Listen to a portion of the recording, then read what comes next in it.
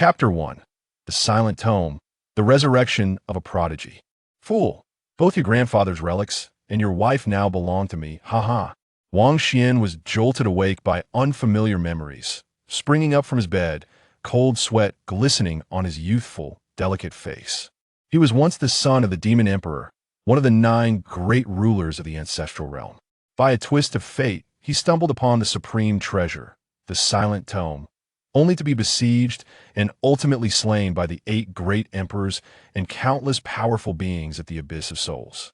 In the final clash of Yin and Yang, he unleashed the great calamity, staining the heavens with his blood, and detonated alongside the tome, yet unexpectedly survived, awakening to find himself reincarnated in the body of a youth sharing his name. His 3 souls were shattered. Not only can he not preserve his grandfather's relics, but his wife is also on the verge of being violated and humiliated. As Wang Xian furrowed his brow, the door creaked open, and a woman clad in white entered.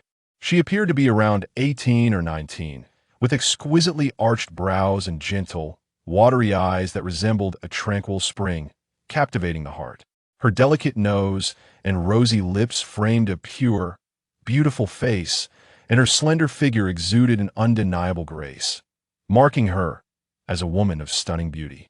"You're awake?" Yet her words were devoid of warmth, as if spoken with ice. Mu Qingwei, the frivolous young clan leader of the Tianwu continent, lacked a martial soul. Memories flooded Wang Xian's mind, confirming that he, the once exalted son of the Demon Emperor, had fallen from the ancestral realm and found himself in a lower world called Tianwu. This woman was indeed his reincarnated Bodhi's wife. As for her cold demeanor, it was a miracle she hadn't poisoned him. 2 years prior, the previous owner of this body had become the greatest fool of Blackwater City after failing to awaken his martial soul while helping the proud girl he admired. He was reduced to a wasteful, frivolous existence, a laughingstock among peers.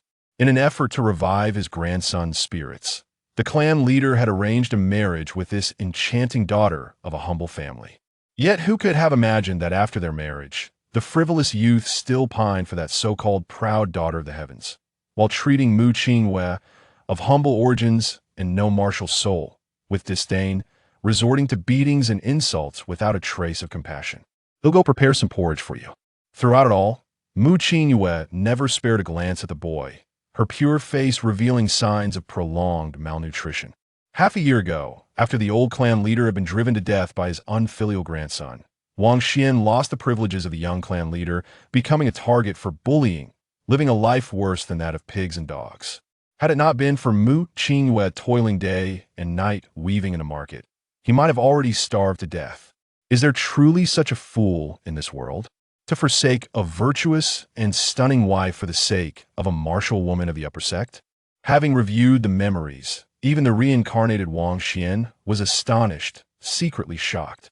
"Thank you," Wang Xian said. Mu Qingwei paused momentarily in her graceful stride. I only have 3 silver coins left. They are all yours." With that, she placed the 3 silver coins on the table, a trace of sorrow flickering in her eyes, before turning away without a backward glance. Every time the frivolous youth speaks, it is for money clearly. She remains unaware that her husband's soul has already scattered into the void last night. Wang Xian shook his head slightly. In his previous life, he too lacked a martial soul, yet he persevered, diligently practicing. He entered the realm of medicine at 7, and by 16, he had gained fame across the 3 mountains and 9 seas with his remarkable skills in poison, proving to the world that one could slay and heal without a martial soul. In his final battle at 16, he even pushed the imperial heirs aside, staining the heavens with blood, standing firm in his self-detonation.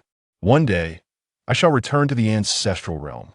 However, is it fate that I, sharing the same name and age, am destined to come here and redeem you?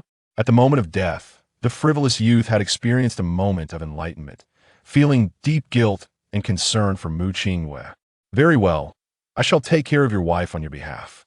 The frivolous youth had been struck by a masked figure's soul-shattering palm last night, and regardless of whether the assailant wore a mask, those triangular eyes could only belong to the grandson of the 3rd elder.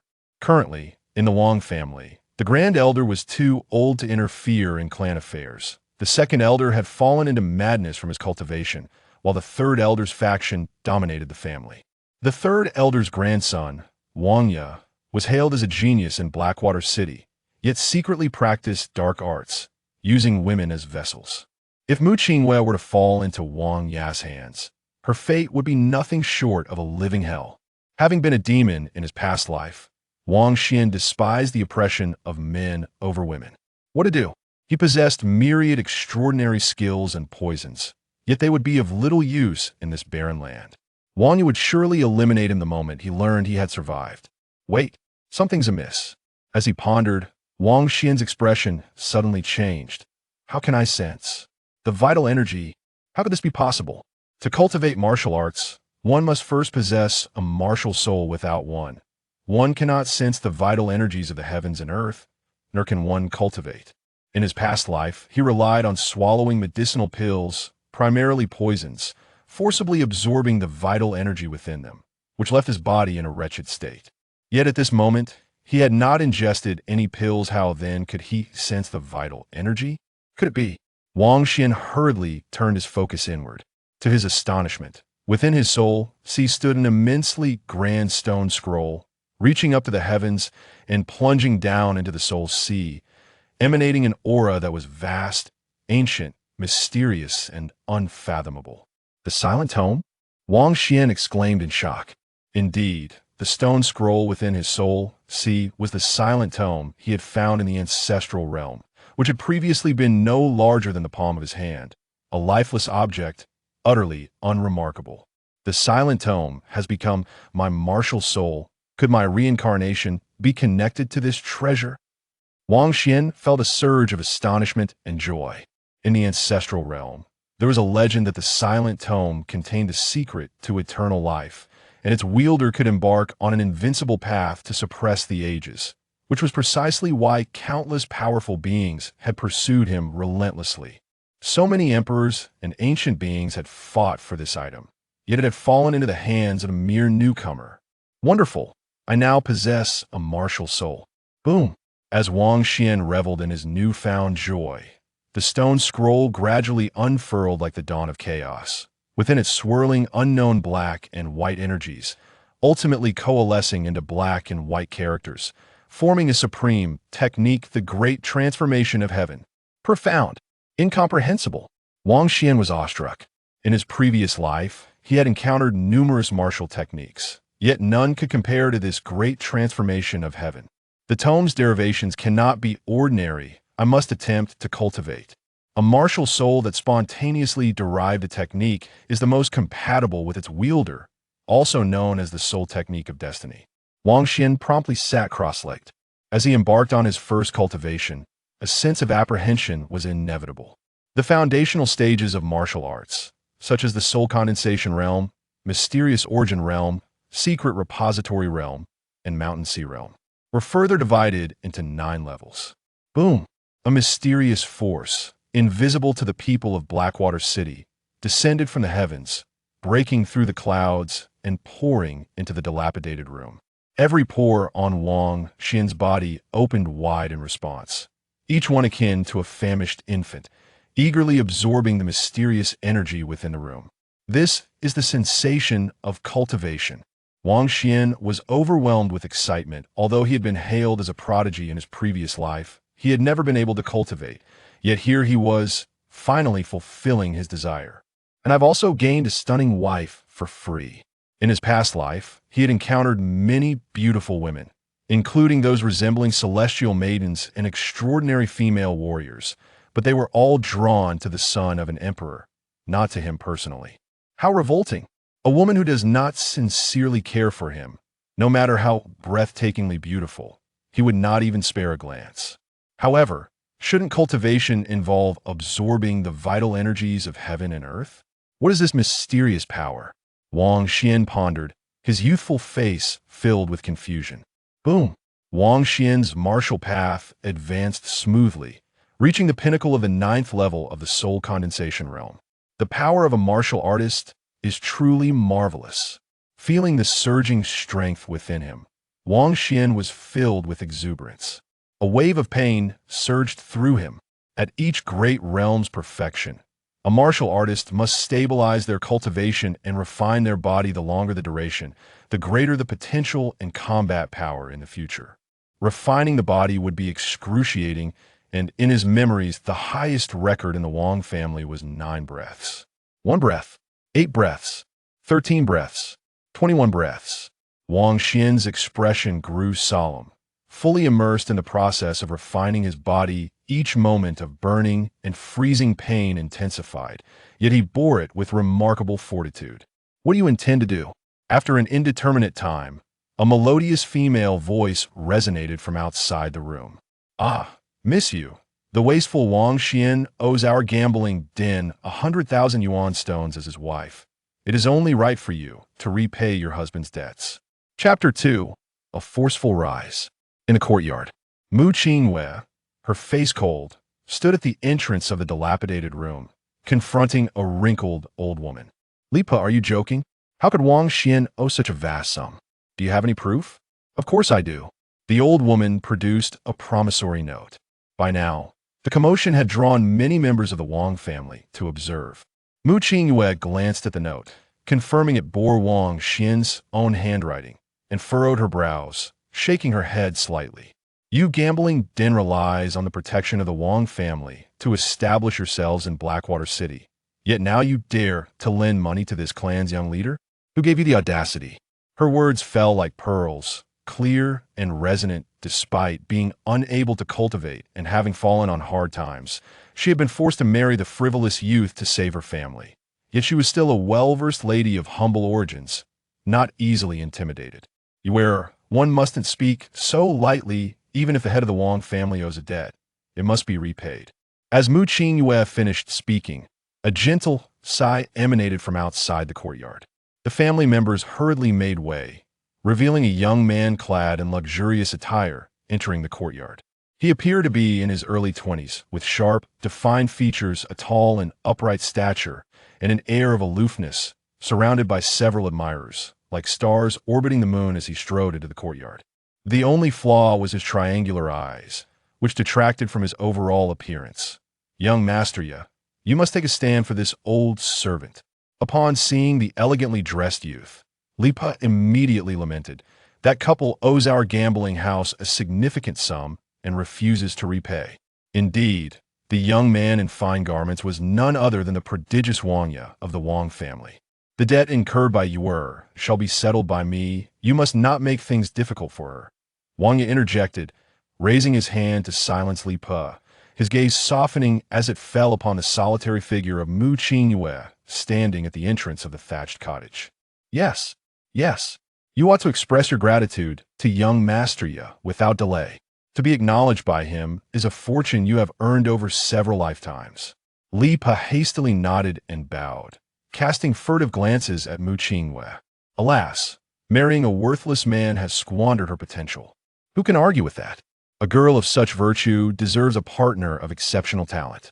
The men and women behind Wang Ye chuckled softly at their remarks. Nevertheless, Mu Qingyue's clear eyes revealed no hint of gratitude for Wang Ye's assistance. Li Pa exclaimed, young Master Ye is 1,000 times superior to your useless husband, handsome, extraordinary, and possessing unparalleled martial talent. Now that he has cleared your debt, you belong to him henceforth. You must diligently serve him. Mu Qingyue retorted, shameless. Li Pa's expression darkened, witnessing the indifference of the married woman. Wretched servant. Crack! A shadow of gray flickered, slicing through the air with the swiftness of lightning, leaving a crimson lash mark upon Mu Qingyue's fair arm. In Li Pa's hand appeared an iron whip, curiously semi-transparent. It was her martial spirit, the Iron Shadow Whip. How outrageous! Young Master Ye has assisted you, and you show no gratitude? Li Pa's aged eyes glinted ominously. Today, I shall teach you what manners are. The members of the Wang family exchanged glances, fully aware that Li Pa was merely putting on a performance for Wang Ye, who would dare to show such bravado in the Wang family without being commanded. In silence, they shook their heads, lamenting the incompetence of the frivolous young master who could not even protect his own wife. The sting of the Iron Shadow Whip was excruciating. Even a girl without martial prowess would find it unbearable, not to mention the many female victims who had been driven mad by Li Pa's training. How could Mu Qinghua possibly withstand it? Wang Yi sighed softly. Well, why must you endure this? I can only muster the means to repay half of the stones. As for Wang Xian's share, I am powerless. Li Pa sneered, step aside, and summoned Wang Xian out. Yet, despite having endured a lash, Mu Qingyu's frail figure trembled slightly, yet she remained steadfast at the entrance. Last night, when she carried the boy back, Wang Xian had been on the brink of death, bleeding from all 7 orifices. Mu Qinghua had prepared for the worst, ready to take her own life with white silk, but miraculously, Wang Xian had survived. Wang Yi and Li Pa were clearly intent on harming the boy. How could she allow them entry? To think he would still protect that worthless fool, unwavering and loyal. Very well, I shall tear apart your icy facade before the corpse of that waste. Wang Yi seethed inwardly, filled with resentment. From a moment she entered the Wang family, he had been covetous of her, showering her with attentions that she consistently disregarded. To her, even a glance in his direction would tarnish her purity. The most he had ever received in conversation from her was a curt, "Get lost." Reflecting on this, Wang Yi imperceptibly nodded. Little wretch, watch as I teach you a lesson. Li Pa's wrinkled face twisted into a sinister smile as she swung the iron shadow whip, summoning a fierce gust of wind that lashed towards Mu Qinghua with lethal intent, the long gray shadow of the whip slicing through the air. Ugh! Li Pa's motion was abruptly halted. The iron shadow whip froze midair, her eyes widening in disbelief. A hand had firmly grasped her spirit whip, preventing it from striking Mu Qinghua. A youth clad in white appeared at the threshold, his fair visage slightly pale, yet his eyes shone with a deep, luminous intensity as he held the iron shadow whip in his right hand. Wang Xian, Li Pa gasped in astonishment. Wang Yi's pupils suddenly constricted. Wang Xian had clearly fallen victim to his soul-shattering palm. Wang Xian's expression twisted with rage. You wretched cur! With a fierce leap, he exuded an overwhelming aura. Resembling a furious lion, he unleashed a powerful kick, imbued with the force of 10,000 pounds. Bang! A thunderous sound echoed as Wang Xian's kick struck Li Pa's chest. The sound of bones shattering resounded like a series of cracks. Her entire chest caved in instantly, sending her flying backward. She screamed in agony, her whip spirit disintegrating in her grasp. Her hunched form was propelled backward, spewing forth a torrent of blood, landing several meters away. What? The force of that kick! It resembled that of a martial artist. The onlookers from the Wang family gaped in shock. Wang Xian, with a cold demeanor, advanced step by step towards Li Pa. 99 breaths. He had previously tempered his body and solidified his foundation, ultimately achieving the pinnacle of the 99 realm, the so-called ultimate limit of martial arts. In the ancestral realm, he knew of only 9 figures who had attained such mastery. The 9 emperors who ruled the world and commanded all beings. Yet, in the Blackwater city of the heavenly martial continent, he hadn't heard of anyone reaching such heights in his past life. In his pursuit of strength, he had consumed poison daily. Who could fathom the unspeakable torment he had endured during those years? The agony of solidifying his foundation was something he could also bear. Young master, save me. Li Pa, bloodied, looked at the approaching Wang Xian in terror. Li Pa could not comprehend why. As a 9th-layer martial artist of the soul condensation realm, she had been so gravely injured by the seemingly crippled Wang Xian with a single kick. The only certainty she had was the murderous intent in the youth's eyes. How could this waste dare to kill? Wang Xian, stop. She is mine. Wang Yi hastily interjected. Bang! Wang Xian's response was to press his foot down. With a crack, Li Pa's neck snapped, her body stiffened, eyes wide in fear and regret, never to close again. Your people? What of them? Wang Xian turned his head, casting a sidelong glance. Chapter 3. The Might of a Single Fist. You! Wang Yi's face paled in horror. How dare Wang Xian challenge him? For nearly half a year, whenever Wang Xian had seen him, he had cowered in fear, treated like a mere dog subjected to his humiliation. Where had this newfound courage come from? Witnessing Li Pa's demise left the onlookers in stunned silence. Wang Xian turned around. Behind him stood the fair-skinned Mu Qinghua, her 3,000 strands of hair cascading down her back. with a few playful wisps clinging to her flawless face that I in her wide, astonished eyes, her mouth slightly agape. She seemed momentarily lost in thought. From now on, no one will harm you. Wang Xian offered a gentle smile. Despite Mu Qingyue's beauty, he did not allow himself to act in a lecherous manner. If this scene were to be witnessed by the imperial sons and daughters of the ancestral realm, it would surely stir a tempest throughout the world, cold and indifferent, regarding the beauty of the world as mere rubble. The once disdainful demon prince, who had looked down upon the advances of celestial maidens and peerless female sovereigns, was now smiling at a girl devoid of martial prowess. Wang Xian raised an eyebrow, his gaze falling upon the whip marks on Mu Qingyue's arm, unnoticed in his prior state of focus. His expression turned icy. "Is my wife someone you can touch?" With a stomp of his right foot, Wang Xian unleashed his martial aura, stirring a tempest as he charged toward Wang Ye. Moving with the speed of a thunderclap. "Wang Xian, don't!" The girl's anxious voice resonated from behind. Wang Xian understood that Mu Qingyue hadn't anticipated he would dare to confront Wang Ye on her behalf. Clearly worried, though his relationship with Mu Qingyue was nominal, any who dared to harm the Empress's wife could not be spared. Ninth layer of the soul condensation realm? It can't be wrong. Wang Xian had indeed cultivated martial arts. How could this be? Wasn't he without a martial soul? As the onlookers sensed the martial aura emanating from a youth, disbelief washed over them. To recall, this dandy had once been infatuated with a martial prodigy, Nie Xianseng. His spirit in disarray, and upon losing his martial soul, his confidence plummeted. After the death of the old patriarch, he had become a useless wretch, bullying his wife within the confines of his home. Now, not only had he cultivated martial arts, but he also dared to challenge Wang Ye. Presumptuous, a sharp voice erupted, and a tall, slender youth in gray appeared before Wang Ye, exuding a cold disdain. Do you think that just because you have cultivated martial arts, you can act with impunity? A frog wishing to eat swan meat, a worm aspiring to compete with a dragon. Roar!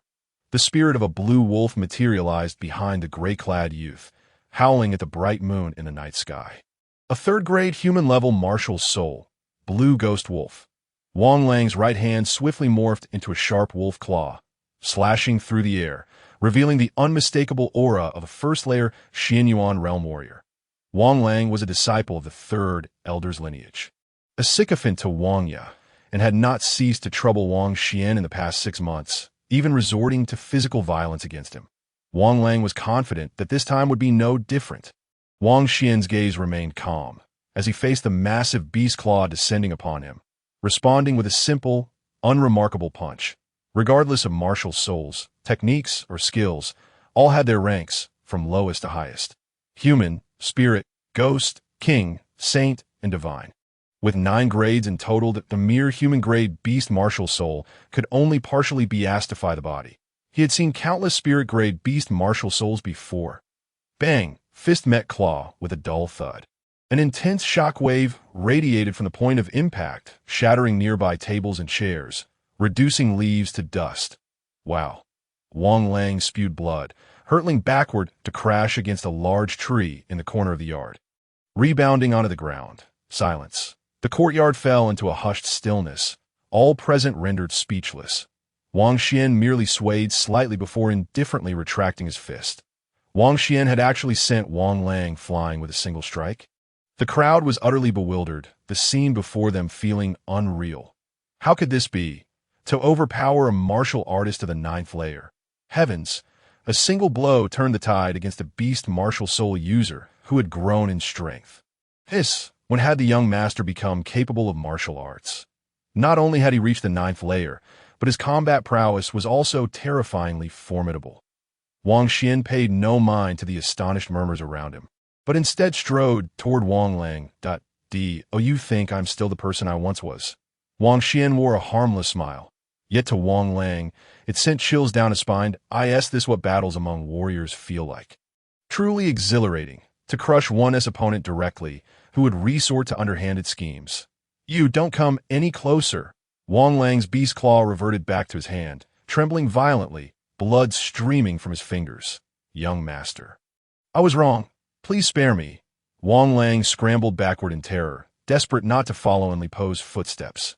Arrogance will not go unpunished. Suddenly, a silver-clad youth and a girl in a pink dress dashed into the scene, positioning themselves in front of Wang Xian, both bearing long swords on their backs. The boy was named Wang He, and the girl was his sister. Both had attained the third layer of the Xianyuan realm. The siblings were also Wang Ye's lackeys. Yet previously, Wang Xian paused, a hint of concern emerging on his face. How have you fared since becoming Wang Ye's lackeys? The once proud expressions of Wang He and Wang Yin faltered. Nonsense, Wang He retorted angrily, clearly sensing Wang Xian's derision directed at him and his sister. Wang Yan's face flushed with embarrassment. We have seen the light, you wretched fool. Wang Xian replied, no matter how you warm my bed and serve me. Return to me, my lackeys. Don't listen to his nonsense. I never warmed his bed. Wang Yin hurriedly clarified. The clan members exchanged strange glances. The brother and sister had indeed been Wang Xian's followers, yet upon his fall from grace, they had immediately betrayed him to align with Wang Yi. I'll cut your tongue. Wang Yin, infuriated, drew her sword and lunged at Wang Xian's mouth. Her movements were exceptionally agile, the gleam of her sword dazzling, and the thrust was so cunning it felt unavoidable. Flying Cloud Sword Technique, a fundamental sword technique of the Wang family. Executed with grace and speed, it strikes flowing like clouds and water, embodying an unending essence. Falling within the second-grade human-level martial technique. This is it. Wang Xian is truly doomed this time. As cultivation levels rise, battling across tiers becomes increasingly challenging. Though Wang Yin and Wang He had poor character, their talent in swordsmanship was exceptional. Indeed, the siblings had awakened sword-type martial souls and had dedicated themselves to mastering sword techniques, their skills far surpassing Wang Lang's. Wang Xian had sent Wang Lang flying with a punch.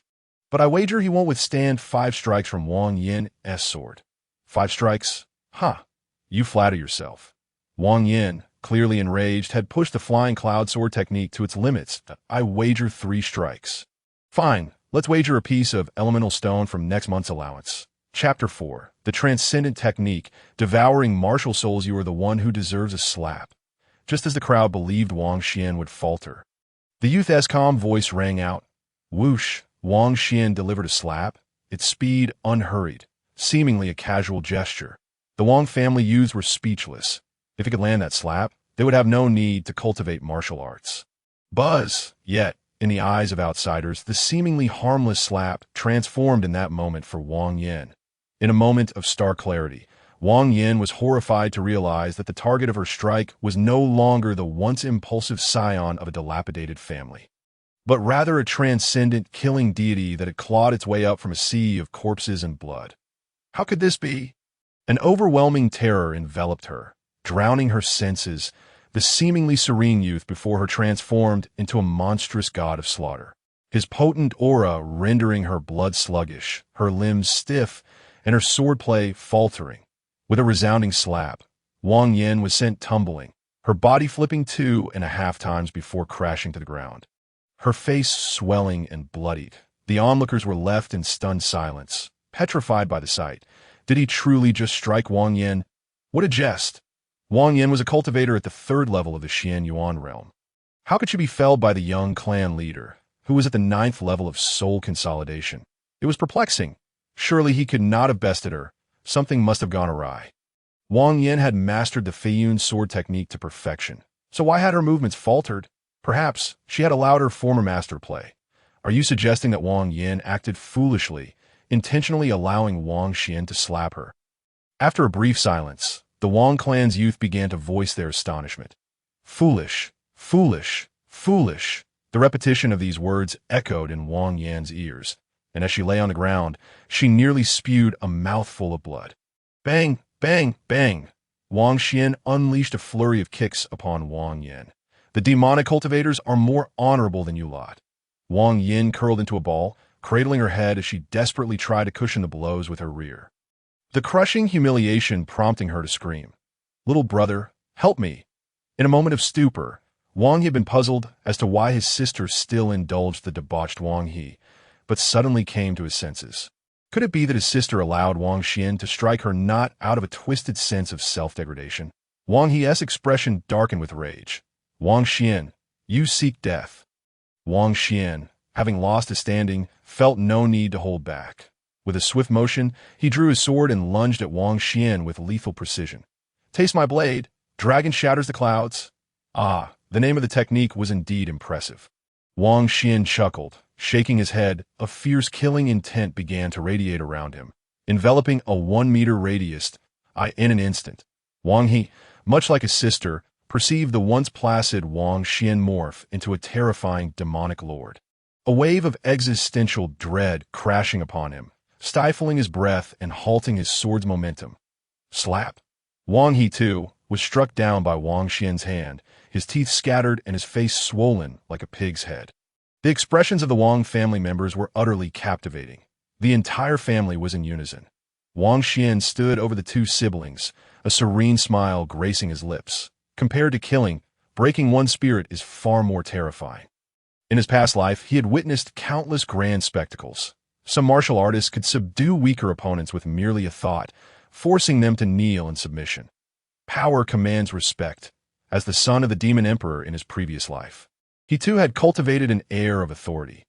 Wang Yin and Wang He, willingly servile, swayed with the winds, their resolve weak, making them easy targets for his imposing presence, given Wang Yin and Wang He's mindset.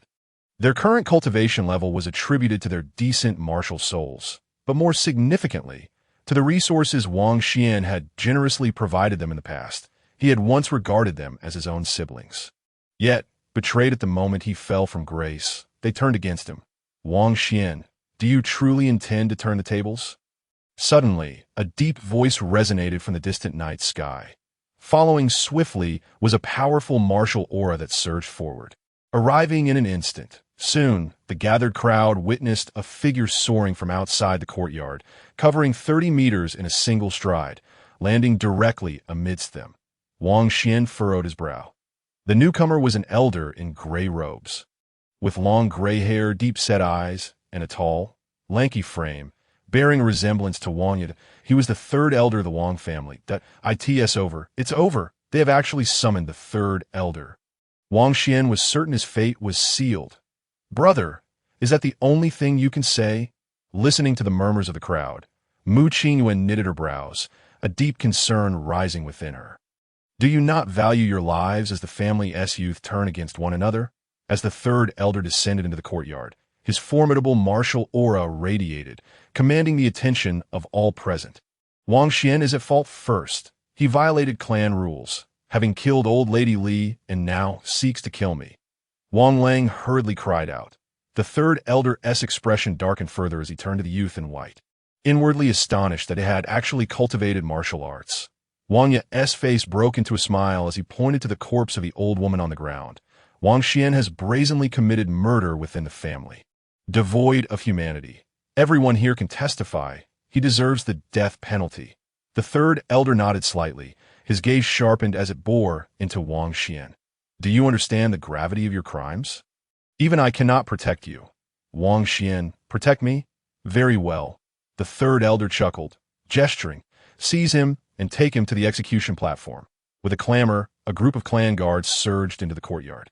He is the grandson of the old clan leader. You cannot kill him.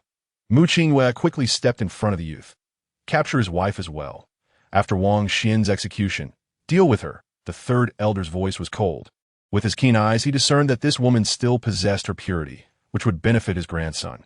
The clan guards drew their blades, encircling Wang Xian. Execute me. Do you not find that laughable? Wang Xian stood calmly, his expression serene. Do not forget, I am still the young clan leader of the Wang family, with a status not inferior to the elders. Do you dare defy the clan's tenets? The clan guards hesitated, momentarily immobilized by their uncertainty. According to the ancestral teachings, the young clan leader's position was indeed on par with that of the elders, and within the Wang family, only the supreme elder and the clan leader held the authority to judge the young clan leader. The third elder was not worthy to— I have kept a low profile in recent years, but have you forgotten that I am the one destined to inherit the clan leader position? Wang Xian's gaze locked onto the third elder. This old man had always sought to see his grandson take the mantle of the young clan leader, viewing Wang Xian as a thorn in his side. Wang Ye's ambush last night was not solely due to the allure of beauty. The primary motive was impatience to seize power. The third elder's expression wavered. But you have committed murder. Wang Xian smiled faintly. I was incognito, ensuring that the old witch was colluding with the family's youth, endangering the village, which prompted my lethal strike. Wang Ye's face twisted with rage. How can you be so shameless? Wang Xian, enough with the banter. This is merely a war of words. You two have been intent on becoming the heads of the family. Have you not? Who said we wanted to? The third elder hastily retorted, his old face reddening with embarrassment. Wang Xian chuckled, looking at Wang Ye. I offer you a chance. A month from now, do you dare to duel me on the life and death platform?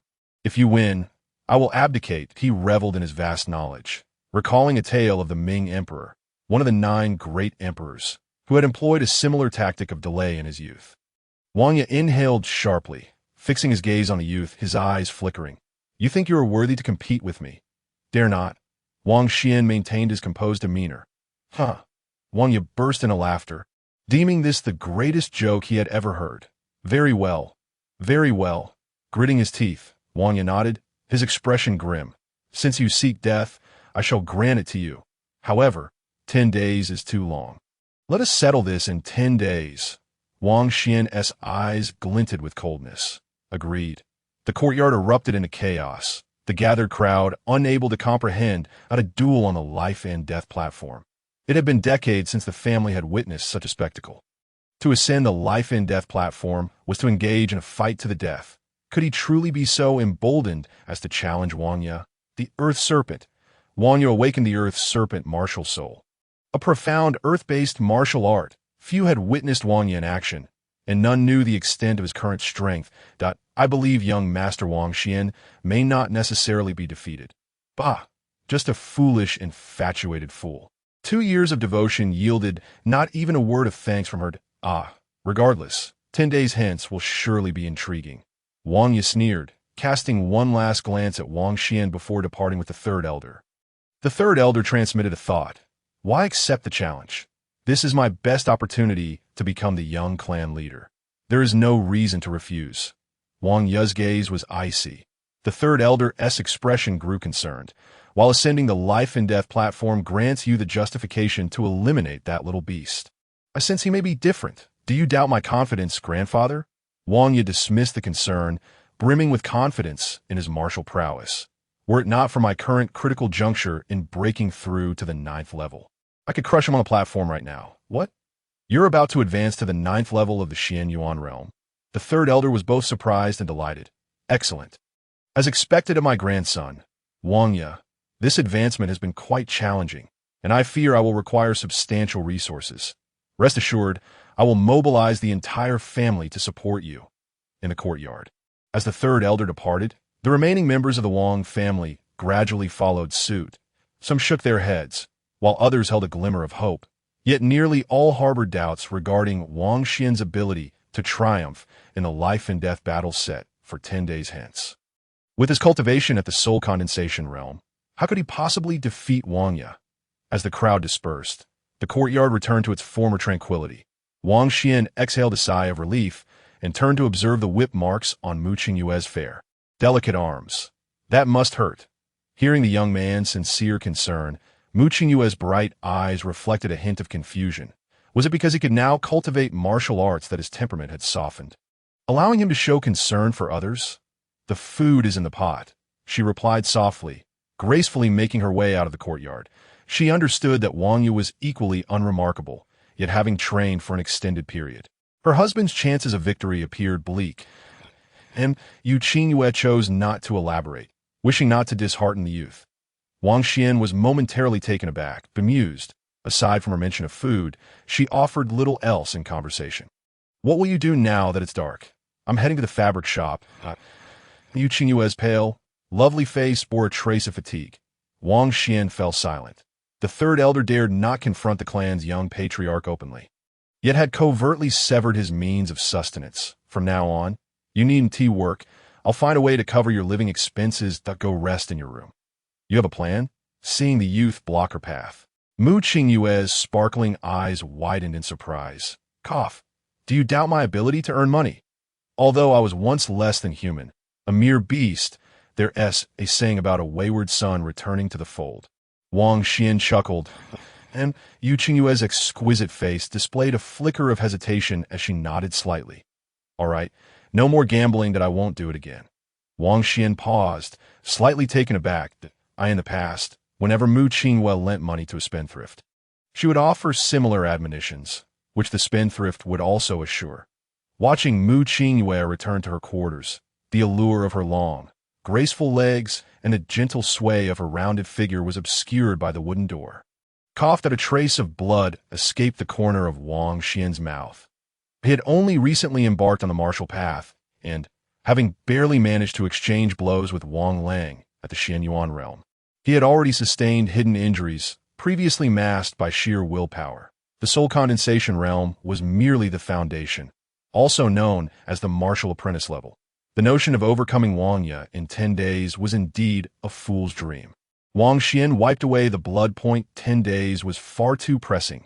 This was his first foray into martial arts, and though he had rapidly advanced through 9 levels, it was solely due to the robustness of his soul. Elevating to the Xianyuan realm would not be so straightforward. Wang Xian glanced at the corpse of the old woman beside him. She was a prime example, having remained stuck at the 9th level of soul condensation throughout her life, unable to ascend to the Xianyuan realm. The martial arts hierarchy was exceedingly difficult to breach. First, he needed to tend to his injuries. If all else failed, he would resort to his former trade. Wang Xian seated himself on the ground, closed his eyes, and began to circulate his energy if absolutely necessary. He wished to avoid refining poison again, for to poison others first meant poisoning oneself in his past life. He had lived in a state that was neither human nor ghost. In this new life, he aspired to forge a different path. As he pondered, a sudden anomaly occurred.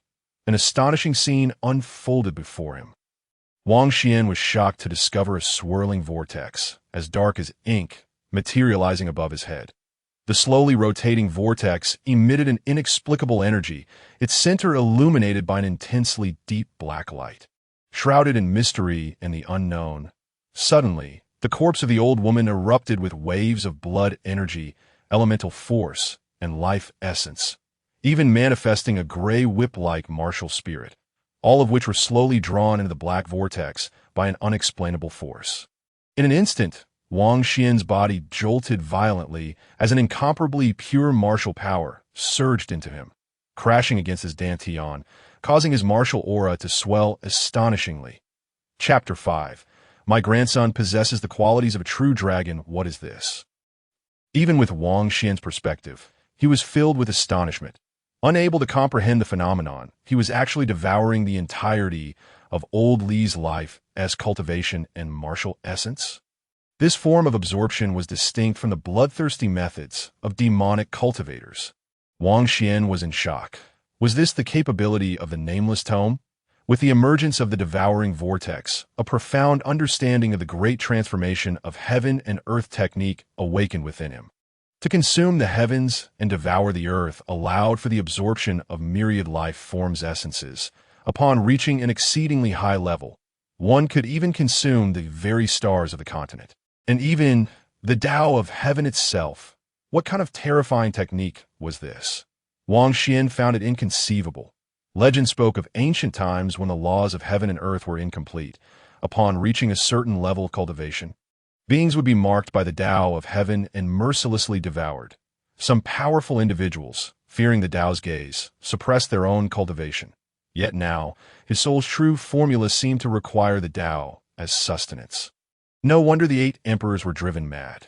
This nameless tome was indeed an existence that defied the heavens. Wang Xian clenched his fist. In his previous life, he was the 13th son of the demon emperor, and his mother was merely a lowly concubine. Because he lacked a martial spirit, he could not cultivate, and his status in the imperial palace was not high. Yet after obtaining the nameless tome, he was hunted by the entire ancestral realm. Unexpectedly, the father who had always been indifferent towards him, without a smile, fought against the entire ancestral realm for his sake. Even more shocking was that his eldest brother, the crown prince of the demonic path, had attempted to assassinate their father, even having poisoned the demon emperor the night before. leading to the demon emperor being cast into the abyss of buried souls. With his fate unknown to Mo Shinai, have you slain our father over a mere object? And the 8 emperors, one day I will seek you out. Wang Xian's expression turned grim as he closed his eyes. Now, let me open my dantian and break through this great bottleneck. With the aid of the old woman's martial prowess and surging elemental energy, he forcefully opened his dantian, revealing an expansive sea of energy within. A golden expanse, the hallmark of advancing to the Xianyuan realm. Opening the dantian allows for the gathering of elemental energy from the heavens and earth into the sea of energy, thus enabling formations, alchemy, talisman crafting, and more. It is worth noting that Wang Ye took 2 years to transition from the 9th level of soul condensation to the Xianyuan realm, relying heavily on the abundant cultivation resources provided by his family. Yet Wang Xian accomplished this in the span of a mere incense stick. Looking back at old Li's corpse, it had already withered, its life essence completely consumed, just as Wang Xian was on the verge of entering the Xianyuan realm. A remarkable phenomenon occurred throughout the Wang family estate. Above the night sky, radiant light broke through the clouds, illuminating the earth. A golden dragon shadow soared from the clouds, flying high above the entire Wang clan.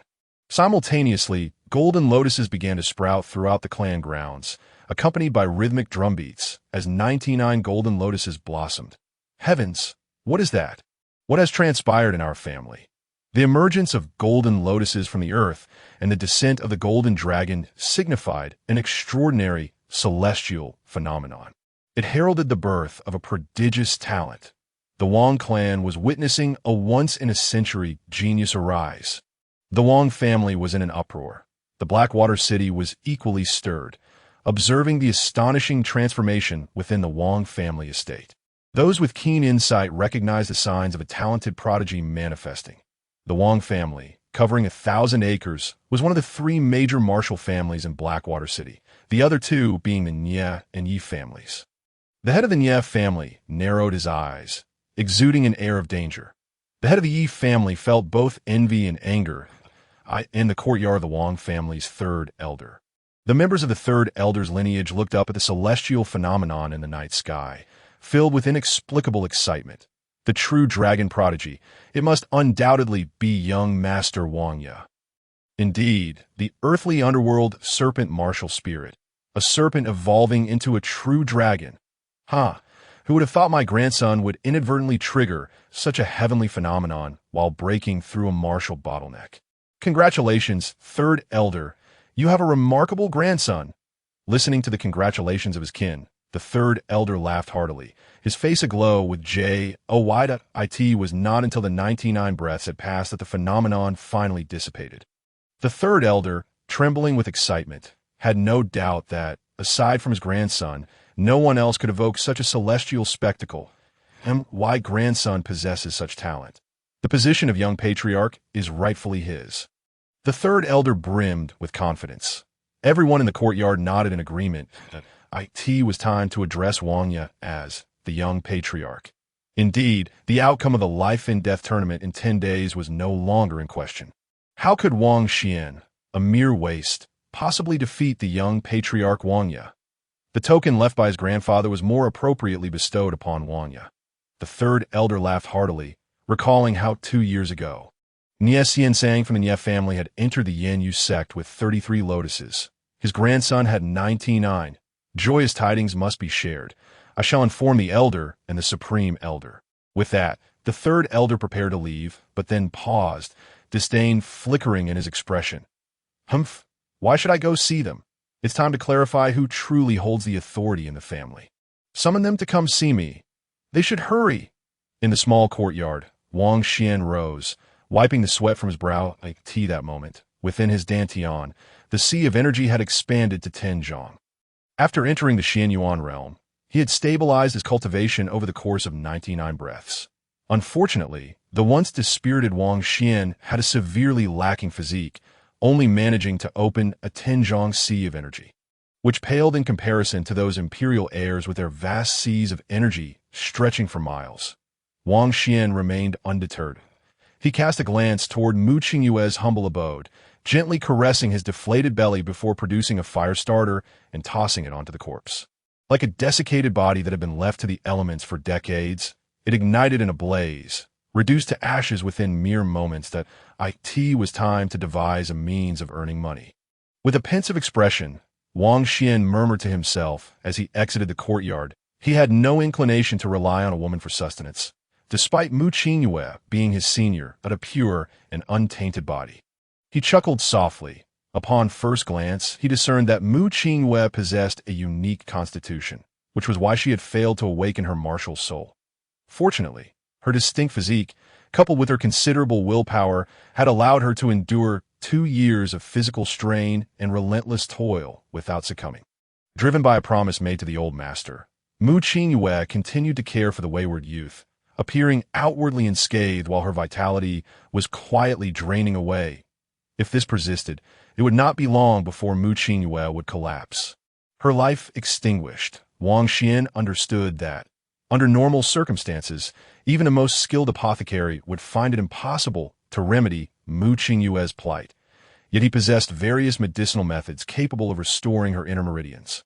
However, in this resource-deprived small town, the required herbs might prove elusive. Before long, Wang Xian arrived at the royal family's spirit bird garden, where a flock of 3-tailed spirit chickens was raised. The one overseeing the garden was none other than Wang Lang, a member of the 3rd elder's lineage. Indeed, 100 3-tailed spirit chickens could fetch 500 yuan stones, and the guardian beast could easily command 1,000 yuan stones. Chapter 6. All martial souls of the world are at my disposal inside the wooden house at the entrance of the spirit bird garden. Wang Lang sat on the bed, consuming a healing pill, his face marred by resentment. His internal organs ached excruciatingly, his body's meridians severely misaligned. He had sustained grievous injuries. Wang Lang could not fathom why. With his cultivation at the Xian Yuan realm and the enhanced physical strength granted by his martial soul, he had been injured by a mere waste, a 9th-level condensation soul practitioner. Damn Wang Xian. You have humiliated me today. Wang Lang gritted his teeth. Consumed by bitterness, he grasped tightly a jade pendant hanging around his neck, the only memento left to him by his parents before their demise. Why must I be a sycophant? I, Wang Lang, refuse to accept this. I too wish to command the winds and play with the weak and the wives of others. Wang Lang murmured, lost in his aspirations. Suddenly, an unusual wave of energy resonated to break, and then to rebuild, to self-destruct the Dantian, and to stain the jade with the blood of the Dantian. Thus shall I inherit the eternal legacy. What? Hearing this voice, Wang Lang was struck with terror. He could hardly believe his ears. Was this jade pendant truly a relic of a powerful being, capable of granting me an invincible legacy? The strange wave responded, Congratulations, you have guessed correctly. Lacking parental affection, unloved by your kin, and surrounded by aberrant relatives, you meet the conditions for my legacy. Ha. Wang Lang burst into maniacal laughter, a mix of shock and joy enveloping him. I'm about to rise. Wang Xian, Wang Ya, prepare to meet your demise. Yet, Wang Lang hesitated. To self-destruct the Dantian is no small matter. Are you certain, senior? Hurry if you do not wish to rise. I can find another. Wang Xian squatted outside the window, tracing circles in the dirt as he conveyed the secret technique to Wang Lang through his soul power. Gritting his teeth, Wang Lang drew a dagger, realizing that to become powerful, one must pay the price. As the saying goes, the more severely one is injured, the stronger one becomes. With a thrust, the dagger plunged into his abdomen, and Wang Lang screamed in agony that if it means gaining strength, he was willing to sacrifice everything. I shall no longer be anyone's lackey. I will torment Wang Xian and revel in the beauty of the world. Senior, quickly impart the martial arts to me. My energy is dwindling. Wang Lang spoke with fervor and anticipation. Very well that a hand suddenly seized Wang Lang's neck from behind, and at that moment, he felt the swift loss of his vital essence and martial prowess. What is this? Wang Lang was astonished. Wang Xian's handsome face bore a smile. Quite normal. Take a deep breath. You may feel a bit dizzy for a moment. In the span of 10 breaths. Wang Lang met his end. Boom. Wang Xian's energy trembled slightly. his martial prowess soaring to the early stages of the Xian Yuan realm. Excellent. The Grand Transformation Celestial Art can also heal physical injuries. Unlike the demonic arts, which are so aggressive. Wang Xian nodded in approval. The injuries he sustained from his earlier clash with Wang Lang were completely healed after absorbing the essence of Li Pe and Wang Lang. After all, he was merely 16 years old, carefree in spirit, and had merely been playing a jest with Wang Lang. The demonic arts drain others' martial energy and blood, making them difficult to refine, often leaving impurities behind. Yet the Grand Transformation Celestial Art was different. It was a technique devoid of good or evil, the origin of myriad paths, encompassing all forms of cultivation. Wang Xian delved deeper into the Grand Transformation Celestial Art. He sensed that this technique was not merely about devouring the heavens and the earth. As he reflected within the depths of his mind, he beheld the wordless heavenly book, revealing two martial soul patterns within the stone scroll, Li Pe's Iron Shadow Whip and Wang Lang's Azure Phantom Wolf. With a thought, a gray whip materialized in Wang Xian's hand. That's how it is. With each advancement in cultivation, I can utilize a martial soul, appropriating the martial souls of others for my own use. Wang Xian marveled, his expression filled with awe. The wordless heavenly book can indeed fuse with the martial souls of others. Wang Xian felt his understanding of martial arts completely overturned. This was unprecedented. Just envisioning himself returning to the ancestral realm, unleashing a multitude of martial souls in battle, painted an exhilarating picture in his mind. Dual martial souls denote genius, while triple martial souls are a rarity. Yet the wordless heavenly book can integrate countless martial souls. However, having a powerful martial soul is more important than having many.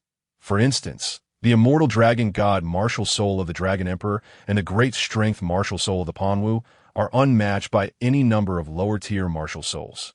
Wang Xian unleashed a punch, and Wang Lang's withered corpse shattered like dry wood, reduced to dust. Wang Xian was slightly taken aback as he picked up a small black cloth bag from the remnants. A storage bag. Infusing his energy into the small pouch, he immediately discerned its ample capacity. Inside lay dozens of sparkling little stones. Yuan stones, 97 yuan stones. This fellow truly hoarded wealth. There was no need to ponder. These yuan stones were clearly accumulated by Wang Lang over the years. Quite fortuitous. Earning money seems to be rather simple. Wang Xian tossed the storage bag in his hand and exited the wooden house. Stepping into the spirit bird garden. The three-tailed spirit chickens held great value to the royal family. Each high-ranking member received only one per year, yet Wang Xian was aware that these spirit chickens were not only nourishing, but also contained toxins within their combs. When mixed with certain herbs, they could easily slay those in the secret store realm and could even take down those in the mountain and sea realm. Half an hour later, the entire flock of three-tailed spirit chickens in the garden had been bled dry, their combs and tongues severed, meeting a gruesome end. The years of careful breeding by the Wang family were utterly obliterated in a single night. Heavens, which scoundrel has brought ruin upon my clan's spirit birds? Upon hearing the chickens' cries, the Wang family members rushed to the spirit bird garden, only to find a scene of feathers strewn about and lifeless birds scattered across the ground. The third elder seethed with rage, his voice rising in furious exclamations.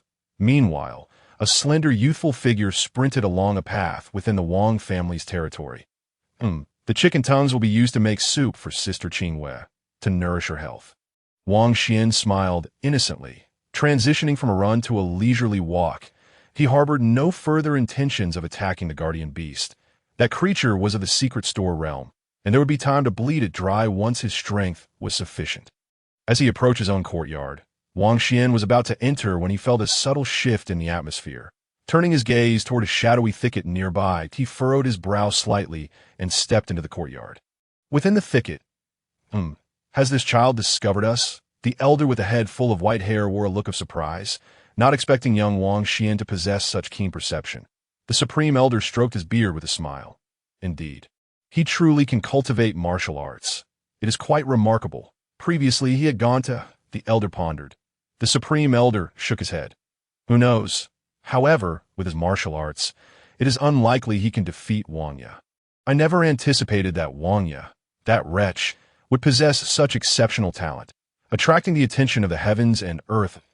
As he spoke, a glimmer of concern flashed in the old man's eyes. Although young Wang Xian was willful and indulgent, he had never harmed anyone. In contrast, Wang Yi secretly practiced wicked arts, inciting the ire of both man and god alike. Had it not been for the background of Wang Ye's mother, he would have long since dealt with him. What a predicament! For both Wang Ye's martial prowess and his mother's influence create an insurmountable barrier for young Xian. The Supreme Elder sighed deeply. In recent years, the family had been dragged into turmoil by the third elder and his grandson, and he could only watch helplessly as the family fell into the hands of villains. The elder remarked, "The Mu family has risen in prominence over the past 2 years. I have heard that their youngest daughter is exceptionally gifted and has joined the ranks of the powerful within the Wan Sword sect." The elder paused momentarily before suggesting, "Should we send a message to the Mu family, inquiring whether that young lady could come to protect Wang Xian?" The Supreme Elder's gaze shifted, and he nodded. "Let the clan leader be given to Wang Yi, as long as young Xian is preserved." Chapter 7. Cultivating divine-level martial techniques, Wang Xian returned home and immediately set a pot to boil. He poured in all the chicken tongues. Though he had never cooked before, it posed no challenge for him. He was adept at concocting medicinal broths. "First, I shall brew some heartfelt chicken soup for my dear wife, to restore her health." Wang Xian, while simmering a broth, pondered on how he could swiftly enhance his martial prowess. Earlier on his return, he had visited the home of the Wang Yin siblings with intentions of collecting a debt, only to discover that they had absconded, leaving him empty-handed.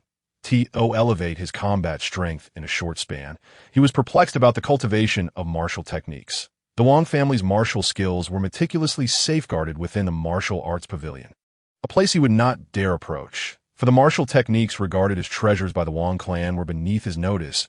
He had committed to memory numerous Wang and saint-level martial techniques, even some of divine caliber. Yet for a low-ranking martial artist, mastering high-grade techniques was exceedingly difficult. It was akin to placing a divine artifact before an infant who would be utterly incapable of lifting it. Eureka! A sudden flash of insight illuminated Wang Xian's mind. He recalled a martial technique, albeit a fragmented one, that he could employ in the Xian Yuan realm: the mysterious shadow steps. This renowned skill of the Ming Emperor was of such lofty caliber that it crossed into the realm of divine martial arts. When the Ming Emperor's daughter wed the demon god, the mysterious shadow steps were presented as her dowry. All 13 offspring of the demon emperor attempted to cultivate this evasion technique, yet none succeeded. As their demonic arts clashed with this divine skill, this infuriated the demon emperor, who vehemently berated the Ming emperor for his shamelessness. Of course, Wang Xian, lacking martial arts, had merely memorized this evasion technique without practicing it. To master the mysterious shadow steps, one evidently needed to first cultivate the Ming Emperor's innate technique, though he wondered if he could even manage that with his own innate abilities. Wang Xian's eyes shimmered. He distinctly recalled witnessing the Ming Emperor wield this evasion technique, creating a multitude of phantoms that traversed the skies with unparalleled majesty. The mysterious shadow steps were unique in that anyone with a modicum of martial cultivation could practice them, provided their techniques did not conflict. With a swift motion, Wang Xian added seasonings to the pot, his face now covered in soot like a little calico cat. The following day, the brilliant sunlight streamed through the window, casting its glow upon Mu Qingwei, who awoke with her beautiful eyes wide open. Oh no, she was late. She hurriedly leapt from her bed, her delicate, pearly feet slipping into her shoes for the first time in 2 years. She had slept so soundly, yet the sun was already high in the sky. Huh. Mu Qingwei blinked in surprise as she gazed at her arm. The whip mark inflicted by Granny Li had somehow been treated with medicine and wrapped in white cloth. It no longer hurt. A rich aroma wafted into her nostrils. She approached the table, where a clay pot sat, the delightful scent emanating from within. Furrowing her brow, Mu Qingwei lifted the pot lid to reveal a rich chicken soup. All chicken tongues? She couldn't help but be astonished that dandy young master could actually cook. After a moment of contemplation, Mu Qingwei picked up a soup ladle and suddenly beamed with a smile that could make flowers wilt in comparison. She took a sip of the chicken soup. Phew, it was too sweet. Had he poured an entire jar of sugar into it?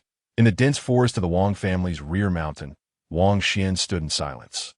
This secluded area, contiguous with the Wanyao mountain range, was seldom frequented, making it an ideal locale for his training. The mysterious shadow steps, with their myriad illusions, were difficult to distinguish. As he spoke to himself, he began to execute the profound footwork, embodying the rhythm of cosmic translocation. Moments later, a surge of excitement washed over him. Indeed, the cultivation routes of the Great Transformation Method and the mysterious shadow steps were in perfect harmony. Unconflicted, Wang Xian's face lit up with exhilaration. While he lacked the Ming Emperor's innate technique, the Great Transformation Method could still facilitate the cultivation of this remarkable skill. The technique derived from the Wordless Heaven book was extraordinarily formidable. Would the Ming Emperor be enraged to the point of vomiting blood if he knew he could cultivate his ultimate skill, divine-level martial arts? It was unlikely that even the entire Tianwu continent possessed such a treasure. The next 3 days passed in a blur as Wang Xian diligently practiced the mysterious shadow steps. During this time, he overheard passers-by in the Wang family discussing how Wang had stirred an anomaly in the heavens. The third elder had sent invitations to various factions, clearly intending to establish Wang Ye's renown through a life-and-death duel. Throughout these 3 days, Wang Xian prepared chicken soup for Mu Qingyue each night, and she consumed it eagerly. And perhaps he possessed a hidden talent for cooking? Ha! He had succeeded. Under the blazing sun, amidst the trees, Wang Xian laughed heartily as he placed his hands on his hips.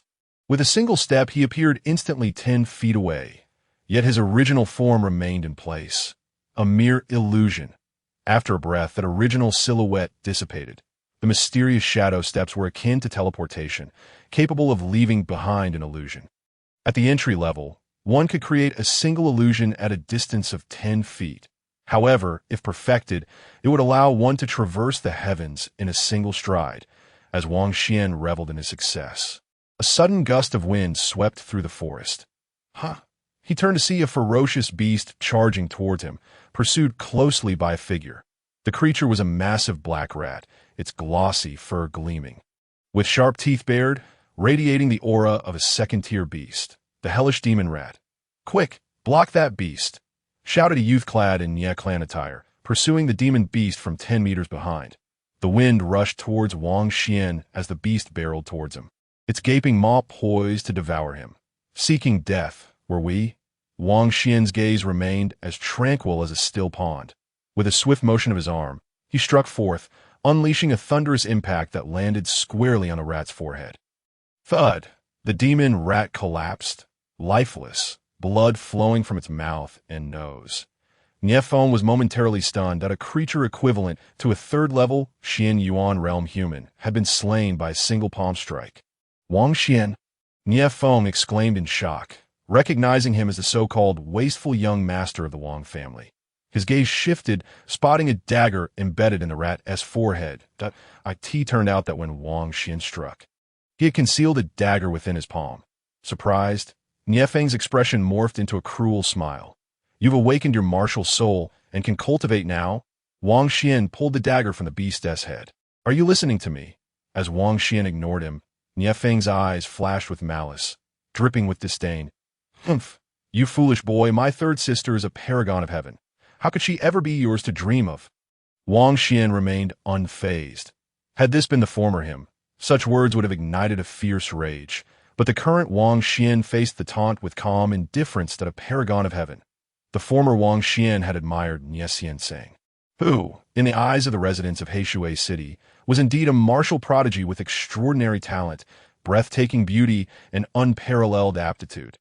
Yet it was merely that, had it not been for Wang Xian's assistance, your sister would have perished during the awakening ceremony. How ungrateful! Wang Xian chuckled lightly. "You dare insult me?" Niefeng's face darkened, but soon a sinister smile spread across his features. "Perfect, there's no one around.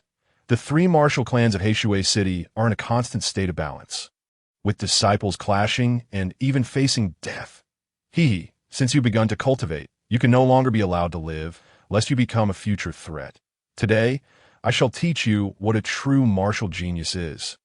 A green sword shadow emerged above Niefeng's head, its tip aimed directly at Wang Xian, exuding an aura of unparalleled sharpness. The sword shadow swiftly multiplied, transforming from 1 to 2, then from 2 to 4, ultimately splitting into 10 sword shadows that a human-level 9th grade martial soul. The 10 Shadow Sword. Nie Feng reveled in his prowess, regarded as a genius in Heishui City, boasting an impressive martial soul. Die. With malevolent laughter, Nie Feng unleashed the full force of his 4th-level Xian Yuan realm, sending 10 sword shadows racing towards Wang Xian, akin to 10 celestial swords slicing through the air, intent on obliterating him. Chapter 8. What is the true path of alchemy? The 10 sword shadows lunged at Wang Xian with blinding speed, striking in an instant. While Nie Feng grinned wickedly, in this secluded area, no one would know he was the one to eliminate Wang Xian.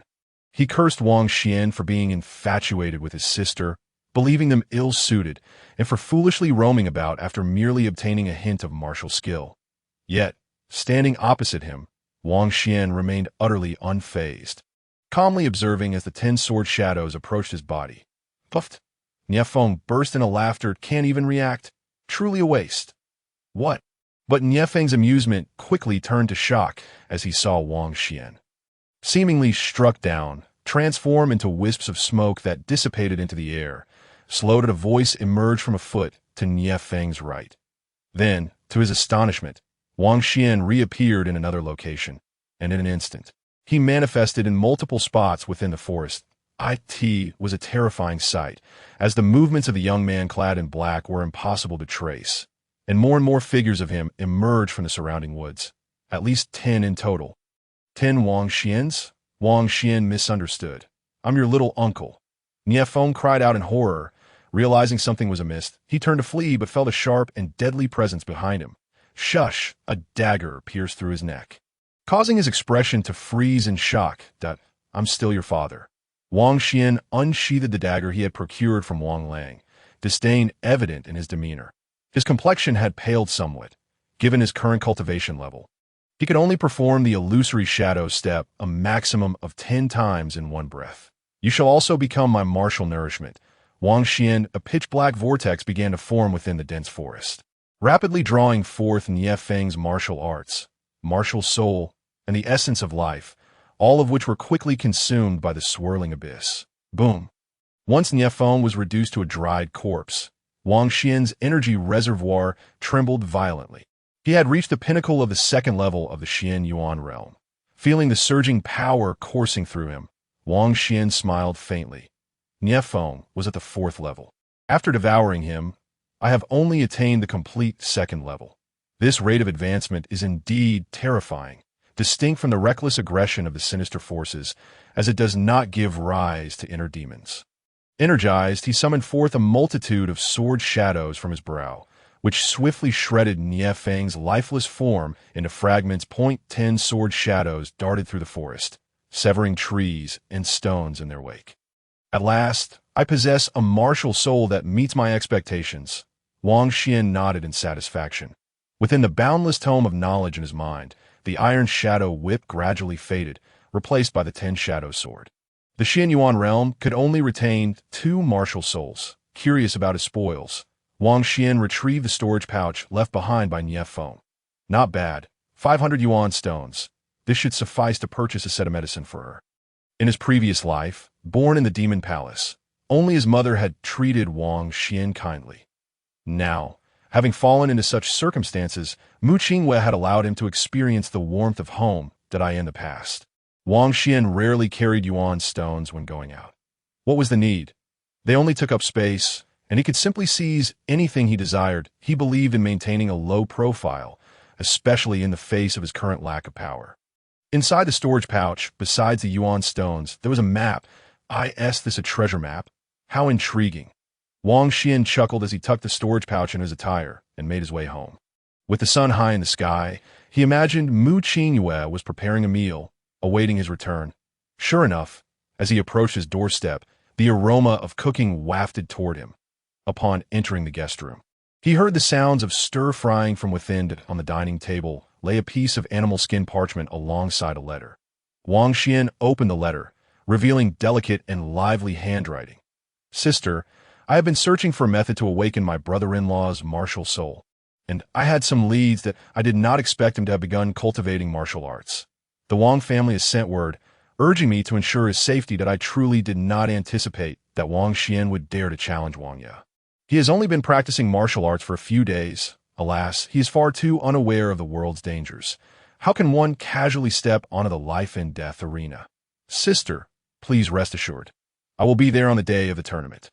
The letter was signed by Mu Ling. Between the lines, it was evident that the young sister-in-law harbored discontent toward her brother Dash in Dash Law. It was understandable. As for the past 2 years, he had indulged in drinking and gambling. Treating Mu Qingwei poorly, it would be strange if her sister could be satisfied with such behavior. Wang Xian shook his head slightly. He recalled that 2 years prior, Mu Linger had been an exquisitely beautiful little girl. He had not anticipated that after 2 years apart, his sister-in-law had joined the 10,000 Sword sect. Wang Xian set the letter aside and picked up the animal skin parchment nearby. This can also be considered a medicinal formula. He frowned, his eyes betraying his distaste. The parchment contained a formula for dispelling fire toxins, named the Ice Clear Jade Pill, which was quite common, even low tier, in the ancestral realm. Both the medicinal materials and the order of the ingredients were entirely flawed, an utter mess. Wang Xian found it both amusing and frustrating as he picked up the alchemical brush on the table to make corrections. The same medicinal pill can be crafted using various materials and methods, of course, to a master alchemist. Soon, Wang Xian revised the formula and began to compose an entirely new version of the ice-clear jade pill on the side of the animal skin parchment. Outside, the flowers and grasses rapidly bloomed as he penned the new alchemical formula, releasing a fragrant aroma that wafted into the room. How delightful! Suddenly, Mu Qingwei entered the guest room, carrying a dish, initially puzzled by the lovely fragrance of flowers. Her expression changed dramatically upon seeing Wang Xian writing on the animal skin parchment.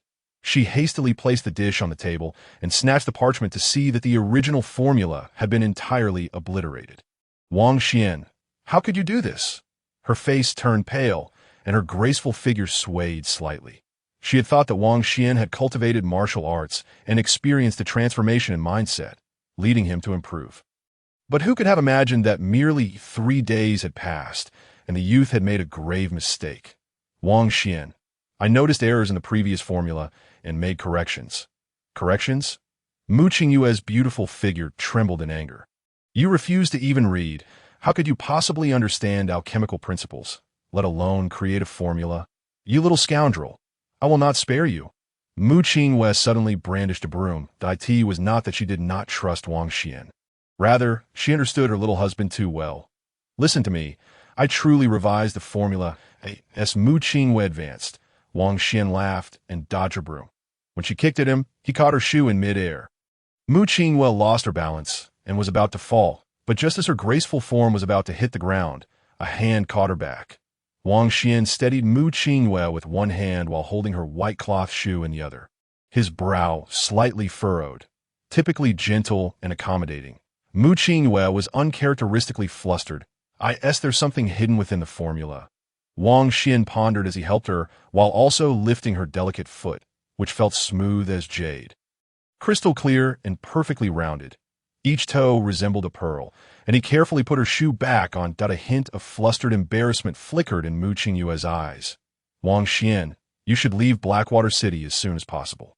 However, she quickly added in a low voice, her expression one of resignation and helplessness. Not angry anymore. Then let us discuss the formula. Why has a lock of your long hair been cut? Wang Xian resumed his seat, smiling gently as he inquired, and Mu Qingyue paused, taken aback. The hair. I accidentally cut it myself. Her beautiful eyes darted away as she covered the cut portion of her hair. Wang Xian nodded, refraining from pressing further, instead motioning for her to sit and eat. No, I have matters to attend to. Mu Qingyue shook her head slightly. Wang Xian, please leave first. Do not engage in combat with Wang Ye any longer. Can you heed my advice just this once? For the sake of our marriage, you should leave Blackwater City today. The farther, the better. Return after a few years when you have strengthened your martial arts. With a heavy heart, Mu Qingyue picked up the animal skin parchment and stepped out of the room, her eyes filled with sorrow.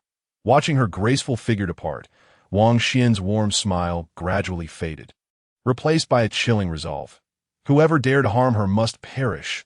Wang Xian rose and followed her outside, and Yu Qingwei held her dignity in high regard, and she sought to protect him, so Wang Xian did not press her for answers. However, that did not mean he would let this matter go. He was determined to find out who had dared to cross the line. Chapter 9. Is this called low profile? An important plot point. Please be sure to read. As Mu Qingwei walked through the streets of Blackwater City, she was consumed by anxiety and despair. Just 2 days prior, she had secured a position at the Wanbao auction house in Blackwater City as an auctioneer. This job was quite challenging, requiring not only beauty but also eloquence. The owner of Wanbao auction house was quite pleased with Mu Qingwei and had offered her a generous salary, though she did not enjoy being in the limelight. She hoped to acquire some cultivation resources for Wang Xian, supporting her seemingly inconsequential husband to the best of her ability. However, she had not anticipated that a problem would arise with a medicinal formula she had handled the day before. It had been swapped out. She could only seek the assistance of several old alchemists at Wanbao auction house to help her rewrite the formula for the ice-clear jade pill. After a night of hard work, the new formula they produced had now been altered by Wang Xian. The Wang family was quite powerful in Blackwater City, but Mu Qingwei knew that Wanbao auction house had branches throughout the Xuanwu dynasty, making it unimaginably strong. Failing to present a proper formula, regardless of one's status, would lead to dire consequences. As Mu Qingwei walked with a heavy heart, she resolved to shoulder this burden herself, viewing it as a debt owed to Wang Xian from her past life. Upon arriving at Wanbao auction house, she spotted manager Yi Fu at the entrance. "Where's the formula?" Yi Fu demanded coldly. Glaring ominously at Mu Qingwei, "It's gone," she replied, her hair having been severed by Yi Fu's orders. "Gone?" Yi Fu frowned, then scoffed. "This time, it's not just a matter of cutting hair. You should know the consequences." Mu Qingwei's expression remained calm. She chose not to respond further. "Humph. Birds of a feather flock together. You must have stolen the formula alongside your little thief of a husband." Wang Gu, the plump stewardess in a pink dress, emerged with a disdainful smile. She was both a steward at the auction house and Yi Fu's wife. "How dare you steal a formula? You couple have quite the audacity. Killing you 10 times would be insufficient punishment. Do you not owe the owner any gratitude? This matter has nothing to do with my husband. I will bear the consequences alone." Yu Qingwei's face flushed with embarrassment, feeling utterly humiliated by Wang Ji's scorn. Being accused of being a thief, as someone raised in a scholarly household, was more shameful than death itself. Passers-by paused to watch, curiosity piqued by the unfolding drama. "What is happening?" Listening to the words, "She is a female thief." What?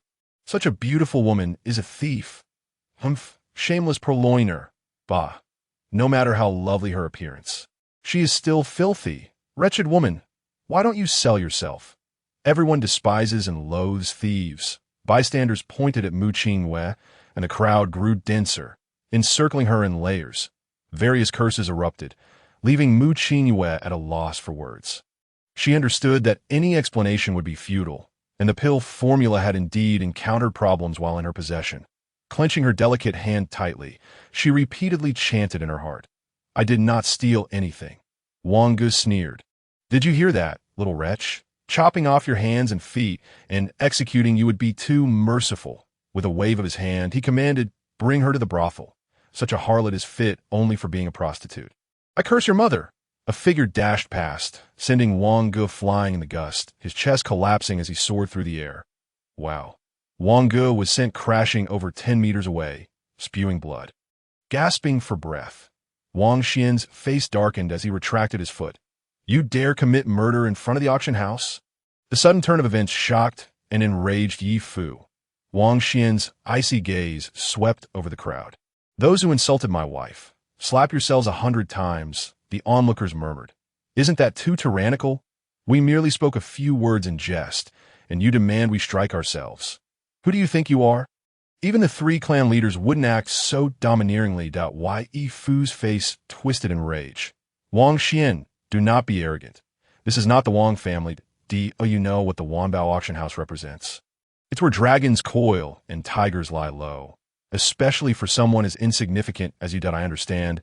Wang Xian replied coldly before swiftly decapitating him, while Yifu's headless corpse pointed accusingly at Wang Xian as it slowly collapsed, blood gushing from the severed neck, and his legs twitched twice before falling silent. The crowd fell into a deathly silence. In mere moments, 2 lives were extinguished. The distant woman, Wang Gu, also breathed her last. Wang Xian took a deep breath. He had tried to keep a low profile, aware that he could not afford to act impulsively like the demon emperor's heir. I said, slap yourselves 100 times. Do not think of fleeing. Wang Xian gritted his teeth, speaking slowly. Mu Qingyue was frightened, her pure and flawless face paling. Let it go, please. She was not afraid of Wang Xian's slaughter. She understood the law of the jungle. But this was the Wanbao auction house. In response to Mu Qingyue's tug on his sleeve, Wang Xian remained unmoved, his voice icy as he stated, I will not repeat myself a 3rd time. The crowd exchanged glances, some with anger, frustration, and humiliation in their eyes. We merely spoke a word about your wife, and you treat us with such contempt. Slap. Slap. Slap.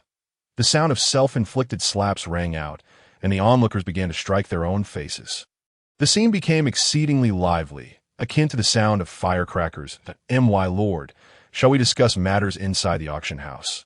Suddenly, a woman's voice reached Wang Xian's ears. Wang Xian scoffed lightly. What difference would it make to enter? Since he dared to kill, he would not care about anything else. Coldly, he replied, very well. Taking Mu Qingyue's soft hand, Wang Xian addressed the crowd. Words can be fearsome. Without understanding the situation, you hastily judge. This is your punishment. The crowd, with blood trickling from their lips, dared not retort against the domineering youth as they watched him lead his wife into the auction house. They did not disperse. For the youth's act of violence within the auction house would undoubtedly lead to his demise. They would wait to see his corpse to quell their resentment. In the past, those who caused disturbances in the auction house were executed and displayed in the streets. Upon entering the auction house, they saw a tall and beautiful woman anxiously waiting in the main hall. Wang Xian, how could you be so impulsive? You have caused a great calamity. Wang Chan stamped her foot. Glaring fiercely at Wang Xian, Mu Qingyue said, Sister Chan, I will bear the responsibility for this matter alone. Please plead for mercy on my behalf before the owner. Wang Chan sighed heavily. I did my best. I should have known better than to introduce you to this place. Wang Chan was filled with regret. It's nothing serious. Wang Xian replied nonchalantly. Wang Chan was a member of his grandfather's lineage and also Mu Qingyue's close friend. The two shared a sisterly bond. Wang Chan's bright, beautiful eyes widened with disdain. You are not worth dying for. Do not implicate my Qingyue. A man who achieves nothing is unworthy of her attention. Had it not been for their friendship, she would not have bothered to spare him a glance. With long, graceful legs, Wang Chan led the two up to the 3rd floor of the auction house. Arriving in a main chamber, Boss, I have brought them. Wang Chan lightly knocked on the door, clearly nervous, her slender figure trembling slightly. There was no choice. The owner of the Wanbao auction house could end lives with just a word. And no matter how high one's status, they would not survive until the next day. This person was a powerful figure, the very arbiter of life and death. Chapter 10. My husband is a pill immortal. The door opened on its own, and the 3 entered. The interior was adorned with an ancient charm, with landscape paintings as screens and exquisite furniture crafted from rare fragrant woods. Luxurious yet quaint, a large pill cauldron sat at the center of the main chamber, the air filled with the scent of incense. Inside were 3 individuals that a middle-aged male martial artist stood, named Hong Wu, the chief supervisor of the auction house in Heishui City. An elderly man with a head of white hair sat in a side chair, perusing a pill literature, dressed in a snow-white robe, exuding an otherworldly aura. The last was a woman in a red qipao seated in the main position, the very one who had communicated with Wang Xian earlier. As Wang Xian's gaze fell upon her, his mind buzzed, and his spirit trembled, the entire room becoming vibrant and fragrant. This woman was incredibly alluring. To be precise, her beauty was enchanting, captivating the soul. As a practitioner of the Shanhai realm, she maintained her figure well, her voluptuous curves strikingly pronounced, her ample bosom towering impressively. Leaving one in a WIT was hard to imagine how such a delicate waist could support such weight, and her ample rear was alluring without being exaggerated. Her fair legs draped casually over the table. The woman appeared like a ripe peach, ready to yield sweetness upon a mere touch. Yet, she resembled a fox, her face remarkably enchanting, with elongated eyes that sparkled with soul-snaring allure. Beauty resides in the bone, not merely the skin. It was evident this woman possessed an innate charm. She sat casually with her legs crossed on the table, holding a red jade pipe. Nangong Yenji, the esteemed owner of the Wanbao auction house. The illusion dissipated in the blink of an eye, and Wang Xian's heart became tranquil, his gaze clear. Madame Ji's eyes flickered with intrigue. She did not expect that a mere young martial artist would remain so composed in her presence. This was interesting. Madame Ji smiled, intrigued by the audacity of the youth to commit murder beneath her very nose. Madam, I know Qing Yue's character well. She would never steal a pill formula, Wang Chan said anxiously. Hong Wu snorted. Humph. Just because you say so, does that make it true? What right do you have to speak? Wang Chan's face paled. Madame Ji smiled sweetly. Are you willing to stake your life on that? Wang Chan bit her delicate teeth. I stake my life that Mu Qinghua would not steal. She is innocent, but I cannot guarantee that Wang Xian will not. Wang Xian. Truly, his past behavior had been too poor. Madame Ji said, Silly girl. One can know a person's face, but not their heart. Do not meddle in this matter. Leave. Madam, Wang Chan steeled herself, unwilling to depart, her expression pleading. She knew well that despite Madame Ji's light demeanor and perpetual smile, she could kill with ease. The more charming her smile, the greater the danger it represented. Mu Qinghua glanced at Wang Chan, signaling her friend to leave, not wanting to implicate her further and risk her life in vain. Had it not been for your innocence, you would have already perished. Madame Ji waved her hand slightly, and an invisible force pushed Wang Chan out of the room, the door slamming shut, leaving no room for her to speak further. Such was the strength of the Shanhai realm, effortlessly manipulating the air. Who could have imagined that in this small Heishui city, the strongest martial artist was neither from the three clans nor the city lord, but the owner of this auction house? When Wang Xian received her message, he understood that this woman ranked among the top in Heishui city. Speak, how do you intend to handle us? Madame Ji took a puff from her pipe, slowly smiling. Just as Mu Qinghua was about to speak, ready to shoulder the matter herself, Wang Xian's expression turned icy as he declared, You auction house has wronged my wife. How will you compensate for this?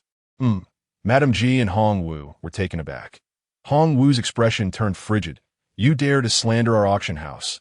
Do not think that just because you are the young patriarch of the Wang family, you can escape unscathed. The previous murders have yet to be accounted for. You are just a reckless child, unaware of the vastness of the world, ignorant of the great clans. How dare you act so brazenly? Hurry and apologize to the madam. Wang Xian fixed a penetrating gaze upon Hong Wu, his words stern yet not unkind, imbued with an air of counsel.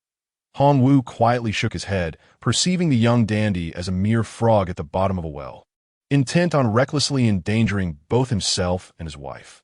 Your arrogant status is in the realm of the Nangong family, utterly insignificant. Why not show them the elixir formula? Wang Xian suggested with a casual remark. Mu Qinghua hesitated, puzzled by Wang Xian's intentions. The formula had already been destroyed. Presenting it now would surely provoke Lady Ji. Wang Xian offered her a gentle smile, reassuring her, with a slight pursing of her lips. Mu Qinghua retrieved the formula from her sleeve and placed it upon the table.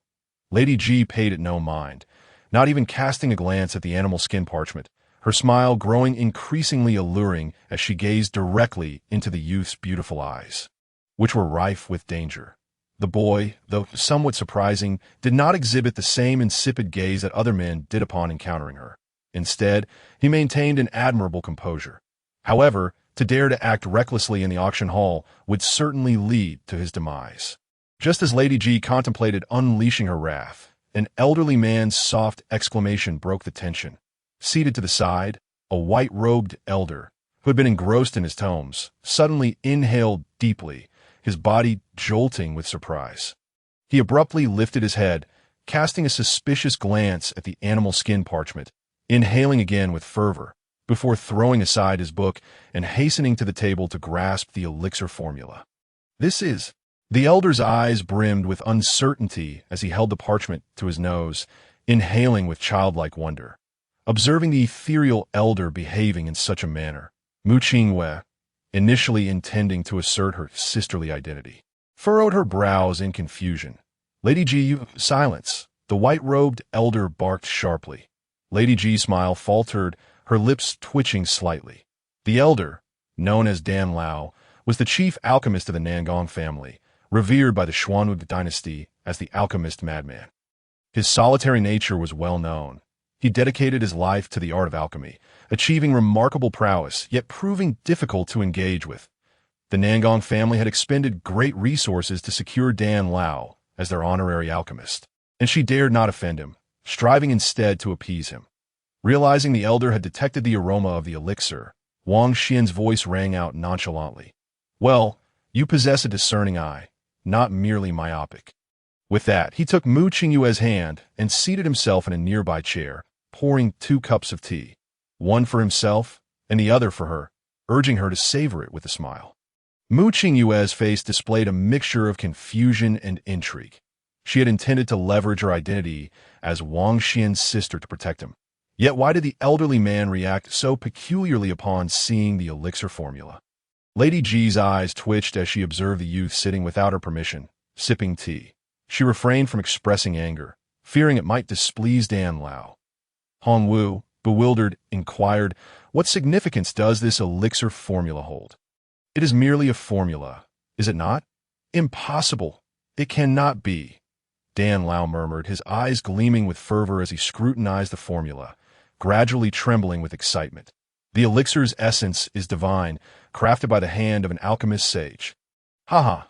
I am fortunate indeed to witness such a masterpiece." He cradled the parchment as if it were a rare treasure. "What? The essence of the elixir? An alchemist creation?" Lady Ji exclaimed in disbelief, although she had intended to remain silent. Astonishment overcame her. She had heard of the rarity of such a creation, where true masters of alchemy could invoke the very rules of the craft, intertwining the essence of nature into their formulas. The Nangong family possessed such a treasure, a veritable gem of their collection. Lady Ji's beautiful eyes turned to the youth, who wore an expression of serene indifference. The sense of amazement washed over her as she perceived an enigmatic aura enveloping him, leaving her both curious and perplexed. And oh wonder this young man remained composed. Had he encountered some extraordinary fate, or was it something else? Lady Ji pondered. His composure was extraordinary. Unperturbed by beauty, he had produced another remarkable elixir formula. Such a youth could not possibly be the wastrel described by the inhabitants of Blackwater City. "Oh, how I see the young master as a true dragon among men," Lady Ji exclaimed, rising to refill Wang Xian's tea with a smile. Hong Wu, taken aback, could only blink in astonishment. Dan Lao, undeterred by the swift change in Lady Ji's demeanor, approached Mu Qingyue with deep respect, bowing profoundly. "I humbly inquire, from whose esteemed hand did this elixir formula emerge, and why is it incomplete?" Mu Qingyue's delicate features reflected her bewilderment, her expression adorably dazed. The head of the family serves tea to her husband? The concept of divine craftsmanship, which esteemed elder. Yet it was clearly Wang Xian who had authored the formula. Could it be that he had not merely scribbled it in jest? Regaining her composure, Mu Qingyue quickly assisted the elder to his feet and turned to Wang Xian, her eyes filled with astonishment. "It appears this formula indeed originated from your hand. My esteemed sir, I must beg your pardon for the previous lack of regard." Dan Lao acknowledged, bowing again to Wang Xian. Upon approaching, he had detected the faint lingering scent of flowers and herbs on Wang Xian's hands. His aged face radiated respect. Unwilling to presume, Wang Xian appraised the elder, nodding slightly. "Indeed, your ability to discern the fragrance of the elixir demonstrates a measure of discernment. Such pride is unwarranted," he continued. In the ancestral realm, I am unable to cultivate martial skills, yet my prowess in the art of alchemy stands unrivaled among my contemporaries." Due to the constraints of the heavens, what is regarded as a commonplace formula in the ancestral realm is deemed extraordinary in this martial continent. Can it not vindicate my wife's honor? Wang Xian inquired, his tone tinged with displeasure that he was indifferent to being labeled a thief. Should it come to pass, he would simply pilfer from those who accused him, for being wronged was an intolerable loss. However, for Mu Qingwei, as his wife, maintaining her dignity as a scholarly young lady was paramount. Which scoundrel dares to slander a noble lady? Dan Lao abruptly turned to Lady Ji, reproaching her sharply. Lady Ji, appearing innocent, cast a glance at Hong Wu. Reporting to you, Dan Lao, the two who slandered her have already been dealt with by young Master Wang. Hong Wu responded with a wry smile. Point one had been kicked to death, while the other had his neck twisted. Yi Fu was merely a collateral member of the Yi family, but with their kin slain, they would not let this matter rest easily. They would seek vengeance against Wang Xian. Wang Xian rose, declaring, since the root of the trouble has been eradicated, I shall take my leave. Wait, Dan Lao interjected urgently. Might you consider completing this elixir formula? Pray tell, what price would you ask? I am most eager to possess it. His face bore a pleading expression, as if the thought of losing such a formula pained him more than death itself. You think I care for money? No, no. With your mastery of alchemy, how could you be concerned with material possessions? Dan Lao hastily clarified, resembling a child who had erred. Very well. How much would you offer? Wang Xian queried. Lady Ji and Hong Wu could only stare in disbelief. Dan Lao turned to Lady Ji, who was unencumbered by financial constraints, genuinely treating wealth as inconsequential, fully devoted to the art of alchemy. Lady Ji bit her lip, tentatively proposing, would 100,000 low-grade elemental stones suffice? This is the maximum I can mobilize in the short term. If insufficient, I can't consult with my family that Yu Qingyue was taken aback.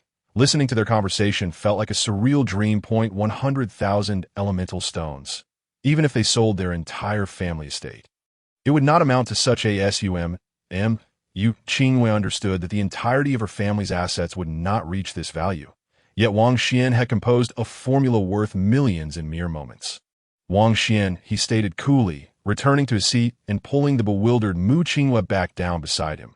Dan Lao, filled with joy, hastily produced his alchemy brush. Next, under the watchful eyes of the assembly, Wang Xian began to rewrite the formula, completing the unfinished medicinal properties. With each stroke, a fragrant aroma of flowers and herbs wafted from the auction house's herb repository, converging towards the main chamber in a captivating dance, intertwining and merging into the elixir formula. What a miraculous spectacle! Hong Wu marveled, his eyes wide with wonder as he beheld the enchanting fragrance swirling around him. Lady Ji remarked, the world is vast and full of wonders. Dan Lao, exhilarated, exclaimed, remarkable, truly beyond words. To think I would be fortunate enough to witness the masterful hand of an alchemist sage at work. Wang Xian glanced at the elder, silently beseeching him to maintain decorum. As the final stroke was made, the fragrant essence of flora within a mile radius was entirely absorbed into the formula. With no further impurities, the ice crystal jade elixir could not cleanse the poison of the soul fire. Wang Xian presented the completed formula to the elder, his tone unexpectedly cryptic. Upon hearing this, Lady Ji's voluptuous form trembled. You have discerned the issue with my martial soul. The ice crystal jade elixir cannot remedy my poison. A tempest of emotions surged within her, for the only one who knew of her cultivation troubles was Dan Lao. She had confided in no one else. Yet now, it had been revealed. Wang Xian, how many tails does your celestial firefox possess? 5 tails. Madame Ji did not conceal her weapon spirit. It is well known to many and is not a secret. Please, Wang Xiao, assist me, Madame Ji implored, a bitter smile gracing her lips. Her weapon spirit was formidable, securing her a high standing within her household. Yet in recent years, she discovered that her heavenly fire demon fox spirit was subtly slipping beyond her control. A terrifying autonomy had emerged, threatening to backfire upon her. For the past 6 months, she had intermittently felt an intense heat and unbearable itch throughout her body, torturing her to the brink of despair. Wang Xian replied, your 5 tails are still intact. I am currently in no mood to tend to ailments. Madame G smiled ruefully, nodding slightly. She understood that without sufficient sincerity, the youth would not assist her. A consequence of having previously offended him that I wish to procure some medicinal herbs, Wang Xian declared, producing a sheet of paper. Please prepare a remedy for my wife. Hongwu swiftly accepted it, scrutinizing the contents. The three main herbs are unavailable at the auction house, but we shall find a way to gather them. Wang Xian frowned. Without the three principal herbs, he could only delay Mu Qingyue's heart meridian deterioration, at most extending it by 2 months. The pure body was a rare anomaly even in the ancestral realm, and he could hardly fathom that the one who treated him well in this lifetime would possess such a burdensome constitution, causing him an unshakable sorrow and melancholy. Regardless of the cost, I shall ensure her safety. Beyond my mother, only Mu Qingyue has shown me selfless kindness. Wang Xian did not disclose to Mu Qingyue that she had already lost vitality due to the silent unsealing of her pure body, and that her 2 years of toil had exacerbated the decline of her heart meridian. He felt a deep unease, but forced a smile, saying, I also wish to buy a dress for you. This is quite feasible. May I inquire what type of dress Wang Xiao intends to buy for your wife? Madame Ji inquired, her spirits lifting as she approached Mu Qingyue. Sister, you truly are fortunate. Your husband dotes on you, so Mu Qingyue managed a weak smile, unable to endure the capriciousness and flattery of the wealthy. Wang Xian, I do not lack clothing. Let us not squander that I seek not the best, but rather the most expensive, Wang Xian replied. Madame G's elongated eyes glimmered slightly. There happens to be a white silkworm glazed treasure dress at the auction house, valued at 133,000 low-grade elemental stones. Allow me to gift it to sister. Why you to gift my wife a dress? Why must you bear the cost? Wang Xian replied nonchalantly, somewhat reluctant. Very well, I shall consider it a personal favor owed to you. Wang Xian, it is far too extravagant. Mu Qingyue protested anxiously, tugging at the youth's garment. Wang Xian raised a hand imperiously, cutting her off. It will suffice for now. We shall acquire something even more expensive in the future. Mu Qingyue's face revealed her distress. Her younger sister had joined the 10,000 Swords sect and was overjoyed to receive a spiritual dress worth 800 elemental stones. She was not a martial cultivator. Why should she adore herself in such a precious treasure dress? Wang Xian turned to Madame Ji. I have another matter. Chapter 12. The treasure map with the winds soaring high and the vast wilderness sprawling endlessly. Mountains stood tall amidst the swirling mist that in the deep of night. Wang Xian surveyed the boundless expanse of the 10,000 Demon Mountain range before him. The forest entrance to the Demon Vein resembled an ancient behemoth poised to devour the heavens and the earth. After negotiating another matter with Madame Ji, he first prepared a medicinal soup for Mu Qingyue. When she questioned him, Wang Xian merely explained that he wished to restore her health. Once he saw Mu Qingyue drink the soup, he felt at ease to depart, leaving her at the Wanbao auction house instead of returning to the Wang clan. With Wang Ge dead, the third elder would undoubtedly seize the opportunity to strike. Moreover, the Yi clan would not let the matter rest easily. After leaving the auction house, Wang Xian directly exited the city, spending half an hour to arrive before the Demon Vein. Indeed, I have entangled myself with the three clans. Just a few days prior, individuals from the three clans had met their demise at his hands. Wang Xian approached the Demon Vein not to flee, such was not in his nature, but rather to hone his martial arts. He intended to eliminate Wang Ye for daring to pry into his affairs. Regardless of Wang Ye's martial prowess or his mother's formidable background, this vendetta would not end until one of them lay dead. Furthermore, the treasure map obtained from Ye Feng indicated that its location resided within the Demon Vein. Regardless of status, all possessed an interest in treasure hunting, and Wang Xian was curious about what treasures awaited him there. Upon entering the Demon Vein, he heard the sound of many footsteps approaching from the forest to one side. Turning his gaze, he beheld a group of young men and women rushing toward him with agility akin to leaping leopards, raising gusts of wind in their wake. Among them was a tall woman surrounded by admirers, akin to stars orbiting the moon. It has been half a month. Chaner has made remarkable progress in her martial arts, having already reached the 4th layer of the Xuanwu realm. Naturally, Chaner is a renowned martial arts prodigy, and a stunning beauty at that. Several elegantly dressed youths grinned, their eyes filled with admiration and fervor for the tall woman, as if they would kneel and worship her should she raise her foot. Wang Chan, what a coincidence. Wang Xian smiled, recognizing the blue-clad beauty as his wife's close friend, whom he affectionately referred to as a confidant. Ah, what brings you to the 10,000 Demon Mountain Range? Wang Chan paused, her expression momentarily perplexed as she and her companions from Blackwater City halted. Today, she had been quite worried. However, she was relieved to learn that the boss had spared both Mu Qingyue and Wang Xian, allowing her to breathe a sigh of relief. Suddenly, Wang Chan's expression darkened as she reprimanded.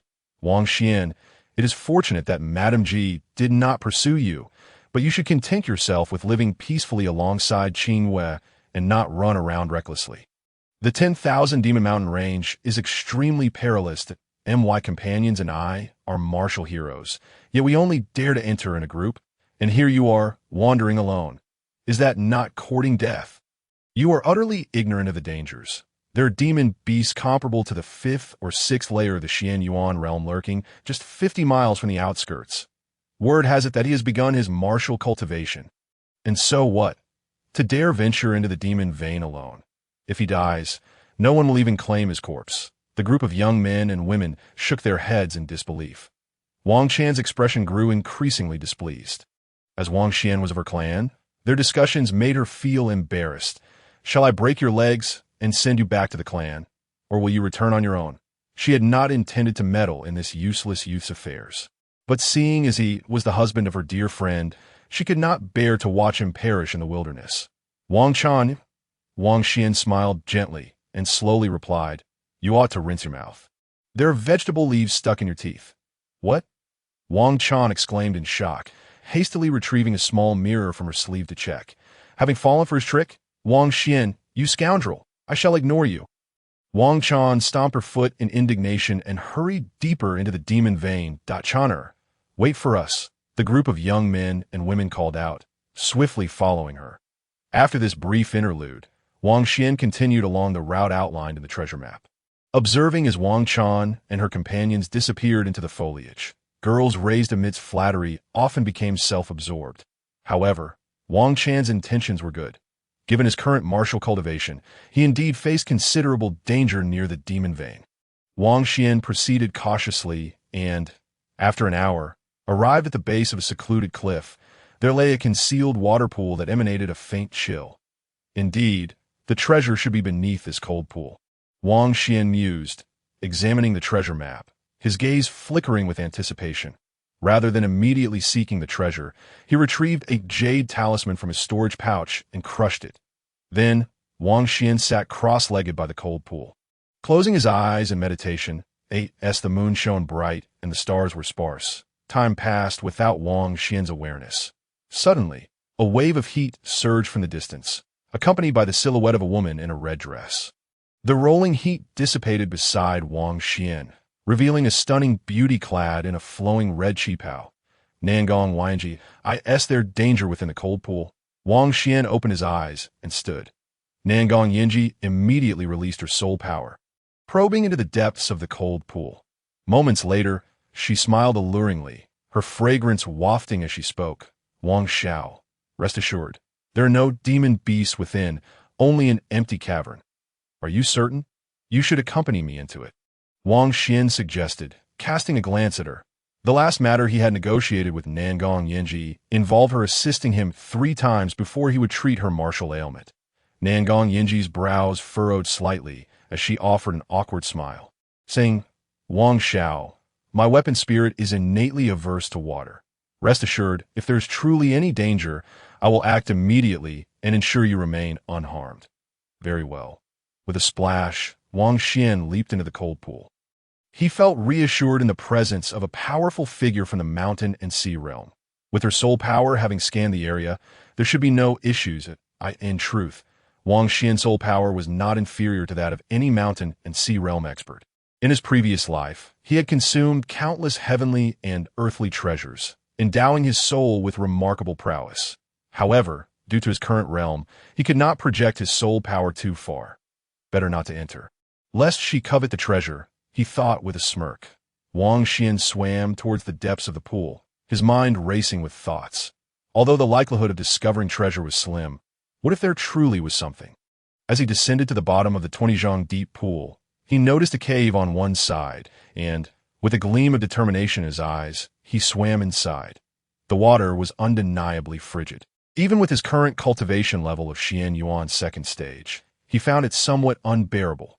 Fortunately, the cave was not very deep, slanting upwards, and after swimming for a dozen meters, he broke the surface and entered a winding stone corridor at the base of the mountain. After traversing 100 zhang, he reached the end of the corridor and pushed open a slightly ajar stone door. What unfolded before Wang Xian's eyes was a vast cavern. The surrounding stone walls were embedded with luminous night pearls, casting a bright glow, while the ground was composed of hard, thick ice. In the center of the cavern lay a skeleton. Surprised, Wang Xian approached the skeleton, which was draped in a snow-white robe, and noticed a frost-touched blue storage bag at its waist. However, that was not what captured his attention most. It was the pair of exquisitely patterned golden orbs nestled within the eye sockets of the skeleton. Soul of the eye. Although the martial practitioner had long since passed away, transforming into mere bones over the years, this martial soul remained intact, indicating its extraordinary nature, a ghost-grade 9th tier, an immortal martial soul. The Eye of the Path, Chapter 13. The martial soul that devours talents. Ghost-grade martial souls endure for a century, never to perish for a millennium.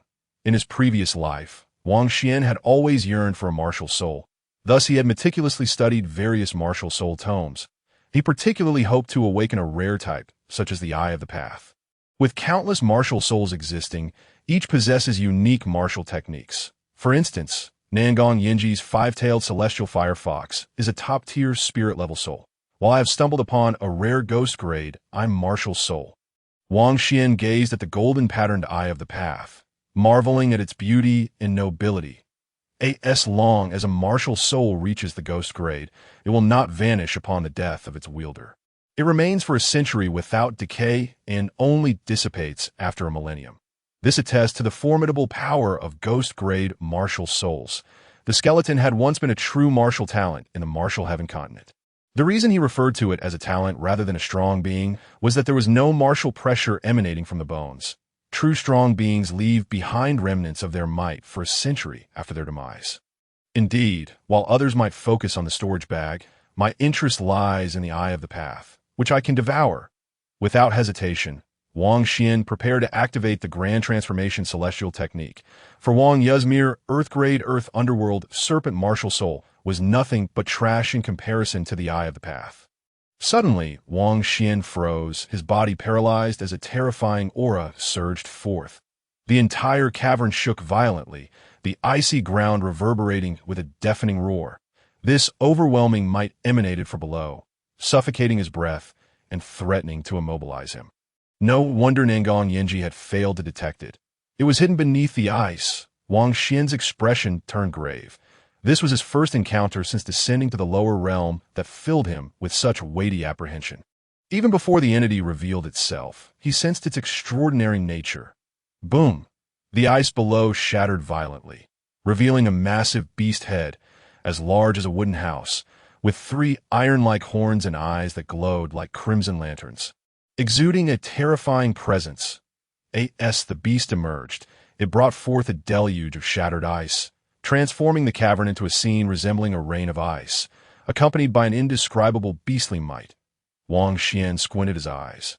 It was a long, snow-white scaled beast with 4 claws, its tail fanning out like a palm frond, a frost dragon.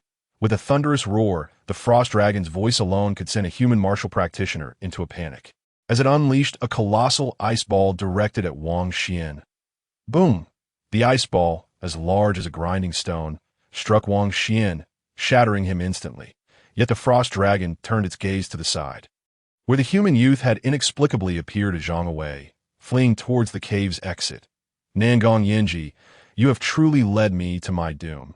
Wang Xian sprinted, brimming with reckless determination. While he was bold, he was not foolish enough to act thoughtlessly. He sought to hone his martial skills. But this was a dragon. Today was certainly not an auspicious day for an outing. He disregarded the Eye of the Path and fled desperately towards the cave's exit. Boom!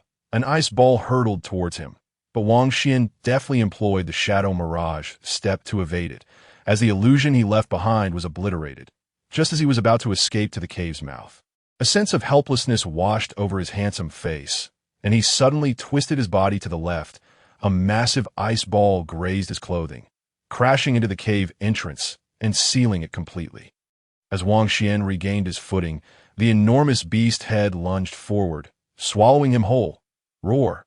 The frost dragon, slightly enraged, realized it had not consumed the youth, but merely bitten into an afterimage, just a zhong away.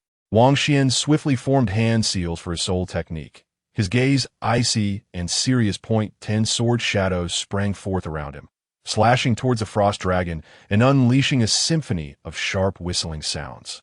The frost dragon's eyes flickered with derision as it allowed the 10 sword shadows to strike its head, only for them to bounce off its pristine scales, doing nothing more than a mere tickle. A mere youth of the Xian Yuan realm dares to contend with me. If it were any other martial practitioner, they would have resigned themselves to being devoured. You insignificant insect, you have successfully provoked my wrath. The frost dragon, spanning a staggering 70 meters, spoke in human tongue, its massive jaws lunging towards the youth once more. Wang Xian was not surprised that the dragon could speak. Upon reaching 100 zhong, it could transform into human form. With a taut expression, he once again activated the Shadow Mirage step, evading the dragon's gaping maw. Rapidly, he formed intricate hand seals, condensing the 10 sword shadows above his head into a single miniature sword, no larger than a palm. Kill! Wang Xian cried out. The mini-sword shot forth like a lightning bolt, piercing through the void towards the dragon's eye with unimaginable speed, if Nie Feng were still alive. Witnessing this scene would leave him utterly astonished. Wang Xian had only recently acquired his martial soul, yet he wielded it with greater finesse than Nie Feng ever could with the 10 shadow sword.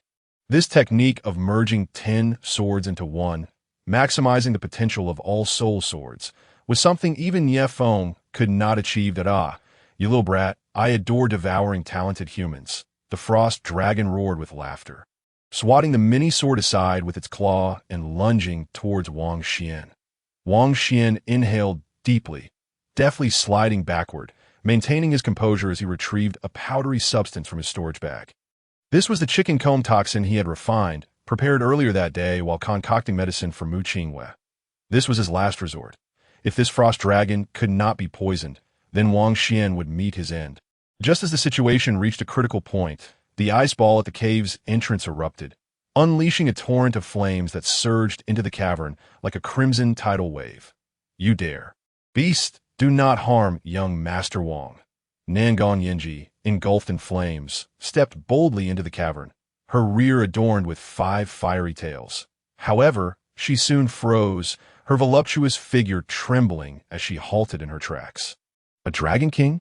How could such a terrifying beast, on the brink of transformation, be found at the outskirts of the 10,000 Beasts mountain range? The frost dragon ceased its assault on Wang Xian, its enormous eyes scrutinizing the human female with a disdainful gaze, as if regarding a mere insignificant insect. Lady Ji's complexion turned ashen, the overwhelming cold suppressing her flames. Do not think of fleeing. If I perish, no one will be able to cure your affliction, Wang Xian shouted. Lady Ji indeed contemplated escape, gritting her jade teeth as she thrust her palms forward, sending forth torrents of crimson flames towards the frost dragon. How laughable! You believe you can defeat me with your mere Shanghai realm prowess.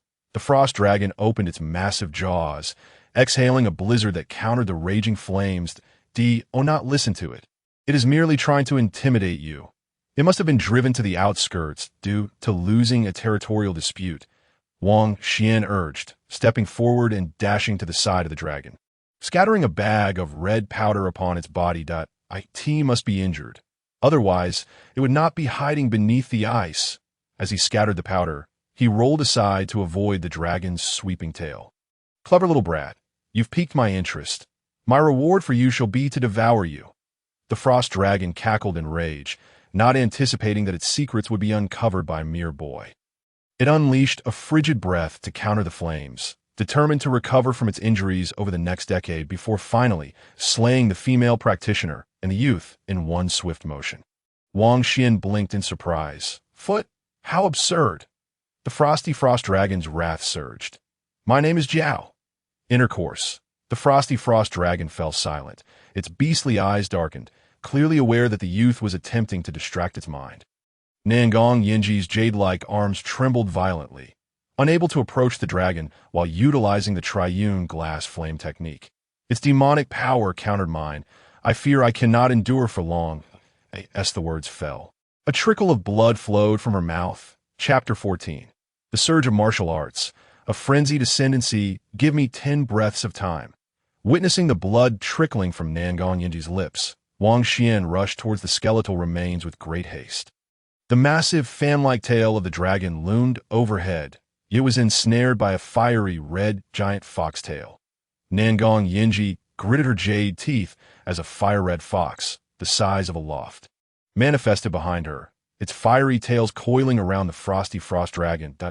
In an instant, the dragon was bound like a rice dumpling. You think this can trap me? Tonight, you shall all perish, the Frosty Frost Dragon roared, its malevolent aura surging, struggling fiercely. Ugh! Nangong Yinji spat out a mouthful of blood, her delicate frame trembling uncontrollably as her hands rapidly formed seals, her figure drifting towards the Frosty Frost Dragon. Wang Xian. Hurry! I fear I cannot hold on much longer. As her words fell, pillars of fire erupted around Nangong Yinji and the Frosty Frost Dragon. Soul Technique. Fire Prison. A torrent of flames ignited within the fire prison, engulfing both Nangong Yinji and the Frosty Frost Dragon, obscuring them from sight, save for the echoing roars of the dragon and the urging cries of Nangong Yinji. I'll be quick. Wang Xian dashed to the skeletal remains, promptly invoking the great transformation heavenly art. Pressing his palm against the skull, a pitch-black vortex forming from his palm, enveloping the bones, he refrained from removing and devouring the pathway, concerned that external forces might displace it, causing it to dissipate. A vast amount of martial soul essence was drawn into the dark vortex. This time, the devouring process took significantly longer than before, surprising Wang Xian. Faster! Hurry! Move faster! Wang Xian exerted all his strength. His handsome visage etched with urgency. He understood that devouring a ghost-level martial soul would take time, yet he hadn't anticipated the sheer volume and prolonged duration. Wang Xian, are you done yet? Hurry! I cannot endure much longer. Nangong Yinji's cry erupted from within the fire prison. Though the battle's details remained hidden, the anxiety in the powerful woman's voice was palpable. Wang Xian faced away from the fire prison, oblivious to the struggles of Nangong Yinji and the Frosty Frost Dragon, both too engrossed in combat to spare a thought for his actions. Ugh! Wang Xian's body jolted as the dark vortex retracted into him. Upon glancing back at the skeletal remains, he found the pathway had vanished. Finished, at last, I have claimed this ghost-level 9th-grade martial soul into the wordless heavenly book. Wang Xian swiftly seized a blue storage bag and raced towards the cave entrance. Let us go. Nangong Yinji shot out from the fire prison, crashing to the ground, but quickly regained her footing and, in a flash, reached Wang Xian's side, seizing the youth, like a blaze, as they hurtled towards the cave's exit. You shall not escape. In a moment, the Frosty Frost Dragon shattered the fire prison, the pillars of fire collapsing and vanishing, its gaze a chilling terror, its demonic aura overwhelming. Two mere human beings dare to flee before it. With a monstrous form spanning 70 meters, it surged forward to chase them. However, as the Frosty Frost Dragon shook its head, it felt the world spinning, its eyes filled with uncertainty. Am I poisoned? The dragon recalled the powder the youth had scattered upon it earlier. What a peculiar toxin. Not only colorless and tasteless, but also difficult to expel. The Frosty Frost Dragon shook its head and roared as it pursued. With a splash, Nangong Yinji propelled herself and Wang Xian out of the water pool, not daring to linger as she swiftly activated several talismans, some enhancing their speed, others cloaking their presence, and they fled at breakneck speed. Their escape lasted through the night, avoiding the direction of Blackwater City. rendering it impossible for the Frosty Frost Dragon to determine their route as they weaved through the mountains. As dawn broke, Nangong Yinji finally halted, her enchanting face flushed, panting heavily, fragrant sweat soaking her entire qipao. Accentuating her voluptuous figure, Nangong Yinji promptly retrieved several pills, swallowing them before sitting down to recover. "Madam, thank you," Wang Xian remarked with a slight smile, standing beside her. Nangong Yinji glanced at the youth, recognizing the sincerity in his gratitude, and gently shook her head. "That I understand that my 3 attempts were not without consequence. I did not expect to almost lose my life on the first try, suffering considerable internal injuries." Her beguiling voice could render men weak in the knees.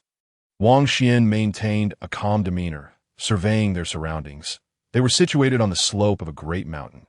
Nangong Yinji donned a cloak, wrapping it around her alluring figure, concealing her unparalleled beauty. What treasure compels young Master Wang to exert himself so? As cultivators, we must strive for continuous progress, contending against heaven and battling fate, seeking breakthroughs amidst peril, is it not? Wang Xian refrained from answering directly. Treasures can stir desire, especially when it concerns the wordless heavenly book. A moment's carelessness could lead to his undoing. The memory of being hunted in the ancestral realm lingered in Wang Xian's mind, a haunting dread he wished not to relive in that moment. He felt utter despair, an unwillingness to accept his fate, as even family and friends, driven by greed, sought his demise, ultimately forcing him into a desperate self-detonation. The son of the Demon Emperor had perished then. Now he was merely a minor young master in Blackwater City, unwilling to share the matter of the wordless heavenly book with anyone. Even with Mu Qingyue, he remained silent, not out of a desire to conceal the truth from her, but to protect her from being implicated. While cultivating the great transformation heavenly art, Wang Xian felt he was treading a perilous path. The wordless heavenly book concealed his aura, preventing the laws of heaven and earth from detecting him, ensuring that the heavenly Tao remained oblivious to his existence as a devourer of worlds that he sought vengeance. The fate of the Demon Emperor and his mother remained uncertain. One day, he would return to the 9 heavens. The betrayal of the past left him pained, a memory he wished not to revisit. Yet vengeance must be served. "Be cautious," Nangong Yinji chuckled, observing the youth's reluctance to divulge, choosing not to pry further. However, she had already gathered information on his past. He had once been a dispirited youth, failing to awaken a martial soul, infatuated with the talented girl of the Nye family, only to fall into despair for 2 years. Recently, he had shown remarkable prowess in martial arts, challenging the family's genius to a fight to the death. The life-and-death arena of the martial clan was a matter of survival. Once on stage, it was a fight to the finish, with only one of them permitted to leave alive. Nangong Yinji found it strange that this young master of the Wang family did not align with the rumors of being a wastrel. It seemed he had been biding his time, waiting to unleash his hidden potential. She looked forward to his performance in the upcoming life-and-death arena in a few days. "That I need some time to heal, and then I shall summon my clan to hunt down this dragon." Nangong Yinji smiled gently. "A single dragon can be a treasure trove." Wang Xian nodded slightly, "Since Madam requires time to recover, I shall take my leave." As his words fell, he descended the mountain. Nangong Yinji watched the youth's retreating figure, feeling a twinge of annoyance. Her injuries were due to him, and yet he showed no concern or regard for her well-being. A heartless scoundrel," Nangong Yinji huffed, closing her eyes to meditate and heal. After a night had passed, it was reasonable to assume the Frosty Frost Dragon had abandoned its pursuit. Yet Wang Xian did not immediately head back to Blackwater City, wary of the beast lying in wait along the path. What a harrowing experience, yet the rewards were immense. Having descended the mountain, Wang Xian halted after an hour's run in a thicket, his face alight with joy. He turned his attention inward to the wordless heavenly book, gazing upon the pathway eyes patterns, establishing a connection with it. Boom! His energy sea roared, and his eyes underwent a wondrous transformation, golden patterns gradually emerging within his obsidian pupils, ultimately coalescing into an exquisite ring of intricate designs, profoundly mysterious and unfathomable. Moreover, Wang Xian's martial arts realm surged forth, the remnants of an exceptionally pure martial essence residing within the pathway eye. Third layer of the profound origin realm, fourth layer of the profound origin realm, fifth layer of the profound origin realm. Chapter 15. The third elder nearly died of rage, sixth layer of the profound origin realm, seventh layer of the profound origin realm. Though it was merely a fragment of martial essence, its purity and richness were extraordinary, a true embodiment of the essence of a prodigy. S. Wang Xian fully integrated this essence. His martial cultivation ascended to the mid-stage of the seventh layer of the profound origin realm. The speed of such advancement would surely astonish any member of the Wang family who witnessed it. What would the third elder and Wang Yi think upon seeing my current cultivation level? Wang Xian let out a light chuckle, becoming acutely aware of the capabilities of his Xingdao pupils. I could see that moment. Through the lens of his vision, the entire world transformed. The dust in the void and the essence of the air became exquisitely clear. His eyesight had significantly enhanced, allowing him to discern the intricate patterns on the wings of a butterfly 100 meters away. The golden patterns within his pupils subtly swirled, and something extraordinary transpired before him. The trees appeared to dissolve into water, gradually becoming transparent. This was the fundamental ability of the Xingdao pupils, the power to see through things and penetrate illusions. Not only could the Xingdao pupils pierce through the fabric of physical illusions, but they also possessed enhancements in mental illusions. The reason Wang Xian desired a pupil-type martial soul was that the majority of such souls possessed attack techniques rooted in mental illusions, and the Xingdao pupils were no exception. His unique soul power, coupled with the oppressive aura he had cultivated in his past life, would yield wondrous results with the Xingdao pupils. Furthermore, the Xingdao pupils harbored a clandestine soul technique known as the Xingdao art. Just as Wang Xian reveled in his gratifying discoveries, the Wang family's third elder in Blackwater City had erected a mourning hall within his courtyard. A chorus of wails and lamentations filled the air. "Have you found Wang Xian's whereabouts?" The third elder's face was marred with murderous intent as he donned a white mourning robe, gritting his teeth as he inquired. Yesterday, his daughter, Wang Ge, had been kicked to death by Wang Xian at the auction house. And upon hearing the dreadful news, he had been rendered nearly breathless with disbelief. Reporting to the third elder, after investigation, a passerby witnessed Wang Xian leaving the city, heading towards the direction of the Demon Vein. One of his subordinates knelt, delivering the report. The third elder's eyes turned crimson. "Send out men. No matter where that wretch flees, whether to the ends of the earth, I shall rend him limb from limb and extract his soul." The third elder roared, as though the weight of the night had aged him significantly. Originally, he had intended to use Wang Xian as a stepping stone for his grandson's rise to fame on the arena in a few days. Invitations had already been dispatched to various factions, announcing the arrival of dignitaries from the Yin Yu sect on the day of the life and death duel. However, in the midst of his triumph and exuberance, Wang Xian had inexplicably killed his daughter. "Issue a bounty for his capture. Regardless of the cost, I demand that little beast's life." Each word from the third elder dripped with grief. He was certain that Wang Xian had fled and would not return. "Grandfather, why must you succumb to anger and sorrow?" Wang Yi approached, clad in a resplendent robe, a smile gracing his features. The third elder's gaze shifted. You have emerged from seclusion? Wang Xian has killed your aunt. You must seek vengeance," the third elder implored. This boy was indeed audacious. Wang Yi chuckled lightly. Having just emerged from seclusion, he had learned of the celestial phenomena that had manifested in the clan's territory during his retreat. He had no doubt that apart from himself, no one else in the Wang family could have summoned such a golden dragon phenomenon. I have now advanced to the secret vault realm. Let alone Wang Xian, who could possibly be my match now? Wang Yi's eyes gleamed with arrogance, exuding an air of invincibility. The third elder's heart swelled with joy at his words. "Excellent, excellent, excellent. No wonder you are my grandson. With your current martial prowess, you may well have no rivals among the younger generation of Blackwater City." Wang Yi shook his head dismissively. "Not just Blackwater City. I am invincible among my peers."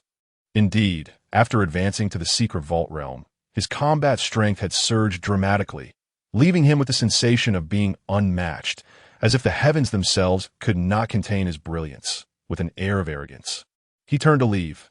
The third elder, momentarily stunned, called out, Where are you going?" to Qingyuan Pavilion. "But your aunt has just died," he retorted nonchalantly. "It matters not. The Wang family has only need of me." The third elder was left speechless, recognizing that his grandson had become somewhat overconfident, yet he was also aware that Wang Ye had indeed amassed the capital to feel that way. At the Demon Vein, nestled within the mountains, Wang Xian, after contemplating the Qingdao pupils, seated himself upon a rock and retrieved a blue storage bag. Infusing it with his essence, he discovered that the space within the bag was vast, measuring 1,000 cubic feet.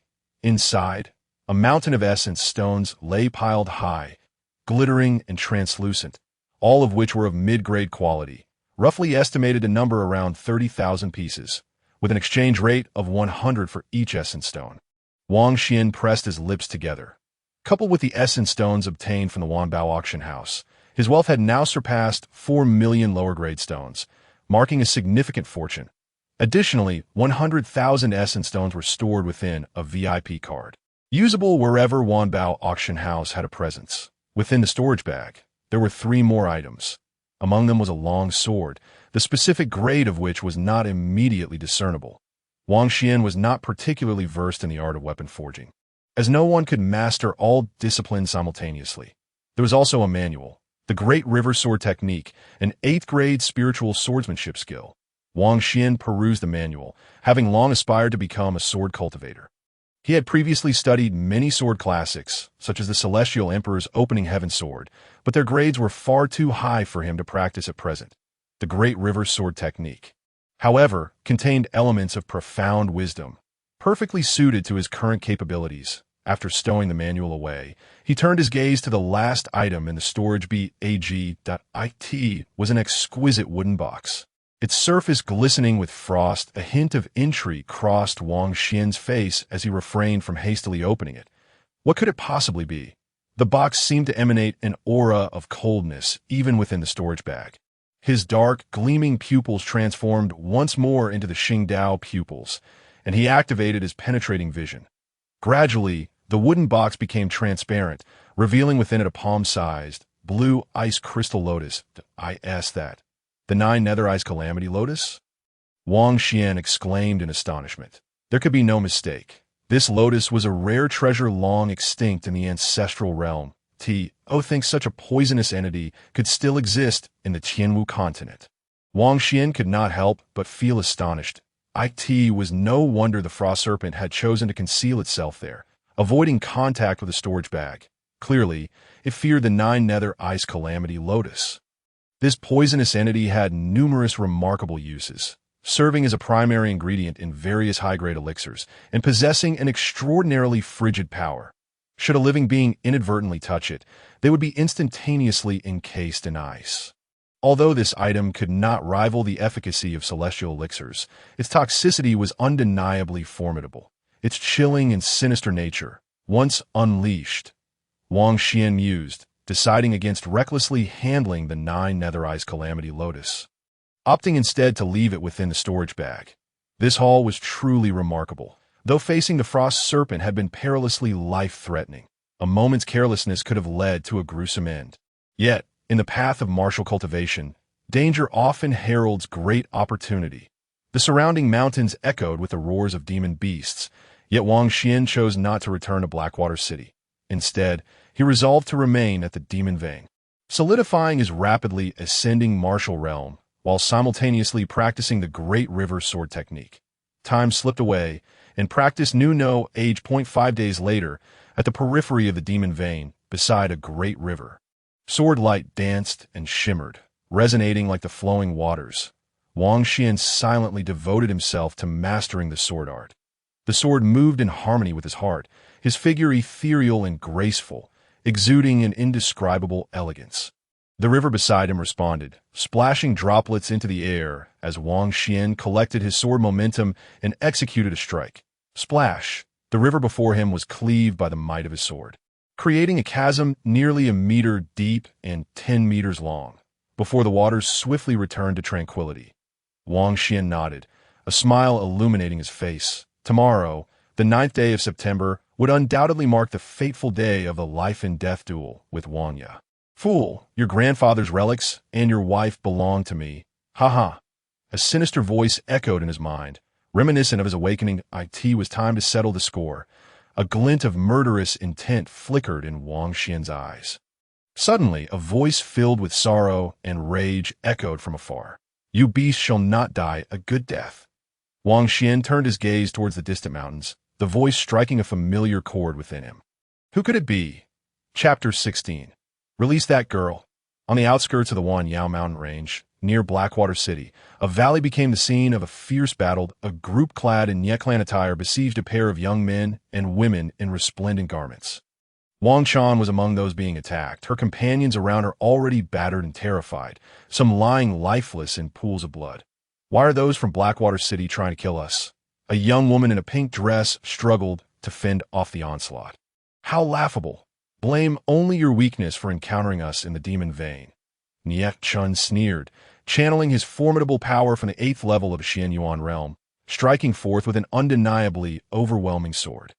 With a swift sound, the long sword cleaved through the air, bisecting the pink-dressed girl. Ha ha, you weaklings are utterly pathetic. I shall not be satisfied until I have fought to my heart's content. Nye Kwang cackled maniacally, skewering the Li siblings on his spear like a string of dumplings. It can end now. The Nye clan's uncle, who had been watching from the sidelines, revealed a terrifying murderous intent upon his scarred face.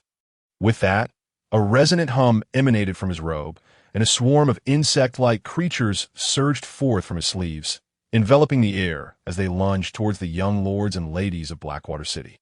A human-level 8th grade martial spirit. Thunder Soul insects. Crackling sounds erupted as the insects invaded the bodies of Wang Chan and the others, causing instantaneous paralysis and disrupting their essence flow in mere moments.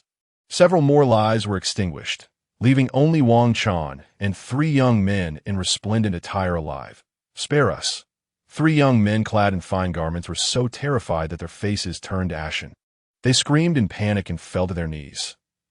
Wang Chan gazed at the trio, astonished that they would plead for mercy in such a pitiful manner. Chaner, do not resist any longer. We are no match for these individuals. Indeed, their clan uncle is a formidable presence in the secret vault realm. With but a casual gesture, he has sealed our cultivation. I do not wish to die. The 3 young men quivered in fear. Wang Chan steadied herself with her sword, trying to support her trembling, weakened body, and indignantly exclaimed, but for the sake of survival, are you willing to forsake your dignity? Ha!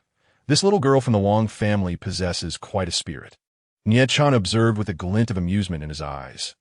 Nye Kwang licked his lips and grinned wickedly. I could have killed her before, but seeing her beauty, I've decided to keep her around. Ha ha, indeed. Young Master Kwang has excellent taste. We are fond of her as well.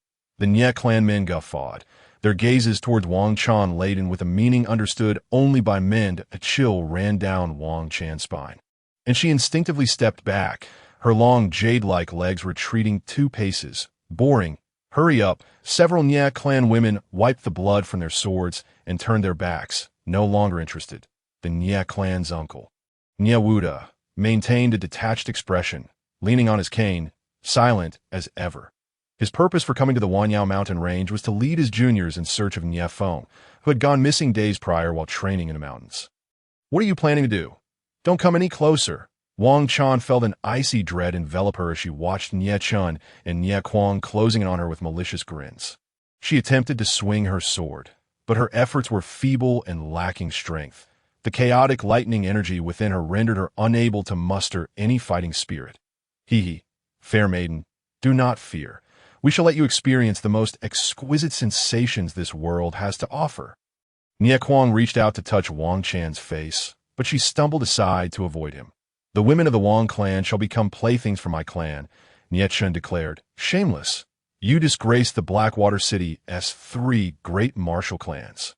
Wang Chan retorted bitterly. Realizing that there would be no mercy today, she raised her long sword and aimed it at her own neck. Clang. Nye Chun casually flicked his sword, sending Wang Chan's weapon flying. In my presence, you lack even the right to die, he scoffed disdainfully. Among the trio of finely dressed young men, Lin Yun watched helplessly as the woman he admired stood alone against the malicious intentions of the Nie clan. Please spare her. My father is a merchant of medicinal herbs. I can offer you spirit stones. Lin Yun pleaded desperately from his knees. Smack. Nie Wuda kicked a stone, which soared over 100 meters, piercing Lin Yun's shoulder and causing a fountain of blood to erupt. Noisy. Nie Wuda's voice was cold.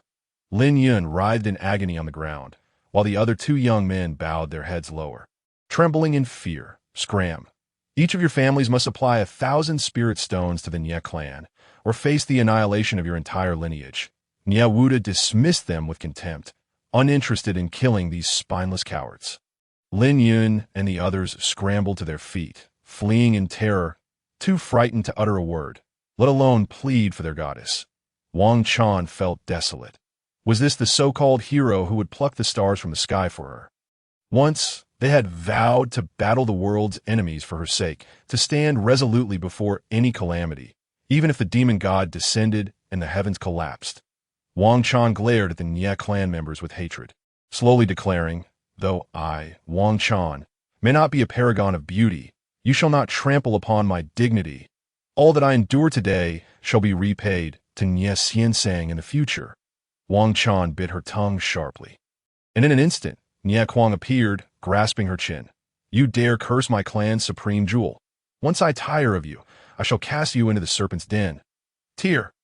Nie Kuang ripped open Wang Chan's collar, exposing a vast expanse of snow-white skinned eye. In recent years, the Nie family had rapidly risen to prominence due to Nie Xiansang, overshadowing the other two clans, and the Nie clan's offspring had committed countless misdeeds, as if wickedness flowed in their very blood. Stop dawdling. We can hardly wait, several young Nie clan members urged. Wang Chan was pinned to the ground by Nie Kuang, her gaze dimming as tears streamed down her face uncontrollably. She understood the humiliation that awaited her, an overwhelming despair and fear making her body tremble. No-one was coming to save her. The once proud Lin Yun and his friends had fled in fright, and these Nie clan members were far too terrifying to die in despair. Wang Chan thought, closing her eyes. Observing the girl's plight, Nie Wuda touched his withered leg, his eyes filled with coldness. The Nie clan women chuckled mockingly. In a world where the strong reigned supreme, the weak were deserving of being trampled. Fair maiden, here I come. Nie Kuang, unable to contain himself, discarded his martial robe and prepared to pounce. Let go of that girl. A youthful voice echoed from outside the valley. Chapter 17. The tide turns. Let go of that girl. Just as Nie Kuang was about to violate Wang Chan, a youthful voice rang out from the valley's entrance. Nie Kuang paused momentarily, anger flashing across his face as he turned to see the source of the interruption. The other Nie clan members exchanged bewildered glances, their expressions darkening, regardless of the circumstances. This was not an act of honor. Who dared to provoke the Nie clan? The voice sounded familiar. Who was coming to rescue? Wang Chan, her heart ashen, opened her eyes in the sight of all. A young man in black approached from outside the valley, his youthful face bearing a hint of innocence, his eyes filled with icy resolve, exuding a refined elegance at the tender age of 16 or 17. Wang Xian. Wang Chan's heart flickered with hope upon seeing the boy, but her expression quickly turned pale. What are you doing here? Leave quickly. Wang Chan was distressed. She had expected a powerful figure from her clan, but instead found the notorious young master of her family, the wastrel husband of Mu Qingwei. Indeed, the black-clad youth was none other than Wang Xian, who had come in response to the commotion. You wretched beasts! Wang Xian's voice was frigid.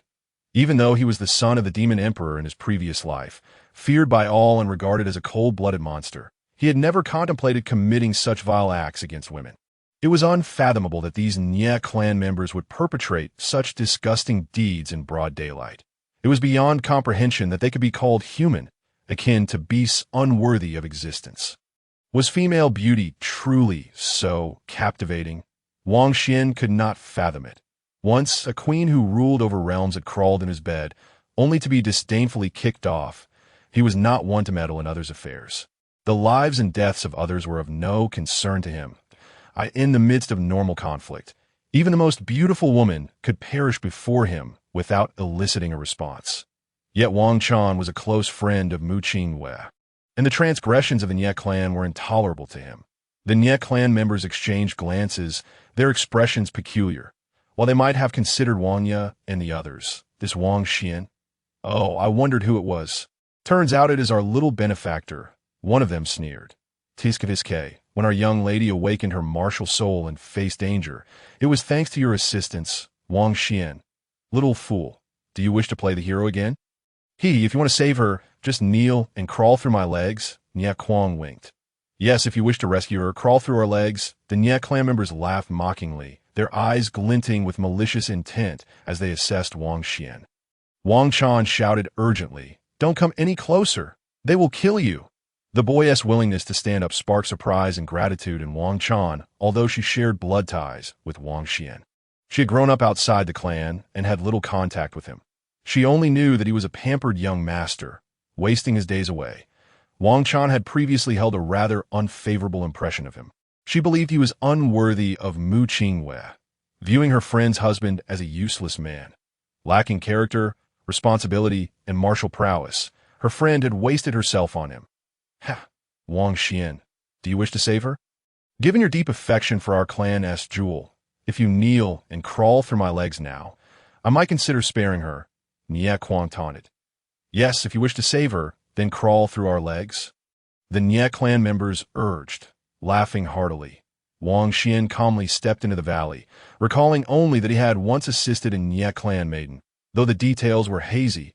Awakening one's martial soul required entering the divine ruins to seek one's own martial spirit. And coincidentally, he had encountered Nie Xiansang in peril at that time. The divine ruins had manifested a spatial rift, threatening to engulf Nie Xiansang's soul. Driven by his deep feelings for her, he had rushed to her rescue without hesitation. This fragment of memory remained, but he could not recall how he had saved her. Afterward, they had awakened in the ceremony array, where Nie Xiansang had acquired a rare martial soul, while Wang Xian had been reduced to a waste. Why had the divine ruins experienced a collapse? What had transpired during that lost memory? He would have to inquire about it with that native girl later. Wang Xian pondered, steadily advancing towards Wang Chan, ignoring the mocking laughter of the surrounding Nie clan members. Nie Kuang, are you deaf? Wang Xian retorted. Wang Xian, hurry and run. They will kill you. Wang Chan cried out in despair. Had he lost his wits? Could it be that the recent terror inflicted by the demonic beasts of the Wanyao mountain range had rendered him incapable of discerning the situation in the valley, just as Wang Chan was engulfed in sorrow and rage? A gentle breeze stirred a strand of her hair. Suddenly, with a soft thud, Nie Kuang, who had been grinning menacingly, found a dagger plunged into his forehead before he could even react. Wang Xian, who had been several meters away, had inexplicably appeared nearby, fully embedding the blade into Nie Kuang's face. With a smile still on his lips, Nie Kuang collapsed, lifeless. You are the first to dare speak to me in such a manner. You owe me a blade, Wang Xian declared as he withdrew the dagger. The anxious expression on Wang Chan's beautiful face faded, replaced by shock and bewilderment as she gazed at the slender figure of the youth.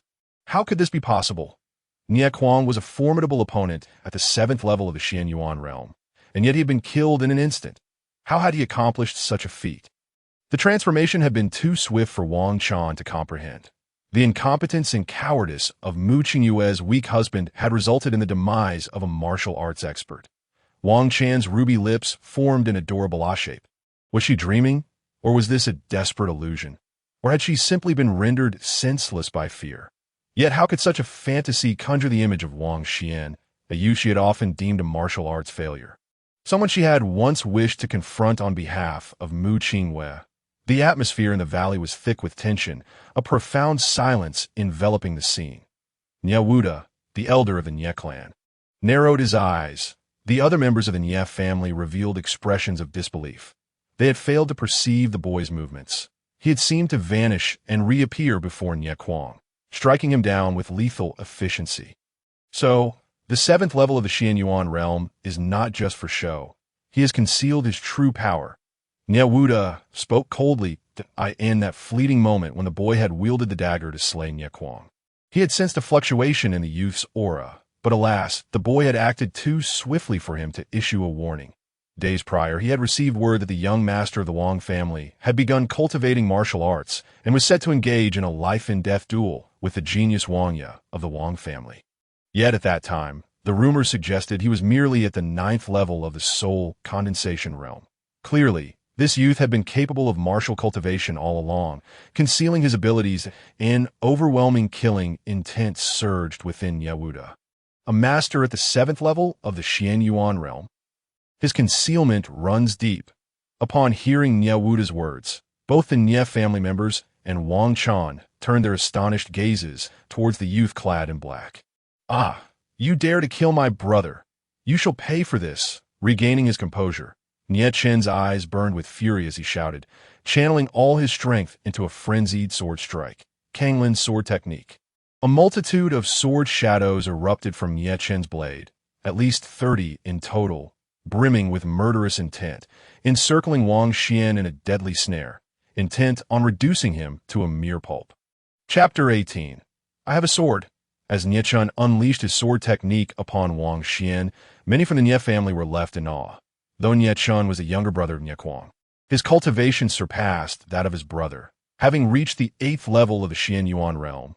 With a martial soul focused primarily on destruction through swordsmanship, his combat prowess was unfathomable, in his wrath.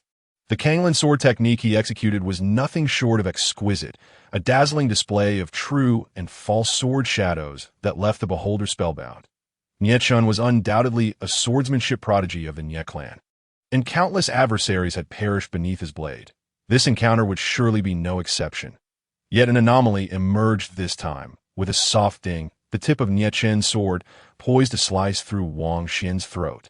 Suddenly halted, he felt his long sword ensnared in mid-air. Disbelief etched across his face as he looked on in terror. Wang Xian had managed to catch his blade between 2 fingers, rendering it immovable.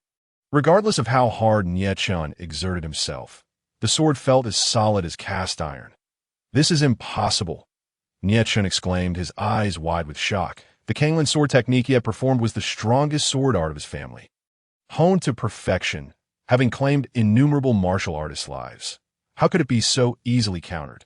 Moreover, this Wang Xian was merely at the 7th level of Xian Yuan realm, yet he could effortlessly restrain Nye Chen's full-force strike with just 2 fingers. How formidable was his physical prowess? Wang Xian offered Nye Chen a cold smile. "Since you delight in slitting throats, why not sample the same?"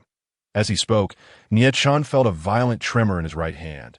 An overwhelming force surged through, shattering the blade he held, followed by a sudden chill in his throat as blood gushed forth. "You!" The horror in Nye Chen's eyes was palpable as he clutched his neck, slowly crumpling to the ground. Nye Chen.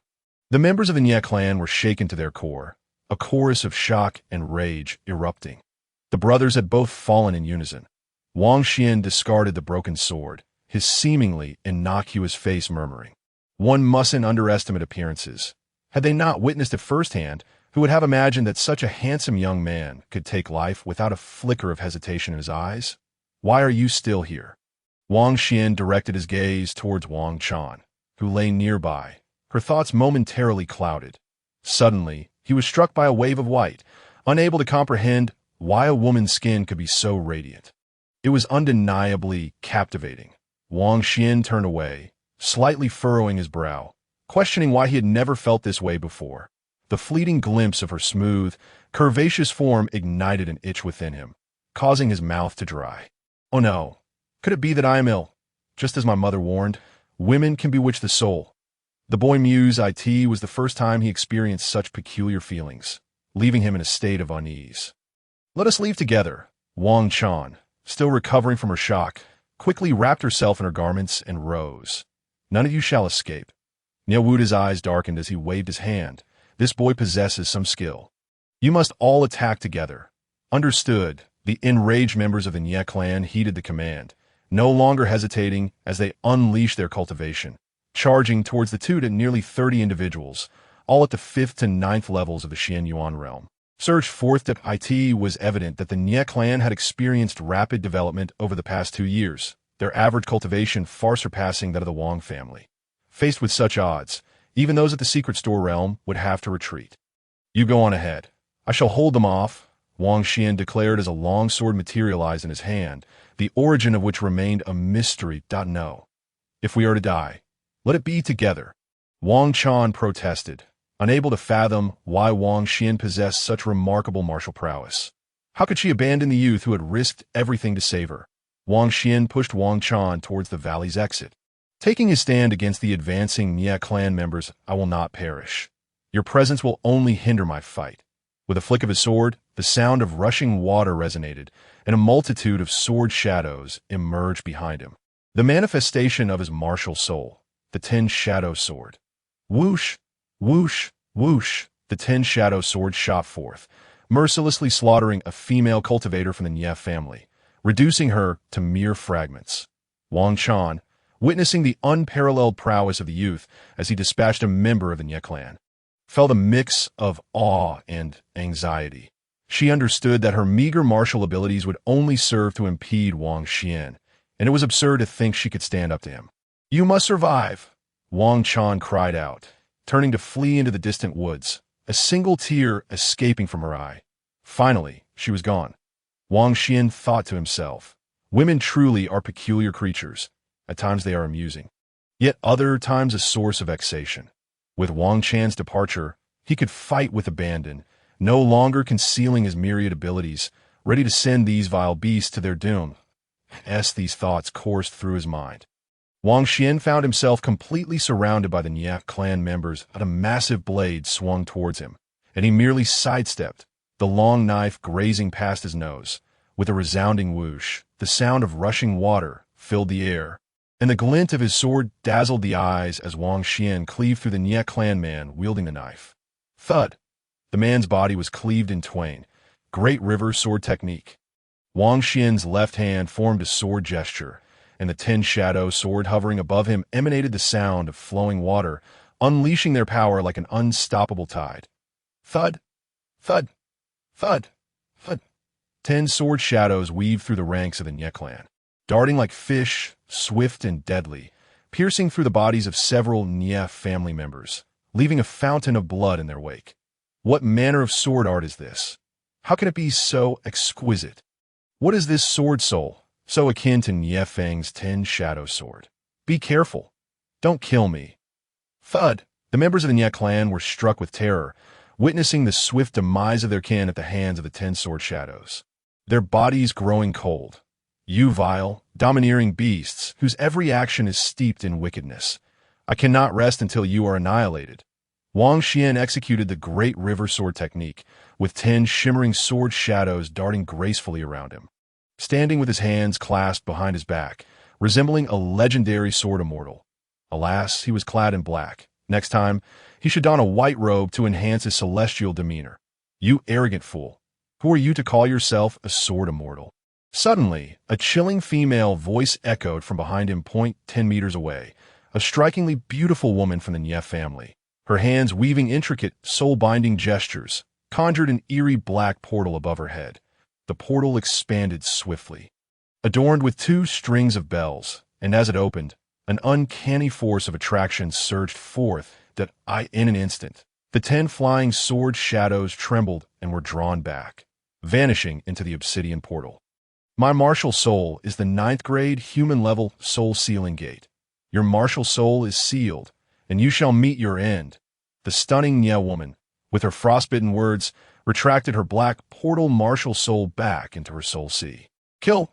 Death! The other members of the Nie family, witnessing Wang Xian's sword martial soul being taken and sealed, surged with renewed vigor, unleashing various martial techniques and soul skills upon the youth. Chapter 19.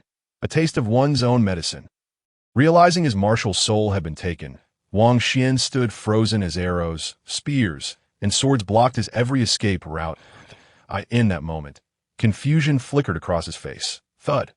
A black arrow pierced through Wang Xian's chest, followed by a black spear, and then a sword. A relentless barrage of attacks rained down upon him. Boom! Finally, a colossal silver seal martial soul, weighing tens of thousands of pounds, crashed down upon him, causing the ground of the valley to tremor slightly. Clouds of dust billowing into the air. The valley fell silent once more, the icy gazes of the Nie men and women piercing through the haze that it is over. How could this fool have killed so many from our clan? Yet his martial prowess is not insignificant. But what of it? Anyone who stands against my clan must die. Thanks to Miss Nyeyu's sealing martial soul, we could avoid unnecessary efforts. Miss Nyeyu, not only breathtakingly beautiful, but endowed with an extraordinary martial soul, appeared ethereal in her white dress, her serene face radiating an aura as if untouched by mortal affairs. She displayed no hint of pride at having slain Wang Xian, maintaining her cool demeanor. After all, what was there to boast about in slaying a worthless opponent? Despite Wang Xian having awakened his martial soul, demonstrating commendable combat prowess, it could not alter his reputation as a waste. With a cold expression, Nyeyu spoke in a melodious tone. Although many in my family regard me as a goddess and numerous talented youth from Blackwater City pursue me, I am not entirely satisfied with my sealing gate martial soul.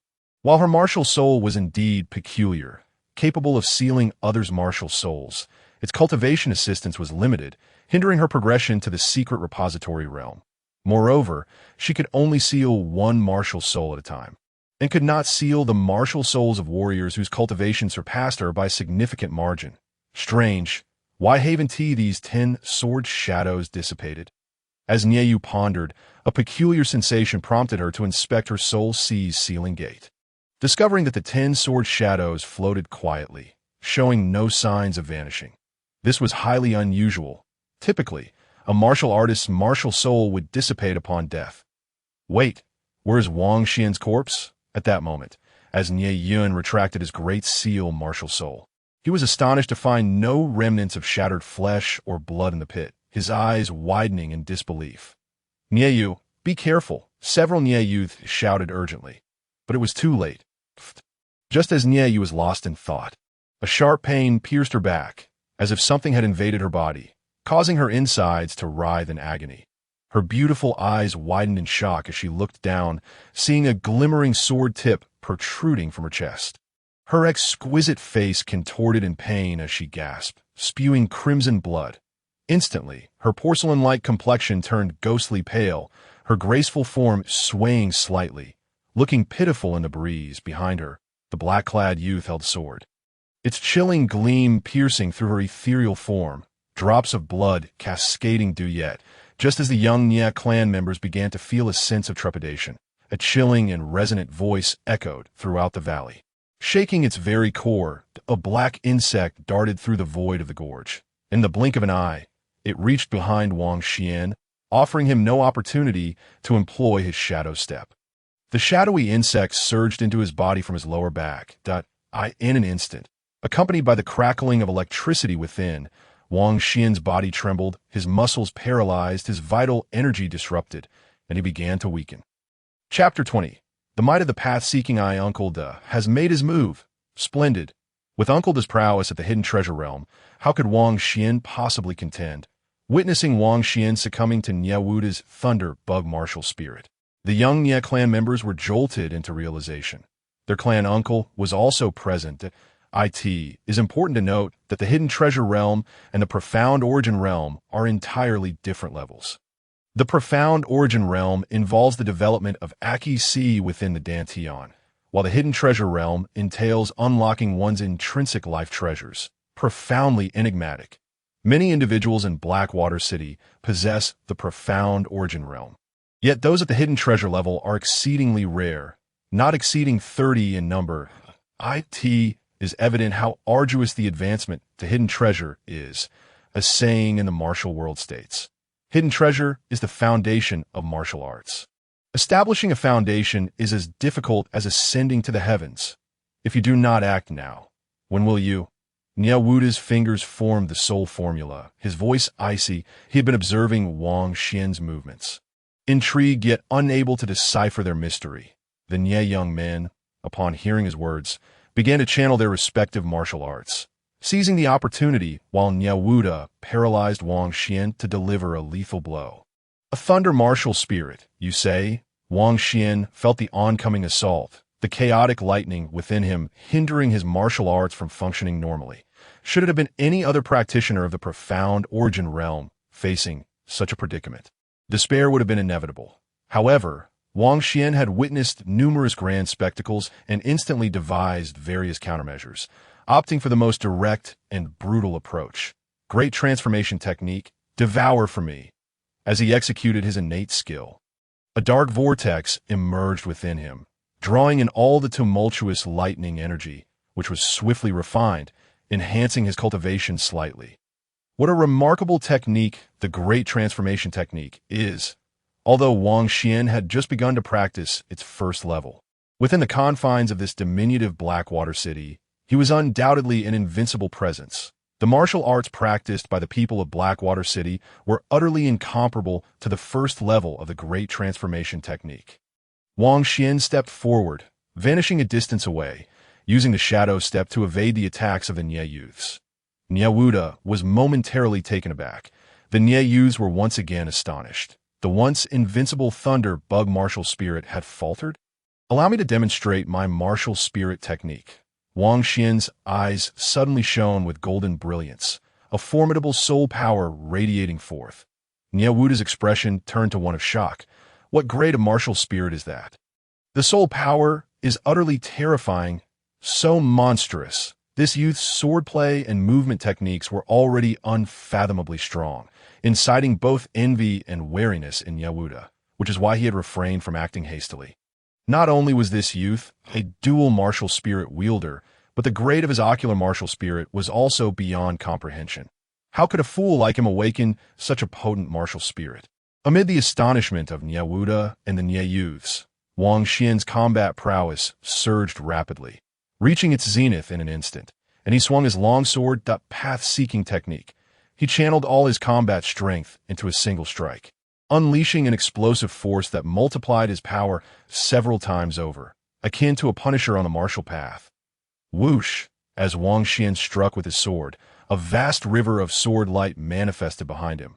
Not merely a river, but a torrent of countless sword rays, dense and impenetrable, surging towards all the members of the Nie clan. No, how could this be the power of the profound origin realm?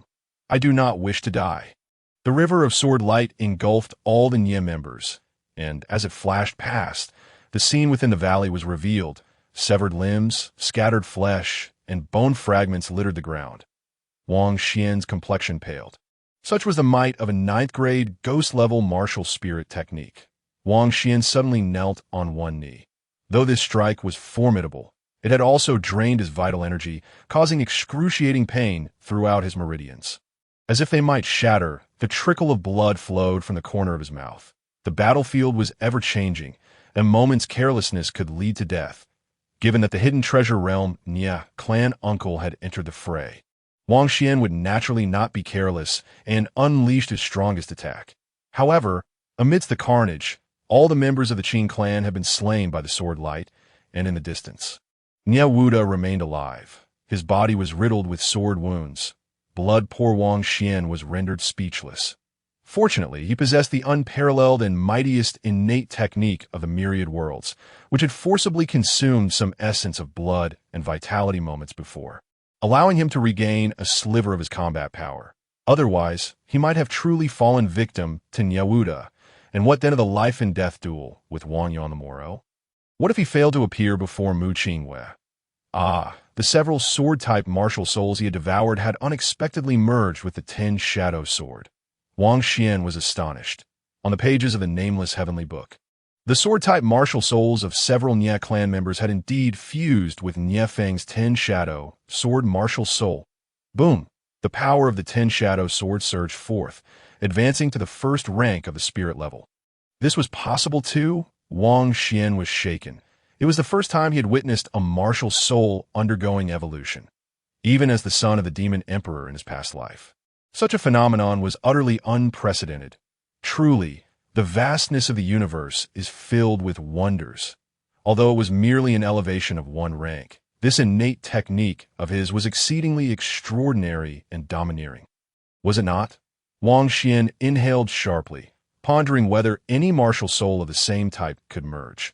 Just the thought filled him with anticipation for the future of his martial path. Nie Yu's martial soul was quite commendable. Yet it had its shortcomings, and the martial souls of others were rather mediocre. After some contemplation, Wang Xian ultimately decided to retain the 10 Shadow Sword, which had ascended in rank, along with the Walking Dao Eye, while allowing the other martial souls to dissipate, transforming into streams of soul power absorbed by the Nameless Heavenly Book. The Nameless Heavenly Book resembled a small infant, eagerly consuming the nourishment of soul power. Bang! Wang Xian's body trembled. His energy sea erupted with a resounding roar as his cultivation level once more broke through. He had reached the 8th level of the Xian Yuan realm. Excellent. Tomorrow marked the deadline for the duel. Let me strive to attain the consummation of the Xian Yuan realm in one fell swoop. Wang Xian felt invigorated. After the duel, he would depart from the Wang family. Blackwater City was ultimately too small. With scarce resources for martial cultivation, the outside world would undoubtedly be far more exciting. With all his might, he activated his innate technique, his martial aura continuously climbing. After the duration of an incense stick, as he consumed all the essence of blood in the valley, bang, he reached the 9th level of the Xian Yuan realm. Regrettably, with the cultivation levels of these elite Nyak clan members and the presence of a secretive clan uncle, he had only managed to elevate 2 levels, failing to achieve the consummation of the Xian Yuan realm. Wang Xian shook his head as his cultivation advanced. The conversion rate became increasingly terrifying, making him ponder what kind of horrifying consumption would be required for future ascensions. Contentment is a form of happiness. Within 10 days, progressing from a mere mortal to the initial phase of the 9th level of the Xian Yuan realm. What more could one desire? The 4 prodigies of the Xuanwu dynasty could not possibly match my pace. Wang Xian murmured to himself when suddenly a frown appeared on his face. Wait, why did he feel a sense of unease? Wang Xian's expression shifted. He sensed impending calamity. He opened his eyes and gazed at the sky, only to discover that the celestial dome above was swirling with dense clouds, illuminated by flashes of lightning. Is this a tribulation? Wang Xian rested his chin on his hand, seated on the ground of the valley as he observed the cloud and mist above. He had witnessed some powerful individuals undergoing tribulations in the ancestral realm, and the current scene bore a resemblance. Yet this tribulation exuded no semblance of vitality. Wang Xian became an onlooker, uncertain which formidable being from this Qianwu continent was about to face a tribulation. And this lifeless tribulation surely meant annihilation. Not a tribulation, but rather divine punishment. But a soft, childlike voice suddenly echoed within Wang Xian's mind. Who? Wang Xian's eyes flickered as he vanished from the valley, reappearing in a dimly lit space. Meow. I am a spirit of the artifact. This is the interior of the heavenly book. The childlike voice reverberated in the space. Just now, the heavenly way of this realm was searching for you. Once locked onto you, it would strike you down. Wang Xian, he had always known that an entity like the Nameless Heavenly Book would possess a spirit. However, when I found you, I called out. But why did you not respond then? Oh dear, I do not know how long I've been asleep. It seems I have experienced the cycle of the heavenly tribulation several times. I only awakened 9 days ago. A small girl, adorned in a red cloth apron and sporting 2 playful hair buns, appeared before Wang Xian, resembling a delicate porcelain doll. Wang Xian was momentarily taken aback. You are the spirit of the heavenly book? Surprised, he retrieved a cloak from his waist pouch, draping it around the little girl. Of course. The little girl tilted her head curiously, gazing up at Wang Xian with sparkling eyes that seemed to contain the flow of celestial bodies. Big brother, you were supposed to possess an extraordinary bearing in both lives. Yet in your childhood, you lost your 6 paths of soul and 7 treasures of fortune. How tragic. Wang Xian, what do you mean? Oh dear, big brother had a terribly sorrowful childhood. The spirit of the book cannot bear to look. Please do not ask me. The little girl covered her eyes with her chubby hands, shaking her head vigorously. Wang Xian furrowed his brow. What do you mean by 2 lives? Although his childhood memories were not particularly happy, they certainly could not be described as tragic. The little girl rubbed her eyes. I did not wish to expend energy, but big brother, your consumption has already attracted the attention of the heavenly way of this realm. I will use my power to mask your aura. For 33 days, you must not consume anything further. 33 days? Yes, it merely awakened for an instant. For you humans, it is quite a lengthy duration. The little girl illustrated with her tiny hands, first indicating a short distance with her index fingers, then spreading her arms wide to convey a sense of length. Seeing this, Wang Xian smiled and nodded, understanding. Just over a month without consumption would be the perfect opportunity to consolidate his martial path. Then it's settled. I shall return to sleep. Goodbye, big brother. However, as the spirit turned to leave, she accidentally stepped on the cloak, tumbling to the ground and lifting her little hands as if to indicate her minor injury. Wang Xian was about to assist her when his vision blurred, and he found himself back in the valley. Looking up at the sky, he noticed that the swirling clouds and lightning had vanished, restoring the serene azure sky once more. Wang Xian was utterly astonished. He had not expected the renowned spirit of the nameless heavenly book to be a little girl, although the divine punishment had dissipated. The earlier commotion would surely draw the attention of some powerful figures and major factions from this continent. Yet it mattered little. The Tianwu continent was merely an inconspicuous lower realm, situated far from the ancestral realm, across countless star rivers, and unlikely to disturb the ancestral realm. Wang Xian chuckled, pondering the spirit's remarks about 2 lives and a tragic childhood. Although he was curious, he reasoned that the spirit was merely young and spoke without restraint. Not wishing to linger, he collected the storage pouches of the Nie clan members. Moments later, Wang Xian exited the valley, heading back toward Blackwater City. The 10-day deadline, it was time to settle accounts with Wang Ye and the Third Elder. Chapter 22. The life and death duel commences on the 9th day of the 9th month. The sky was overcast. The royal family was festooned with decorations, throngs of people converging from all directions. Today marked the day of a life and death duel between the 2 descendants of the Wang family, as well as the final decision regarding the future leadership of the Wang family. The Yi clan had arrived. The Nie clan was also present, and even the city lord's manor had sent representatives to spectate. Today was undoubtedly a rare spectacle in Blackwater City, with not only local factions present, but also many martial artists from outside the city coming to watch the event. The royal palace is here. The eunuch Hai has arrived. The Yin Yu sect, Elder Yun, has graced us with his presence. From the Wanbao auction house, the esteemed Dan Guzi has come. The Shangwan family, one by one, distinguished guests arrived, greeted with smiles by the Third Elder.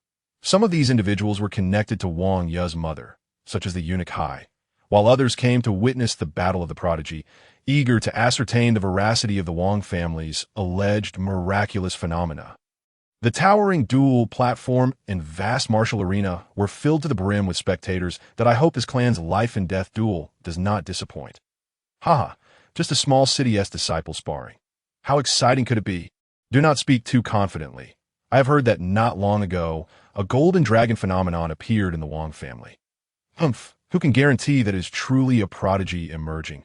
The martial arena buzzed with lively discussions and speculations.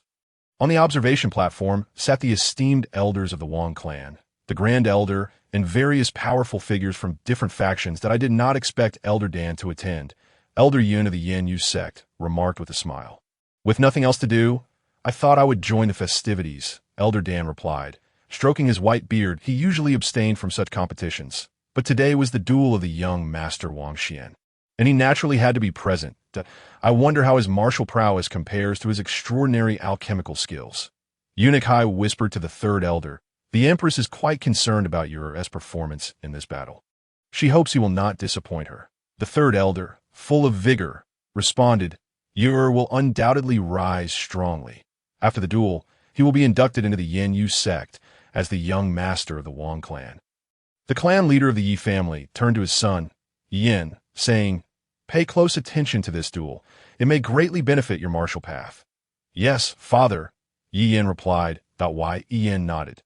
The patriarch of the Nie family cast a disdainful glance, pondering how the Wang family's offspring, no matter how formidable, could possibly rival his family's jewel, Nie Xianxing.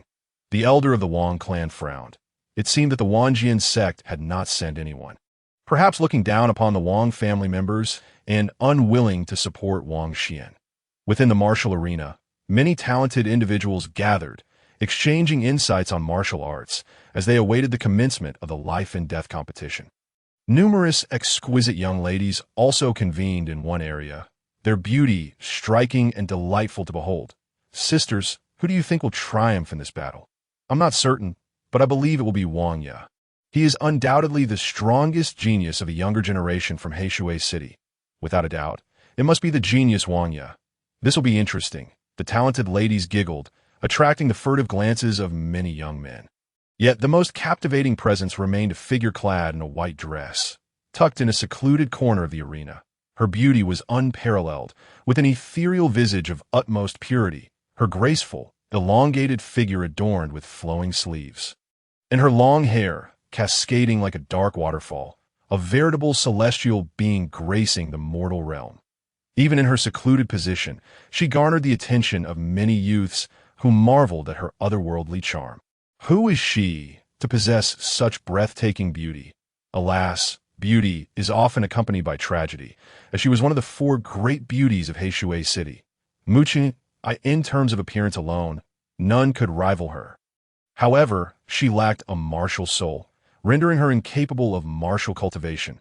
Additionally, what more, she was already wed to a man deemed a failure, who was also to participate in today's contest. It seemed she would soon be widowed. Such a pity for such a remarkable woman. Some talented individuals shook their heads in regret, hoping that Qing Yue's husband would emerge victorious in this life-and-death battle. Yet it was merely a hope, as no one truly believed that a failure could triumph over the genius Wang Ye. Mu Qingyue stood quietly in the corner of the arena. She was not a girl who sought the limelight.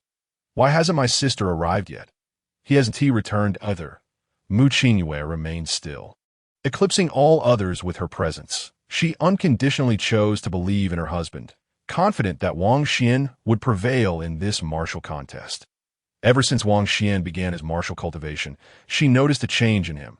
His promises became unbreakable, and he showed her meticulous care, even easily providing the medicinal formula that had left her perplexed. Today, she wore the white dress that Wang Xian had bought for her.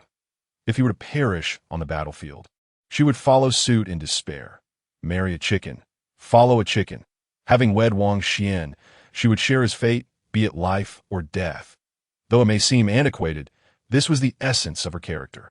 Look, Wang Ye is here, the crowd gasped. Indeed, he is the foremost genius of the Wang clan, exuding an extraordinary aura. Suddenly, a stir arose at the entrance of the arena, and the crowd gasped in awe. A formidable young man adorned in black martial attire, with a jade belt and golden boots, strode into the arena, surrounded by a throng of admirers. His cold visage and profound aura of martial prowess commanded attention as he ascended the towering battle platform. It was Wang Ye, so powerful he passed by me, instilling a tremendous sense of pressure. Naturally, with the earthly dark serpent martial soul, his strength is indeed formidable. This battle may lack suspense. Gasps echoed through the crowd. Wang Ye stood upon the platform, his icy gaze sweeping the surroundings as he coldly declared, "Where is Wang Xian? Step onto the stage and meet your demise." The voice reverberated throughout the martial arena, even reaching the heart of the Wang clan. Wang Ye's expression radiated arrogance as he yearned for this day. He had waited far too long. Today, he intended to crush Wang Xian with overwhelming force, to use him as a stepping stone to seize everything from him, his status, his inheritance, and even Mu Qingyue, who would perish beneath his might. From this day forth, Wang Ye would rise and make a name for himself far and wide. The crowd exchanged glances, puzzled. Indeed, with Wang Ye present, why had Wang Xian not yet made an appearance? Why hasn't Wang Xian shown up yet? What time is it?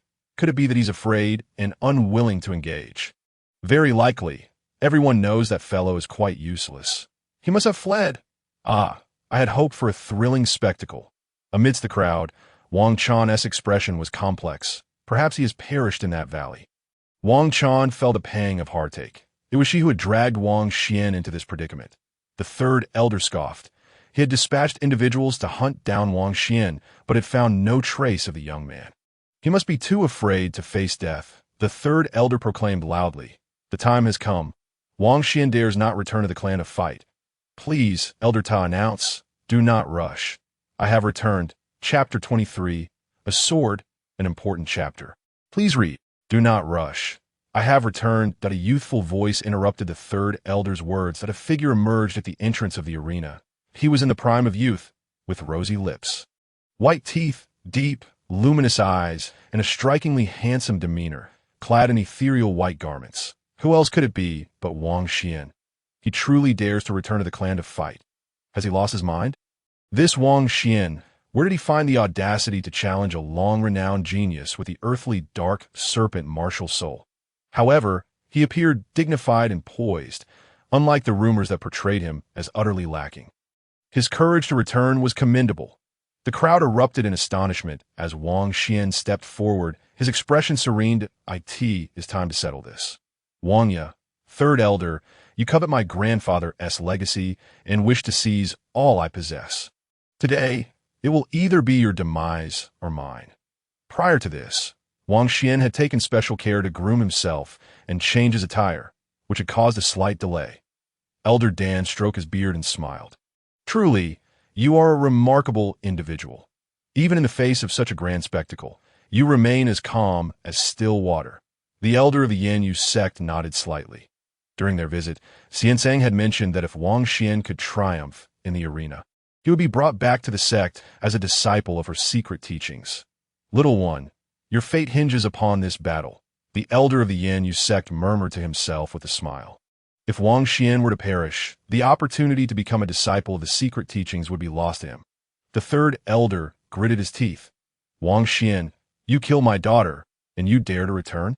As Wang Xian approached the platform, he regarded the third elder with an indifferent gaze. "This is absurd. It was merely your daughter that I killed. What is there to fear?" The third elder retorted. Do you truly view my daughter as nothing? Do not take offense. I know you miss your daughter." Wang Xian smiled, his words trailing off as he ignored the third elder's menacing glare and ascended the platform. Wang Chan's eyes shone brightly as she watched the young man's silhouette, excitement coursing through her. He truly has not died. This is wonderful. Wang Yu scrutinized the white-clad youth who stepped onto the platform. "I must say, you have surprised me. You truly have the audacity to challenge me." "Enough talk. If you wish to become the young patriarch, I will grant you the opportunity," Wang Xian declared. The Wang clan's youth held their breath. It would soon be revealed who was the true dragon and who was but a worm. Wang Ye's fighting spirit erupted, his aura soaring like a volcano ready to incinerate everything in its path. In stark contrast, Wang Xian stood with hands clasped behind his back, exuding an air of tranquility, his hair gently swaying behind him. The life and death battle begins. Boom! Gravity descended, enveloping the entire platform, and even those watching from below felt an overwhelming pressure. Many recoiling in fear. Is this the power of the earthly dark serpent martial soul? A massive illusory black serpent rose behind Wang Ye. The residual force alone pressed down upon them like a great stone, underscoring the immense burden that Wang Xian would endure on the platform. Wang Xian remained unfazed, a triple gravity field. No need to hide. Your martial soul grade allows for a quadruple gravity field. Unleash it all. Wang Ye frowned, his voice low. "It seems you have prepared well for this battle. You have indeed investigated my martial soul, as you wished." Boom.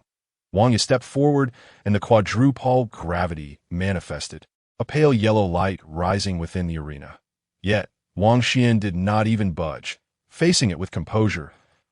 In his condensed soul state, he had reached a remarkable 99 breaths, rendering his physical body far superior to ordinary warriors.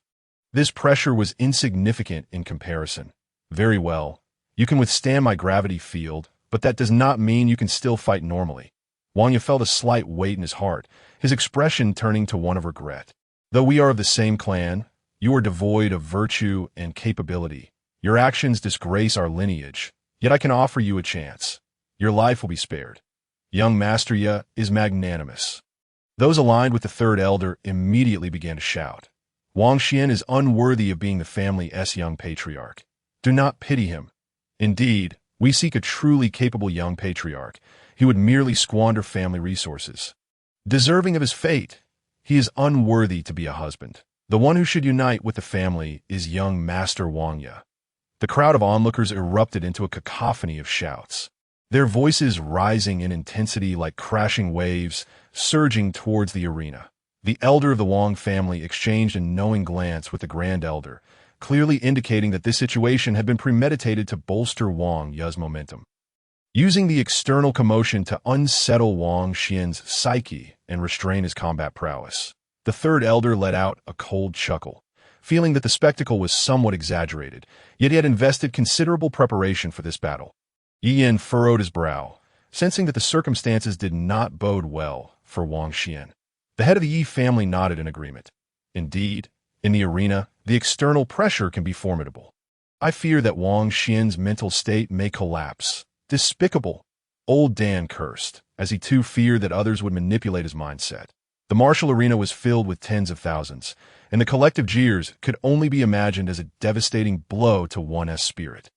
Increasingly, more voices from the crowd rose in fervor, some hired by the third elder, while others merely joined in the frenzy. This beast harms his kin. He must die. He should atone with his own life. Wang Chan, listening to the tumult around him, felt a surge of anxiety, his palms slick with sweat as he worried for Wang Xian. What to do? What to do? Wang Chan was aware that Wang Xian was formidable in battle.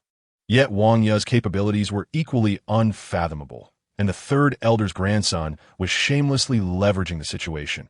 You truly go too far. Speak of how much public funds those people have misappropriated. Wang Xian chuckled lightly. Unfazed by the raucous noise below, it was not sufficient to genuinely affect his mental state, at most diminishing his combat effectiveness by a mere 10%. Who was he? He was the young demon. Unafraid of slander, with his sword in hand, he prepared to face the frenzied crowd, ready to confront Wang Ye at 90% capacity. But at that moment, husband had a melodious voice, akin to celestial music, interrupted him. Wang Xian halted, his expression momentarily surprised as he glanced down at the martial arena, where Mu Qingyue, clad in a flowing white gown, gracefully approached the battleground. It was the first time she had addressed him as husband. In this battle, do you possess confidence, husband? Mu Qingyue gently inquired, her ruby lips parting slowly. Wang Xian fell silent, about to respond, but she smiled and continued, regardless of your victory or defeat, I, Mu Qingyue, wish to declare to the world that I have never regretted marrying you. The crowd was taken aback. Mu Qingyue's beauty was unparalleled, and such exquisite allure often commanded an overwhelming presence. All eyes turned to her, bewildered by her intentions. Yet I hope that you can triumph and avenge me by slaying this vile scoundrel. Mu Qingyue's bright eyes fixed on Wang Ye, her smile vanishing, replaced by an expression of profound hatred. Half a year after I entered the Wang family, one night, returning from the marketplace, I was accosted by Wang Ye, who sought to dishonor me, a woman without martial prowess. Desperate to avoid disgrace, I had no choice but to plunge into the rushing river beside the road. Hatred radiated from Mu Qingyue's delicate features as she articulated each word with intensity. I believed I would perish, awakening 3 days later on a riverbank. What? The martial arena fell into stunned silence. Wang Ye, who had previously believed victory was assured, now paled, stepping back in alarm. Not listen to her. She is slandering me. Wang Ye protested frantically, fear coursing through him. Fabricating lies before so many, this venomous woman sought to ruin him. Mu Qingyue pursed her lips, her expression one of poignant vulnerability. Justice resides within the hearts of men. I trust that all of you are clear-minded that a stone was hurled from the crowd, which Wang Ye caught and crushed with a feral glare. You wretch!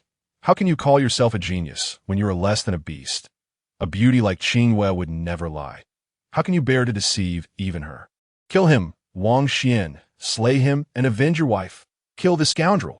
Return your silver and let your tongue be silenced. I fear my heart will rot. The crowd erupted in fury, many throwing stones at Wang Ye, while others hurled coins. Mu Qingyue turned to walk back toward the corner of the martial arena. The third elder was beside himself with rage. Witnessing the chaos unfold, he bellowed, You little wretch. You have ruined my grandson's reputation. I am sworn to oppose you. The elder of the Wang family frowned. What should have been a solemn and deadly combat had devolved into pandemonium, severely tarnishing the family's image. How was I unaware of this matter? Wang Xian blinked in astonishment, his aura once again revitalized, his full combat potential restored. Moreover, Wang Ye was now under the weight of the collective wrath of the crowd. The third elder hastily activated the arena's barriers to shield Wang Ye from external influences. Wang Xian marveled quietly. Mother was right. The more beautiful a woman, the more lethal her influence. One must tread carefully. Look at that. Wang Ye had not garnered fame. Instead, he was destined to be vilified for eternity. Indeed, beautiful women were perilous beings. Wang Xian did not recall that Mu Qingwei had been absent for 3 days. As she had always prepared meals for him, "I will kill you all," Wang Ye screamed, his martial energy surging uncontrollably. In that instant, Wang Xian's figure resembled a flash of lightning, darting across the arena, sending shards of stone flying in his wake, as a sword glimmered brilliantly, flashing past Wang Ye's neck. Wang Ye's expression froze, his eyes wide with shock and disbelief. Had his gravitational field been shattered in a single strike?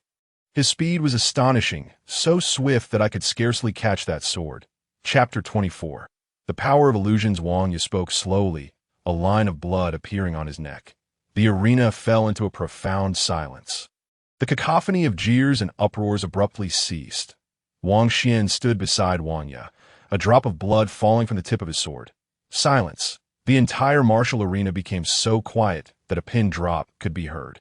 All eyes were fixated on the figure of the young man in black attire, whose sword had been so powerful, so swift, it was truly astonishing. A strike imbued with the force of thunder. Wang Chan covered her mouth, her eyes wide with astonishment. It was with such swordsmanship that Wang Xian had rescued her from the clutches of the Nye clan's demon. Yin stood agape.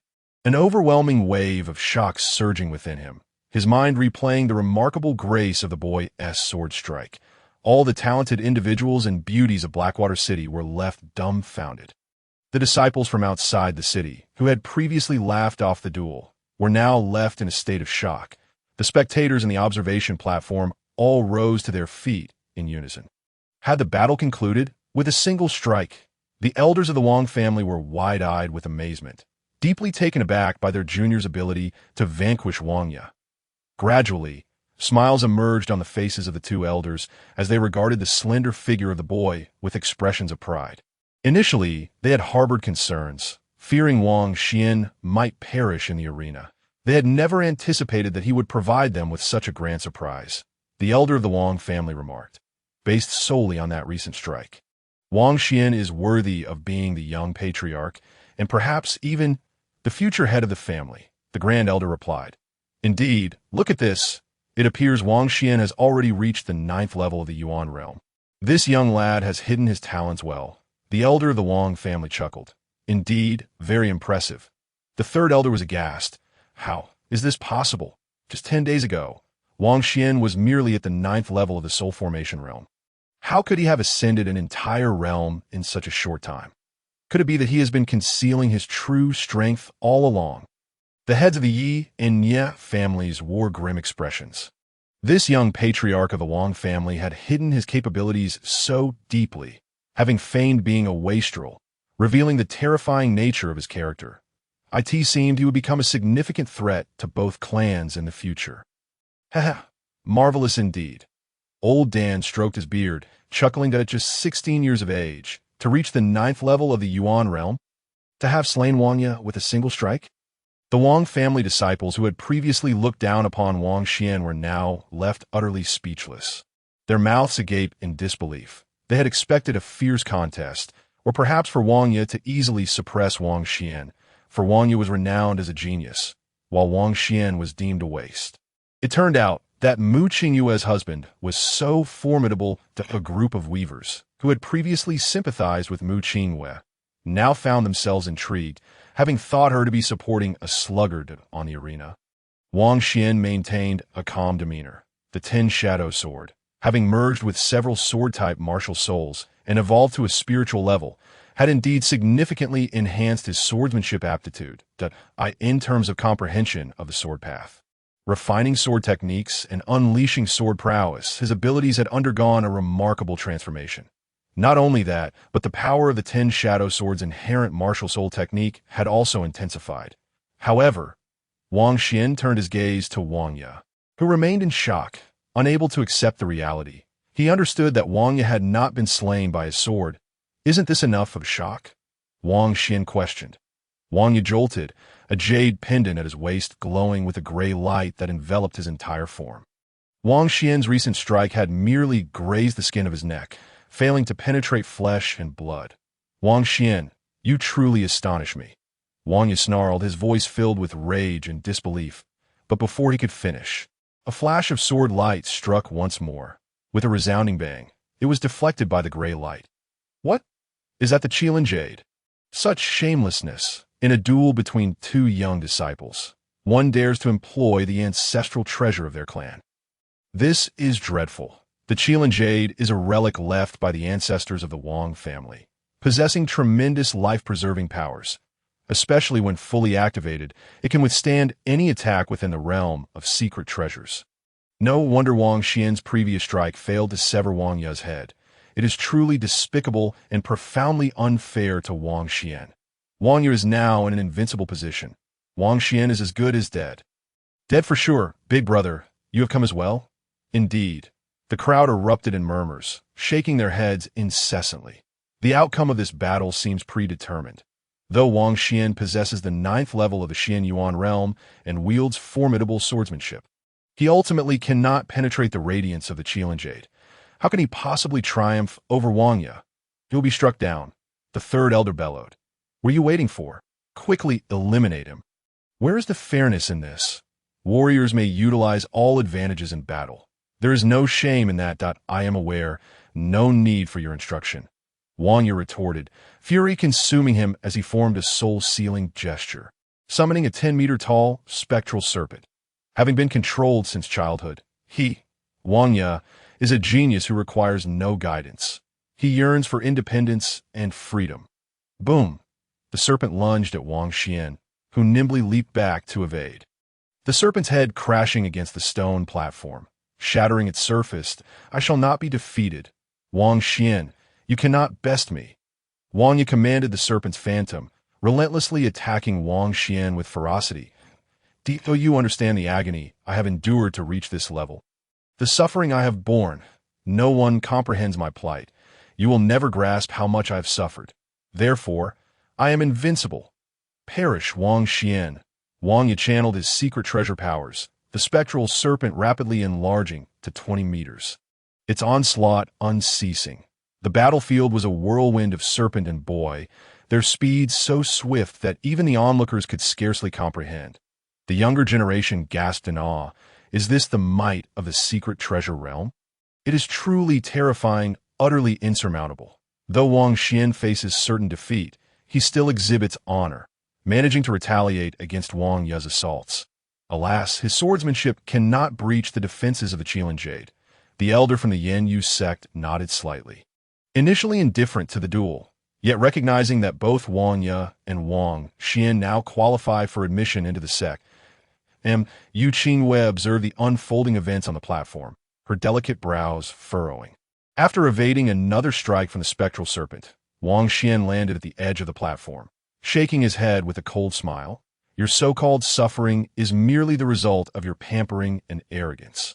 You vile creature, you practice evil arts in the guise of a woman. Do you consider that suffering? How many have lost their homes because of you? How many souls seek retribution from you? The wicked scion, your death would be a mere trifle. The Qilin Jade may shield you from most attacks, but can it guard against this? With that thought, Wang Xian formed a soul-sealing gesture with one hand.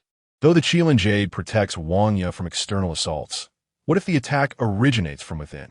His eyes turned icy, intricate golden patterns blooming within his gaze, intertwining into a peculiar eye-ring. Wang Yi, taken aback by the sight of those strange eyes, suddenly realized, so this waste is a wielder of I-type martial souls? Buzz. Just as he pondered this, the world around him began to spin, the scenery warping rapidly, and he found himself in a blood-red space. Where is this? I was clearly in battle. Why am I in this bizarre realm? Wang Yi felt panic rising within him.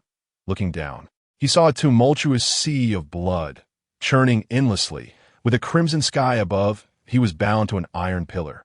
You do not even recognize a mere illusion. You dare call yourself a genius? A youthful voice echoed mockingly around him, an illusion. I have fallen victim to an illusionary technique. Wang Yu was aghast, encountering such a tactic for the first time. This incredible ability, he thought, is said to belong only to those from higher sections. Why does Wang Xian possess it too? Wang Yu, do you see who they are? Figures, drenched in blood, crawled from the sea, advancing toward Wang Yu, ready to consume his flesh and drain his blood. Oh no! Do not kill me! Wang Yu screamed, recognizing the faces of those he had previously harmed. Though it seemed an eternity had passed in the illusion, only the briefest moment had transpired in the real world on the platform. Wang Yu suddenly collapsed in agony, the spectral serpent dissipating. This scene left many spectators bewildered. This boy can actually wield illusion techniques. The elder from the Yanyu sect's eyes lit up in surprise. Moreover, his spiritual power seems quite formidable, allowing him to ensnare his opponent in an instant. Elder Dan exclaimed, as a pill master, how could his spiritual power be weak? On the platform, Wang Xian's expression remained frosty. Wang Yu's sudden vulnerability was not solely due to the strength of his spiritual power, but also because of his fragile mental state. The trivial hardships Wang Yu had faced in his training paled in comparison to Wang Xian's past, which had been a far more arduous journey. Moreover, Wang Yu practiced a perverse and expedient form of cultivation. Wang Xian, do not kill me. I realize my mistakes. Wang Yu cried out, blood streaming from his orifices as he clutched his head, twisting it as if attempting to snap his own neck. The third elder and the Grand Eunuch rushed toward the platform, alarmed by Wang Yu's apparent descent into madness. Wang Xian, halt at once. The third elder shouted as he and the Grand Eunuch leaped into action. Wang Xian declared, die. Puffed. Wang Yu exerted all his strength, twisting his head off, blood spraying violently. You dare harm him, you young whelp? The third elder and the Grand Eunuch ascended the platform, their eyes aflame with rage as they unleashed their martial techniques, intent on eliminating Wang Xian. Chapter 25. Wang Xian, still the young patriarch of our clan, as the third elder and the Grand Eunuch charged onto the platform with the intent to slay Wang Xian. The crowd erupted in shock. Who could have anticipated that Wang Yu, possessing the Qilin Jade and being in the first level of the secret treasure realm, would meet such an extraordinary defeat? And in such a bizarre manner. Was he not the prodigy who summoned the true dragon's manifestation? How despicable! This was merely a duel of life and death between two juniors, yet the elders intervened. Old fool! A gust of wind whipped past as Wang Xian gripped his sword fiercely, the sound of rushing waters echoing as he unleashed a strike. Swish! A multitude of sword shadows surged forth, razor-sharp and relentless, crashing toward the third elder like a tidal wave. Great dragon's grief. The third elder roared, his hands forming claws as he swiped through the air, shattering all sword shadows, channeling the terrifying might of the peak second level of the secret treasure realm as he closed in on Wang Xian. A claw aimed directly at his face. Get lost, the youth roared. With his left hand clenched into a fist, Wang Xian's youthful visage twisted into a fierce expression as he retaliated. Boom! The clash of fist and claw erupted, energy rippling outward. In the next moment, the third elder staggered backward, his face alternating between red and white. Conversely, Wang Xian slid back to the edge of the platform, halting only at the brink, his left hand skin torn. Droplets of blood falling.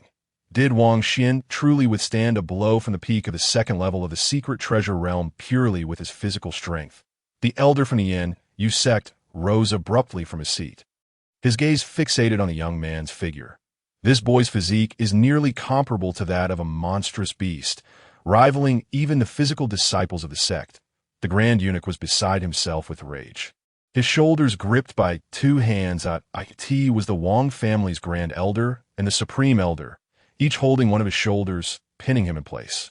Not long ago, the Grand Eunuch had aimed to eliminate Wang Xian, only to be thwarted by the two elders. The Supreme Elder stated, since you have left the family, refrain from meddling in our clan's affairs. The Grand Eunuch screeched, do you truly wish to protect him? Are you aware of the consequences? The Grand Elder chuckled. We may be old, but we can still discern right from wrong. Depart and cease your meddling. Very well. Do not regret this, the Grand Eunuch retorted. Shaking free from their grasp, leaping off the platform, departing the clan grounds, the Wang family will face annihilation due to your foolish choices. Our Wang family sons may stand and die, but we shall never kneel and live." The Supreme Elder sighed. Shaking his head, he turned to the assembled clan members, saying, "Do you not recognize your errors? Your arrogance tarnishes our ancestors' legacy." The clan members bowed their heads in shame. The Supreme Elder then directed his gaze toward the livid Third Elder. "Do you still not comprehend your mistakes? From this day forth, you are relieved of your elder position and shall go to the ancestral hall for reflection. I am not in the wrong. Sooner or later, the clan will tread the path of ruin due to your leniency and folly. This wretched spawn will lead us to decline and destruction." The Third Elder shot a venomous glare at Wang Xian. With the Supreme Elder's protection, he could not eliminate this young scion today. But how long could such protection last? It was merely a delaying of the inevitable. "I will not be dismissed from this moment. I withdraw from the clan." The Third Elder seethed with resentment and turned to leave. Wang Xian's expression shifted slightly as he furrowed his brow and spoke. "Wang Ya, are you attempting to stage a resurrection?" "What?" The Grand Elder, the Third Elder, and the Great Elder were taken aback and swiftly turned their heads, only to behold Wang Ya's lifeless body lying still, devoid of any signs of change. "This is bad." A chill gripped the heart of the Third Elder as he hurriedly looked back. Wang Xian had already completed the soul technique with both hands in an instant, pointing a finger into the air towards the Third Elder. Unleashing a tremendous surge of soul power, 10 sword shadows shot forth, coalescing in the void to form a miniature sword, which, in the blink of an eye, pierced into the Third Elder's brow and emerged from the back of his head. "Ew!" The Third Elder's eyes widened in disbelief. The youth's speed in executing the soul technique was astonishingly swift, catching him completely off guard. Twin martial souls? This child possesses not just one martial soul. The Third Elder could utter only a single word before vitality fled him, collapsing lifelessly. The spectators in the martial arena were dumbfounded. The talent of the young clan leader of the Wang family was unexpectedly high, having even killed an elder in retaliation. Hiss! Although it was a sneak attack, that sword strike was indeed formidable. Heavens, if he is deemed a waste, then what are we? The sword spirit from earlier exhibited a profound level of soul power, likely no less than a spirit-level martial soul. The arena was abuzz with commotion. Wang Xian's expression was cold. He had refrained from revealing the 10 shadow sword earlier, not out of a desire to conceal it. For while twin martial souls are rare, they are not so extraordinary as to provoke the covetous eyes of the powerful, as long as he refrained from showcasing the shadow steps in public. It should not pose a significant issue. This strike was deliberately reserved for you. Our karmic ties are now settled, Wang Xian stated coldly. The Grand Elder and the Great Elder exchanged glances, both shaking their heads. It seemed this was indeed Wang Xian's true combat prowess, and they had previously underestimated the youth. With a twin martial soul, one focused on offense, and the other a rare ocular type, it could be anticipated that if young Wang Xian did not perish, he would undoubtedly achieve great heights in the future. You little rascal, with such extraordinary talent, how can you still act the part of a dandy for 2 more years? The Great Elder chuckled. Indeed, his mindset is quite remarkable. The Grand Elder sighed softly, gazing at the bodies of the Third Elder and Wang Ya, a complex expression in his eyes. Those who seek to harm others ultimately harm themselves. The grandfather and grandson duo sought to harm Wang Xian, but they brought this upon themselves. Wang Xian is magnificent. Wang Chan exclaimed excitedly, her delicate frame trembling in exhilaration as she gazed at the young man's figure. Young clan leader is magnificent. Young clan leader is magnificent. The Wang family members began to cheer, particularly those from the old clan leader's lineage, some with tears of excitement in their eyes. Our young clan leader is not truly a dandy. How wonderful! Our young clan leader is the true genius. He has merely been enduring for 2 years. Young clan leader, we wronged you. Please forgive us. Some disciples knelt, filled with remorse and self-reproach, paying for Wang Xian's 2 years of restraint and dormancy. Wang Xian.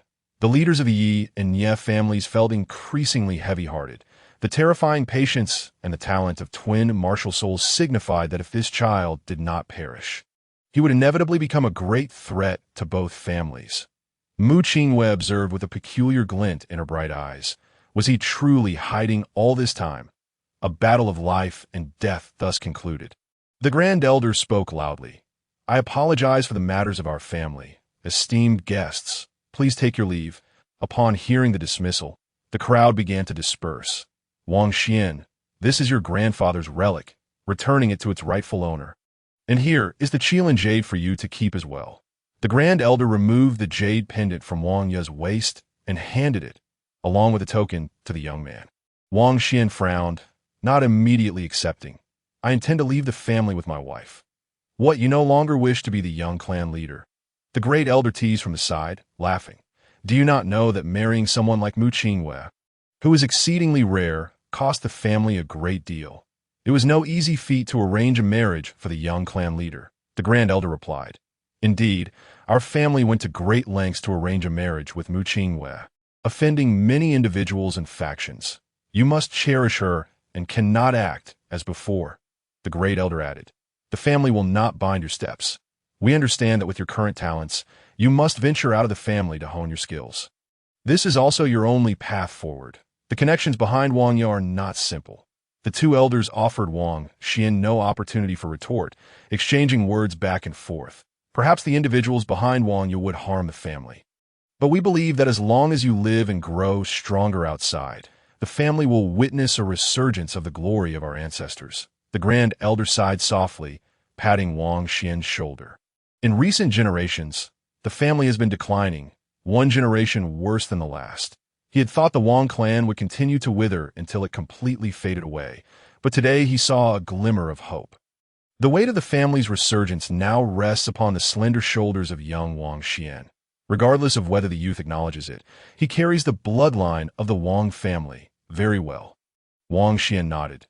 The two elders' intentions were clear. Mu Qingwei was brought to the young clan leader by the family, and to take her away, he must continue to be the young clan leader. He could only accept this with resignation. With his current martial prowess, he could merely rely on a stroke of luck to kill the third elder in an ambush, and he was incapable of defeating these two elders. Moreover, Mu Qingwei was the closest person to him now. He must take her away and restore her health. Of course, these two elders were not ill-intentioned. They were simply too old to wish to manage family affairs, which allowed the third elder to act recklessly. From the gazes of the two elders, Wang Xian sensed their care. As elders, he indeed bore the blood of the Wang family, an unchangeable fact. The Grand Elder reminded, today, you have made a name for yourself in battle, showcasing your strength and talent, but be wary of those with ulterior motives. Haha, as long as you can join my Yin Yu sect, all dangers could be averted. The elder of Yin Yu sect landed on the battle platform, scrutinizing Wang Xian. Now you have an opportunity. You know Nye Xiansang, the secret disciple of our sect, right? You could become one of her 10 attendants, enjoying the privileges of an outer sect beloved disciple. Are you willing? Chapter 26. The child has died, and now the milk has arrived? As the life and death match concluded, the spectators gradually departed. Those who had yet to leave were taken aback upon hearing the words of the elder from Yin Yu sect, halting their steps in astonishment. Joining a martial sect is the dream of countless young talents, and now, Yin Yu sect has offered a slot, just because Wang Xian had helped Nye Xiansang 2 years ago. He now reaps such a fortunate outcome. It is indeed unexpected. However, entering Yin Yu sect as a servant, the crowd exchanged glances. This could be considered a rare opportunity. Perhaps, some individuals felt a strange sensation in their hearts, curious about how the young clan leader of the Wang family would decide. The head of the Nye family scoffed. He did not expect Xiansang, a gem, to recruit an outsider as a servant. One of the 10 slots had been taken by Wang Xian. The Nye family head did not object. The family currently relied entirely on Nye Xiansang's blessings. Has Nye Wuda not returned with the family's elites yet? Hurry and notify them to select 9 elite disciples to head to the upper sect. Yes, the head of the Nye family left with a grim expression alongside his kin. On the battle platform, Wang Xian was momentarily speechless after hearing the elder from Yin Yu sect. The elder chuckled, mistakenly believing the youth was overwhelmed with joy and had not yet found his voice. Wang Xian's gaze gradually turned peculiar as he looked at the elder. I do not wish to. Elder Yun's smile faded, his brow furrowing as he asked again. Are you certain? Do you know how many people yearn for this?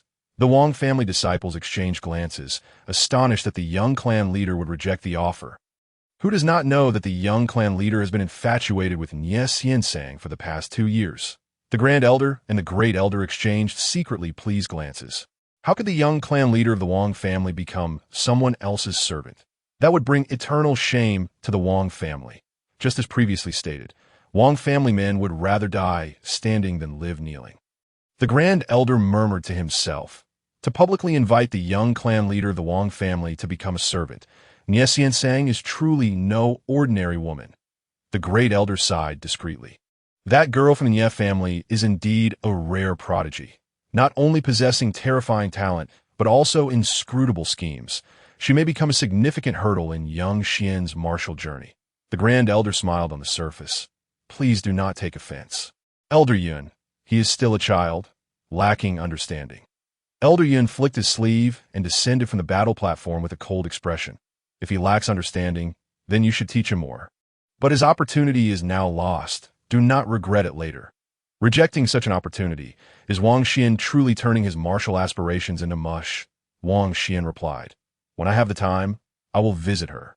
Elder Yun believed the youth was being stubborn, not looking back. It would be best not to harbor unrealistic thoughts. Your talent is decent, but your vision is ultimately limited. A frog gazing at a swan. And you have already missed the closest chance. Elder Yun sneered. Nie Xiansang resides high above the clouds, far beyond the reach of a mere youth's aspirations. Not to mention becoming a martial partner. Even being a servant to Nie Xiansang would be akin to the Wang family's ancestral grave emitting green smoke. With a wave of his hand, a white jade boat appeared before him. Elder Yun boarded the jade vessel and soared into the sky. As the powerful figure from Yin Yu's sect departed, the crowd exhibited varying expressions as they continued to retreat. The head of the Yi family stated, "Let us take our leave as well." There is no need to envy too much. Indeed, Father Yin nodded slightly, casting a glance at the figure of Qing Ji upon the battle platform. One day, I shall surpass him. The members of the Yi clan departed. Xiao Xian, the elder, gazed at the flying vessel disappearing into the horizon, hesitating to speak. Fear not. I'm going to meet Nie Xiansang regarding the matter of the awakening of the martial soul from years past. Wang Xian smiled lightly, curious about what truly transpired back then. As for the so-called improper thoughts, they are indeed laughable. The two elders nodded. Back then, Xiao Xian had aided Nie Xiansang, yet the latter had the audacity to take him as a servant, exhibiting utter disregard for familial bonds, for which there is no comparison to the family-selected granddaughter-in-law. The trio descended from the battle platform, the two elders wearing amiable smiles as they looked at Mu Qingyue, granddaughter-in-law. You have endured much these past 2 years. Wang Xian shook his head, feeling as though he were the one treated as family. That Mu Qingyue gently shook her head in response. Wang Xian smiled at Mu Qingyue. Let's be off. Waving his hand in farewell, he departed with Mu Qingyue. The elder's eyes were filled with concern. The outside world was undoubtedly vibrant, yet also perilous, especially since Wang Xian had slain the illegitimate son of a royal concubine. Wang Xian held Mu Qingyue's white sleeve, strolling along the clan path, heading toward the outside world. Greetings, young clan leader. Young clan leader, today your skills truly amaze the crowd. Your renown now spreads throughout the entire city. The clansmen they encountered greeted Wang Xian warmly, devoid of the previous indifference or scorn. As they approached the clan's entrance, a white crane descended from the sky, landing before Wang Xian and Mu Qingyue, from which emerged a pair of young individuals. Among them, the girl, around 16 years of age, donned a flowing red gown, her features exquisite, resembling a fiery sprite, enchanting and captivating. The boy, appearing around 14 or 15, exuded an air of nobility, with a fair complexion and a tall stature. Sister, the girl in red exclaimed upon seeing Mu Qingyue, rushing into her embrace. Wang Xian raised an eyebrow in curiosity. Who is she? Her delicate brows and eyes bore some resemblance to Mu Qingyue. Could she be his sister-in-law, Mu Linger? Mu Qingyue affectionately ruffled the younger girl's hair. Then her expression shifted to displeasure. Why did you arrive so late? Mu Linger stuck out her little pink tongue, realizing her mistake, and obediently replied, I encountered an ancient site on the way, which delayed me. Where's my brother-in-law? I must go protect him now. I am right here, Wang Xian said with a smile, standing nearby. The girl seemed to be of similar age to him, making it difficult to discern who was older. Wang Xian mused, I now have sister-in-law. What a joyful occasion for family reunion. Mu Linger performed a polite bow, sweetly calling out, hello, brother-in-law. However, Wang Xian's ears caught a transmission of elemental power. If you bully my sister again, do not blame me for being impolite. Wang Xian was momentarily taken aback, then smiled. All right, as he reached out to pat the girl's head. Mu Linger twitched her mouth slightly. With her sister present, she felt it unwise to lose her temper. Wang Xian withdrew his hand, having discerned that Mu Linger was at the 9th level of the Xian Yuan realm, her foundation far more stable than those from Blackwater City, indicating she was likely preparing to solidify her martial base before advancing to the secret realm. Wang Xian then glanced at the elegantly dressed young man who accompanied them, who was at the 8th level of the Xian Yuan realm, his foundation also appearing quite solid. Who is this? Mu Qingyue inquired, puzzled. Mu Linger introduced, he's my junior brother, Su Xiao's your elder sister. I brought him along for some practical experience. Elder sister, you didn't summon me just to use my mount, did you? Su Xiaoshu scratched his head, confused. Mu Linger's face darkened. All right, the ancient site is opened. We must hurry, or the treasures will be taken by others. Chapter 27. The mysterious ancient site. The ancient site that Mu Linger referred to was located by the flowing sands of the Lusha River in Lusha City, where a mysterious stone door had emerged. The four of them rode upon the white crane. Yu Qingyue gazed down at the earth below. Once a martial artist reaches a certain level, they can fly on their own. One day, you will be able to as well, Wang Xian said with a smile. Mu Qingyue was taken aback. I can truly fly? Without a martial soul, how could she cultivate martial arts, especially when her body seemed to weaken further?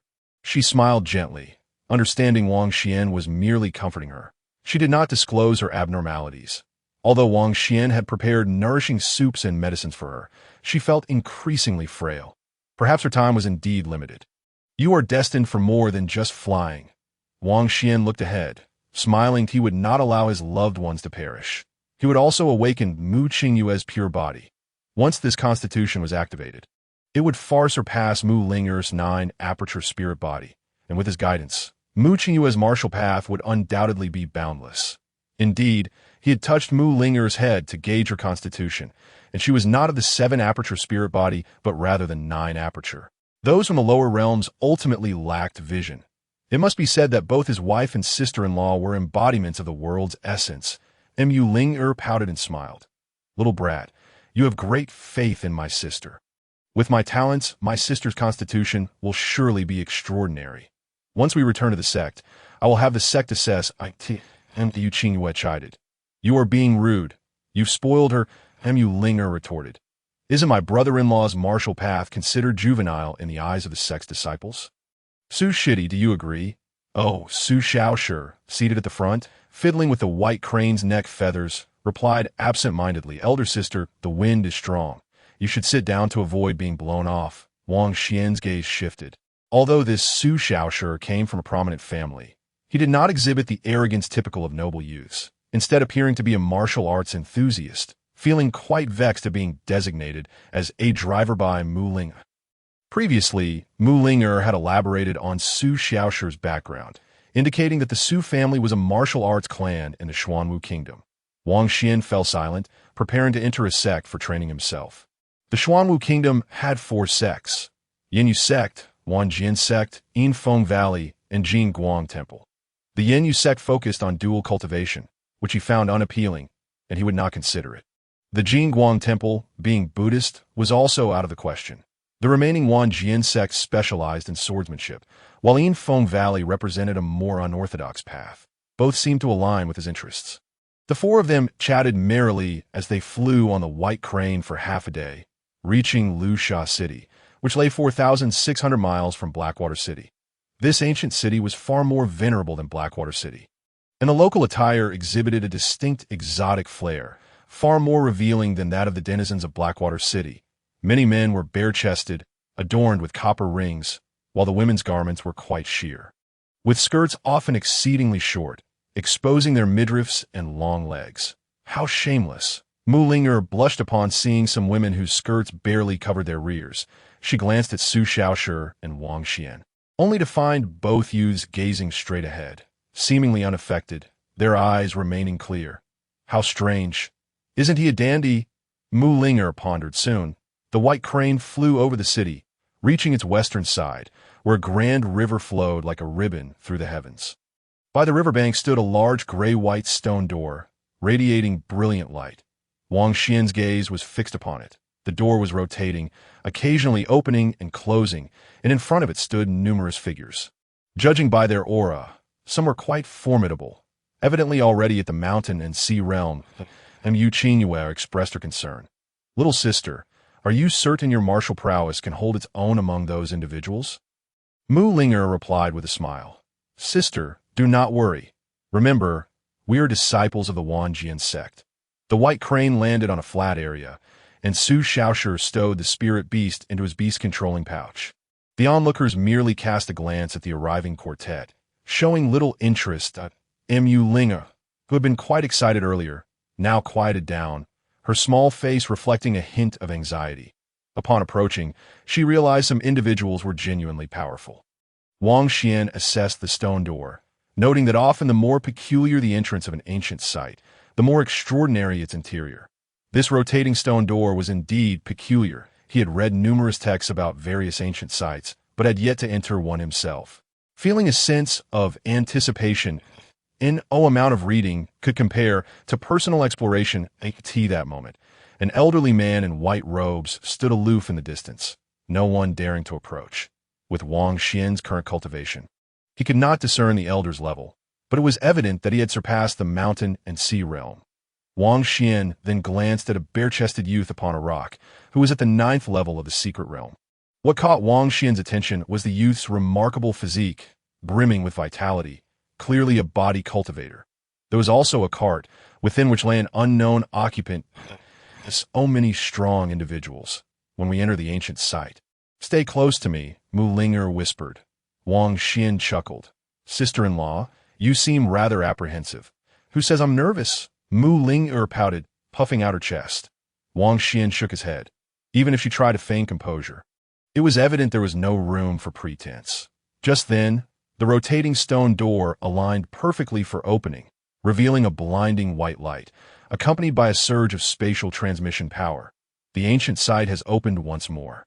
Let the capable seize it. Charge forth. I shall scour every treasure within. Hundreds of individuals by the riverside swiftly rushed towards the stone gate. The fastest among them was the old man in white, who, in a flash, darted through the portal.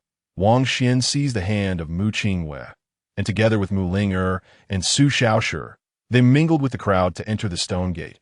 After a dazzling burst of white light, Wang Xian opened his eyes to find himself in a dimly lit, elongated cave adorned with stone walls. The cavern seemed endless, extraordinarily spacious, standing 5 to 6 meters high and over 10 meters wide. What a rich essence of heaven and earth! Mu Ling'er's delicate face revealed a look of astonishment as she noticed that there were no other treasure seekers nearby. Wang Xian smiled slightly and explained to his sister-in-law, there are 2 types of teleportation, designated locations and random ones. The latter relies on luck. One could end up in a den of fierce beasts. Mu Ling'er, puzzled, asked, isn't that unfair? Wang Xian replied, luck is indeed a part of a warrior's journey. Cultivating martial arts is heavily influenced by chance. As the saying goes, fortune comes to those who do not seek it, while those who chase it may find themselves in despair. As he surveyed his surroundings, he continued, some fortunate individuals can casually pick up a rusty sword only to discover it is a legendary weapon. Which seems quite illogical. With a chuckle, he added, who would have thought? You, little one, possess a surprising depth of knowledge. Mu Ling'er regarded him with a peculiar expression, musing to herself. Suddenly, her bright eyes lit up, and she joyfully dashed toward the corner of the cave. Drawn to a plant nestled in the crevice of the stone wall. It's a Qingling fruit. We've barely arrived and already encountered a spiritual treasure. Chapter 28. The emergence of a precious treasure before them stood a small, tree-like spiritual plant bearing 3 green fruits. Mu Linger eagerly plucked one and returned with joy. She tossed one to her junior brother and offered another to Wang Xian. Here, it seems I'm also favored by fortune. Do not underestimate this Qingling fruit. It is worth 3 elemental stones. Wang Xian received it with a smile, expressing gratitude towards his sister Dash and Dashlaw. Mu Linger waved her hand, raising her smooth chin. Sister, am I not correct? Not only is my sister a genius, but she's also a treasure in her own, right? Yu Qingwei found it strange that Wang Xian could effortlessly earn hundreds of thousands of elemental stones in just the time it took to prepare a meal. The white dress she wore, seemingly ordinary, was worth over 130,000 elemental stones. She glanced at Wang Xian, noting his excitement as he stored the spiritual fruit, and chose not to say more, understanding that he was simply trying to make her younger sister happy. Without further delay, the 4 of them proceeded deeper into the cave. After walking for 100 meters, Mu Linger's eyes sparkled again. Ah, I've stumbled upon another spiritual treasure. She dashed ahead like a jubilant fire sprite, reaching a section of the cave wall adorned with numerous purple flowers. Wang Xian's gaze flickered. Those were Zishuan flowers, each worth 5 lower-grade elemental stones in the Xuanwu Kingdom, used as an ingredient for concocting qi gathering pills. There were over 30 flowers in total, and Mu Linger divided them into 3 portions, giving one each to Su Xiaoshi and Wang Xian, keeping one for herself. Wang Xian nodded inwardly. Though Mu Linger was lively and fond of wealth, she was not greedy for it. After distributing the Zishuan flowers, Mu Linger clapped her delicate hands. Sister, look, you should let your husband accompany me from now. As long as he can cultivate his mindset, I will protect him and ensure he reaches the secret store realm in 10 years. Mu Qingwei replied, perhaps it's best if he does not associate too closely with the little girl. After a moment's contemplation, she added, you, as a genius of the Wanjian sect, should take charge of Wang Xian's admission into the sect. Mu Linger paused, realizing that joining the Wanjian sect required talent. How could she facilitate Wang Xian's entry? Su Xiaoshi, slightly bewildered, understood that this couple was placing a significant burden on their junior sister. At that moment, a melodious chime echoed from behind. A horse-drawn carriage sped past the 4 of them, driven by a wooden automaton. The curtains fluttered open, revealing an extraordinarily beautiful maiden seated within, clad in a blue dress. Her long blue hair cascaded like a waterfall, exuding an air of aloof elegance as her gaze briefly swept over the 4. That is the young lady of the Changong family, Changong Qingyan, Su Xiaoshi announced. Wang Xian had heard of the Changong clan, a prominent family in the Xuanwu Kingdom, on par with the Su family in strength. Whoosh, a figure darted past, chasing after the carriage and stirring up a gust of wind. It was a handsome young man in white. He is the young master of the Bai clan, Bai Feng, another scion of a great family. Let us hurry after them. We risk losing the treasures, exclaimed Mu Linger. Su Xiaoshi clasped his hands together in a spell, and a radiant white light enveloped their feet, transforming into a colossal sword spirit that lifted them half a foot off the ground as they pursued. Though Mu Qingwei could not practice martial arts, she had read enough about martial knowledge to recognize the technique. Flying on a sword? Indeed, Wang Xian replied, that sword-type spirits possess a certain ability to control flight. One can fly at the 8th level of the Xian Yuan realm. As for Shi Shidi, his spirit is at least of the top-tier spiritual grade and possesses an understanding of sword intent. Su Xiaoshi's eyes widened in surprise as he turned to Wang Xian, astonished that he could accurately deduce his martial cultivation and spirit grade in just one statement, and even comprehend sword intent. This was not the behavior of the wasteful youth his junior sister had described. Scratching his head, Su Xiaoshi sheepishly remarked, Brother Wang, I am merely beginning to explore sword intent. I can only fly a mere half a foot and cannot cover 5 miles. Wang Xian smiled. Your sword lacks the momentum of unwavering determination. You must embody the belief that you can cut through all obstacles. Mu Linger muttered, as if you know anything about swords, that I possess a modicum of knowledge. Wang Xian replied that Mu Linger pouted, clearly unconvinced. Your brother-in-law has awakened a sword-type spirit, Mu Qingwei interjected. Though she understood that her sister was trying to preserve her husband's pride, she felt it unwise for him to show off in front of the disciples of the sword sect when he had only just awakened his spirit. Mu Ling'er felt a twinge of discomfort, realizing her sister had consistently defended an outsider without considering her feelings as a younger sister. Despite finding Wang Xian not as terrible as rumored, she still believed that a youth from a small family could not possibly compare to a disciple of a major sect. It was not that she looked down upon her brother-in-law. Rather, the martial arts of Blackwater City were simply too backward. As the sword spirit came to a halt, Su Xiaoshi dispelled the spell, revealing Changong Qingyan facing off against Bai Feng, flanked by numerous spiritual herbs. The Yunyu grass, each valued at around 100 elemental stones. Changong Qingyan and Bai Feng turned their gazes towards Su Xiaoshi, while the other three were disregarded, since the young master of the Su family has arrived. How about we divide the Yunyu grass into 3 portions? Changong Qingyan suggested. Very well, Bai Feng agreed. Let us proceed to search for treasures together, each clan keeping one another in check. Bai Feng plucked a portion of Yunyu grass and tossed it to Su Xiaoshi. Mu Ling'er frowned. Wang Xian remained silent, observing calmly that Su Xiaoshi accepted the Yunyu grass, which amounted to 9 stalks, and approached Wang Xian and Mu Ling'er, handing 6 stalks to them. Sister, their cultivation is quite high. You cannot face them alone, Su Xiaoshi whispered. That Mu Ling'er felt a surge of frustration and huffed softly. Wang Xian graciously accepted the Yunyu grass. Thank you. Sure shitty. Changong Qingyan and Bai Feng were both at the early and mid stages of the secret store realm respectively. Su Xiaoshi was not a fool. He understood the importance of preserving his senior sister's dignity. We acknowledge that your martial prowess is formidable, but a single fist cannot defeat 4 hands. Let us remain calm. Wang Xian reassured with a warm smile. Mu Ling'er nodded, though she still felt a bit embarrassed, believing she had lost face in front of her brother-in-law and sister. Let us find an exit and leave. Mu Ling'er proposed. The cultivation levels of those entering the ancient relics were far too high. She recognized that as a disciple of the Wanjian sect, she could not intimidate these individuals within the ruins.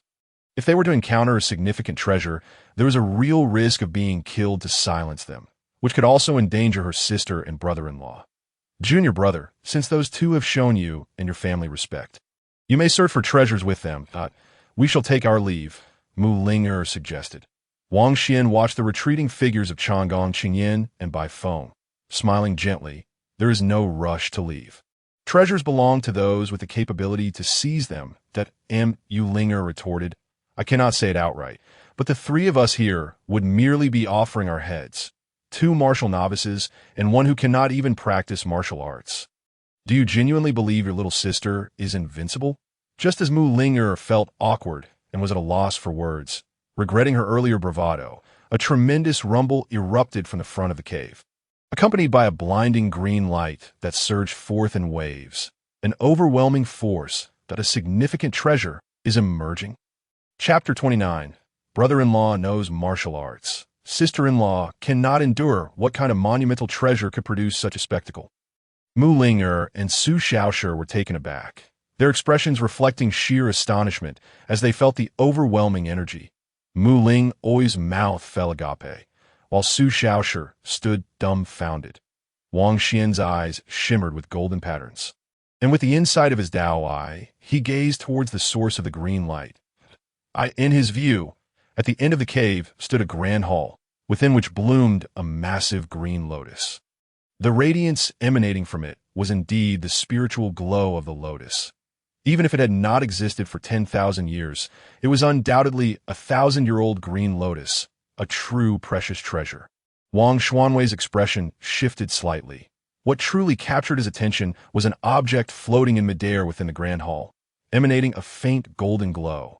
Although the radiance was not particularly intense, it was something his Dao-seeing eyes could not penetrate.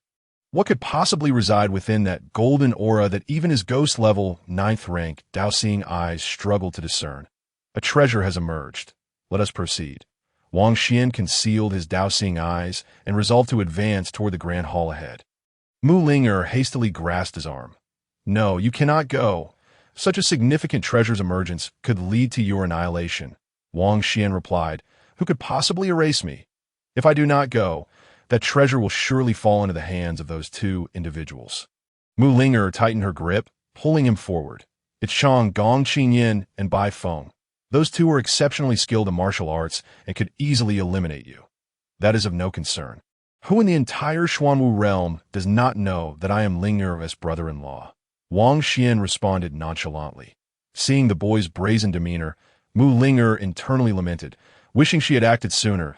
As Xu Shaoshi observed the boy dragging his senior sister along, who was helpless against his stubbornness, and could only smile wryly. Senior sister, perhaps you have overexerted yourself in displaying your prowess, leading Wang Ge and Mu Jie to mistakenly believe you are truly invincible among your peers, thus digging a significant pit for yourself. Mu Ling'er pleaded, Sister, you must persuade him. Don't let him pursue the treasure. Mu Qingwei, well aware of her sister's fear of those two noble science, shook her head gently in dismay. Lamenting her sister's obsession with pride, it is not shameful to be less skilled in martial arts than others. As the saying goes, there are heavens beyond the heavens and people beyond the people. Who dares claim invincibility? Except for... Mu Qingwei spoke, you must trust your brother Dash and Dash Law. Mu Ling'er was taken aback, unsure of her sister's meaning. Like the tea that moment, she suddenly felt her hands empty. The fabric of Wang Xian's clothing she had been grasping had vanished. To her bewilderment, the youthful figure had inexplicably appeared 3 meters ahead, and as his foot touched down, another image of Wang Xian manifested even further ahead. Mu Ling'er's delicate face appeared ghostly pale. Her mouth agape, as if she could swallow a bird, e.g. as Xu Shaoshi rubbed his eyes, both of them watching as Wang Xian vanished into the green radiance. Let us take a look. With your brother-in-law present, no one will dare to bully you, and you shall remain safe, Mu Qingwei said, gliding forward. She was well aware of Wang Xian's protective nature and his unyielding belief in martial prowess. Mu Ling'er and Xu Shaoshi, bewildered, followed suit. Wang Xian entered the grand hall. The floor was adorned with white jade slabs, lined with cushions, surrounded by ancient Buddhist paintings, and a flower pot on one side bloomed with millennial-old blue lotuses. At the forefront of the hall stood a high platform for preaching, flanked by stone Buddhist statues radiating an air of majestic authority. This was unmistakably a Buddhist preaching hall. On the preaching platform, Chang Gong Qingyan and Bai Feng were visibly excited, channeling their yuan power in an attempt to seize a golden orb floating in midair. The golden glow Wang Xian had previously observed was indeed the manifestation of this orb. Wang Xian's handsome visage bore a hint of surprise as he noticed the 6-character mantra and runes swirling around the orb. Sherry Tianzhu, he exclaimed softly in astonishment. He had not anticipated encountering the relic left behind by a high Buddhist monk after his passing. And the orb's inner radiance was restrained, displaying a pattern of golden clouds, already reaching the level of a heavenly orb. Bai Feng, brimming with enthusiasm, recounted, I read an ancient record stating that 4,000 years ago, a renowned Buddhist monk traveled to Laya Shaking. That day, the entire city was bathed in divine light, and auspicious clouds filled the sky, connecting the heavens with a divine bridge. Subsequently, that monk vanished without a trace. No one knows his whereabouts. Unaware of Wang Xian's entrance into the hall, Bai Feng and Chang Gong Qingyan continued their attempts to claim the sherry. Chang Gong Qingyan's eyes glowed with fervor. Indeed, it is said that the bald monk hailed from the western regions, the abbot of Yun Ku Temple, one of the highest-ranking Buddhist monks, known as Master Pudu. This sherry must be what he left behind after his passing. Wang Xian remained silent. In Buddhism, one must acknowledge the concept of fate. Profound Buddhist teachings and treasures cannot be forcibly seized. For instance, Buddhist teachings cannot be imparted externally, even if one reads the texts. The essence remains elusive and ungraspable.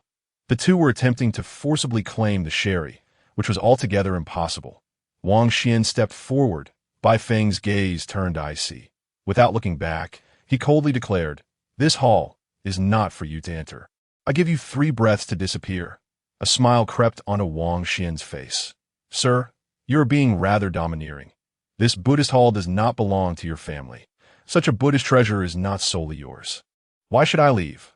Wang Xian brought his hands together, bowing respectfully toward the Sherry Tianzhu, his expression grave, devoid of anger or malice. Chang Gong Qingyan halted her attempt to seize the sherry and turned to regard the youth in the hall below. Unable to discern his cultivation level, either he was far superior, or his cultivation techniques exceeded her innate abilities, though she leaned toward the third possibility. The youth possessed an artifact that concealed his true power. Chang Gong Qingyan smirked coldly. The sherry is not an ordinary treasure. If it is revealed, the entire Xuanwu kingdom will be engulfed in bloodshed, and our family cannot protect this treasure, I understand. Bai Feng nodded, turning around, his eyes brimming with murderous intent. Thus, we must eliminate the witnesses. Aside from us two, all others must die. Wang Xian blinked in astonishment, appearing as an unworldly simpleton. Do not misunderstand. Wang has no intention of seizing the treasure. Please refrain from bloodshed, as it would taint this sacred ground. Kill. Chang Gong Qingyan leaped off the high platform, charging toward the youth. Once we eliminate the inheritors here, we shall contest for the Buddhist treasure. Agreed. Bai Feng lunged forward, his hands transforming into claws. Sanketa mo joie. Bai Feng's claws swirled with a faint black mist, preemptively darting past Chang Gong Qingyan, aiming directly for the youth's face, with an eerie wailing sound echoing from his fingertips. The Tsangketa mo joie is a fourth-rank spiritual technique, capable of shattering weapons and gold with its claw strength. While the wailing sound can disrupt one's mental state, those with weak resolve would instantly lose their combat prowess, unable to resist. Using demonic techniques to kill me, Wang Xian's expression turned peculiar. True demonic arts are not employed in such a manner. They are riddled with flaws, and this claw technique is too inferior to be taken seriously. If it were any other martial arts, Wang Xian might have given it some consideration, but to use demonic arts? He simply pointed his finger that a miniature sword spirit flashed past, darting through the flaw between Bai Feng's claws, piercing through Bai Feng's forehead and emerging from the back of his skull, blossoming into a spray of blood. What? Chang Gong Qingyan's eyes widened in shock, while Mu Ling and Su Xiaoshi had just entered the grand hall, witnessing the elegant youth effortlessly dispatching Bai Feng with a mere finger. Chapter 30. The six-character Pudu Mantra. Chang Gong Qingyan's advance toward the youth suddenly halted. She watched as Bai Feng's body plummeted to the ground, his eyes wide open, blood oozing from his forehead. Lifeless, a single strike. In the blink of an eye, Bai Feng had no chance to react, falling victim to this youth's instant kill. Bai Feng, as the young master of the Bai family, possessed considerable martial talent. Yet he achieved nothing. Su Xiaoshi's pupils constricted as he stared at Bai Feng's lifeless body, replaying the scene of Wang Xian's sword in his mind. It appeared effortless and leisurely, yet he felt the overwhelming force that determined life and death within that sword strike. Mu Ling gazed at her brother-in-law, trembling in fear. Chang Gong Qingyan exclaimed, "You actually killed Bai Feng? Why? Is it only permissible for you to kill me?" The Ten-Shadow Sword martial spirit surged into Wang Xian's body. Chang Gong Qingyan, both astonished and enraged, retorted, "You possess such formidable combat prowess. You cannot be a nameless nobody. State your name, for you must understand the consequences of slaying a member of the Bai family." Wang Xian replied, "Thank you for the reminder. Should you perish, no one would know I was the one who killed you." Chang Gong Qingyan's breath hitched, her proud chest rising and falling. This young man not only possessed unpredictable combat power that could transcend realms to kill, but he also had the audacity to not spare even her, a lady of the Chang Gong family. Chang Gong Qingyan's beautiful face displayed a stiff smile. "Why must you be so bloodthirsty? As you said, this is a Buddhist hall. Why don't we collaborate to claim the treasure? Rest assured, I will not reveal Bai Feng's demise." "Not at all." Wang Xian shook his head with a smile. The compassion of Buddha also harbors the wrath to eradicate demons. To prevent further bloodshed in the future, I can only transcend you. Mississippi Chang Gong Qingyan's beautiful eyes flickered. "I do not relish killing. I shall refrain from bloodshed in the future. The lady misunderstands. My intention is to avoid being pursued by your family and to prevent further killings by retaliating, thus eliminating the problem once and for all." Mu Ling and Su Xiaoshi were left speechless. "Then why don't you die?" Chang Gong Qingyan shouted angrily. a sword flashing in her hand as she swiftly lunged at the youth. The sword-stabbing technique emphasizes speed, precision, and lethality, unleashing an instantaneous burst that denies the enemy any chance to gather strength. With a step, Chang Gong Qingyin's long, pale legs displayed explosive power, her graceful form darting to Zhang in an instant. Her sword piercing Wang Xian's heart. Da-da, Mu Linger gasped in shock as Xu Shaoshi looked on with confusion. I thought you were something exceptional. Chang Gong Qingyin sneered disdainfully. Do you really think I would mistake you for a fool by phone? However, as soon as she spoke, she realized something amiss. The youth before her dissipated into thin air. Wait? No. With the longbow held steady, Qingyin's heart felt the chill of impending doom.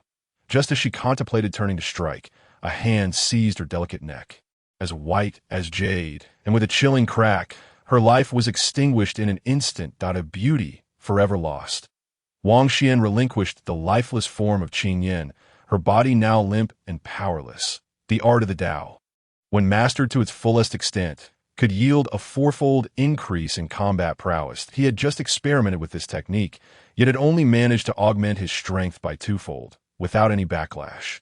With the power of the Tao doubling his might, combined with the ethereal movement of the phantom steps, killing Qingyin was as simple as striking a block of tofu. Wang Xian turned to face Xu Shaoshi at the entrance of the Grand Hall. At this moment, Xu Shaoshi was utterly stunned, his mind a tumultuous sea of disbelief at the terrifying strength of his sister's brother-in-law. Whether it was by phone or Qingyin, both had been effortlessly dispatched by this seemingly carefree youth. Could this truly be the combat prowess of a young scion from Heishui City? As Wang Xian's gaze fell upon him, Xu Shaoshi's complexion drained of color, and Mu Linger hurriedly positioned herself in front of her junior brother. Equally taken aback by her brother-in-law's extraordinary might, the shock was overwhelming. These two had been formidable figures in the secret realm, yet Wang Xian had obliterated them as if they were mere vegetables. No wonder her sister placed such trust in him. Such strength could certainly earn a place on the power rankings of the Wanjian sect. The Wanjian sect's rankings do not account for cultivation levels, but instead focus solely on extraordinary combat power. With each level representing a distinct threshold, not harm junior brother sure.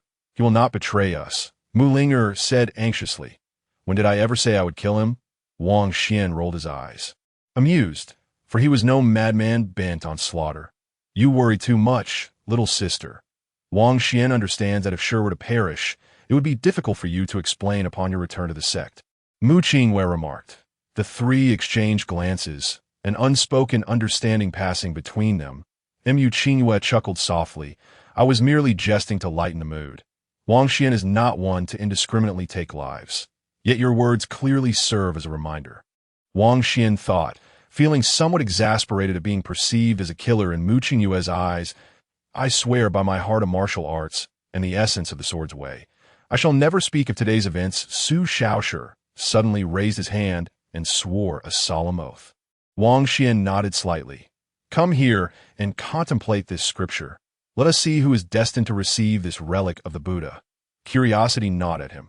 Having taken a life here, would he still be deemed worthy? After all, it was by Feng and Qingyan who had first crossed the line, so he hoped there would be no issues. Mu Qingwei did not gaze upon the scriptures inscribed on the relic, but instead collected the storage pouches from the two corpses and handed them to Wang Xian. Brother-in-law, as long as one can comprehend that scripture, can one truly attain the Buddha's treasure? Mu Linger approached Wang Xian, her sparkling eyes fixed curiously on the scripture. Her voice had taken on a charming sweetness. Prompting a smile from Mu Qingwei, little sister, you should consider learning the art of disguise. Wang Xian stood with his hands clasped behind his back. Indeed, one cannot force it. Linger and junior brother Shi should focus on purifying their minds and comprehending it. Let us see who possesses the greater understanding, lest we be disturbed by others. That Mu Qingwei, possessing a gentle disposition, had little interest in external possessions, so Wang Xian did not press her to engage in the comprehension process. I shall surely triumph. You cannot compete with me. Junior brother, Mu Linger declared confidently as Xu Shaoshi scratched his head. Known for his somewhat dense nature, yet he could not suppress his competitive spirit. Wang Xian shook his head slightly. It seemed his sister-in-law felt she had the upper hand, but understanding varied by context. A female practitioner would find it difficult to be recognized by a Buddha treasure. He was merely teasing her to raise her spirits. Of course, there were benefits to comprehending the scriptures. Without further delay, as ancient relics often harbor crises that could arise at any moment, Wang Xian seized the opportunity to meditate on the scriptures. His eyes glimmered with wisdom as the text unfolded before him, and in his soul's ocean, a radiant glow erupted, with clouds of auspiciousness swirling around the wordless heavenly tome. Golden flowers of the Buddha's realm blossomed forth, resonating with harmonious chants. The massive stone scroll gradually unfurled, revealing an array of golden characters that coalesced into the sacred six-character mantra of Buddha's teachings. The celestial relic, suspended in mid-air, trembled, guiding all the golden light and scripture into a thread of illumination that surged into Wang Xian's forehead, vanishing within the grand hall. In the next moment, within Wang Xian's soul's ocean, the left corner of the heavenly tome revealed a golden bead. Indeed, the celestial relic, Mu Ling and Su Shaoshi exchanged glances, rendered speechless. Having merely skimmed through the scripture, they had barely grasped a fraction of its essence. Yet the relic had already recognized Wang Xian as its master. Su Shaoshi chuckled bitterly. Brother Wang, your comprehension level. He could not continue, feeling deeply disheartened. Although he was dedicated to martial pursuits and held no love for conflict, he could not withstand such overwhelming pressure. Mu Ling let out a long breath and finally uttered a few words. You must be cheating. It's absurd. Cough, cough. Wang Xian cleared his throat, taken aback by the slow comprehension of the two. Seeing the aggrieved expression on the young lady's face, it seemed she believed he was deliberately toying with them. Wang Xian chuckled helplessly. The heart of the blue lotus gives birth to 9 seeds. How about you and junior brother Sure each take 4. As for the remaining seed, let it remain with the blue lotus to preserve its vitality. It has been around for thousands of years and is nearing the threshold of sentience. That is no small feat, Brother Wang. I cannot accept this. I am already immensely grateful for the opportunity to comprehend the scripture. Su Shaoshi exclaimed in surprise, hastily declining tea that moment. 3 more figures teleported into the cavern, their auras overwhelmingly powerful, positioned 10 miles from the Grand Hall. Chapter 31. A sudden change. 3 cloaked individuals entered. Have they indeed arrived here? One voice was sharp and piercing. Another responded, there is no doubt. We can take this chance to seek treasure. The third cloaked figure questioned, why does the lady wish to capture a mere boy from the outer city? It is best not to pry into the lady's affairs. Within the Buddhist hall, Wang Xian plucked 8 lotus seeds, distributing 4 each to Mu Ling and Su Shaoshi. Brother Wang, these lotus heart seeds are far too precious. I cannot accept them. Su Shaoshi hesitated, holding the 4 seeds, each worth at least 400,000 low-grade spirit stones. Although he had previously shared some spirit grass, it was worth but a fraction. Consider me a friend and accept them, Wang Xian replied, embodying his character. Merciless to foes yet loyal to friends. Having previously received spirit grass from Su Shaoshi, he felt it only right to share the lotus seeds in return. Mu Ling excitedly tucked her 4 seeds into her storage pouch, glancing at the last seed remaining on the lotus heart with a twinge of regret.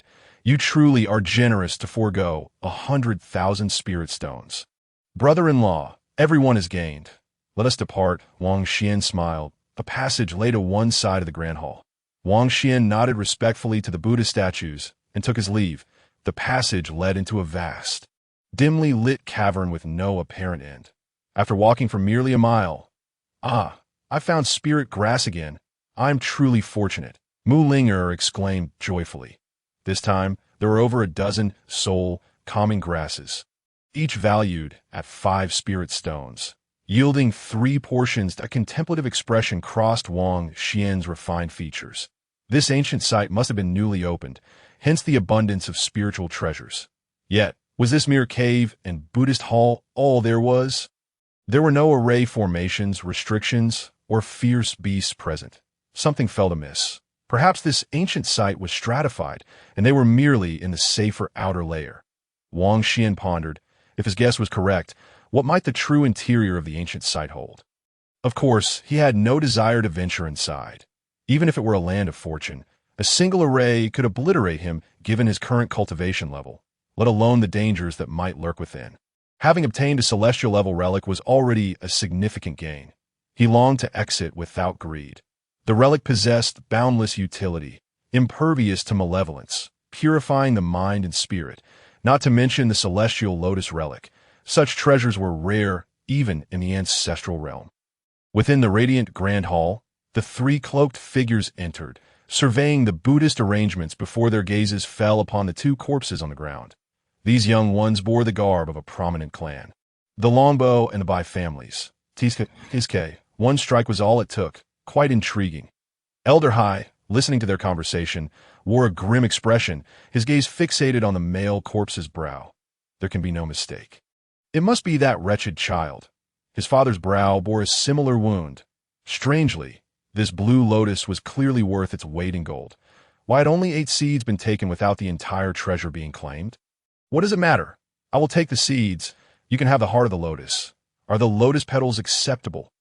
Find out as Elder Hai examined the two bodies, his companions approached the blue lotus. Chuckling, one reaching out to pluck the last remaining seed. Suddenly, chaos erupted. With a resounding boom, the entire grand hall trembled violently as black gas surged from the root of the blue lotus, swiftly engulfing the two masters of the ninth circle from the secret realm. What is this? Get out of my body! Within the dense black mist, a piercing and mournful scream echoed.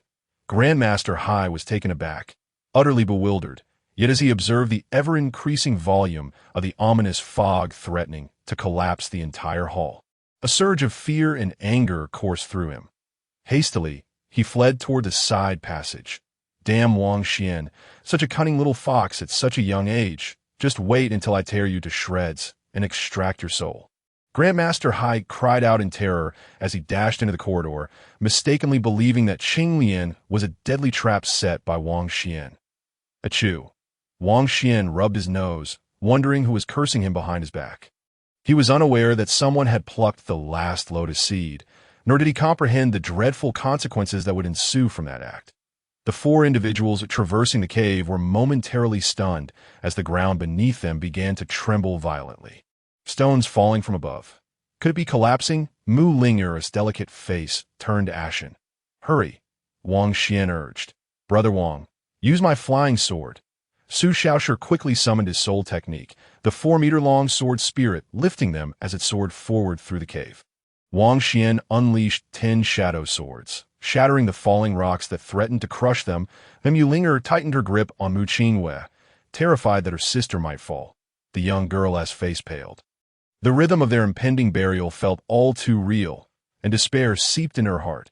Suddenly, Mu Ling'er's eyes brightened as she spotted a spiritual herb on the side of the stone wall. Don't pick it up. Money means nothing if you lose your life, Mu Qingwei admonished. The tremors in the cave intensified, causing Wang Xian's heart to grow heavy. He could not fathom why this sudden collapse was occurring in what seemed like a perfectly intact structure.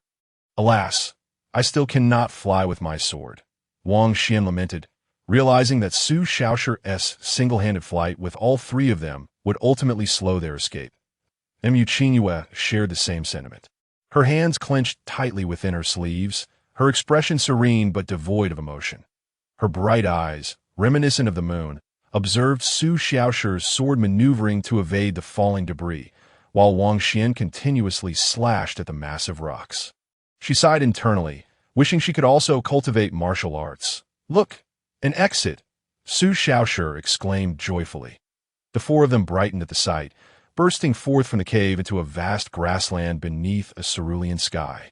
They had been within a colossal mountain, emerging from one of its many openings that moment. Numerous male and female warriors fled from various entrances, and dark mist poured forth from some of the caves, engulfing those caught within, who immediately screamed in agony and collapsed lifelessly. This was still within the ancient ruins. What was this black mist? There's a teleportation portal ahead. We must escape. A voice cried out.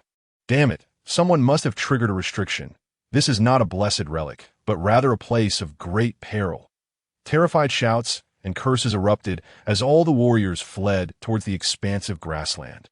where a swirling teleportation stone door loomed 1,000 feet away from the mountain. However, the black mist surged rapidly, overwhelming them, and one by one, the warriors were consumed, their horrific cries resonating in the air. There were nearly 1,000 people fleeing across the grassland, and in an instant, over 200 perished beneath the relentless black mist. Brother Wang, I'm reaching my limit. Su Shaoshu's face turned pale, the energy within him depleting rapidly. Wang Xian glanced back at the encroaching black mist, now merely 10 meters away. The Shaili Tianju within his soul vibrated violently. Mu Linger, anxious, asked, "Can't Xiao Bai be summoned?" "No, the ancient relic restrictions are binding my beast pouch," Su Shaoshu replied with a pained smile. Wang Xian inhaled deeply, preparing to leap from Soul Sword. But at that moment, he noticed Mu Qingyue giving him a gentle smile. "Wang Xian, please protect Linger for me. If there's a next life, let me be the male and you the female, and we shall settle our fateful ties." Then, as Mu Qingyue spoke, her graceful form suddenly tilted backward, falling from the Soul Sword. "Sister," Mu Linger cried out, filled with regret for her earlier ignorance, which had led her sister and brother-in-law into such grave danger. She recognized that her sister, though appearing fragile, was stronger than anyone else, unwilling to be a burden and wishing to lighten Su Shaoshu's load. "Foolish woman, do you wish to haunt me in the next life for the grievances of this one? You shall not have that opportunity." The voice of a youth echoed in Mu Qingyue's ears as she plummeted to that very instant. Wang Xian executed the shadow step technique, his form flashing to Mu Qingyue's side, embracing her tightly. "You all go ahead.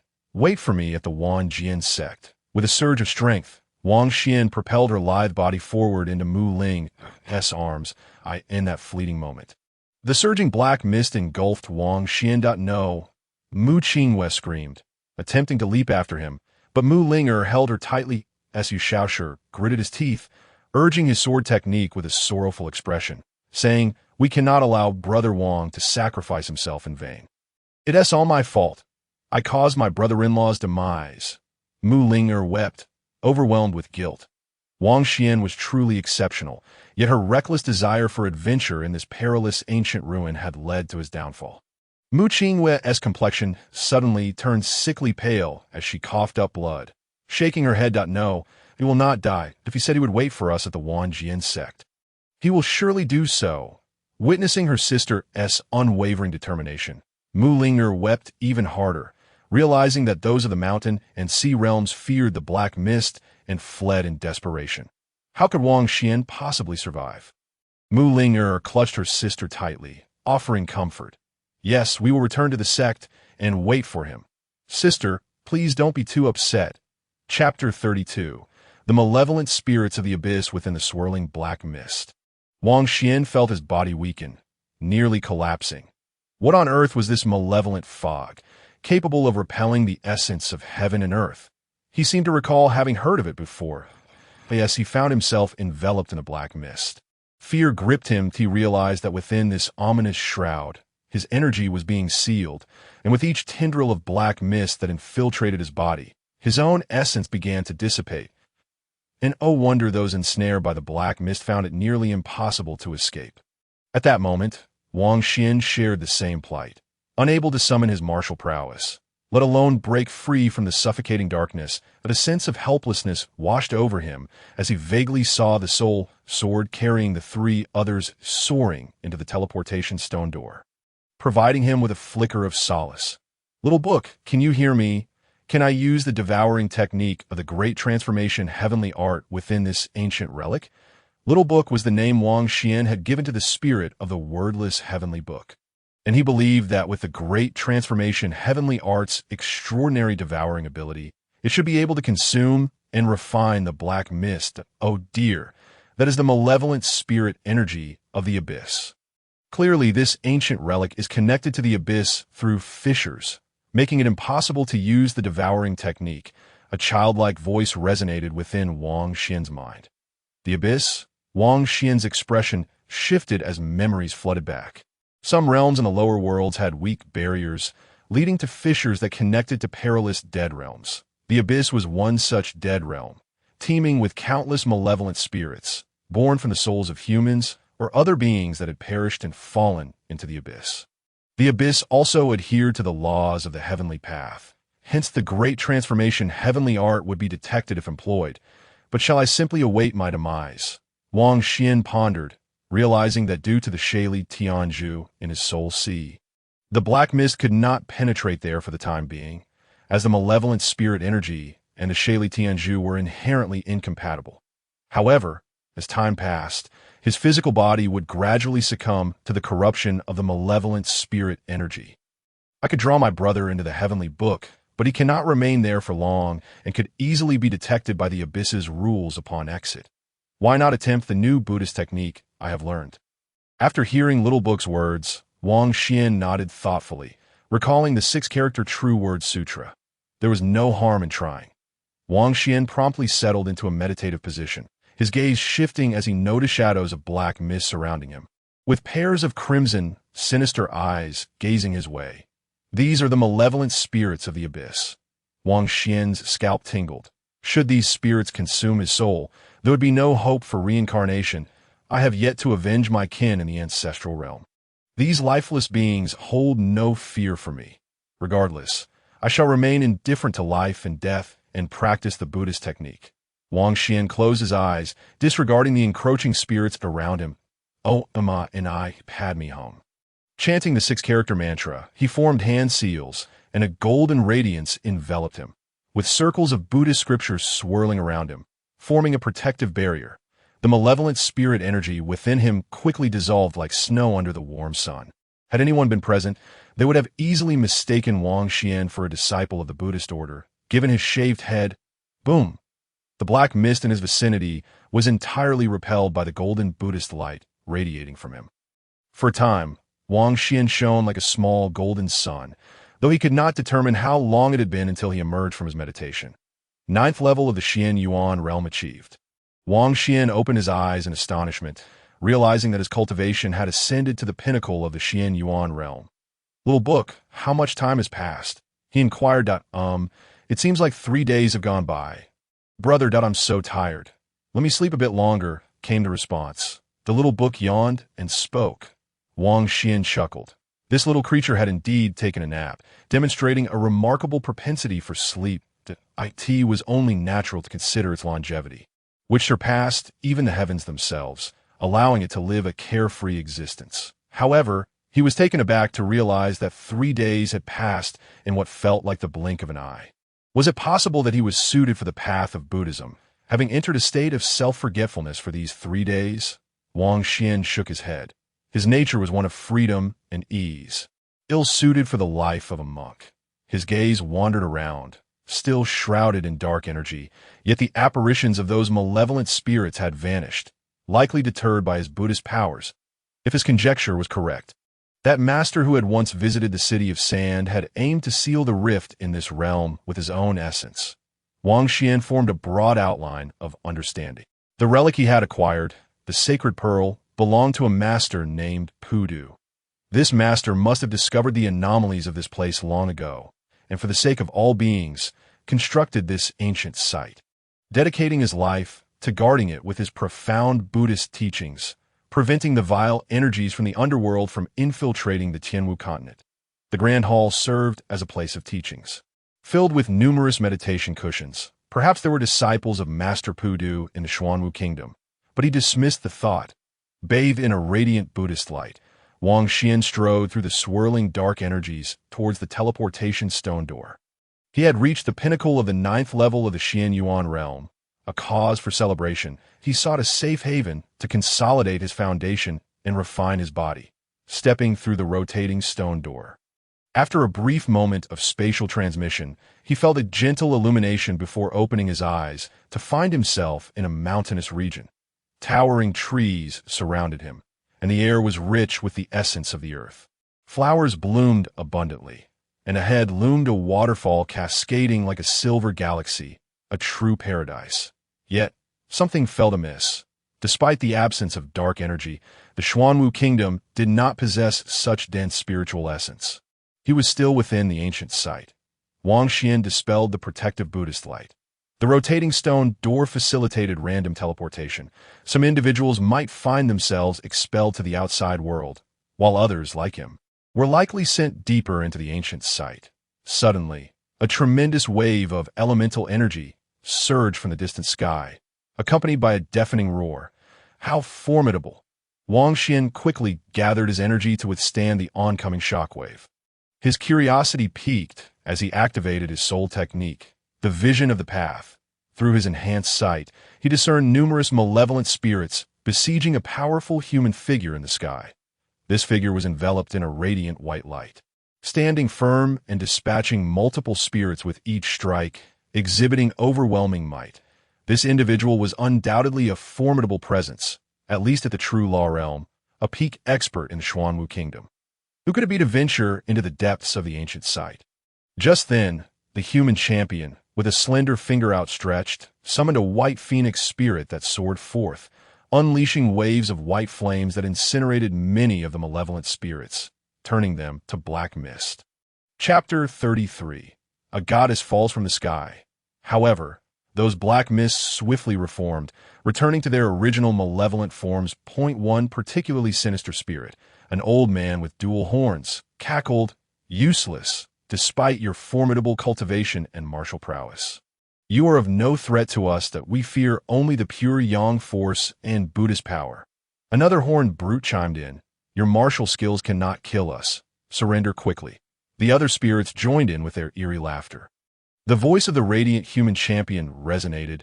"You are already dead. What need is there to speak of killing? Why persist in causing chaos in this world? Do you not wish to find peace?" His voice was dignified and elegant, soothing as pure water washing over the heart, a melody most delightful to the ears. We are not truly dead, merely near immortal. You dare venture into the heart of our domain alone. Your courage is commendable. Why not join us as a vassal of the Bone Lord, thus extending your lifespan? Cackled the dual-horned old spirit. The champion's voice was resolute. You are malevolent in life and seek to sow discord in death. You are incorrigible, truly believing I cannot vanquish you. With delicate hands, she formed intricate seals. Behind her, a resplendent scene of a starry river appeared, a silver crescent moon rising from it, channeling terrifying martial power as the elemental energy surged toward her, creating a vortex of energy around her. The starry river inverts. The moon cleanses the world. Annihilate. With a thunderous crash, the silver crescent unleashed massive beams of silver light, obliterating all malevolent spirits struck by them, erasing them completely from existence without a trace of dark energy remaining. The sheer might of the silver beams was awe-inspiring. Even their residual force, brushing against the mountains, sheared off the summit of a peak. Wang Xian observed this overwhelming martial technique from a distance, furrowing his brow. It was unmistakable. The martial prowess of this human champion was at least at the mid-level of the True Law realm. The initial stages of martial arts, condensing the soul, Xian Yuan, Secret Vault, and Mountain Sea, were merely the foundation, known as the landbound phase. To be clear, this meant one could not rely on external methods and could only traverse the land. The True Law, Venerable, and Nirvana realms were considered the intermediate stages, known as the flying phase. Entering the True Law realm naturally granted the ability to soar through the skies. The thought filled Wang Xian with longing. Bone Lord! Bone Lord! Avenge us! Cried the dual-horned old spirit as it disintegrated under the onslaught of the silver beams, fading into nothingness. Wang Xian shook his head. These spirits lacked intelligence, wasting precious time with empty words, granting the radiant champion the opportunity to unleash a devastating blow. Though the champion's martial arts were not suited for vanquishing such spirits, her level of cultivation spoke volumes. There was no such thing as immortality. It was merely a matter of whether one possessed sufficient power. Indeed, even the dark energy had been vanquished. How could they reassemble their forms now? Useless. You cannot even subdue a mere girl. What purpose do you serve? Your demise is no loss. A sinister voice echoed from further afield, accompanied by a wave of ominous energy. Suddenly, the heavens darkened, ominous clouds gathered, and lightning danced within them like serpents. Wang Xian's heart raced. Was this the Bone Lord? The aura was indeed terrifying. He wondered if the radiant champion could withstand such an adversary. There were such malevolent forces lurking in the depths of this ancient site. He thought it prudent to keep his distance and avoid being caught in the ensuing battle. Turning away, he fled in the opposite direction of the human champion. The white light-cloaked figure narrowed her eyes. Momentarily startled, then directed her gaze towards the fleeing youth, locking onto his retreating silhouette.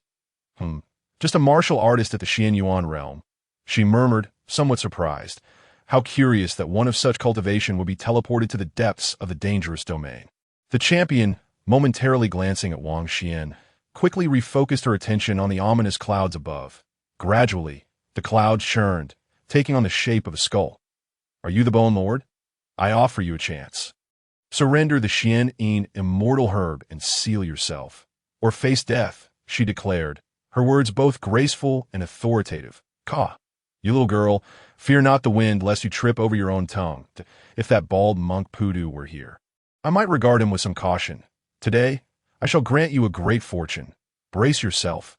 The skull in the dark clouds slowly opened its mouth, coalescing a massive purple lightning orb, its ominous power permeating the surroundings. Having already sprinted 5 miles away, Wang Xian felt secure, but his pupils dilated in shock that it was the extremely dark and sinister extreme Yin Thunder. He immediately dashed even further away. The extreme Yin Thunder was notorious on the Spirit Thunder rankings, and with his current cultivation, even a mere touch would lead to his utter annihilation. You are not of the true Law Realm? The White Light Champion's expression shifted, gazing at the expanding lightning orb. Feeling its overwhelming energy, swiftly, she performed another soul technique. The White Phoenix martial spirit soared from her head, and the starry river and moon reappeared behind her, her combat power surging dramatically as elemental energy surged toward her. I shall cleave you under my sword. Do not dare endanger the lives of my Xuanwu kingdom.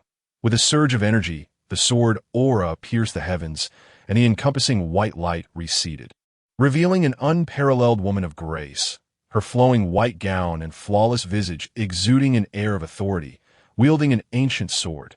The starry river inverts. The moon ascends, slay. With a whoosh, this mysterious female powerhouse swung her sword towards the skull formed by the dark clouds, her body radiating blinding white light, resembling a colossal sword or an untainted white phoenix. As Wang Xian sprinted, he took a deep breath upon spotting a water pool ahead, hastily leaping into its depths. In the next instant, the massive lightning orb descended from the skull's mouth, colliding with the radiant woman in white. The sound of the earth shattering and the heavens collapsing ensued, the entire realm illuminated as if it were day. The terrifying clash of energies forming a colossal sphere of light, intertwining white and purple, spreading outward, turning all it touched to ash. Boom! As the energy sphere expanded to an immense diameter, it shattered, unleashing waves of colossal air currents that flattened the mountaintops and enveloped the surroundings in a tempestuous chaos. The powerful woman in white plummeted from the sky, spitting out a mouthful of blood. Gritting her teeth, she mustered her strength and fled into the distance. Withstand the might of my strike and survive. You are already half crippled. Escaping from my realm is futile. The ominous voice of the skeletal figure echoed through the dark clouds, gradually dissipating. In the next moment, the sky cleared once more, revealing a cerulean expanse adorned with fluffy white clouds. Such a battle was truly astonishing. Wang Xian emerged from the depths of the Tianzhong pool, shaking his head slightly. He could hardly believe that he had been sealed here, audaciously claiming it as their paradise. Fortunately, he had just taken refuge in the waters. As he surfaced, he surveyed the surroundings. Trees lay toppled, debris scattered everywhere, a scene of utter devastation. Had he not sought shelter in the pool moments ago, he would have surely sustained grave injuries from the residual force. Just as he lamented, a flicker of movement caught his eye, and he looked up to see a white figure descending from the heavens. Is it she? Chapter 34. The peculiar three evil spirits. Wang Xian gazed at the woman in the flowing white attire as she fell from the sky, her exquisite silhouette resembling a celestial goddess. Ethereal and graceful, her skin as flawless as jade. Her long hair danced in the wind, and her perfect form, though breathtaking, appeared pallid as if drained of life, her breath erratic, clearly bearing the weight of severe injuries. Frowning, Wang Xian once again submerged into the water without making a sound. Moments later, the mysterious woman landed on the grass beside the pool, coughing up another mouthful of blood. Her elongated figure crumpled to the ground, her long lashes fluttering as her half-closed eyes slowly opened, resembling a moon shrouded in mist. Struggling to rise, her delicate white arms pressed against the earth, yet her stunning face betrayed a flicker of agony, as her left hand instinctively pressed against her flat abdomen, causing her full bosom to tremble slightly in pain. Why Lord has sent us to patrol the mountains, capture that exquisite beauty of the Xuanwu, and a generous reward awaits. That woman has already taken a blow from our Lord. She poses no threat. Three voices echoed from the collapsed woods to one side. The noble woman inhaled deeply. Although these evil spirits seemed somewhat foolish, akin to mindless minions, their strength was not to be underestimated. However, she was gravely wounded, her inner energy having been invaded by the malevolent aura of the skeletal figure, rendering her unable to wield her martial prowess. Stumbling, she made her way to the pool, only to collapse into the water, gradually sinking. Before long, the three evil spirits floated out from the trees. Second brother. Third brother, I believe I caught a whiff of a living being. Eldest brother, you must be mistaken. Look, there are bloodstains here. Fool, it must be hers. Let us pursue her swiftly. Which direction should we go? Of course, toward the stone pavilion. Only there can she find safety. Eldest brother, you are quite clever. Naturally, the three young, evil spirits, strikingly similar in appearance, drifted away into the distant forest. The woman in white felt a slight relief and was about to swim to the surface when she suddenly sensed a disturbance beneath her. Something grasped her delicate ankle, pulling her downward toward the depths of the pool. The expression on her face shifted. Were there malevolent entities lurking in this water? Looking down, she saw a handsome young man in black grasping her ankle. Shaking his head slightly, he pointed upwards, seemingly indicating that danger awaited above. That I essed him. This young man was indeed the Xian Yuan realm martial artist she had seen earlier. The woman in white scrutinized him, her beautiful brow furrowing in confusion. Upon closer inspection, she confirmed he was merely a boy of around 16 or 17, with a martial cultivation limited to the Xian Yuan realm. Yet, why the transport portal brought him to this perilous abyss? How had he survived amidst the throngs of evil spirits without succumbing to their malevolent aura? Or perhaps he had always lived in this realm.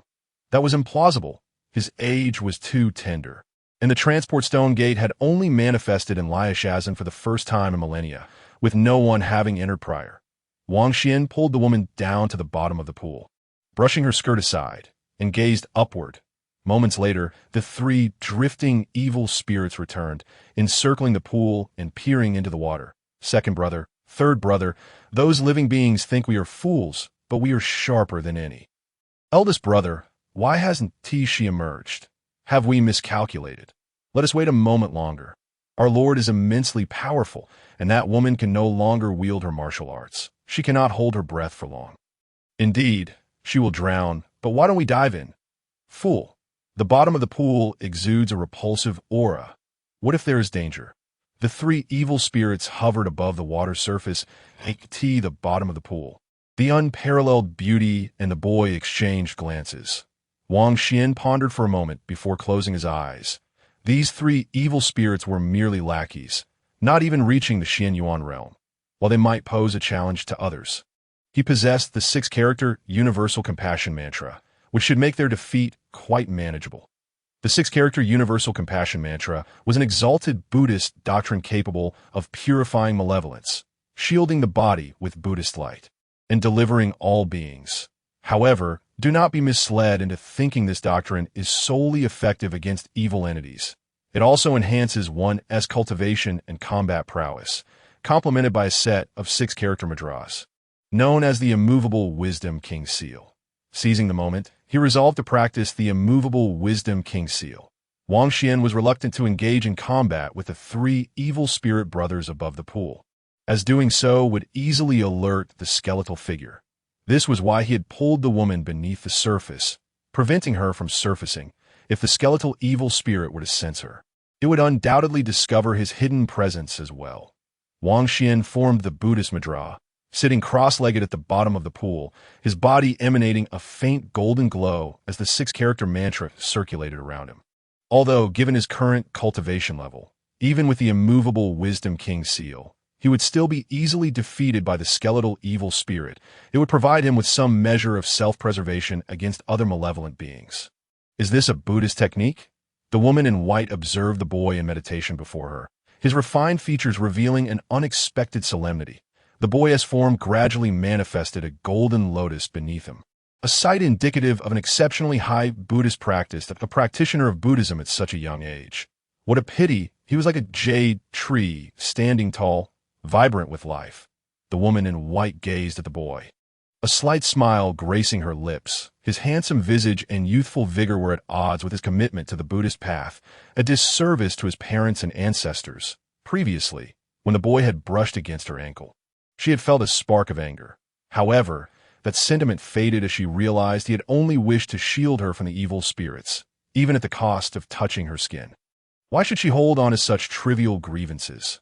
Lost in thought, the stunning woman suddenly shuddered, a flicker of pain crossing her brow. Her internal energy had long been eroded by the malevolent aura, and now she felt an overwhelming sense of suffocation. Biting her lip, she glanced toward the surface of the pool. Those three evil spirits appeared to show no sign of leaving. Was she truly destined to drown here? The breathtaking woman felt her head spinning and slowly closed her eyes, her long hair floating as she awaited her fate.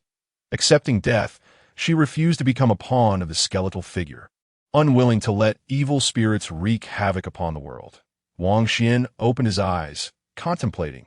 Even in death, this woman would not yield to the skeletal figure. She bore an admirable spirit. He felt a deep respect for her, as well as for the master of universal compassion. Both embodied qualities that were rare in the martial world. If she perished, his chances of survival would be bleak. With that thought, Wang Xian extended his hand, pressing it against the woman's abdomen, channeling his energy into her. The woman in white was suddenly aware of a stream of energy surging toward her core. Though faint, it was incredibly pure. However, as soon as it entered her core, it was devoured by the malevolent aura. Useless. Perhaps I shall be the first true cultivator to drown here. As the woman lamented her fate, her eyes flew open, her exquisite face reflecting sheer astonishment as a stream of energy flowed from the boy's lips into hers, filling her lungs. Chapter 35. A tender embrace. The ethereal beauty of the formidable woman gazed at the youthful face before her, astonished that, after failing to channel energy into her core, he would resort to such an intimate method. A flicker of disbelief crossed her elegant eyes. One could not deny the boy's cleverness. This approach had never crossed her mind. Yet, little master, did you not seek my consent?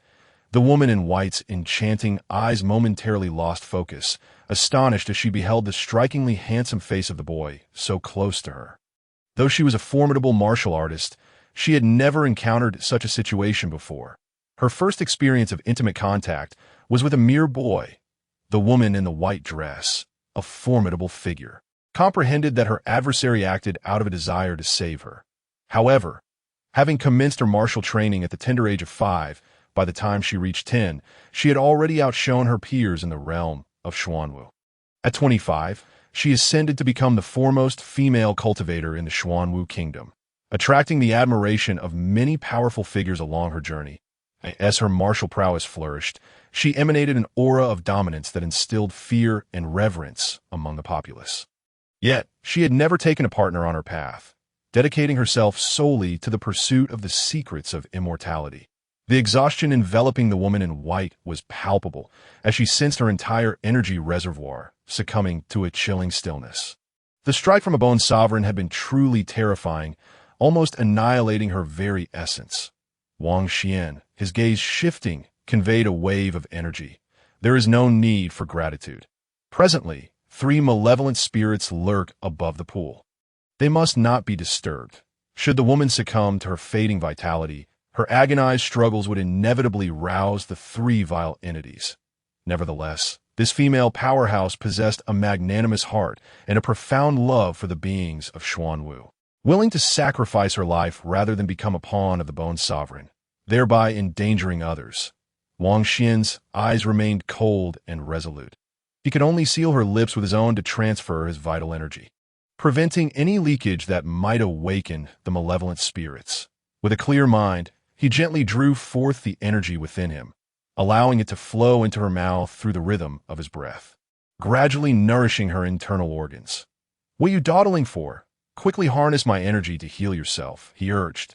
The woman in white, sensing the mental resonance, cast a deep glance at the boy before closing her regal phoenix-like eyes. "Could I employ this method of energy transfer to circulate the six-character universal mantra and fortify this enigmatic woman against the malevolent spirits?" At this moment, Wang Xian was struck by a thought, promptly seizing the opportunity to comprehend the immutable king's seal, as the energy he transmitted began to shimmer with a golden Buddhist light. Below the surface of the pool, a profound silence reigned, and time seemed to stretch infinitely. Above the water, the three malevolent spirits floated restlessly around the pool's edge. "Brother, it has been quite some time. Is that powerful woman truly absent from the water?" One questioned. "It appears she has fled to that stone pavilion," another replied. "However, look, there's an abhorrent golden light at the bottom of the pool. We must not venture down there to meet our demise." "You are indeed astute, brother," the eldest remarked. "Let us proceed to the stone pavilion and intercept the human woman." The three brothers of malevolence disregarded the pool, drifting away into the distance. Wang Xian, hidden beneath the water, finally felt a sense of relief. The three spirits had lingered above for over 2 hours, and he feared they might not leave or might report to the Bone Sovereign. This place was no longer safe. As Wang Xian contemplated this, he prepared to surface, but was momentarily taken aback when a pair of delicate, jade-like arms encircled his neck. The malevolent energy within her began to dissipate, causing the breathtaking woman to grow warmer. As vitality surged in her blood, attacking the foul essence that had taken residence in her body, gradually purifying the sinister darkness. This young monk's vital energy was remarkably unique. Not only was it vast and righteous, but it also possessed a mysterious power she could not comprehend. The malevolent energy within her found itself confronted by the boy's life force, as if it had encountered its natural nemesis. He was indeed special, though his cultivation was modest. The energy he emitted was beyond her understanding. The astonishment of the enchanting woman, all the meridians in her body trembled, akin to greedy serpents vying for the boy's life force, rendering her body uncontrollable, as if she wished to drain him completely. This predicament struck fear within her. She was no malevolent cultivator. Such an act was utterly unacceptable. The woman exerted every effort to withdraw, fully aware that the boy's energy was of significant aid to her. She was not so naive as to engage in petty revenge later. The Great Transformation Sutra was indeed unfathomable, and the energy produced involved aspects of dual cultivation. Wang Xian sensed something amiss. Noticing her eyes were closed and her long eyelashes fluttering, he quickly swam upwards. With a splash, he leapt out of the water and landed on the bank, both of them firmly planted in the mud. The woman in white opened her phoenix eyes, finally parting from the boy's lips, her alabaster arms awkwardly withdrawing from his neck. "Who are you?" she inquired, her face pale with fatigue, her melodious voice laced with weariness. Wang Xian responded, "Do you know how to escape this perilous place?"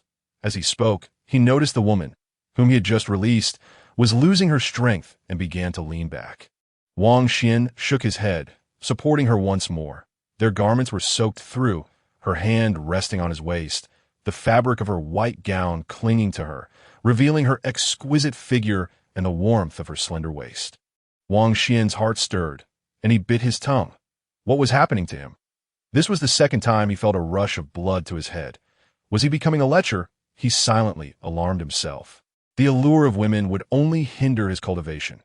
"Are you all right?" Wang Xian inquired, diverting his gaze from her, for her wet attire was distracting, revealing her captivating curves. "The Bone Sovereign is formidable. I have sustained grave injuries. Not only is my martial prowess hindered, but I also struggle to muster any strength," the woman explained, her dulcet tones flowing gently. She noted the boy's averted gaze, as if she were a fierce beast, ready to retaliate should he harbor impure intentions. Yet, in this moment, his fair countenance, with eyes that remained clear and devoid of lust, intrigued her, awakening a sense of curiosity. Gradually lowering her guard, the woman in white mused. "Strange, are you a disciple of the Golden Light Temple?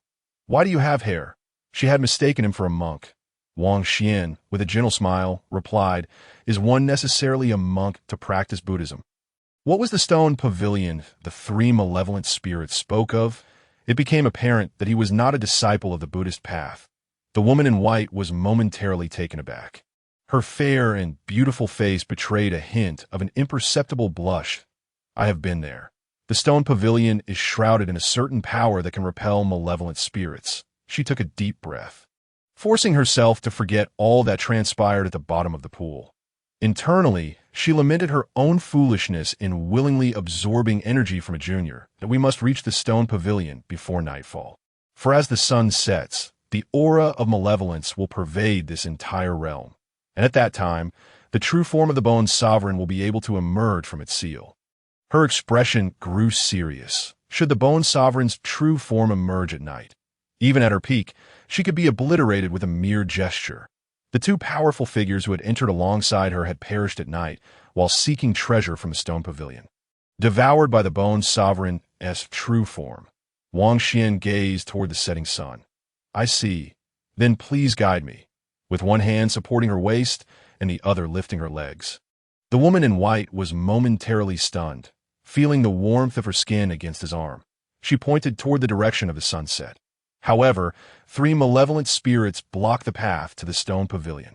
"With your cultivation," her melodious voice carried a note of concern, hesitating to directly express her doubts about his inadequate strength against the three malevolent brothers. Wang Xian smiled. "Where there is a will, there is a way." "Very well," the woman acquiesced, nodding slightly. Regardless of the circumstances, the boy's calm demeanor and refreshing presence provided her, a beleaguered, true cultivator, with a measure of security. What a curious young fellow. She thought that in such a perilous place, he shows no fear. Were it another of his generation, they would likely have succumbed to despair by now. Is he simply naive or remarkably brave, as the enchanting woman pondered. She found herself moved by the boy's demeanor, breaking into a radiant smile that rendered the surrounding world dim in comparison, unable to rival her brilliance. Chapter 36. The Seal in the Forest. Swish! A figure clad in black flashed through the trees. Moving with a swiftness akin to gliding upon the wind, in his arms, he cradled a woman of celestial beauty in a white dress. The golden rays of the setting sun filtered through the trees, casting a unique and picturesque scene upon the two. Wang Xian glanced at the crimson sun, now hovering halfway on the horizon, and suddenly leapt forward, gliding a distance of 10 meters before landing and taking off again. The stunning woman found herself pressed against Wang Xian's chest with each of his leaps and landings, hearing the powerful rhythm of his heartbeat and feeling the torrent of vitality coursing through him like the rising sun. This young man, though youthful and radiant, possessed an air of calm confidence in his eyes. The woman in white studied him closely, examining his face. It was her first time observing a male so closely. Albeit under compulsion, Wang Xian's eyes flickered. He murmured, "Someone approaches." In the midst of spoken words, a sudden halt ensued, and the figure swiftly vanished into the tall grasses on one side. Shortly thereafter, a dozen malevolent spirit children emerged from the forest, some tethered by iron chains, while others wielded whips, forming a wicked little squad. An elderly man in gray robes and two middle-aged men were bound by chains, being dragged along like livestock by these sinister entities. Despite their formidable martial prowess, as evidenced by their cultivation at the Shanhai realm, the eyes of all three were filled with terror and despair. Their attire indicated that they were members of the Bai clan martial tribe. After the malevolent spirits led the trio away, the woman in white spoke gravely. Wang Xian's gaze flickered. This marked the third wave of captives encountered, likely seized from the outer layers of the ancient ruins. The woman in white asked, as fellow humans, "Is there any way to save them?" Wang Xian remained silent, and continued to argue, and it was absurd to think he would risk saving those three after having slain members of the Bai clan. The woman in his arms furrowed her brow, and Wang Xian replied coolly, "If you wish to save them, you may do so. But if captured, you would become the White Bone Lady and bear a horde of malevolent offspring." The stunning woman momentarily caught her breath, perhaps due to her martial arts being severely injured, momentarily falling into the realm of mortals, inadvertently revealing a hint of feminine embarrassment on her dignified face. As the crimson sun neared the horizon, Wang Xian finally arrived at the stone pavilion. Cradling the woman to it was a two-story structure, quite ordinary, constructed with no sense of refinement. "Halt! This path is blocked. Ha! We've caught you. Big brother, you're truly clever. Knowing to guard the pavilion and block the Lady Point, three malevolent spirit brothers hovered 10 meters before the pavilion, watching the approaching youth and the woman in his arms. Laughing smugly, the powerful woman in white tightened her grip on her delicate hand. Indeed, these three malevolent spirits were more astute and patient than others. Wang Xian set the woman down, supporting her waist with one hand, and smiled faintly. "You truly are clever indeed." The elder spirit, upon hearing this, beamed with pride, scrutinizing the youth, and nodded emphatically. "Good eye. You're almost as handsome as I am. You must be no ordinary lad." The second spirit inquired, "Big brother, do you sense any trouble with this youth?" When a young man is with a beautiful lady, it often means he is hiding his true strength. We must not underestimate him," the elder spirit declared, striking a pose. Wang Xian replied, "You shouldn't possess such a mindset." The elder spirit laughed heartily. "Evildoers perish from excessive chatter. Let us attack together." With that, the three brothers unleashed a surge of dark energy. Charging toward Wang Xian, they discerned his aura was at the peak of the Xianyuan realm, yet they felt no fear. After all, even if the youth concealed his cultivation at the secret vault realm, he could not defeat them. Wang Xian chuckled softly, forming a Buddha seal with his empty right hand. This was a perfect opportunity to test the newly acquired immovable king seal against these three malevolent spirits. An ethereal sound of the Buddhist realm resonated in the void. A faint golden light emanated from Wang Xian's body, the six-character mantra swirling around him as he gently pushed with the hand forming the seal. Instantly, a golden handprint was thrust forth, expanding as it flew through the air, imbued with righteous Buddhist intent. When it reached a meter before the three malevolent spirits, the handprint had grown to the size of 2 doors and then dissipated. Thud, thud, thud. The three malevolent spirits fell to their knees, trembling and continuously bowing their heads. Wang Xian frowned, his expression growing cold. The first attempt to use the immovable king seal had failed as its power dissipated midway. This immovable king seal must possess a remarkably high grade, likely not inferior to the Wang grade, which was unexpectedly delightful.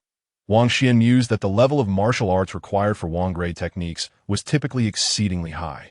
And evidently, this immovable king seal was quite unique, worthy of being a legacy left by high-ranking Buddhist monks, truly a treasure for those destined to wield it. The woman in white fell silent. With her keen insight, she too recognized the formidable power of the seal just used, which belonged to the Golden Light Temple's revered Buddhist technique, the immovable king seal. How strange, she pondered. How did he acquire the temple's sacred art?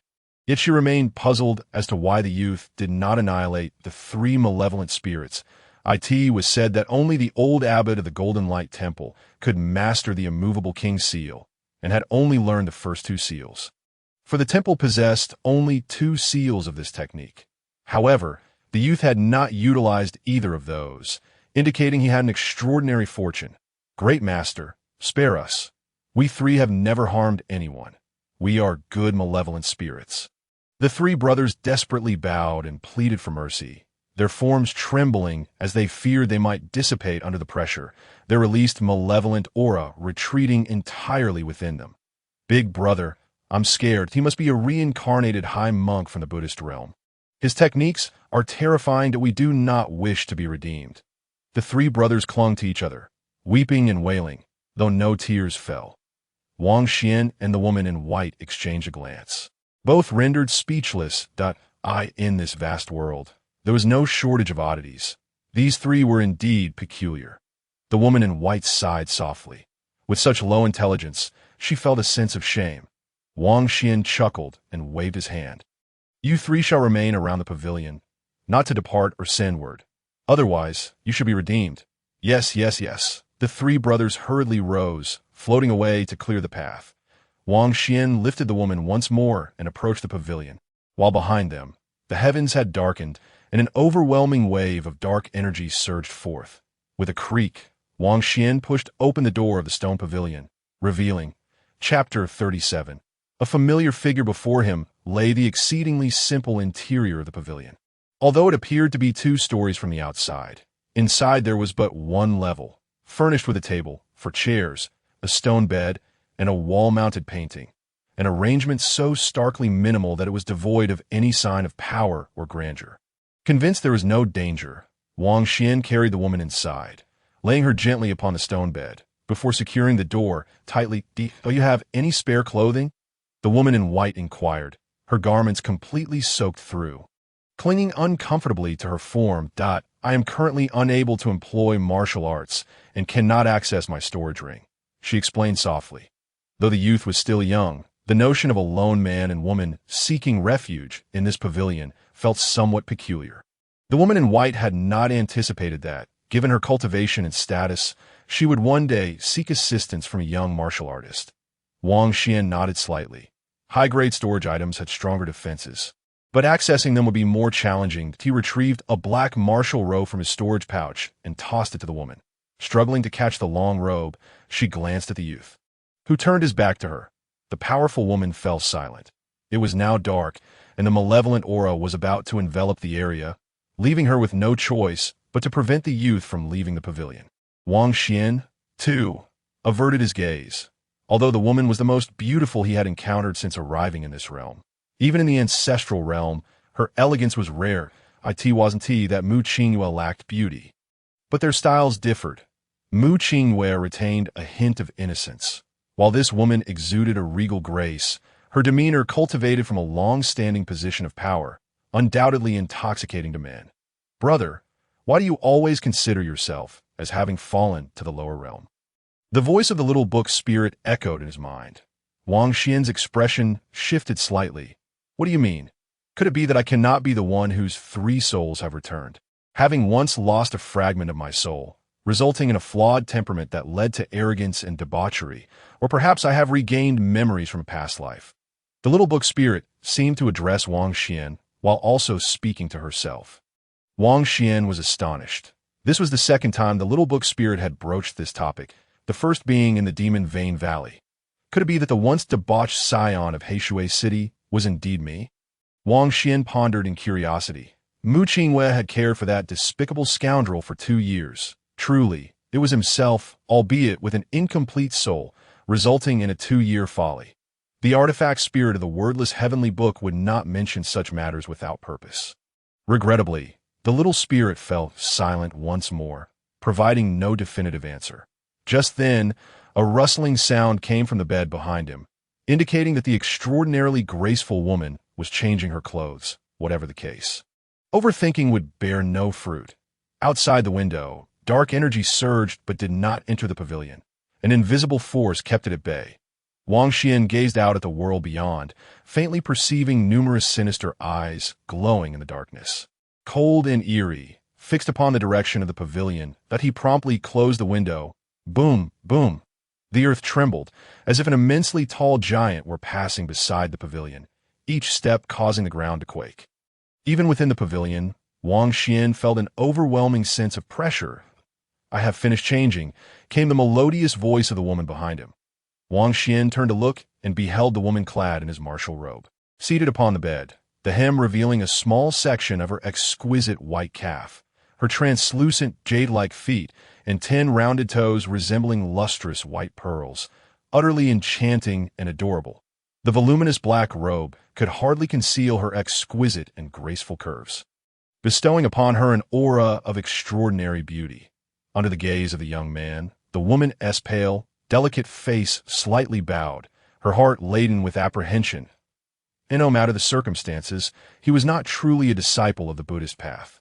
For now, they were safe, Yet the solitude of their situation, a lone man and a solitary woman, posed a test of the young man's composure, particularly as her own cultivation was momentarily inaccessible. She wondered what his intentions were. The woman gasped as the young man's hand slowly reached towards her, but a mix of shock and anger surged within her. She had trusted the youth, for he had never given her the impression of being malevolent. Yet, should he attempt to take advantage of her vulnerability to humiliate her, she would not hesitate to self-destruct, taking him down with her. Closing her eyes, she resolved that if he dared to touch her, she would summon the essence of her chi and soul, for the collision of these two forces would unleash the most formidable strike of any martial practitioner. Unbeknownst to Wang Xian, in that fleeting moment, the woman contemplated much. Noticing her closed eyes, he felt a stir of confusion, yet he continued to stretch his hand beside her. Retrieving her damp garments, he then turned and approached a table, draping the wet clothing over the stone chairs. The woman's attire was indeed cumbersome, for chairs proved insufficient, and he even laid some on the table. From Bai Feng's storage pouch, Wang Xian extracted a heap of clothing and tossed it onto the ground, igniting it with a fire starter to create a makeshift campfire. Bai Feng and Chonggong Qing Yan had accumulated a decent amount of essence stones. Together, they possessed around 50,000, supplemented by their spiritual materials, totaling approximately 70,000 low-grade essence stones. In contrast, during their expedition in the valley, the combined essence stones from the Nie family's storage pouches amounted to a mere 10,000. Wang Xian took a fiery red spiritual fruit and began to eat, unaware that moments earlier he had brushed against death's door. Hearing the crunch of the fruit, the formidable woman on the bed opened her eyes to find the young man seated by the fire, consuming the fiery jade fruit, while her garments hung drying nearby. She was momentarily taken aback, but her stunning face soon broke into a smile, her tone softening as she expressed her gratitude. "Thank you." Wang Xian maintained a tranquil demeanor, his gaze drifting to a mural on the wall, depicting a swordsman standing atop a mountain, with the starry sky above and the swirling black winds below. His sword pointed at a kneeling black dog. Who was this figure, whose mere image and lingering sword intent not only warded off malevolent spirits, but also instilled fear in them, preventing them from entering the pavilion? As Wang Xian studied the mural, an inexplicable sense of familiarity washed over him. The woman, smiling gently, remarked, "I didn't expect you, little one, to discern the sword intent within this painting." She had spent considerable time observing it herself before realizing its protective power over the stone pavilion. As for the identity of the figure within the mural, she too was oblivious. However, she noted something peculiar. The pavilion seemed to have been established less than a century ago, a mystery indeed. Gazing at the starry sky depicted, her beautiful eyes sparkled with intrigue as she introduced herself. "I am Xinghua. And you?" Wang Xian tossed the fruit pit into the fire, his gaze fixed on the swirling black winds within the mural. "Heifeng." Xinghua frowned, feigning displeasure. "That is a false name. Lies can only yield lies in return." Wang Xian replied indifferently, turning away to sit cross-legged in meditation. Having reached the pinnacle of the Xian Yuan realm, he needed to solidify his foundation and refine his body. He could not afford any further delay. You have any idea of the value of that fiery jade fruit?" Xinghua interjected, attempting to glean insights into the young man's background through casual conversation. Yet, Wang Xian chose to ignore her. "How dare he disregard me for the first time?" Xinghua's irritation grew to in the Xuanwu kingdom. Every martial practitioner she encountered had treated her with utmost respect, yet here she was dismissed by a mere boy. Humph. With a huff, Xinghua turned and lay back on the bed, facing away from him, her alluring figure accentuated by her slim waist and curvaceous hips. If a powerful individual were to witness this scene, they would surely be left astounded. Such a dominant figure exhibiting a petulant side, unaware of her own lapse in decorum. Xinghua's phoenix-like eyes flickered with curiosity as she turned back to observe the young man's silhouette. He was maintaining a steady focus in his cultivation. Quite impressive indeed. The fluctuations of his essence and vitality clearly indicated that he had reached a crucial moment in his martial training. Why do I care about him? He is not my disciple. Perhaps it is merely because he saved me, she mused to herself, shaking her head with a smile. Her beautiful eyes brimmed with curiosity as she noted that 20 breaths had already passed. Their sex record stood at 69 breaths. His endurance was remarkable, and she wondered if he could persist for 29 breaths. As time drifted on, Xinghua was astonished to witness He Feng achieve 29 breaths. His presence still remarkably stable. Could he possibly endure for another 10 breaths? 35 breaths, 40 breaths. That a look of disbelief filled Xinghua's phoenix eyes. Each breath represented a moment of inhalation and exhalation. And the prolonged duration of his cultivation not only promised immense benefits for his martial path, but also symbolized the strength of his will and composure. With each passing breath, the agony intensified. An unimaginable torment. 55 breaths. He matched her record for the longest duration, and astonishingly, he remained stable. Time flowed, and Xinghua was left in awe. Even with her extensive experience, He Feng's back appeared almost monstrous. Upon reaching 60 breaths, a slight grimace of pain crossed Wang Xian's serene face as his brows furrowed. However, such discomfort was trivial compared to the torment he had endured in his past life through toxic cultivation. Though the path of poison might hasten one's strength, it ultimately fell short of achieving true supremacy. This life, Wang Xian resolved, would not mirror that choice. He was still capable of enduring suffering. He aimed to perfect his martial path, seeking a way to navigate this perilous ancient site. There remained much to accomplish, and he aspired to ascend to the ancestral realm with an unparalleled martial prowess. Becoming a nightmare for his enemies, 67 breaths had elapsed. Xinghua's emotions surged with anticipation as she observed him breaking their sex record, surpassing 70 breaths. This boy was a prodigy, maintaining such composure. Did he perhaps have a history of even greater suffering? Her gaze towards him transformed from one of mere admiration to one of profound intrigue. 80 breaths. 90 breaths. Words failed her in expressing the tumult of emotions within her. Such terrifying potential was rare in the world. Xinghua was elated. Golden martial runes began to manifest along the walls of the stone pavilion.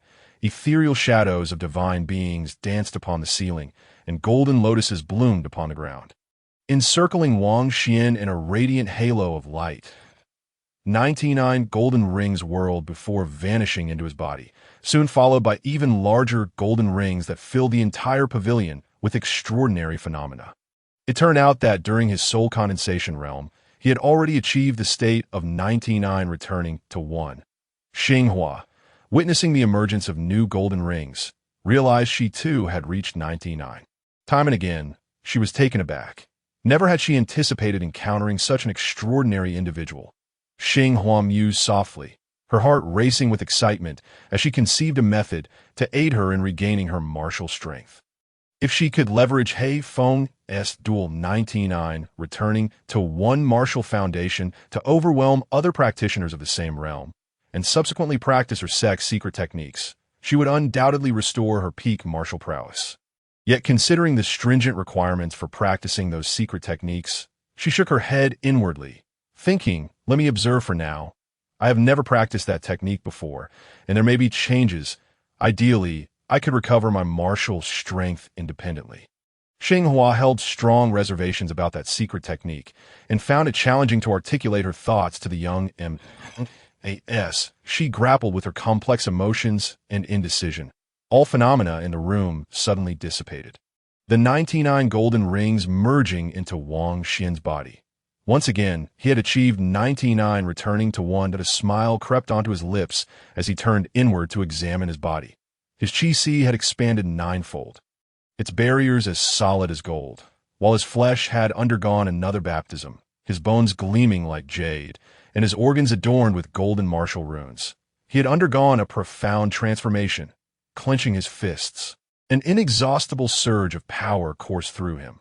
Wang Xian believed that with his current physique, he could easily overpower any ordinary martial practitioner of the same realm. The sensation of this enhancement was truly exquisite, perhaps the most delightful feeling in the world. With satisfaction, he opened his eyes, stretched languidly, and lay down beside Xinghua, drifting into slumber. Once he escaped this dangerous place, he would prepare to ascend to the hidden realm, and upon doing so, he could acquire another martial soul. Filled with anticipation, Wang Xian sank into dreams. Humph. Star Painting originally intended to celebrate the moment of unity with the young man, but it seemed that Black Wind had completely forgotten about her existence as a formidable woman and had directly fallen asleep. With a soft huff, she turned away. Outside the ancient ruins in the city of flowing sand, at the Qingmin Tavern, within a guest room, I report to you, Master Hai, the task you entrusted has been accomplished. Within half a day, both clans will receive the news. Inside the guest room, Master Hai lifted his wine cup, took a sip, and waved his hand. The cloaked figure reporting slowly exited the room, closing the door behind him. Little beast, you caused your demise, and nearly led me to my own ruin in the ancient ruins. Master Hai's eyes burned with hatred. Had it not been for his great fortune and caution, he would have already perished there. The thought of the surging black mist still sent shivers down his spine. He had ordered his men to spread the tale of Wang Xian's slaying of the two prominent families, the Chang and Bai clans. Regardless of whether Wang Xian could survive the ruins, he was as good as dead. In the world of martial arts, killing did not require evidence. Slaying a background-less young martial artist was a deed that could easily be swept under the rug. Let the Jia family catch you first. I will personally flay you alive, and your closest kin and friends shall not be spared either. They will all accompany you to the grave. Master Hai scoffed coldly. At that very moment, in the adjacent guest room, a young man clad in white and a young woman in a blue dress, both exuding an air of nobility and elegance, were present, senior brother. We are a step too late. The ancient ruins have already been sealed. It's all your fault. The blue dress girl pouted, expressing her dissatisfaction. The young man in white chuckled. Let it be sealed. Our ancestors sent us to this Xuanwu kingdom to investigate the peculiarities of the Thunder Tribulation. Nothing else matters in this remote place. What could possibly be worth investigating? Exploring the ancient ruins for treasures is far more interesting, the young girl retorted, her expression stern. That may be true, but other sacred grounds have also dispatched their disciples across the land. We cannot afford to underestimate them. If you keep running amok, I will have no choice but to escort you back to the sacred ground, the senior brother said with a light-hearted tone. Though he felt a twinge of headache, the younger sister sighed wistfully. Senior brother, you've changed. You no longer dote on your little sister. The young man in white twitched his lips, closing his eyes to resume pondering the traces left in the Demon Vein Valley. Chapter 39. The Fairy's Affection. An encounter with Wang Xian leads to emptiness. For the next 2 days, Wang Xian and Star Painting spent their time peacefully in the stone pavilion. Wang Xian diligently practiced the immovable king seal, while Star Painting sat in quiet meditation to restore her martial prowess. On the 3rd day, with no signs of recovery, both were filled with concern, for Star Painting sensed a gnawing hunger due to her temporarily lost cultivation. With her true realm strength, she should have been able to fast, so Wang Xian took out some spirit fruits for her to eat. On the 4th day, Star Painting asked Black Wind, "Do you have a bathtub?" "I need to bathe." Wang Xian was momentarily taken aback, looking at the woman on the stone. It had been nearly 5 days. Star Painting's eyes betrayed a hint of embarrassment. And no matter how powerful one might be, she was still a woman. How could a woman not cherish cleanliness? Wang Xian frowned. "Should I prepare a few more dishes for you?" Star Painting was momentarily speechless. This was the longest sentence he had spoken to her in days, leaving her a formidable figure in the outside world, feeling both irritated and constrained. Wang Xian pushed open the window, calling out, "You 3 brothers, bring some water over." He handed 6 wooden barrels to the 3 mischievous brothers outside. Over the past few days, during their practice, he had taken the time to chat with the 3 brothers, gaining more insight into this treacherous place. The 3 brothers were named Air, and Asandita grinned. "Boss, we haven't forgotten your instructions. The teleportation stone door is located at the mountain sealed by Lord Bone, and the treasures the lady desires are also there." Wang Xian replied, "What lady?" "Don't speak carelessly." Star Painting remained silent. Had her cultivation still been intact, she might have impulsively slain the 3 mischievous spirits, but she had to admit that the young man's adaptability was truly remarkable. As the 3 brothers went to fetch water, Wang Xian retrieved a bathtub and placed it in the stone pavilion. Having committed numerous acts of robbery and murder, he had an abundance of life necessities stored in countless spatial bags. Star Painting, reflecting on the words of the mischievous spirits, contemplated for a long while before saying, "Black Wind, I possess a secret technique that can restore my martial strength, but it requires your assistance, which may put you in a difficult position if it's going to trouble me." "Then there's no need to mention it," Wang Xian interjected. "Then I shall continue to recover my martial arts on my own." Star Painting shook her head, preparing to sit cross-legged and meditate. She had never asked anyone for help, and engaging in such lengthy conversation with a male was unprecedented for her. Wang Xian gazed out the window. "What secret method?" Star Painting hesitated, finding it somewhat difficult to articulate. However, in order to escape this perilous place, she bit her lip and slowly spoke. "It is a dual cultivation secret technique. Do not misunderstand. It is not the demonic practice of plundering one's essence. The incantation begins with the opening of heaven and earth, separating yin and yang, the void embracing the sun, while the primordial being embraces the moon." Listening to the incantation and operational method, Wang Xian carefully pondered. He had perused numerous advanced techniques and could ascertain that this was indeed not the demonic method of essence plundering. Rather, it required his martial power to intertwine with hers, awakening the dormant energy within Star Painting's sea of qi. "There is nothing difficult about this. Let us practice," Wang Xian nodded, a hint of a smile gracing his lips. "Let us hasten our departure from this perilous place." Star Painting hesitated, a flicker of concern appearing in her eyes as she remarked, "However, practicing this yin-yang secret technique may feel like being cast into a refining fire. This is my first time attempting it, and I am unsure if you can endure the intensity." That moment, the mischievous brothers returned with water. After Wang Xian filled the wooden barrels, he quietly said, "I can add some spiritual materials to the water.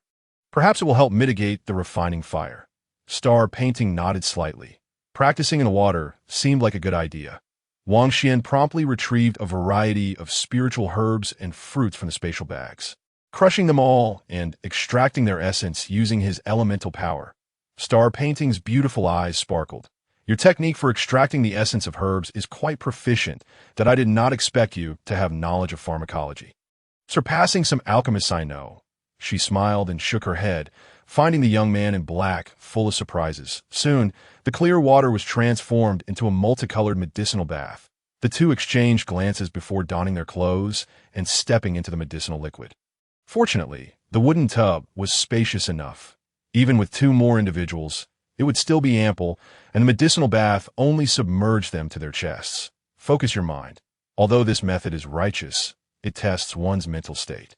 You can take this opportunity to observe the source of my sea of qi, which will greatly aid your future advancement in the true realm. Star Painting explained, and as they spoke, they clasped hands. Wang Xian closed his eyes. Star Painting took a deep breath, calming her fluctuating emotions, and closed her eyes as well. In an instant, the secret technique began to operate. Wang Xian's martial energy surged wildly, and his elemental power poured forth from a sea of qi, coursing through his meridians. A starry glow enveloped them, their entire bodies radiating an extraordinary aura. Time passed, and the medicinal liquid in the tub began to bubble and froth. Although the two felt as if they had plunged into a fiery inferno, they remained remarkably calm. Star Painting, as a martial artist of the true realm, maintained an unshakable mental state at her level. Wang Xian, too, wore a solemn expression. Gradually, the medicinal liquid evaporated, visibly diminishing, and the ethereal starlight surrounding them intensified, revealing a shadow of a black and white Taiji diagram hovering in the air. "I sense it, deep within your sea of qi. There lies a trace of demonic energy," Wang Xian remarked. "Indeed, that is it. Channel all your strength. Let us use the yin-yang Taiji diagram to extinguish it." The secret technique they practiced was quite peculiar, their minds intertwining, inseparable from one another. Wang Xian immediately recited the six-character mantra, channeling all his elemental power deep into Star Painting's sea of qi, transforming into two miniature figures resembling themselves. Together, they propelled the yin-yang Taiji diagram downwards, striking the black energy skull at the bottom of the sea of qi. Boom! The black energy skull shattered beneath the force of the yin-yang Taiji diagram, causing all the demonic energy to dissipate. and Star Painting's dormant sea of chi began to surge with immense power. Torrents of elemental energy flooded into the stone pavilion, impacting Star Painting, her long hair billowing, her whole being radiant with white light. As white flames erupted, incinerating her garments completely, my cultivation has been restored. Star Painting exclaimed joyfully, but was suddenly taken aback. Amidst the white star flames, her skin glowed like jade, her delicate collarbone and slender waist framed against the backdrop of towering sacred mountains. Her flawless legs crossed in a meditative posture. Such a sight, a sacred body enveloped in white flames, with an unparalleled beauty, was simply enchanting, captivating one's very soul. Wang Xian, too, opened his eyes, utterly astonished by the scene before him. Even with his discerning eye, this was an unprecedented spectacle that a ringing in a young man's ears drowned out the world, as he had never imagined a woman could possess such beauty. Yet, after a fleeting moment of dazed admiration, Wang Xian wearily closed his eyes, muttering to himself, "I truly am but a novice monk." As her form teetered on the brink of collapse, it was steadied by a pair of delicate, alabaster arms. A shimmering white dress materialized upon Xinghua, as she realized that the black wind was alleviating her embarrassment. Placing her hand upon the youth's abdomen, she transferred his essence of power back to him. After a brief incense's worth of time, Wang Xian's energy was restored, and he promptly declared, "Let us depart." Indeed, Xinghua responded with an imperious nod, the white ribbons of her gown swirling around the youth as she lifted him into the air. Bursting through the gate and soaring towards the mountain of seals, the two shared an unspoken understanding, choosing to remain silent about the extraordinary sights they had just witnessed, as though the breathtaking scenery within the stone pavilion had never existed.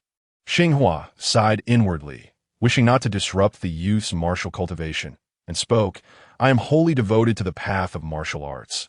Practitioners should relentlessly pursue immortality, and you ought to do the same." "Yes, I understand, but I'm a married man," Wang Xian replied with a smile, aware of her concerns that he might develop feelings for her. Just then, he felt himself plummeting, hastily grasping the silken ribbon that had slipped from his waist. "What are you doing?" Wang Xian found himself dangling in midair. Xinghua wore a stern expression as she locked eyes with him. They had not crossed any boundaries, yet the reality of their physical forms was undeniable, and there was no indication of accountability from either side. Indeed, she acknowledged, in the realm of martial arts, it is not uncommon. Some practitioners, in their quest for advancement, resort to unscrupulous means. There are female demons who harvest yang energy, and ancestral figures who engage in dual cultivation with all the women of their clans, taking multiple wives and forming numerous partnerships. What had transpired in the stone pavilion was unforeseen, and neither had anticipated it. However, Xinghua felt a profound discomfort within her heart that, that's so. Your wife must be extraordinarily beautiful. No wonder your resolve is so steadfast. I had thought you were a celestial being," she remarked, her last 3 words barely audible. Her expression turning gravely serious as she gazed down at the youth, her voice icy. "The white-boned sovereign is formidable. Once I have completely sealed it, you may enter the mountain that I will not owe anyone a favor. After we emerge from this perilous realm, I shall reward you for assisting me in restoring my martial prowess. Do not dare to appear before me again, lest I take your life." An invisible force enveloped the youth, gently placing him back on solid ground. Without a backward glance, Xinghua soared deeper into the perilous land, her long white ribbons trailing behind her, as enchanting as a celestial maiden departing. "That if I fail to seal the white-boned sovereign, a beam of white light shall burst forth towards the heavens, blooming like a flower. Remember, at that moment, you must flee back to the stone pavilion with all your strength." A distant voice echoed in Wang Xian's mind as he watched Xinghua fade away. Women are indeed peculiar beings, capable of severing ties at a whim, and yet it was she who urged him not to overthink matters. Wang Xian's youthful visage reflected confusion. Nonetheless, the sealing mountain was treacherous. Was she truly willing to risk her life to forge a path? How could he not comprehend that Xinghua meant well, concerned that his cultivation was insufficient and that venturing forth could lead to his utter annihilation? Yet could she truly seal the white-boned sovereign with her solitary strength? Should he follow her? Wang Xian gazed into the distance, his thoughts swirling. Chapter 40. The eerie sealing grounds. Wang Xian moved forward, delving into the depths of the perilous land. Their chances would be greater together.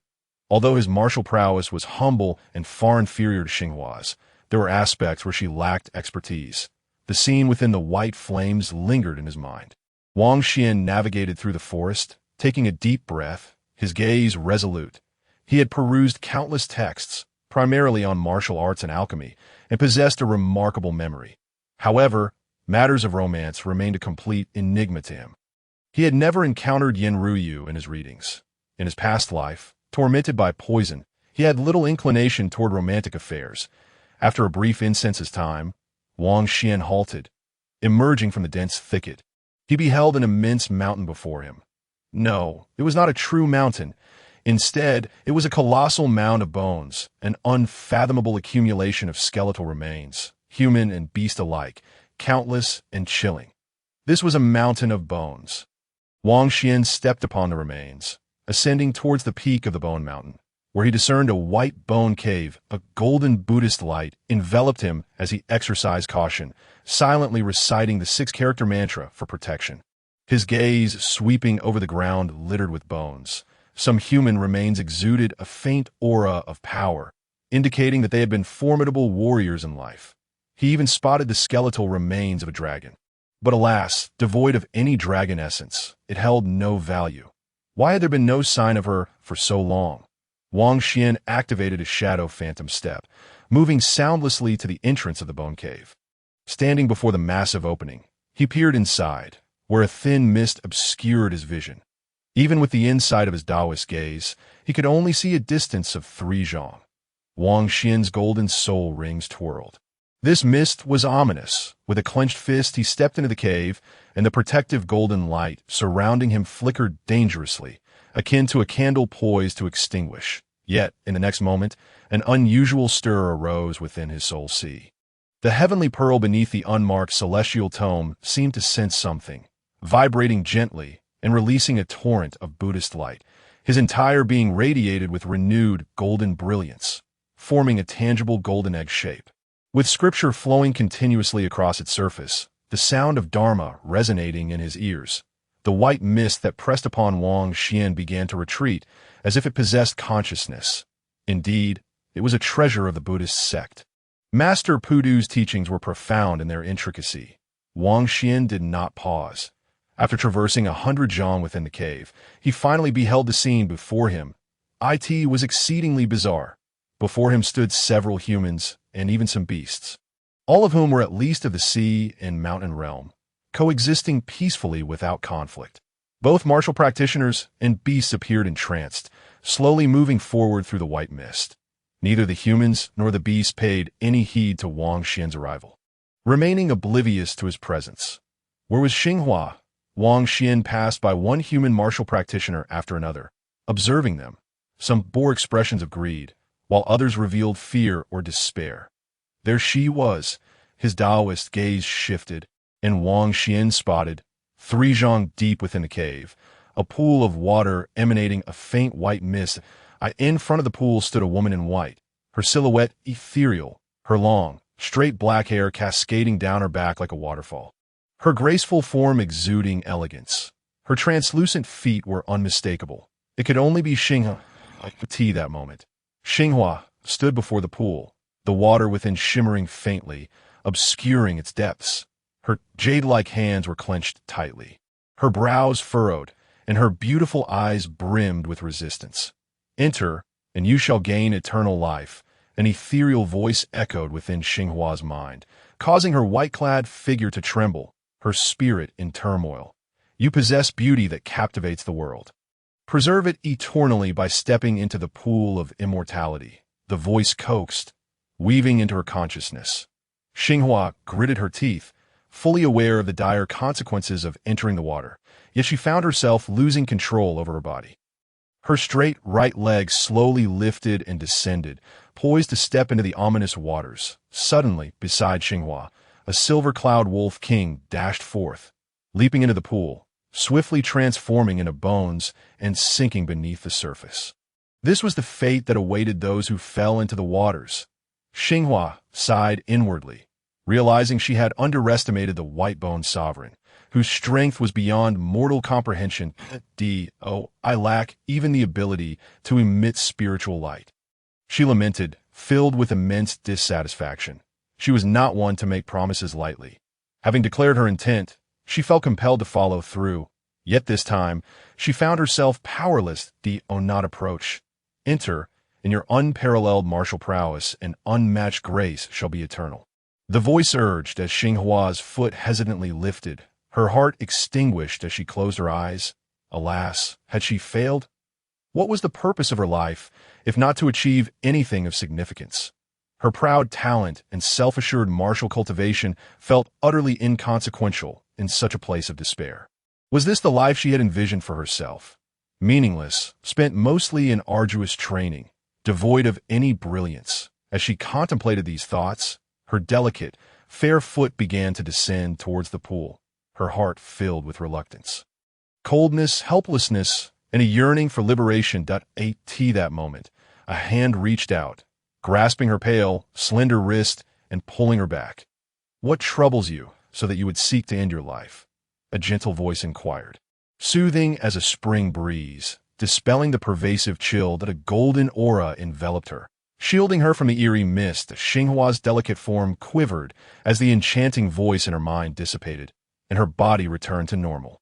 Slowly turning her head, she beheld a strikingly handsome youth beside her, his features distinct and youthful, yet a gentle smile graced his face, illuminating even the chilling bone cave. "Are you still in a daze?" Wang Xian observed, noticing Xinghua's glazed expression, and he gently inquired, assuming she had not yet fully escaped the mist's influence. Xinghua regained her composure, gradually retracting her gaze, shaking her head lightly, a soft smile gracing her lips as she exclaimed, "Black Wind, you have come." As she spoke, her body weakened, and she began to sway, slowly collapsing into the youth's embrace. "Young master, save me. I'm the first emperor of the Xuanwu dynasty. Please lend your assistance, and I shall repay you tenfold." A distant, aged voice called out, Chapter 41. "The great danger approaches. I possess poisonous arts." Wang Xian gazed into the distance and discovered an elderly man, draped in a resplendent golden dragon robe and with hair cascading to the ground. Seated in the corner of a stone cave. "Are you Xianjun, who swept across the land 6,000 years ago, expanding territories with an invincible force?" a melodious female voice inquired. Xinghua leaned against the young man's embrace, her pallid face revealing an unexpected expression. "Indeed, I am the old fool. My past bravery is hardly worth mentioning. I have long been a prisoner in chains." The elder sighed softly, his entire being shrouded in an ominous darkness. Xinghua furrowed her brow and looked towards Wang Xian. Xianjun, the venerable elder, was once a legend. 6,000 years ago, his martial prowess was unparalleled, single-handedly slaying countless formidable foes, pushing back all adversaries, and bloodily establishing his reign. A truly glorious epic. It is said that upon ascending the dragon throne, he eliminated many of his powerful and loyal ministers. Alas, I was merely acting for the sake of the martial kingdom, to stabilize the court. Thus I was compelled to extinguish my kin. "Why must you malign me, dear friend?" the elder explained. Xinghua remained silent. The decision to save or not save was a matter for the Black Wind, and she would heed the young man's will. Wang Xian chuckled lightly and said, "Perhaps next time." Wait. Xuanjuan's expression shifted to one of agitation as he exclaimed, "Last time you made me wait a few days. But you took decades to return. I assure you, I am no villain. Saving me will surely be met with immense gratitude." "Delusional," Wang Xian scoffed, lifting Xinghua in his arms and departing. How could he, at such a tender age? Speak of decades? Xinghua shook her head, astonished that such a once mighty hero had succumbed to madness. Perhaps he had committed too many atrocities in his past, reaping a multitude of wicked fruits, and thus faced a tragic end in his twilight years. Who would have thought that Xianjun, missing for decades, would appear here? Little foam, let us flee. I sense an ominous premonition. Xinghua whispered, and "Oh need for reminders," Wang Xian replied, Already feeling an intense chill creeping in, he dashed towards the cave's entrance, disregarding the fact that Xinghua had called him Little Feng in such a peculiar place. However, just as he was 40 zhang away from the cave's mouth, an unforeseen calamity struck. The entire Bone Mountain trembled, an indescribable malevolence emanating from the pool of water, as if a great horror was awakening. All the strange white mist rapidly retreated, pouring back into the pool, which began to swirl violently, the ferocious aura coalescing into a beam of black light that pierced through the Bone Mountain and shot into the heavens. "Ha ha! None shall escape from the gaze of this master," a sinister voice echoed. Wang Xian's heart tightened as he turned to look, only to see a black, crystalline skeleton slowly rising from the pool. Dark light swirling ominously around it, emanating an overwhelming pressure. Within the sockets of its eyes burned white flames, and chains coiled tightly around its skeletal form. As it undergone nirvana, Wang Xian mused, in the next moment. All the chains shattered, and an even more terrifying force surged from the skeleton, stirring the winds and clouds. The human martial cultivators and the beastly creatures within the cave were astonished to find that they had regained control of their bodies. "Ha ha! To thank you for aiding this master in breaking free from my seal. I grant you freedom, and I shall also reward myself with your flesh." The horrifying laughter rang out, and both the human martial cultivators and the beast displayed expressions of anguish. Save for Wang Xian, who was enveloped in a radiant light. Within his soul sea, the celestial pearl trembled violently. Xinghua's exquisite visage contorted in pain as she clutched her delicate head, a trickle of blood escaping from the corner of her mouth. Wang Xian exerted all his strength in his movements, feeling as if this distance was interminable, with only 5 zhang remaining to reach the cave's entrance. Suddenly, beside the pool, Xianjun shouted in agony, "I shall fight you to the end." He soared into the air, black dragon shadows swirling around him, charging towards the black crystalline skeleton. Not just him, but all the beasts also lunged forward, prepared to fight to the death. How amusing! The black crystalline skeleton retracted all its menacing aura, opening its skeletal maw to draw in a dreadful scene in an instant, regardless of Xuanjuan's immeasurable power or the ferocious strength of the beasts. They were all crushed and transformed into torrents of blood and mud. Sucked into the skeleton's mouth, there was no battle, no ripples of resistance. "The flavor is mediocre," the black skeleton remarked, smacking its bony jaws. "Run. I do not wish to die. Spare me." The remaining human martial cultivators, regardless of their strength, were utterly terrified, fleeing in panic. That moment, Wang Xian finally reached the cave's mouth. Just as he intended to dash out, he collided with an unseen black light barrier, rebounding several steps back. Unbeknownst to him, a black light barrier had arisen at the entrance of the bone cave. Xinghua bit her lip. "I have brought you trouble." Had it not been for her, Wang Xian might not have come here. Xinghua gazed at the boy's youthful face, her beautiful eyes revealing a complex mix of emotions. Yet Wang Xian's expression remained eerily calm, a cold aura emanating from him. Despair and fear were futile. Even if he knew he was outmatched, he would not yield. Even if the divine and demonic forces descended, he would remain unbowed. Gently placing Xinghua down, he steadied her by the waist. The long sword materialized in his right hand, his aura escalating with each passing moment. Activating his combat prowess thrice over, a faint phantom of a great river appeared behind him. With a single stroke, his sword surged forth like a bamboo shoot, slicing towards the black light barrier. "Ha ha! Futile! You all shall perish. This is my reward for you." The black crystalline skeleton cackled, vanishing above the pool and reappearing behind a burly human warrior, its claws piercing through the man's back and extracting a still-beating heart. Boom! The force of the strike was akin to the convergence of a river's might, slashing against the black light barrier with a tremendous roar, yet it failed to shatter it. Wang Xian's expression darkened as he withdrew his sword.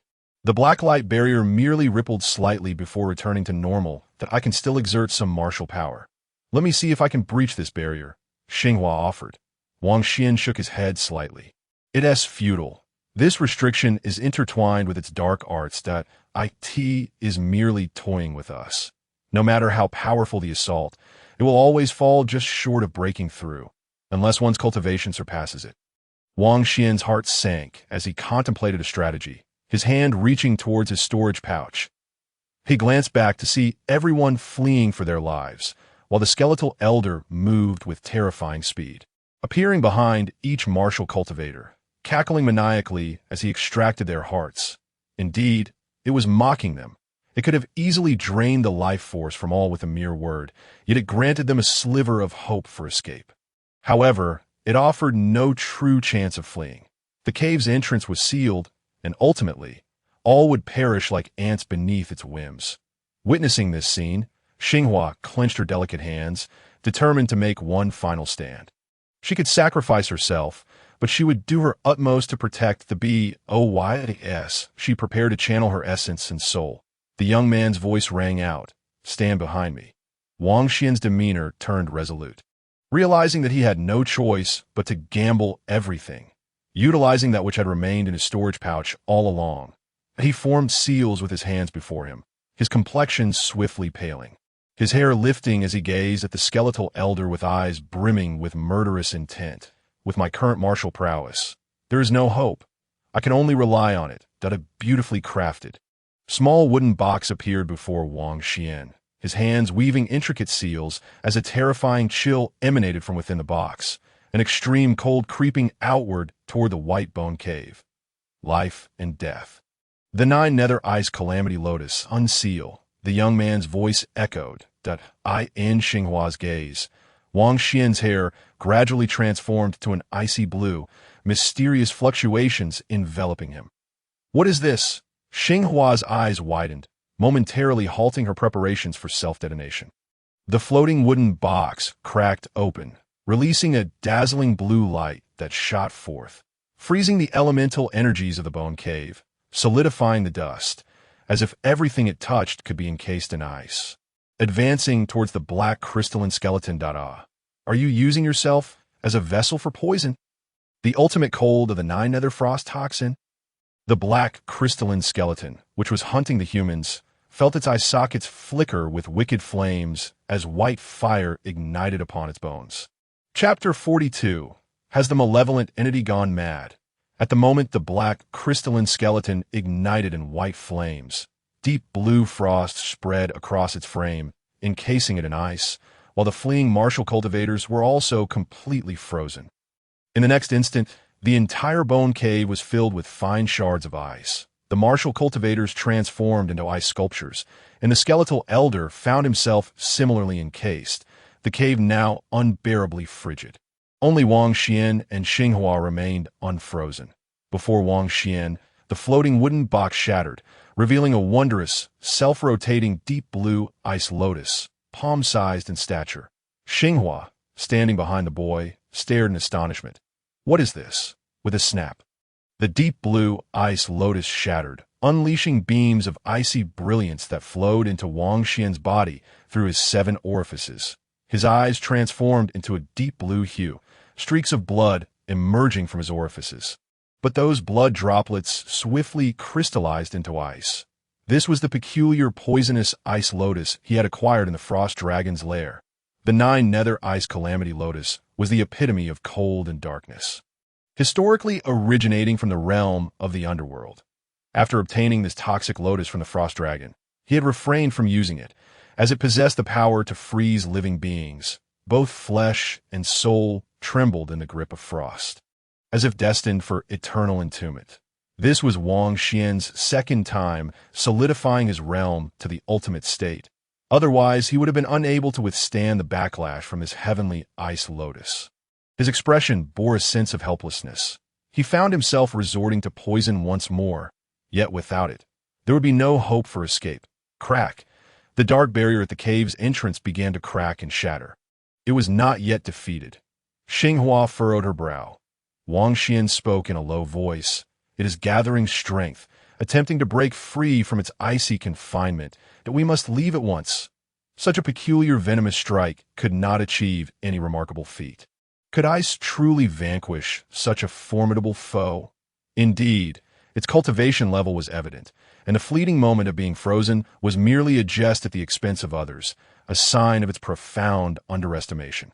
Let us go. Xinghua gritted her teeth. Igniting the essence of her true method, she also invoked forbidden techniques, expelling her vital blood to forcibly restore a fragment of her martial prowess, propelling Wang Xian towards the cave's exit. So cold, Wang Xian shut his azure eyes, within which a frost lotus was slowly revolving at the core of his being, eroding his life essence. To poison others was to poison oneself. A.S. Xinghua soared out of the cave. The blue ice within shattered at an alarming rate, and in the next breath, erupted with a resounding crash. GG. I must see who possesses such a peculiar technique to dispel poison. The cold poison of heaven and earth is truly fascinating. The black crystal skeleton, after breaking its seal, let out an eerie laugh, ice crystal debris falling from its mouth as it drifted towards the cave's exit. Wherever it passed, the martial cultivators emerging from the shattered eye sculptures were engulfed in both astonishment and terror, not daring to stir. Its speed was peculiar. It seemed slow, yet in the blink of an eye, it reached the cave's mouth, its bony foot stepping into the void. A ripple swept forth, spreading through the emptiness like waves. Reaching the protective aura of the two individuals 100 feet away, Xinghua spat out a mouthful of blood, pushing the youth below her. You must go first. I will hold it back. With a resolute turn, her aura surged, her eyes filled with unwavering determination, and her white dress radiated a blinding light. I will pull you back to the west. Her melodious voice, however, bore the weight of impending doom as she confronted the black crystal skeleton. GG, do you intend to self-destruct? The skeleton guffawed, realizing the woman was prepared to perish alongside it. Before me, you are incapable of even self-detonation. I grant you a dignified demise. The rippling wave enveloped Xinghua, suppressing the essence she intended to unleash, imprisoning her within the void, rendering her immobile. What are you? Even the weakest of beings. The plummeting Wang Xian opened his blue eyes, blood streaming from his 7 orifices. You have no right to bestow life or death upon anyone. Wang Xian gazed at Xinghua's figure, witnessing her radiating brilliant white light, understanding that she sought to delay for a moment longer through her self-sacrifice.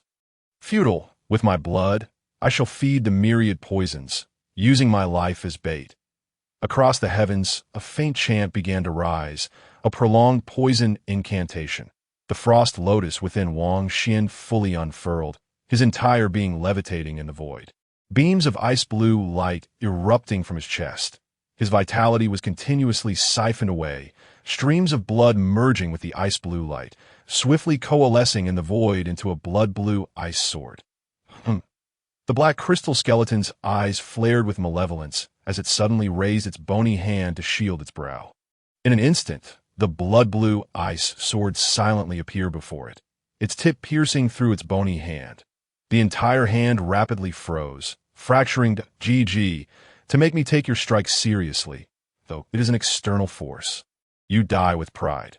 The martial cultivators within the cave were utterly astonished, unable to believe that the figure bathed in golden light could shatter one of the dread fiend's skeletal hands. Though it employed a celestial artifact, it was no trivial feat. Wang Xian bitterly smiled and closed his eyes. The dual loss of vitality left him plummeting downward. Ultimately, it was merely the poison of a 9 nether ice calamity lotus. Its power insufficient, and even with countless peculiar toxins, his body could not endure. His life essence withered. With only a year left to live, his martial path now precarious and on the verge of collapse. Wang Xian beheld the shattered skeletal hand of the white-boned sovereign, which in the blink of an eye, regenerated, grinning ominously. GG, you have piqued my interest. I shall devour you first and shatter that repugnant Buddha light you possess. With that, the black crystal skeleton eerily approached the falling Wang Xian, its bony fingers aimed at the golden protective barrier. Crack. The protective Buddha light shattered, and the bony finger lunged towards Wang Xian's heart, intent on extracting it. GG, I relish consuming hearts. Hissing, the black crystal skeleton cackled maniacally, its bony finger almost grazing the youth's chest when its lower jaw suddenly dislocated, a white flame erupting from its eye socket. Extending over a foot, the entire skeletal frame froze in midair for 2 heartbeats.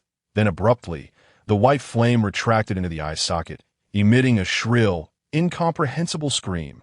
Ah! You again. You scoundrel, devil, I refuse to accept this. With a pop, sparks flew from its bony rear, and the entire skeleton shot up in the sky like a firework, leaving a long trail of flames in its wake. Wang Xian opened his eyes, frowning upon arriving at the threshold of the teleportation stone gate. With just one more step, the two would be transported out of this perilous realm.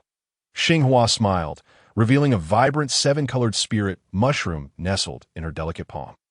This is the Xian Immortal Mushroom, which I harvested from the White Bone Cave. And my purpose for coming here was precisely for this. Now I present it to you. Wang Xian's gaze flickered. This was indeed the seven-colored spirit mushroom he sought for Qingyue, that he realized that the Tianwu continent was renowned for its majestic Xian Immortal Mushroom. You came for this, yet you bestow it upon me. Wang Xian inquired, I have already taken its branches and leaves for my disciple to concoct the wisdom heart pill. It is indeed a fortuitous blessing for my disciple, Xinghua said, placing the Xian Immortal Mushroom into the young man's hand. So, she already has a disciple. I wonder how old she is. Wang Xian pondered but refrained from asking further. In his view, once they exited this dangerous place, their paths would diverge, stowing the mushroom into his storage pouch. Wang Xian sat down upon the ground, declaring, I must first recover. I need to swiftly purge the lingering cold poison within me. With my martial soul awakened, I shall resolutely walk the luminous path of martial arts. My cultivation must be re-established, and I can no longer resort to such toxic techniques that nearly obliterated my hard-earned martial path. Xinghua nodded slightly. I shall serve as your protector, while I also restore my true essence. With that, the two closed their eyes and entered meditation. Meanwhile, far across the distant horizon, a black crystal skeleton gazed longingly at the two, scratching its skull in confusion. Why haven't they left yet? Thus, in the anxious waiting of the black crystal skeleton, days turned into weeks. One day, as Wang Xian sat before the teleportation gate, he opened his eyes. Standing beside him, Xinghua, her flowing white gown fluttering gracefully, radiated an ethereal aura. The moon is ready. I thought you would take several months. She smiled. Wang Xian rose, stretching lazily, feeling rejuvenated. I've finally expelled the poison. My injuries are healed, and my martial path is stabilized. Let us depart. Together, they stepped into the stone gate, gazing at the radiance of their departure. Hidden among the distant clouds, the black crystal skeleton muttered to itself. At last, they've left. This northern region is unsafe. I shall seek another place in the kingdom of Xuanwu, at the banks of the shifting sands river. A colossal stone gate shimmered as it transported Wang Xian and Xinghua. The moment they emerged into the outside world, the stone gate vanished abruptly, observing the diverse attire of foreign travelers entering and exiting the city gates. Wang Xian wore a smile. Their expedition had indeed been fruitful. Xinghua remained silent for a moment, a glimmer of mischief flashing in her eyes. You are a wandering cultivator, are you not? If you wish to join a sect, I can recommend one. They not only possess abundant martial resources, but also provide martial companions. A splendid place for cultivation. Wang Xian was taken aback, deducing that she referred to the Yinyu sect. He considered his response, but decided against it. Just as he seemed poised to decline, Xinghua leaped into the air, her long white ribbons billowing in the wind, resembling a celestial maiden vanishing into the sky. Take care, her ethereal voice lingered in his ears. What? Are you inexplicably angry again? Wang Xian furrowed his brow. As he contemplated this, a figure sprinted towards the riverbank from the distant city gate. The newcomer wore an expression of sheer delight, exclaiming, Little wretch, you truly made me wait for you. Ha ha, the heavens are merciful to me. They are merciful to this old man. The newcomer was a man in his 40s, with a fair complexion and no beard. Possessing long limbs and triangular eyes reminiscent of Wang Ya, filled with both joy and resentment, he brandished a long, glimmering blade as he ran, none other than the notorious Hai Gongong. Little wretch, you caused my son Ya's demise. I have waited for over a month for this moment. Now that the clan elders are no longer protecting you, your death is imminent. I shall flay your skin, strip your muscles, and reduce your bones to ashes. Hai Gongong laughed maniacally. Chapter 44. The Resurgence of Devouring. Listening to Hai Gongong's frenzied shouts and observing his fervent demeanor, Wang Xian stroked his chin with an odd expression. Within the Wang family lay a root of calamity capable of obliterating the clan. Wang Ya, a fiendish entity whose mother was a prominent figure, a concubine of the Xuanwu dynasty. Wang Ya was the offspring of Wang Hai and Mei Fei's clandestine affair, which explained why he practiced sinister arts. Using women as vessels. This was also the reason the Wang family had not executed him. Otherwise, how could they allow Wang Ya's grandfather to tarnish the family's reputation? Hai Gongong was indeed Wang Hai. Cleansed of impurities, not only did I kill your son, but I also killed your father, didn't I? Wang Xian reminded him with a smile. Wang Hai's breath hitched, abruptly halting 10 meters away from the youth. His early-stage cultivation of the secret vault realm radiating a formidable aura, accompanied by a shadow wolf martial soul behind him. You dare provoke me, you insufferable brat? Wang Hai sneered ominously. The two powerful allies he had summoned had perished within the ancient ruins, and he had expected Wang Xian to meet the same fate.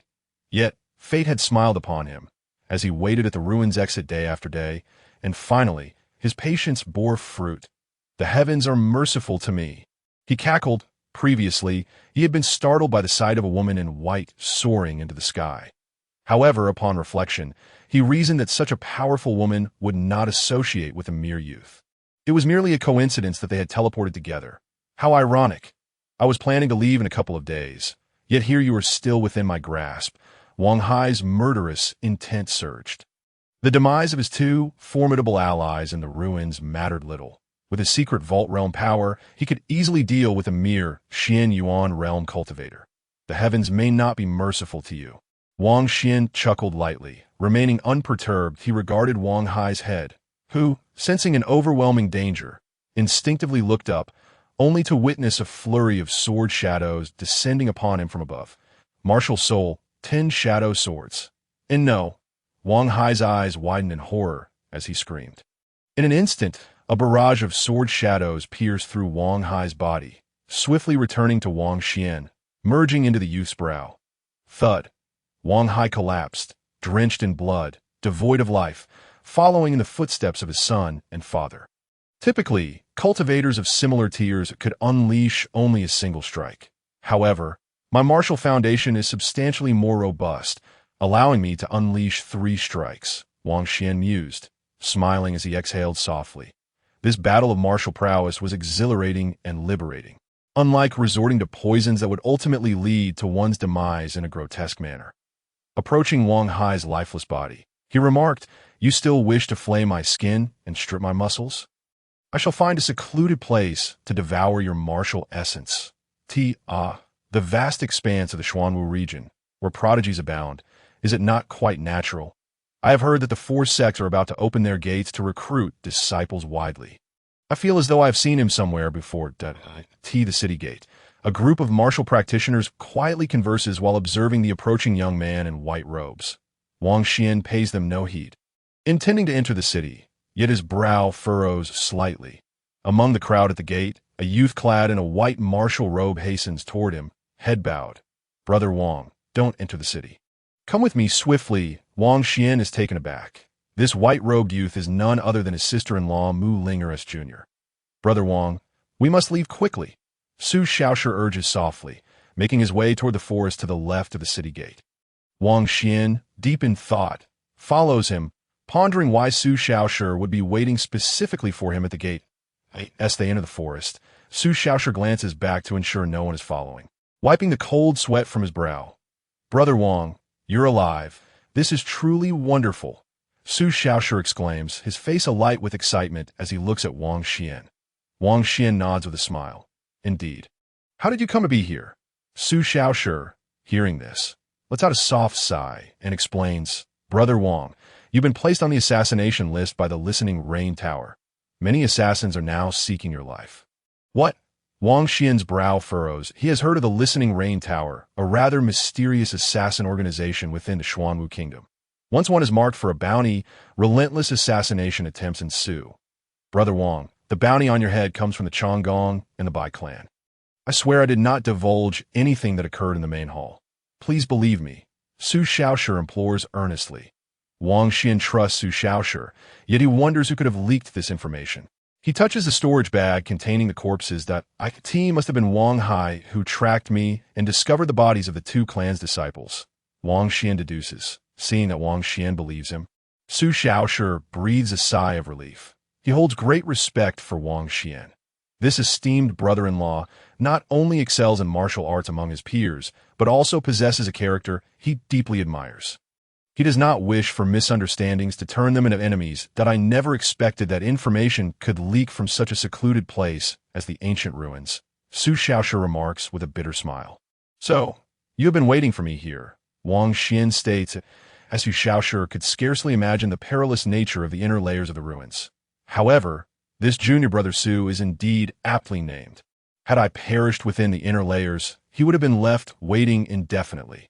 Being wanted by the two clans presents some trouble, yet Wang Xian is not overly concerned, as long as he enters a martial arts sect. Those assassins would dare not intrude upon him. Is Qingwei doing well at the Wanjian sect? Wang Xian queries with a smile. Calculating the time, it is nearing the deadline for her pure body to manifest. Su Shaoshi's expression falters, his words caught in his throat as he lowers his head in guilt. Brother Wang, there is another important matter I must tell you. Sister Qingwei has been captured. What? Wang Xian's heart jolts, his expression darkening. She did not wait for me at the Wanjian sect. Su Shaoshi produces a jade talisman from his storage bag. When we escaped the ruins that day, we returned directly to the sect. However, 4 days ago, someone sent a message to Sister Qingwei, claiming they had discovered your corpse 10 miles outside the sect. Thus, Sister Qingwei left the sect to be why the time the junior sister and I learned of this and pursued her. We only found this communication talisman at the pavilion. Wang Xian's face hardens as he takes the talisman and infuses it with his essence. I am Kong Luo, ranked 19th on the assassin list. If you wish to save your wife, come alone to Lufeng Mountain within 10 days, or prepare to collect her remains. The message emanates with a chilling arrogance. With a sharp crack, Wang Xian crushes the talisman in his grip. A fierce glint ignites in his eyes, and his fists clench with a sound like cracking bones, his body trembling with rage. Femu Qingwei is the dearest person to him in this world. How dare they use her as leverage against him? Wang Xian, having discerned from the words of the little spirit that the former wastrel was indeed himself, merely suffering from amnesia and lacking his 3 souls, realizes he had been foolish. Yet, Mu Qingwei had steadfastly cared for him through his 2 years of folly, a true person of concern. Now, someone dares to threaten him through her. I will kill you, no matter who you are. Wang Xian cries, eyes closed and head tilted back, as if a volcano is ready to erupt. She is uncontentious and merely a fragile girl. If the Chang'an and Bai clans inflict even a modicum of harm upon her, I shall demand their clan's destruction. Wang Xian opens his eyes, filled with fury, realizing that these people do not even spare defenseless girls. Very well. If you dare to harm my kin, I, Wang Xian, shall accompany you to the end. Chapter 45. All my fertilizer brother Wang, do not act impulsively.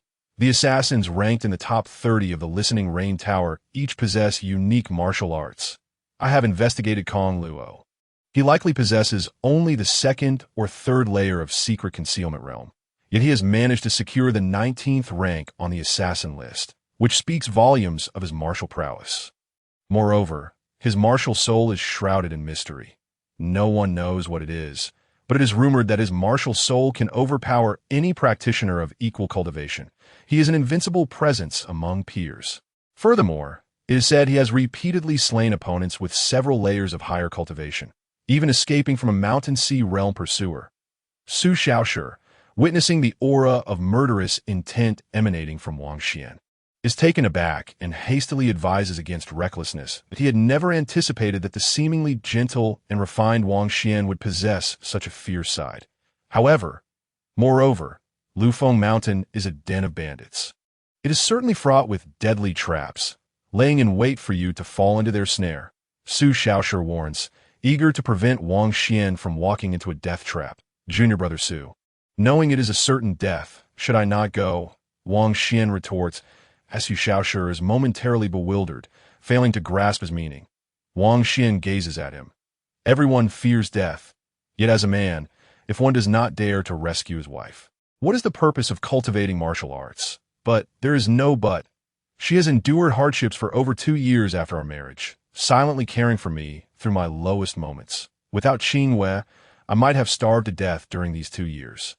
Wang Xian looks to the heavens. Mu Qing Wei is the dearest person to him in this world, and even if death awaits him, he shall go. Besides, who is to say who will die?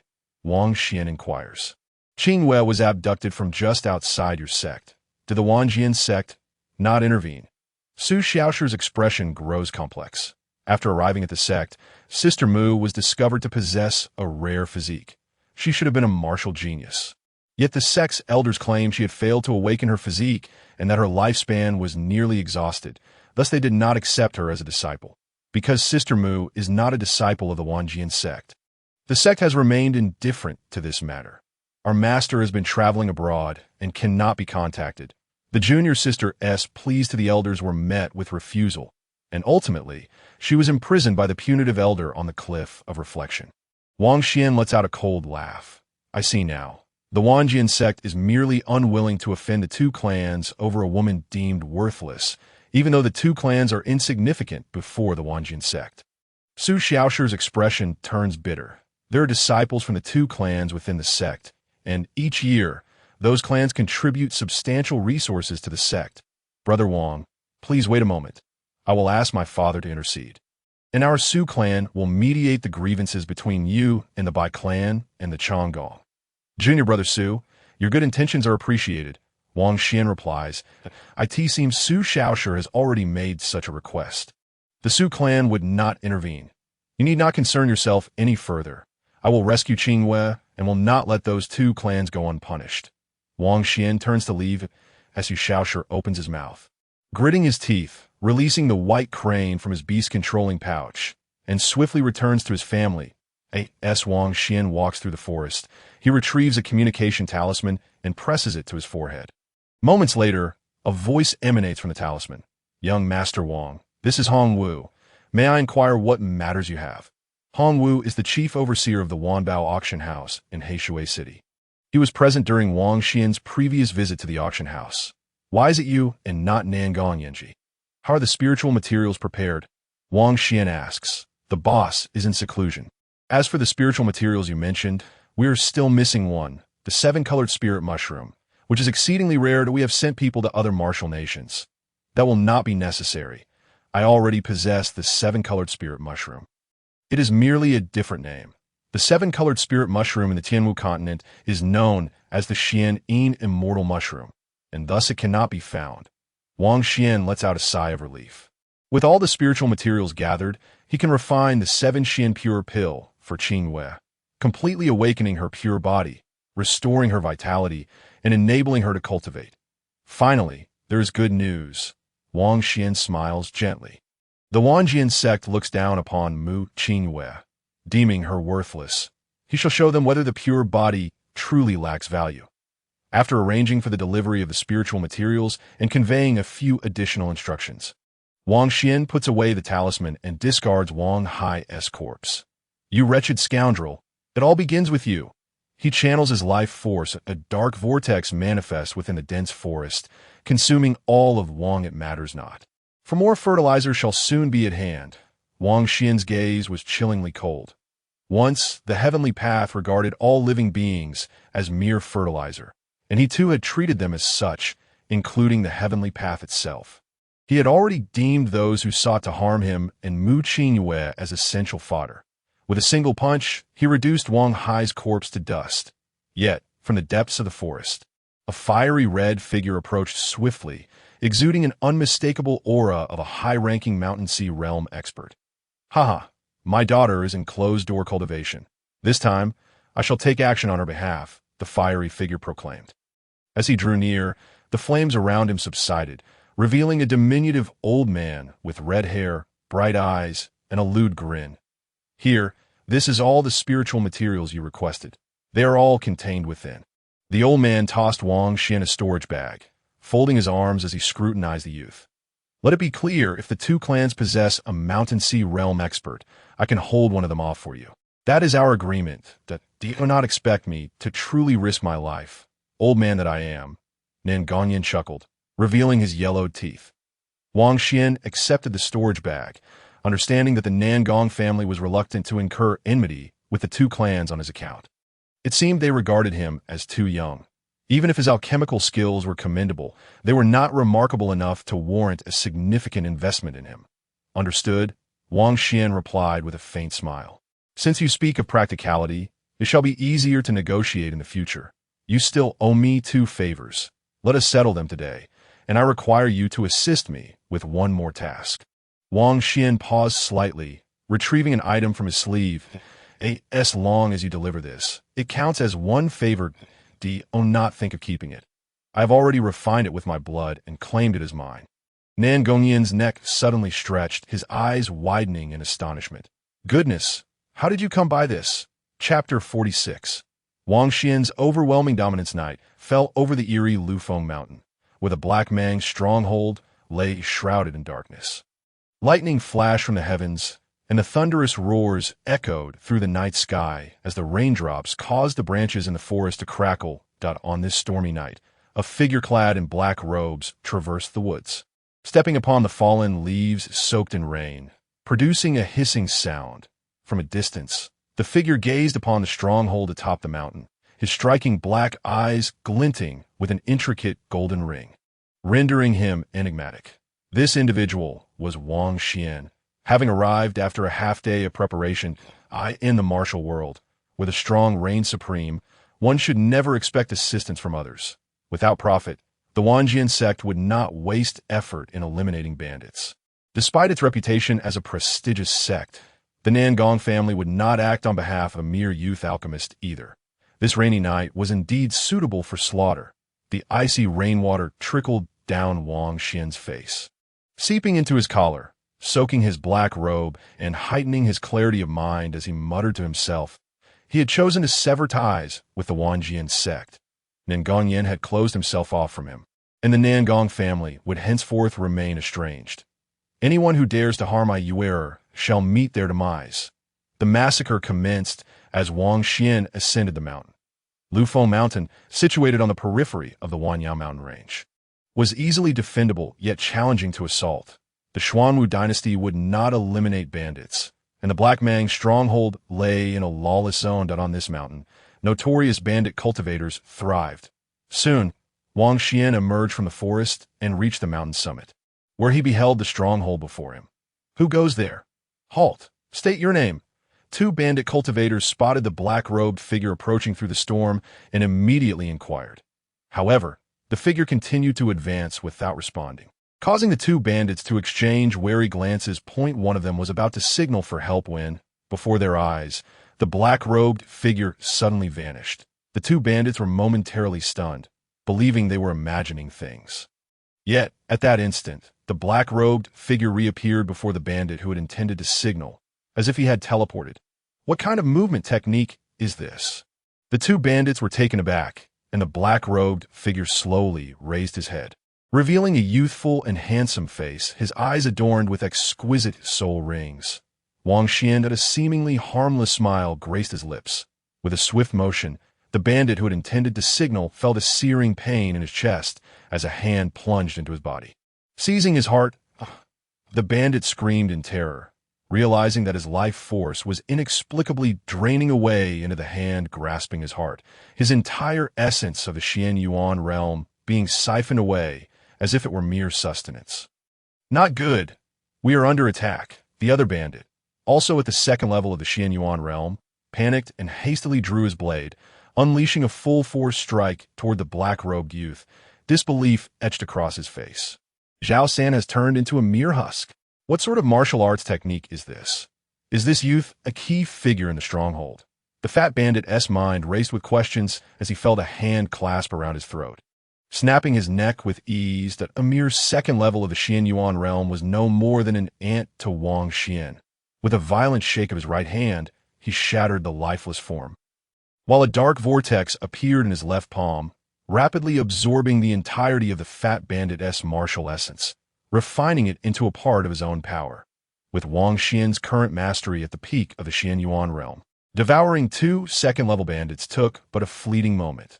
The only difference was that the fat bandit had a greater volume of blood, allowing him to endure for a moment longer. They were all heinous bandits, and their demise would only benefit the common folk. Shatter the husk. With a furious punch, Wang Xian struck the massive wooden door of the stronghold, sending shards flying as it disintegrated entirely.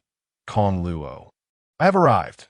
Wang Xian stepped into the stronghold, his thunderous voice resonating throughout the expansive compound. He had asked the old man from the Nangong family to deliver a certain item. Thus he had no concerns about the potential leakage of the secrets regarding the grand creation of the heavenly art. Before him lay a small martial arena constructed of blue stone, flanked by the stronghold's walls with several impressive buildings ahead. In the arena, a squad of burly men clad in purple practiced their staff techniques in a synchronized formation of 64, all at the pinnacle of the Xian Yuan realm's 7th level. They were evidently training in a specific staff formation. To the front of the formation stood a figure in a silver martial robe, wielding a heavy iron staff. He turned slowly to face the destroyed gate and the black-robed youth who had entered. You dare to destroy the entrance of our Black Mang stronghold? You seek death. The silver-robed man sneered, unleashing his aura at the pinnacle of the Xian Yuan realm, radiating a dense silver light, exuding overwhelming dominance. The other purple-clad men laughed cruelly, relishing the spectacle. From his appearance, he must be Wang Xian. Watch closely and see how I suppress him with my staff techniques. The silver-robed man swaggered closer to the youth, instructing his subordinates to engage in a real combat demonstration. Wang Xian narrowed his eyes. Death. Without even utilizing his elemental energy, he merely clenched his fist and, relying solely on his physical prowess, unleashed a devastating strike that generated a fierce gust of wind. What? The powerful punch rushed towards the silver-robed man, who, being primarily focused on physical training, understood the weight of a true expert strike, that he bellowed and raised his staff to block the youth's punch. Bang! The fist collided with the iron staff, shattering it, and struck the man's chest with a resounding blow. Wang Xian retracted his fist as he walked past the pained in your next life. Do not be so arrogant without strength. The Lord of Kong Luo's stronghold will not let you off. The man's face contorted in agony, and in the next moment he exploded into a mist of blood. The purple-clad men, observing the live demonstration, stood frozen in shock. Zhen Yihu, the Hall Master? He actually killed the Hall Master. Form up.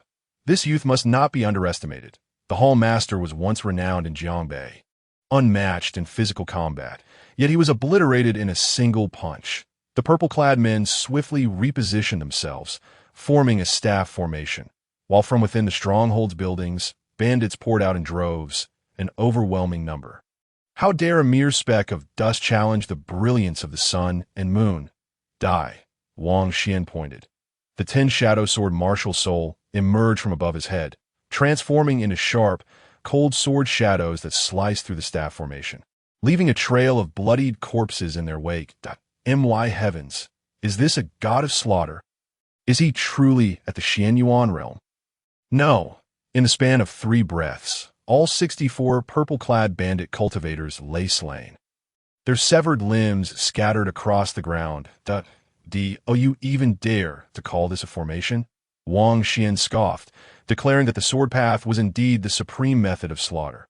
Having dealt with these primarily physical cultivators, Wang Xian surveyed the martial arena, where countless bandits swarmed toward him, their numbers overwhelming. Though most were below the secret chamber realm, he was astonished to find that the bandits here numbered over 1,000, with at least 10 possessing the aura of the secret chamber realm. With a fierce clench of his fist, Wang Xian prepared for the incoming tide of bandits, their eyes filled with malice and cruel smiles as they surrounded the youth. How arrogant of you to come for a weak, unarmed girl. How admirable, yet foolishly amusing. This lord will grant you a swift end. Chapter 47. My husband is invincible. As the bandits surged toward the martial arena, encircling Wang Xian in the Black Mang stronghold's rear courtyard within the dungeon. Did you hear? Your husband has truly arrived. A rotund woman clad in a pink dress, her face heavily adorned with makeup, gestured mockingly towards the prison.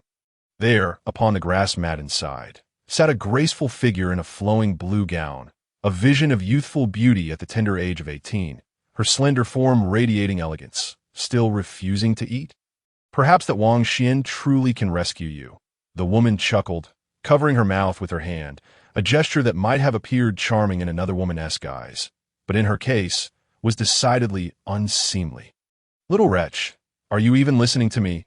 How could he possibly save you from the clutches of countless bandits? With a disdainful laugh, she continued, Once he meets his demise, you will be sold off like the pure and lovely maiden you are, fetching a handsome price while your beauty still lingers. The woman's gaze turned icy.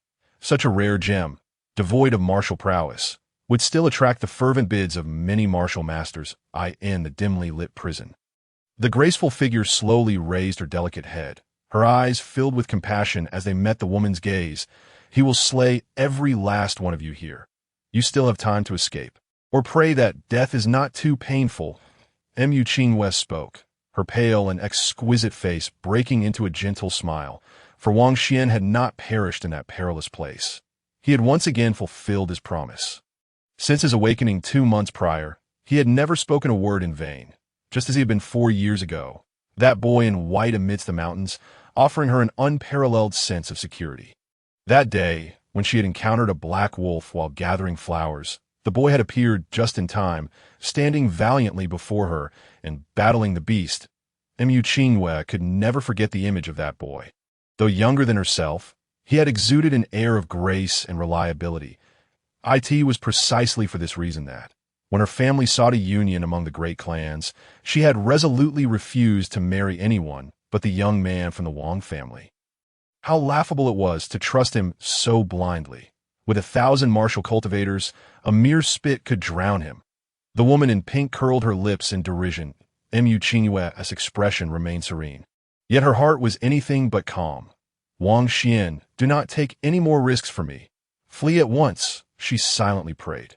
Suddenly, Mu Qinghue paused, her innocent eyes widening in surprise. Beside the woman in pink, an old man with short red hair had appeared, grinning lewdly, his yellowed teeth on display as he leered into the prison. Before the woman could comprehend the presence of another, the old man struck her on the back of the head, rendering her unconscious. This is from that little brat Wang Xian, he said, tossing a jade bracelet into the cell, where it landed at Mu Qinghue's feet. Furrowing her brow, Mu Qinghue inquired, Senior, who are you? The red-haired old man chuckled. I am Nangong Yinji's father. Mu Qinghue hesitated. Nangong Yinji was alluring, and she bore no resemblance to this man, yet she pondered that with such unpredictable martial prowess, he would not deceive her. Perhaps he was her adopted father, or maybe he was her wife's secretive husband. Mu Qinghue did not wish to dwell on it further, casting a sympathetic glance at the old man as she picked up the bracelet. Why do you not simply rescue me? She asked. Nangong Yin chuckled lightly, bemusement evident in his gaze as he regarded the girl's earlier expression. I am under no obligation. Your husband is not yet worthy of me clashing with the Bai family. It is better to resolve matters amicably. Wouldn't you agree, Bai Shan? An elder in gray robes entered the dungeon. Then why do you involve yourself at all?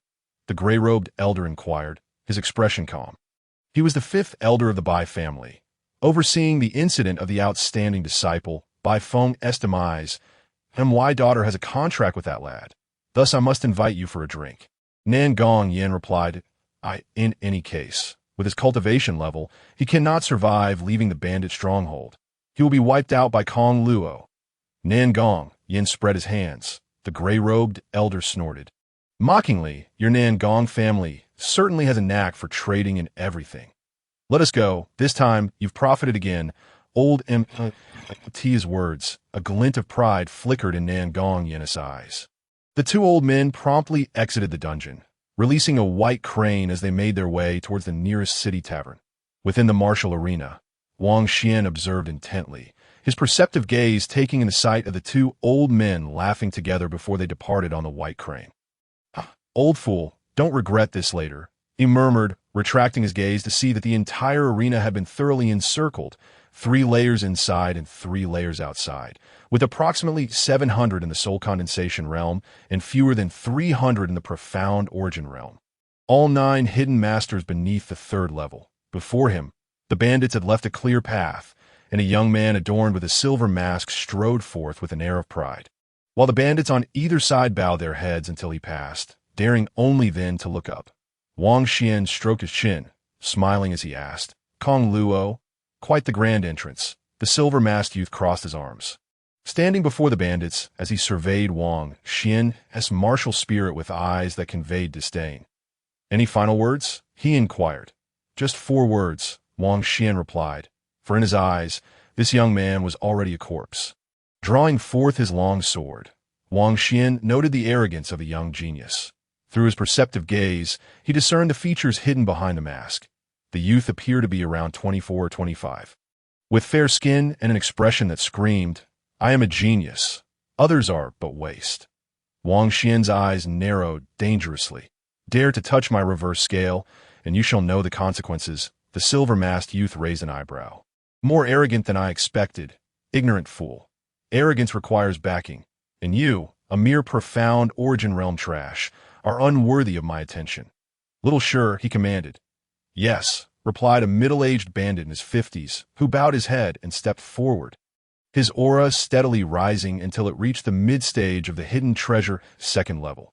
"The leader of Kong Luo is unparalleled in martial arts, enduring through the ages, equal to the heavens.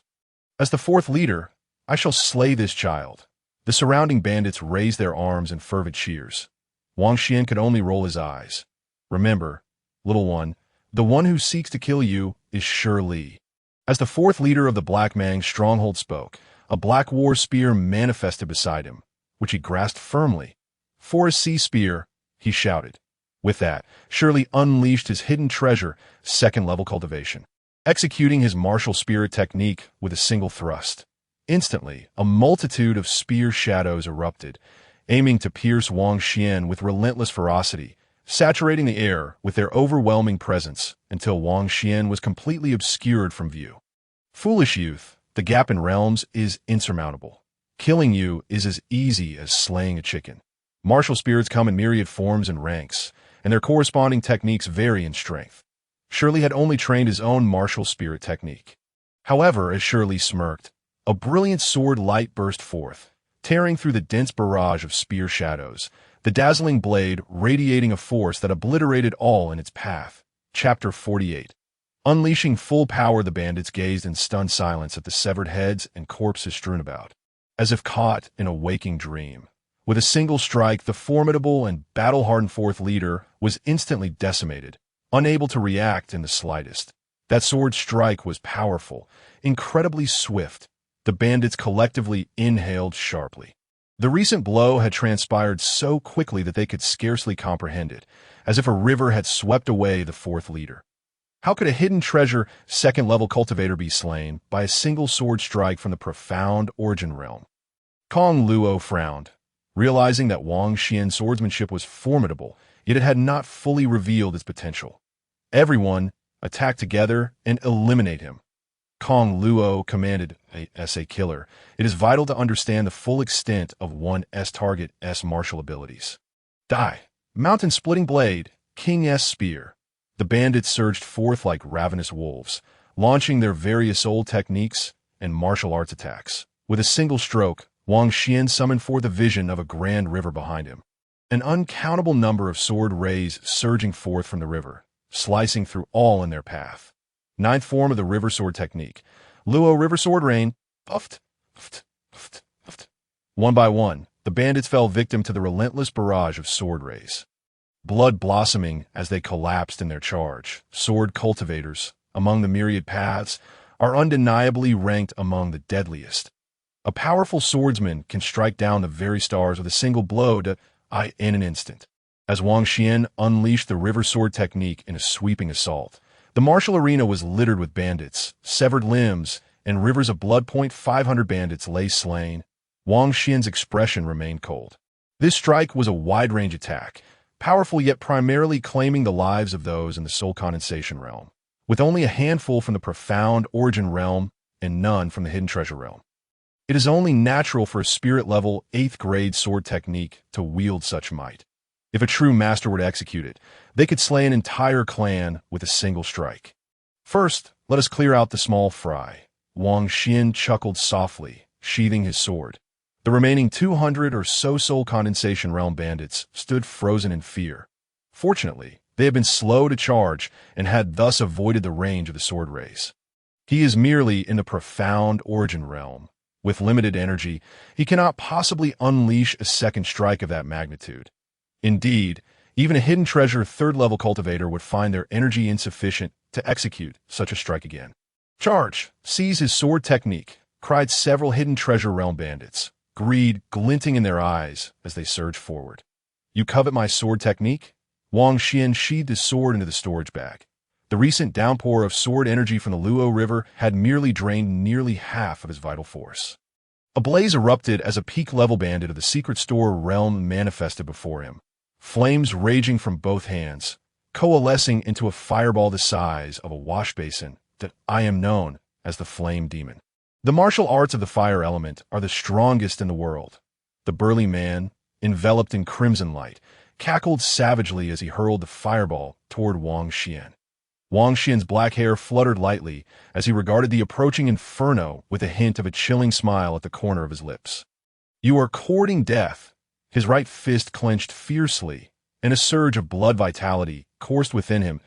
As he took a slight step, his figure abruptly vanished from sight, reappearing in the blink of an eye beside the red glowing brute, delivering a punch aimed at the man's waist. This sudden shift left the man flustered, scrambling to either block or evade, but he was far too late.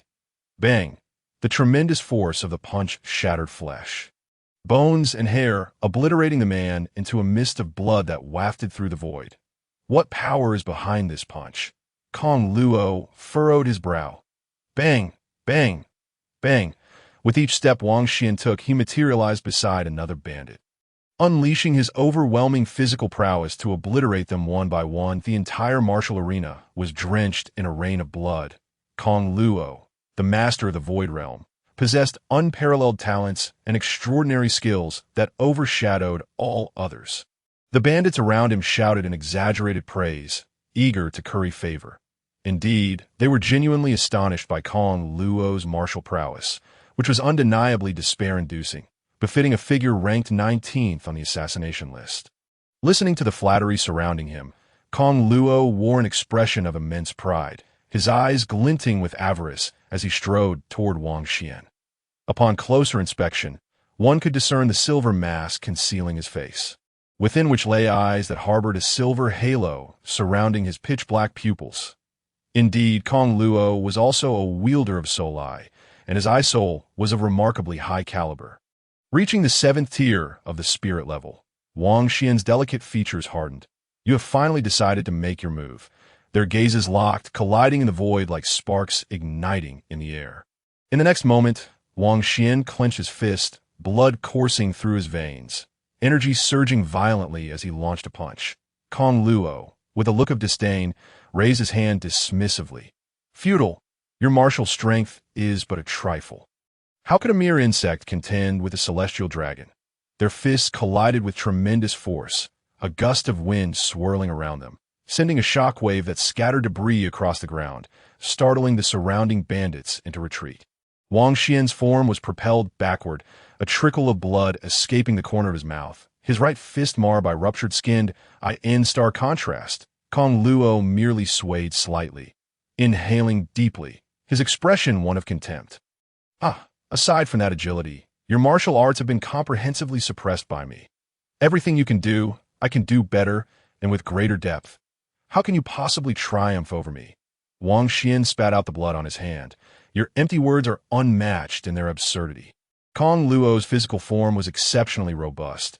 He may not have achieved the pinnacle of martial arts, but he had certainly practiced specialized body refinement techniques. Devour.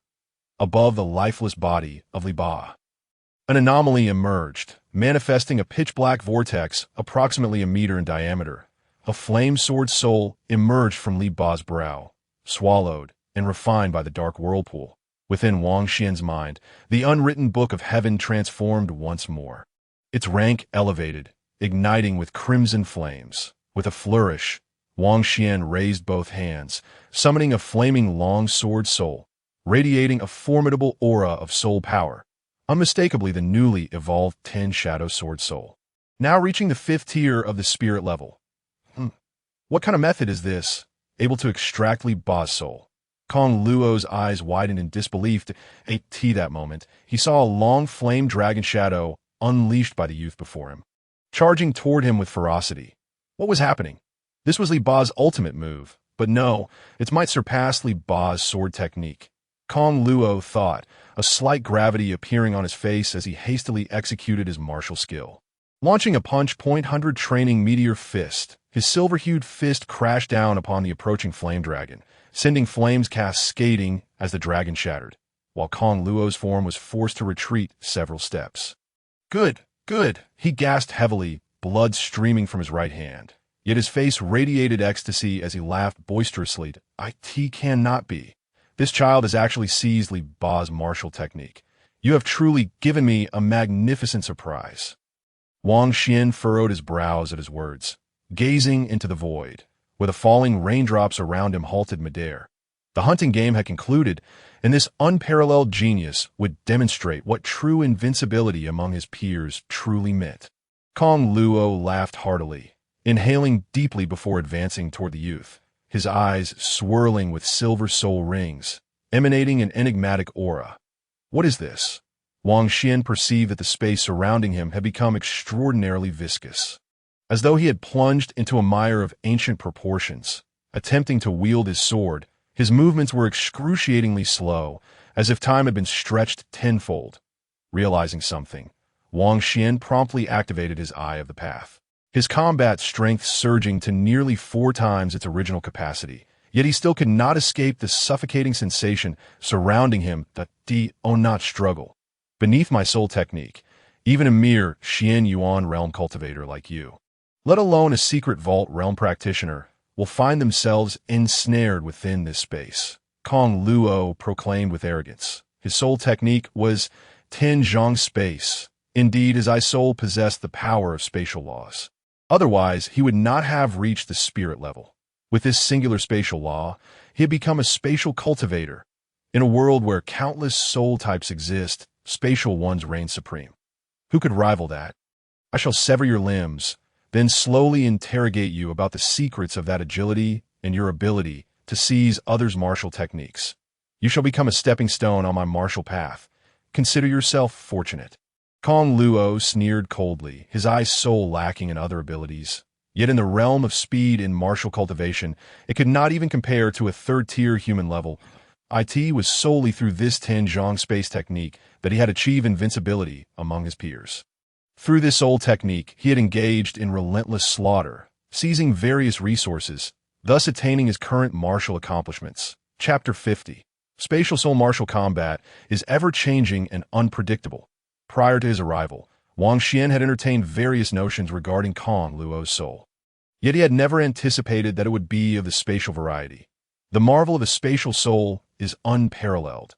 Even if Kong Luo grasped only the rudiments, deploying it against someone in the Xian Yuan realm would be akin to using a sledgehammer to crack a nut.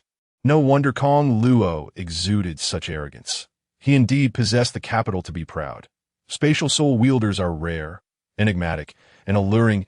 As Kong Luo approached, his eyes gleaming with greed, a sense of inevitability enveloped him.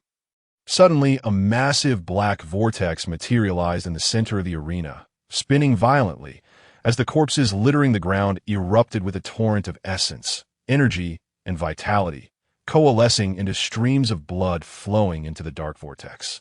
Wang Xian's aura surged violently, as he regarded Kong Luo with disdain. What are you so arrogant about?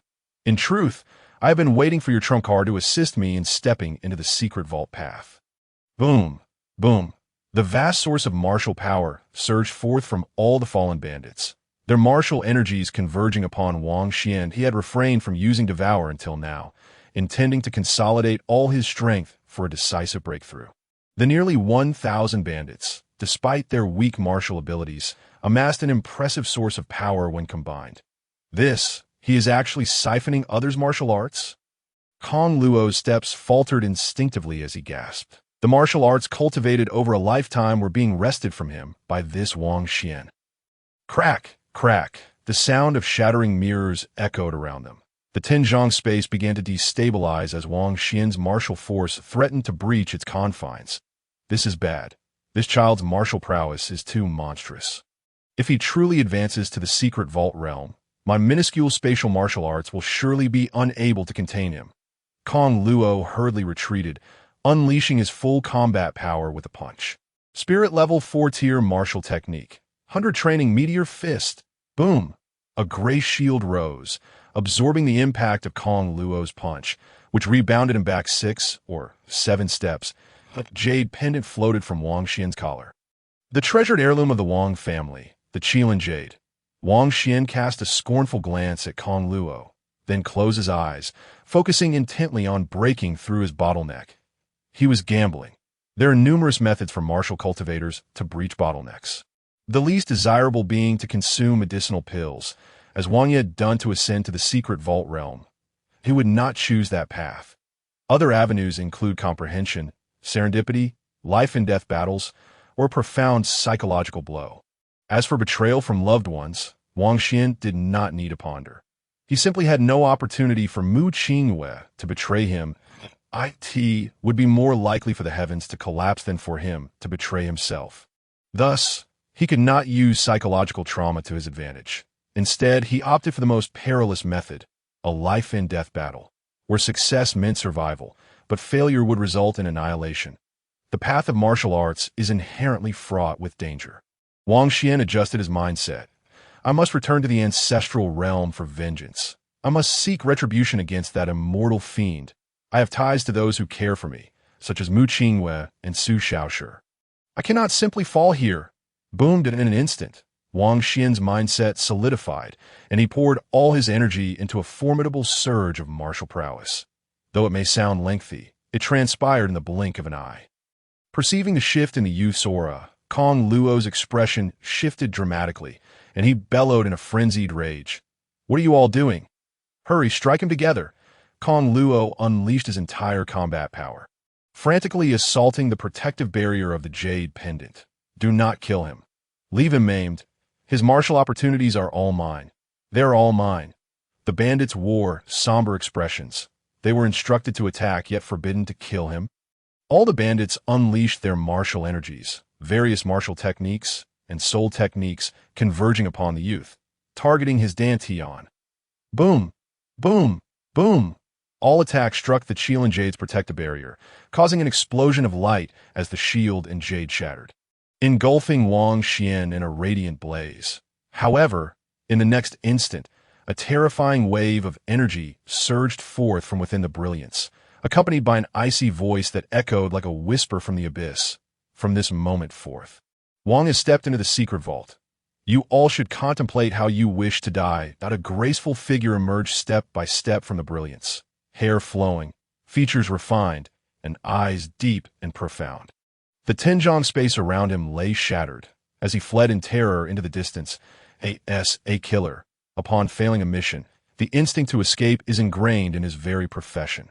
Wang Xian, wait. We are all geniuses. There is no need for such deadly conflict. He cried out while retreating, truly frightened by the ascended youth. Yet before he could finish his plea, a searing pain struck his back as a hand pierced through his body, grasping his heart. Your words are excessive. Fertilizer, Wang Xian sneered from behind him. Having advanced to the secret realm, his shadowy steps had transcended from 3 zhong to 10, rendering Luo Kong incapable of outrunning him. With a visage twisted in agony, Luo Kong shrieked in terror, Do not kill me. I am a young master of the Nangong family. You have ties with my Aunt Yinji, do you not? She is graceful and alluring. I could facilitate your union. His implication was that his aunt would be an amusing diversion, one who could be of use to Wang Xian. Does the Nangong family know you are Luo Kong? Wang Xian's gaze was cold, in extreme pain. Luo Kong, unable to grasp the youth's intent, instinctively replied, I do not know. With that, his heart was crushed, a vortex materialized, and his vital energies, soul force, martial essence, and martial soul were all extracted. Within Wang Xian's pupils, silver and gold patterns intertwined, gradually morphing into an exquisite circular emblem of his martial soul. It was evident he was devouring Luo Kong's martial soul. merging it with his own. Yet the path remained unbroken, still at the pinnacle of the ghost level. Ninth tier, do not claim ignorance. Even if you were aware, I must consume you that dare threaten me with you, Your fate is but to be transcended. He declared, the notion of transcendence implying even reincarnation would be beyond reach. As for Nangong Yenji, regardless of her enchanting allure, what concern was it of his? Luo Kong became a mere husk. Wang Xian casually discarded him like a dead dog. A fate befitting a space martial soul practitioner. Closing his eyes, he contemplated the profound power of the laws within his eye-soul. Space reigns supreme. Time is sovereign that, Luo Kong is dead. Run, cried the onlookers. Mother, is he a devil? Witnessing Luo Kong's transformation into a mere shell, the surrounding bandits fled in sheer panic. Yet, an unusual wave emanated from Wang Xian, enveloping a Tianzhong radius, immobilizing all. Flames in the form of sword shadows shot forth, slicing through the remaining bandits. Evil must be eradicated. A black vortex reappeared in the air, extracting and devouring the martial essences of all the bandits. Wang Xian's cultivation reached the initial stage of the third level of the secret realm. He had consumed the martial essences of all the bandits within Black Mang's stronghold. He opened his eyes, stretching lazily, a sunny smile gracing his face. What a delightful sensation! No wonder the heavenly Tao once feasted upon the mighty of the world. The fate of those who bullied him and Mu Qingyue is likewise fertilizer. Releasing his newly advanced 10 sword shadows, they plunged into the ground of the martial arena, flames surging forth to incinerate all the corpses. Wang Xian promptly made his way to the rear courtyard. Chapter 51. The fragrant beauty, Qingyue Wang Xian swiftly arrived at the rear courtyard, reaching the entrance of the dungeon, where he beheld a plump woman and a slender youth assaulting a blue light pillar. Within the pillar floated a graceful figure, eyes gently closed, long azure hair billowing slightly, exuding a pure aura. It was none other than Mu Qingyue that moment. The plump woman and the slender youth were oblivious to his presence at the dungeon entrance. Hurry up!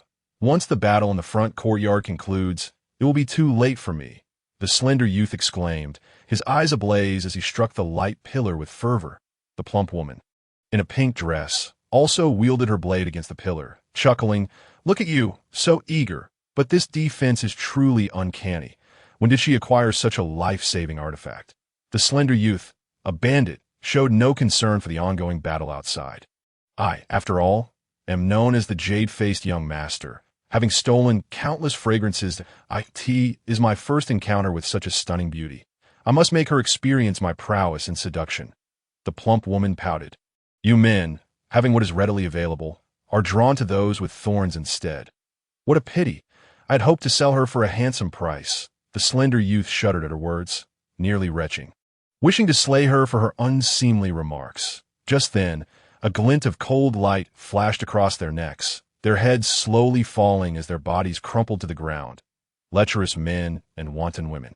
Wang Xian wielded his fiery sword soul, transforming the two into mere husks, reduced to ashes, with his current martial prowess. Consuming these two perfected practitioners of the profound origin realm provided a slight boost to his strength. A meager increase, but nonetheless a gain. Wang Xian turned his gaze to Mu Qingyue within the blue light pillar, a rare smile breaking through his cold facade. Once the azure ring is activated, it remains until the designated time. While it is indeed a remarkable life-saving tool, it also has its drawbacks, which is likely why Zhao Wuhan gifted it to him. Wang Xian couldn't help but reflect since awakening 2 months ago. He had scarcely enjoyed a moment of respite, encountering myriad tribulations, surviving numerous perils. It could be said he was fortunate and blessed, having cultivated to his current level in the secret realm, in the martial world of Xuanwu Kingdom. True martial masters are exceedingly rare, hidden away from the world. The Mountain Sea realm represents peak combat power, while the secret realm is a formidable pillar. Not to be underestimated, the devouring method of the great creation celestial art appears similar to the bloodthirsty practices of demonic paths. Yet they are fundamentally different. One is aggressive, the other noble and substantial. The vast amounts of vital energy extracted from the 9 nether ice lotus within the ancient ruins had been restored thanks to the bandits tonight. thus alleviating any lingering threats. Wang Xian reflected on his gratitude towards those bandits, particularly the young master of the Nangong family, who had bestowed upon him a fragment of the law of space. The greatest gain from tonight's battle was undoubtedly acquiring a fragment of the law of space. How much better it would be to obtain the law of time and space. A smile crept upon Wang Xian's lips. Contentment brings joy in tonight's battle. Both his sword and martial souls had advanced.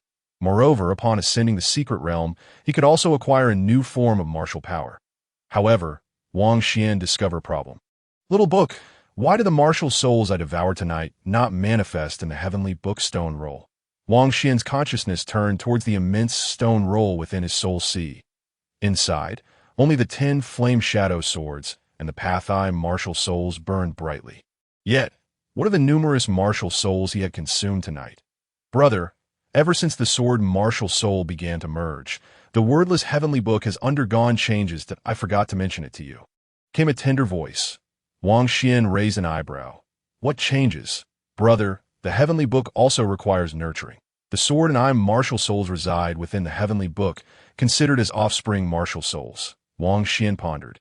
So, the wordless heavenly book is the mother martial soul, while the others devoured are the offspring martial souls, which depend on the mother martial soul for sustenance. Yes, brother, the wordless heavenly book must possess sufficient soul power to ensure it can accommodate them. Otherwise, those you wish to utilize will remain, while the others will be instantly dissolved by the heavenly book. Wang Xian nodded, starting to grasp the concept. Aside from the sword and martial souls that would merge and evolve, his third martial soul would require careful consideration that a single oversight could result in missing out on a valuable martial soul, allowing it to be dissolved by the heavenly book. As Wang Xian contemplated this, the beauty within the light pillar fluttered her long lashes, and the pillar suddenly shattered, its protective power dissipating. Floating in midair, Mu Qingyue opened her eyes, gasping as she began to fall, only to be securely caught in a pair of arms. Wang Xian, are you all right? Upon recognizing him as her savior, Mu Qingyue exhaled in relief and quickly inquired. Wang Xian, turning his gaze, mimicked Luo Kong's arrogant demeanor, grinning with pride. How could anything be amiss? Those bandits were nothing but refuse, mere bags of bones, all dealt with by your esteemed lord. You should have seen how formidable your lord was earlier, unparalleled in skill, causing the enemy to weep and plead for mercy on their knees. Wang Xian's intention was to lighten the tension after the fierce battle. Aiming to amuse Yu Qingyue blinked her bright eyes, gazing at the triumphant youth with her mouth agape. Though he spoke lightly, she could hardly fathom the extent of the earlier peril. By the way, what are those two? Mu Qingyue regained her senses and inquired. Earlier, a slender young rogue had rushed into the dungeon, intending to abduct her. Just when she was at a loss as to what to do, the bracelet she wore emitted a radiant azure light, enveloping her in protection. Then she lost consciousness, and when she awoke again, she found herself cradled in Wang Xian's arms. Mu Qingyue gently pushed against the young man's chest, freeing herself from his embrace and standing on the ground, her cheeks tinged with a delicate crimson. As for those two, I had previously lectured them, and they were weeping profusely, fully aware of the sins they had committed. They have left, claiming they wish to convert to Buddhism. Wang Xian remarked. Yu Qingyue frowned and shot a disapproving glance at the young man. Such serious nonsense. Does he think of her as a mere child? Wang Xian rubbed his nose and smiled. Let me take you away. As he spoke, a wave of emotion stirred within him, the fragrant essence of Mu Qingyue enveloping his senses. What is it? Mu Qingyue asked, surprised to see him lost in thought. Wang Xian suppressed the ripples in his heart, recalling the alluring curves he had previously encountered, undeniably captivating. He produced a silver bone talisman, roughly the size of fingertip, and said with a smile, "It's nothing, let us depart." This bone talisman, crafted from the skull of a void ferret, was a precious small teleportation talisman gifted by the young master of the Yin Wind Valley. It was exceedingly rare, as hunting the void ferret was an arduous task. The young master of Yin Wind Valley was genuinely grateful to him for receiving such an expensive item, though the talisman could only transport them to an uncertain location within a 50-mile radius.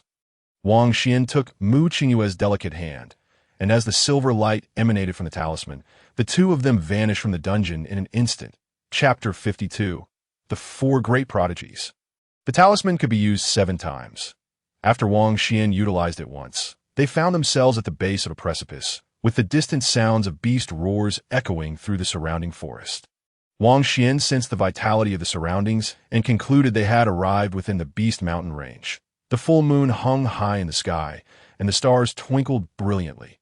Nearby, a waterfall cascaded down the cliff, its sound echoing as it splashed into a pool below, presenting them with a rather picturesque locale.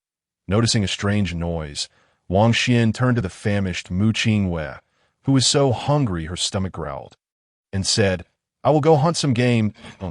She replied, her face flushed with embarrassment as she lowered her head. Since her capture, she had been on a hunger strike. Wang Xian ventured into a nearby thicket, not straying too far. As Mu Qingwei lacked martial abilities and needed to remain vigilant in the presence of beasts, Wang Xian's figure disappeared into the woods. Mu Qingwei turned her gaze toward the pool. Having gone several days without proper hygiene, she decided to loosen her skirt. Wang Xian, noticing through his perception that Mu Qingwei intended to bathe, averted his eyes. They were bound by the title of husband and wife, but had yet to consummate the marriage. He had married Mu Qingwei while in a state of disarray, which felt unfair to her. As a young man awakening to desire, he couldn't help but feel drawn to her beauty, a natural inclination for any man. However, Wang Xian respected Mu Qingwei and wished to provide her with a complete wedding ceremony. At that moment, several three-tailed spirit chickens flew overhead, and a smile spread across Wang Xian's face as he unleashed his spatial power, causing the surrounding area to become thick and viscous. If Kong Luo were to discover that he had used a Tianzhong space to catch chickens, he would surely berate him for insulting the art of spatial martial arts. Though the principles of space were profound, it ultimately remained a singular technique. It could restrain foes of lesser strength, but against those whose power surpassed his own, it would be challenging to contain them. Wang Xian mused. Within the Tianzhong space, nothing could escape his awareness, and he could freely ensnare his targets. Of course, those whose martial prowess exceeded his own could break free from the spatial restraints. Much like how he had shattered Kong Luo's martial soul technique after advancing to the secret vault realm, Wang Xian captured 2 wild chickens. Qingwei is still bathing. I will return shortly. Within his Tianzhong space, he could sense Mu Qingwei's movements as she bathed. Wang Xian released the Tianzhong space. This soul technique should not be easily revealed. It could serve as a trump card. As for the immutable King Seal, it could be effective against malevolent entities, but in normal martial conflicts, it was rather lackluster, consuming much energy with minimal lethality, he reflected. Meanwhile, far away in the night sky, 2 white cranes flew, carrying 2 elderly men, none other than the slightly tipsy Nangong Yin and Bai Shan. Bai Shan chuckled, "Speaking of which, my old friend, your Nangong family has been flourishing in recent years. And your Bai family is no exception. You even produced Bai Ziwei, one of the 4 great prodigies of the Xuanwu Kingdom, the disciple of the Yanyue sect." Nangong Yin laughed heartily, exchanging compliments. Bai Shan paused, then shook his head with a sigh. "Old friend, you are unaware. My clan's Bai Ziwei is no longer a disciple. What do you mean by that?" Nangong Yin inquired, surprised as Bai Shan urged the crane toward the Haimen stronghold. He explained, "It's no secret. It won't be long before the entire Xuanwu Kingdom hears of it. Let me tell you, old friend." Bai Shan paused briefly, then continued, "Do you remember that ancestor of the Yanyue sect who took in a secret disciple about 3 years ago?" "I do recall such an event. Could it be?" Nangong Yin was astonished. Bai Shan nodded. "Indeed, that junior named Nie Xiansang possesses astounding talent. In a mere 3 years, he has reached an astonishing level. Not long ago, he challenged Yue for the title of disciple and defeated him in 3 strikes." Nangong Yin inhaled sharply. Bai Shan sighed lightly. "Now, the dominant figures of the young generation in our Xuanwu are Jin Fozai, Yin Wuji, Jian Jingtian, and Yu Xiansang. These 4 are likely to overshadow the younger generation of Xuanwu for an era." Nangong Yin nodded, a look of contemplation crossing his face. "Indeed, there is always someone stronger. Do not take it too much to heart." Bai Shan, as he spoke, however, he felt a twinge of schadenfreude. For for the Bai family once had a disciple of the Yin sect, which had made the Nangong family rather uncomfortable. Now, that was no longer the case. Bai Shan internally scoffed, aware that his companion was likely reveling in this turn of events. He said lightly, "We have arrived. There are no signs of battle. I must take Wang Xian's head to accompany Bai Feng's Jr. in burial." Nangong Yin glanced down at the Haimen stronghold and nodded, flying with Bai Shan. Previously, he had negotiated with Wang Xian regarding a formula for a pill to cure his daughter's fire poison. And now he returned only to confirm Kong Luo's identity. Within the upper echelons of the Nangong family, they speculated that Kong Luo was likely an outstanding descendant of their clan, Nangong Guishi. Why is it so quiet? The white crane landed within the stronghold, and both elders furrowed their brows, their expressions filled with confusion. As they surveyed the area, they found the entire bandit stronghold devoid of life. The martial arena littered with ashes, and various storage bags and weapons strewn about. The two elders exchanged glances, a sense of foreboding rising within them, and they immediately employed their skills to head toward the dungeon. Could it be that Wang Xian has wiped out all the martial cultivators here? Bai Shan began to say. That's impossible. Over 1,000 bandits, though a majority are lowly soul condensation realm fighters. Even a multitude of ants can bring down a snake. How could a mere junior in the Xian Yuan realm possibly contend with so many bandits? It's preposterous, even if they were all in the soul condensation realm. It would be difficult to eliminate them all. A Xian Yuan realm cultivator has limited energy and would inevitably exhaust themselves. Not to mention there are many in the Xian Yuan and Secret Vault realms. And even a Kong Luo involved. With a whoosh, Nangong Yin and Bai Shan dashed into the dungeon, only to find the cell door wide open, a shattered bracelet lying on the ground, along with 2 piles of ashes. The expressions of the two elders darkened significantly as they inspected the scene, growing increasingly convinced that the mortal woman had been rescued. If she had indeed been saved, the entire stronghold of bandits and Kong Luo. Bai Shan's face turned grim, his eyes filled with uncertainty. They were likely all truly dead. How did that junior Wang Xian manage to accomplish this? Nangong Yin felt bewildered. Bai Shan scoffed coldly. Old friend, did you not say he would be eradicated? Nangong Yan's expression also soured as he probed the fluctuations of energy in the void. Bai Shan's eyes shimmered with murderous intent from the waves of energy. It seems they haven't left for long.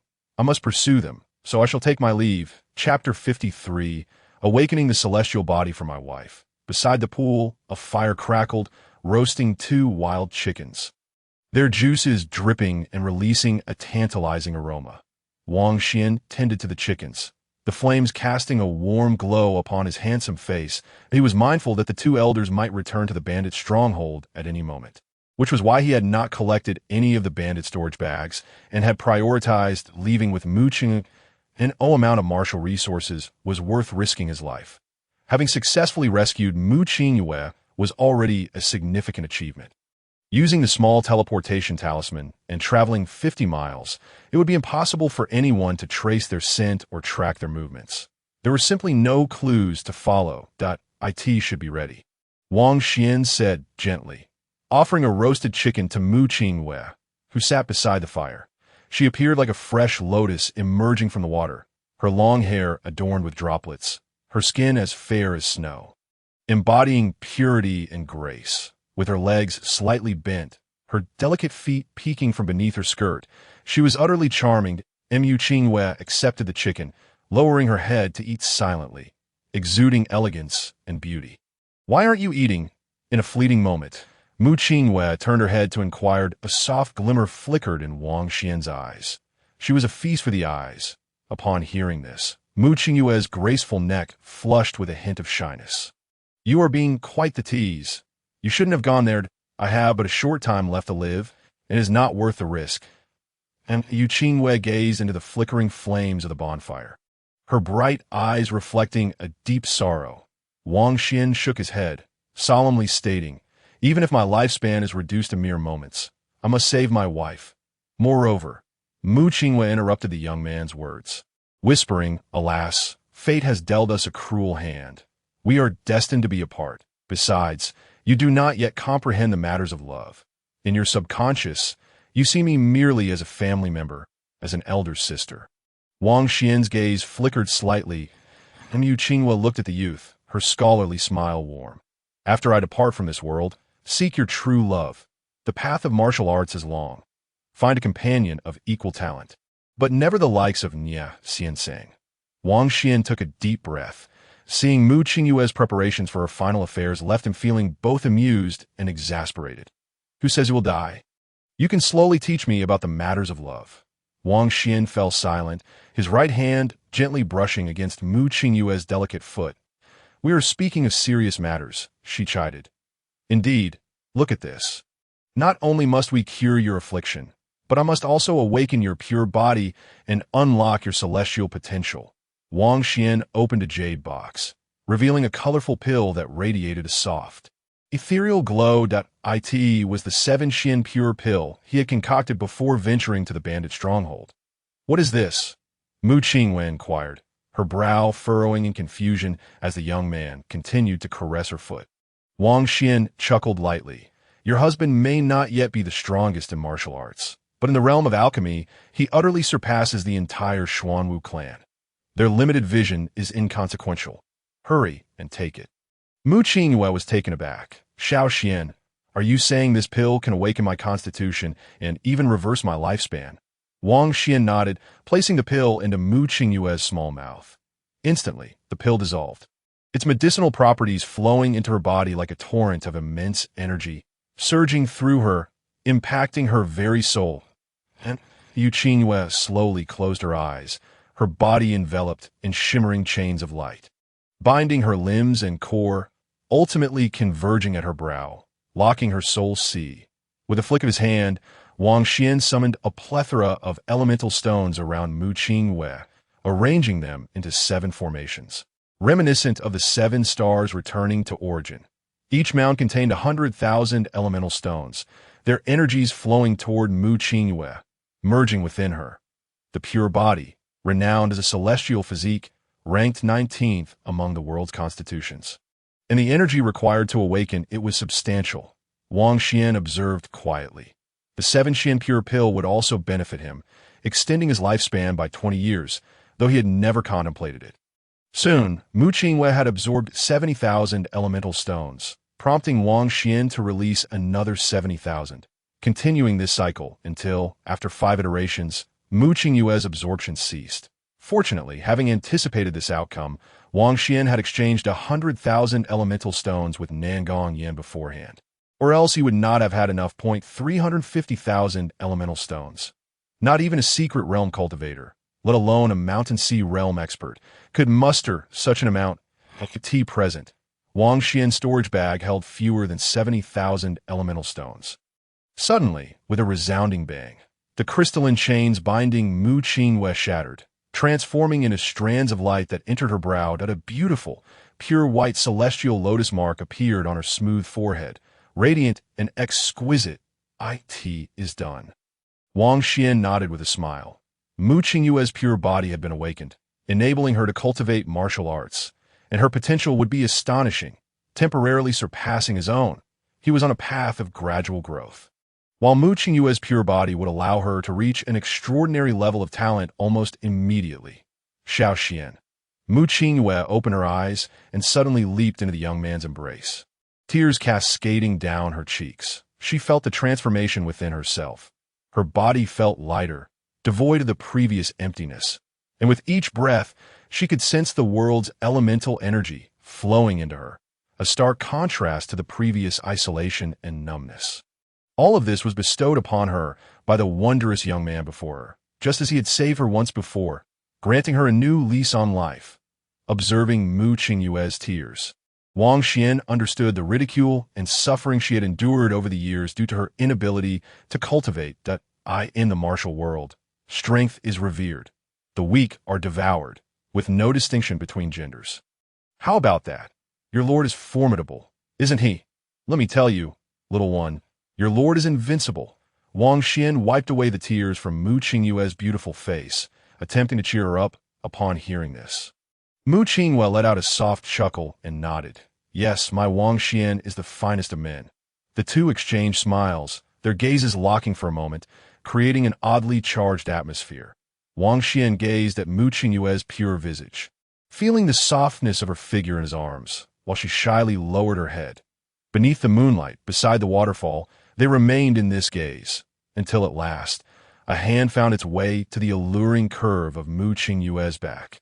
Feeling the mischief of that hand, she let out a soft chime, their lips slowly inching closer. Qingyue, we should depart from this place. Just as their lips were mere breaths apart, Wang Xian retreated, speaking that Mu Qingyue's beautiful eyes widened, her delicate brows knitting together as she scrutinized the young MND. Oh, not misunderstand.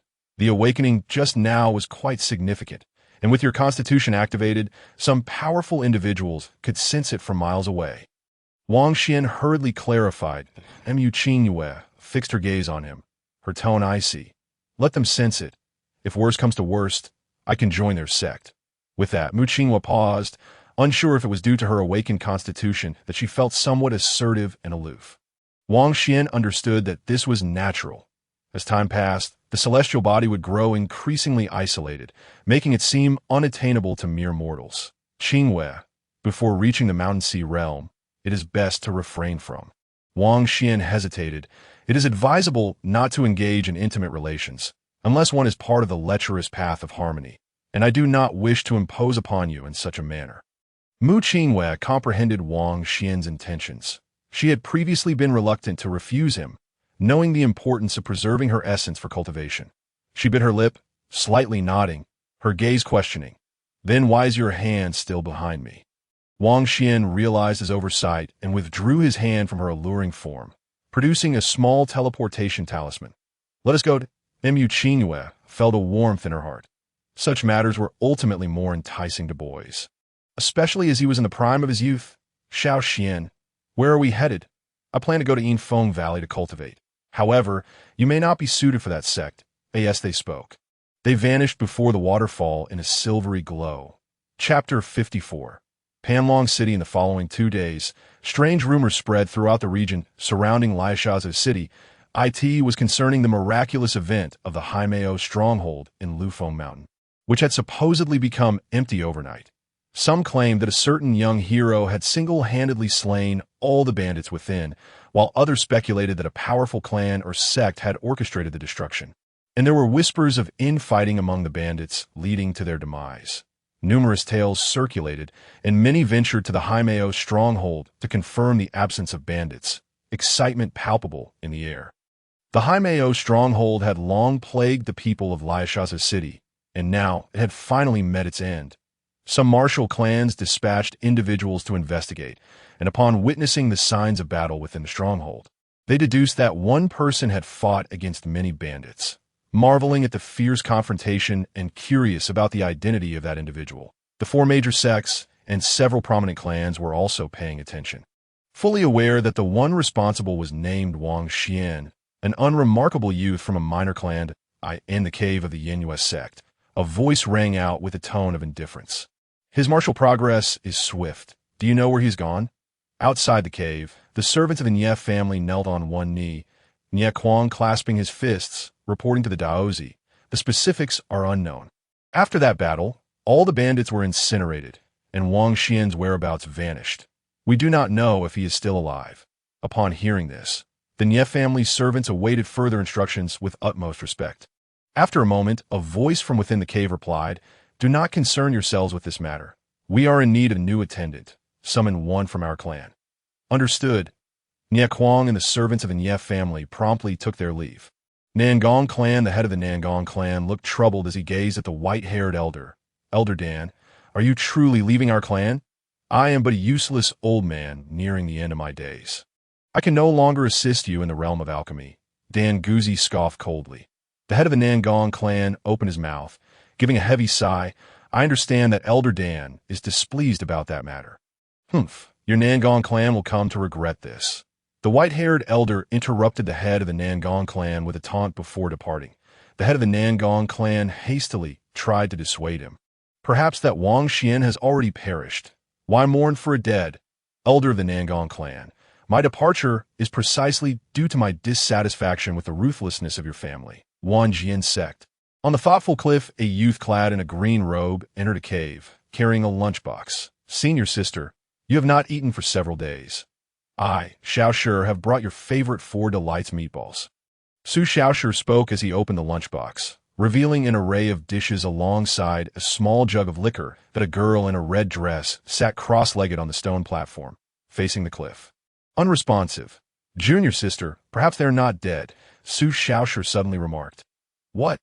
The girl in the red dress immediately stood up, turning to look at Su Xiaoshi, her delicate face appearing haggard. Are you saying my sister and Wang Xian? She hurriedly sought confirmation as Su Xiaoshi furrowed his brow and nodded. That night, I implored my father. We went to the bandit lair, but upon arrival, we found only a ground strewn with broken weapons, without a trace of anyone. Reflecting on that scene, Su Xiaoshi continued slowly. Thus, it is highly probable that Mu Jie and Xiangu are still alive. Otherwise, the bounties on Xiangu from the two clans would not still be posted. Mu Linger's weary face bore a look of confusion as she murmured, but is it truly possible? Junior brother, you seem to have grown wiser, as Su Xiaoshi scratched his head, feeling embarrassed, and replied, Actually, it was my father's deduction. Mu Linger approached the stone table, her gaze gradually firming. I have come to a realization. I must strive to cultivate martial arts, hoping that my sister and Wang Xian are still alive. If they're truly gone, I shall take vengeance with my own martial prowess, rather than helplessly pleading for others' aid.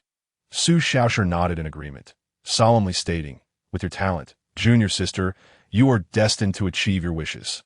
Now, let us eat something first. Mu Linger picked up a pair of bamboo chopsticks, her expression complex as she whispered to herself, Wang Xian, if you save my sister, where are you now? Have you fled from the Xuanwu kingdom? No matter how far, I will search for you, as Su Xiaoshi added. Junior sister, I must also strive to cultivate. I cannot fall behind others. The Xuanwu kingdom is home to 4 major sects: the Crescent Moon, the Shadow Wind, the Golden Light, and the 10,000 Swords. These 4 sects boast a lineage spanning thousands of years, safeguarding the 4 corners of the martial kingdom against external threats. The Shadow Wind Valley is situated in the northwest of the Xuanwu kingdom. Nestled within marshy terrain, perpetually shrouded in a miasma of dark energy. Panlong City is an affiliated martial city of the Shadow Wind Valley, far surpassing Heishui City and Liaoshazhen, and is one of the 7 great cities of the Xuanwu Kingdom. The entire Panlong City stands majestically and menacingly, resembling a slumbering black dragon upon the earth. In recent days, Panlong City has been particularly bustling, as it marks the annual recruitment of disciples by the Shadow Wind Valley. Within the vast city, the streets are teeming with people. Young men and women, assertive and fierce, have come to pay homage to the Shadow Wind Valley. There are various means to gain entry into the valley for cultivation. One can present a sect token to bypass the talent assessment and enter directly. Alternatively, one may possess exceptionally high talent to gain admission. Lastly, there's the option to participate in a brutal martial combat assessment. Under the blazing sun, 2 figures cloaked in black capes walk side by side along a street in Panlong City. The Black Wind, these aspiring disciples of the Shadow Wind Valley, appear quite fierce. A woman's low voice emerged from one of the cloaks. The pair strolled down the street, drawing little attention from passers-by, as such attire was commonplace. Among the throngs of people, 1 in 10 concealed their faces. The other cloaked figure replied, Indeed, to survive in a sect like the Shadow Wind Valley, one must be ruthless and unscrupulous. Thus you're ill-suited for this sect. Wang Xian and Mu Qingyue leisurely roamed the mountains and rivers, stopping to admire the breathtaking scenery, and after merely 2 months, they arrived at Panlong City. Who would have thought that it had not taken Mu Qingyue to escape the Xuanwu kingdom? What shall we do now? Don't you wish to join a sect? Mu Qingyue quietly inquired. Wang Xian replied, No rush. I need to acquire items to alter our appearances. The reason Wang Xian intended to enter a sect was that each had its unique cultivation methods and treasures. For instance, the Shadow Wind Valley possessed a form of earthly dark wind that greatly benefited body refinement. Moreover, there was a significant additional reason. He sought to find items to extend his lifespan. Whether in the lower realm or the ancestral realm, such items were typically held by major powers and were hard to come by outside. with less than a year of life remaining. He needed to act swiftly. Then why not head to the commercial street? Mu Qingwei asked, perplexed. Wang Xian smiled gently, explaining, the Wanbao commercial shops and auction houses in Panlong City are indeed vast, but we should first visit the miscellaneous Blackwater Street.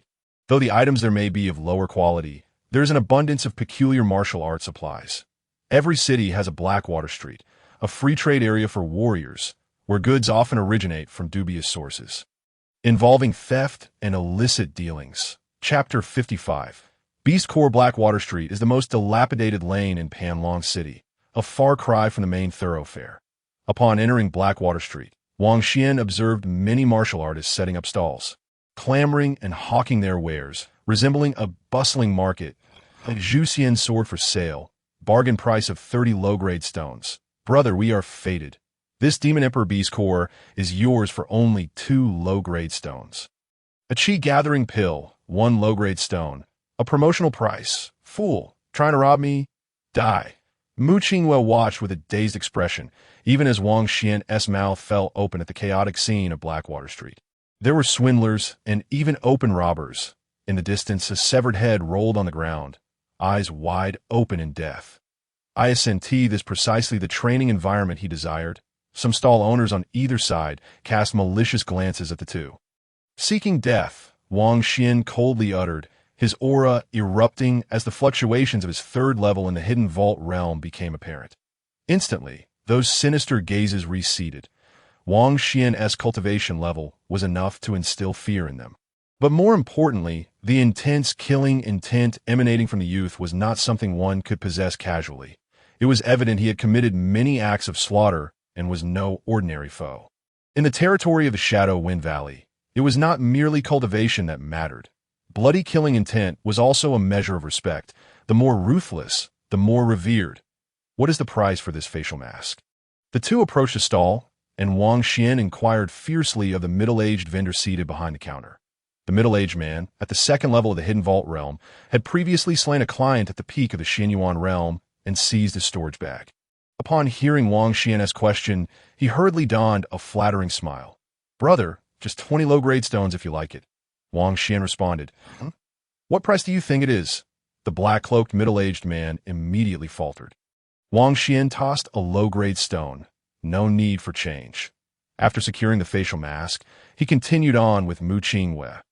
The middle-aged man gritted his teeth, cursing his luck in silence, having to concede defeat. Walking beside the young man, Mu Qingwei covered her mouth with a laugh. Is this truly acceptable? Wang Xian replied, giving him 1 low-grade stone is already being discreet. Despite saying this, Blackwater Street still operated under normal trading conditions. Albeit with occasional strong-arm tactics and violence, No1 could guarantee that being too overbearing wouldn't attract a stronger opponent who would turn the tables. The facial mask was too low-end. Wang Xian needed to blend into the Shadow Wind Valley, making it unsuitable for himself, only appropriate for Mu Qingwei.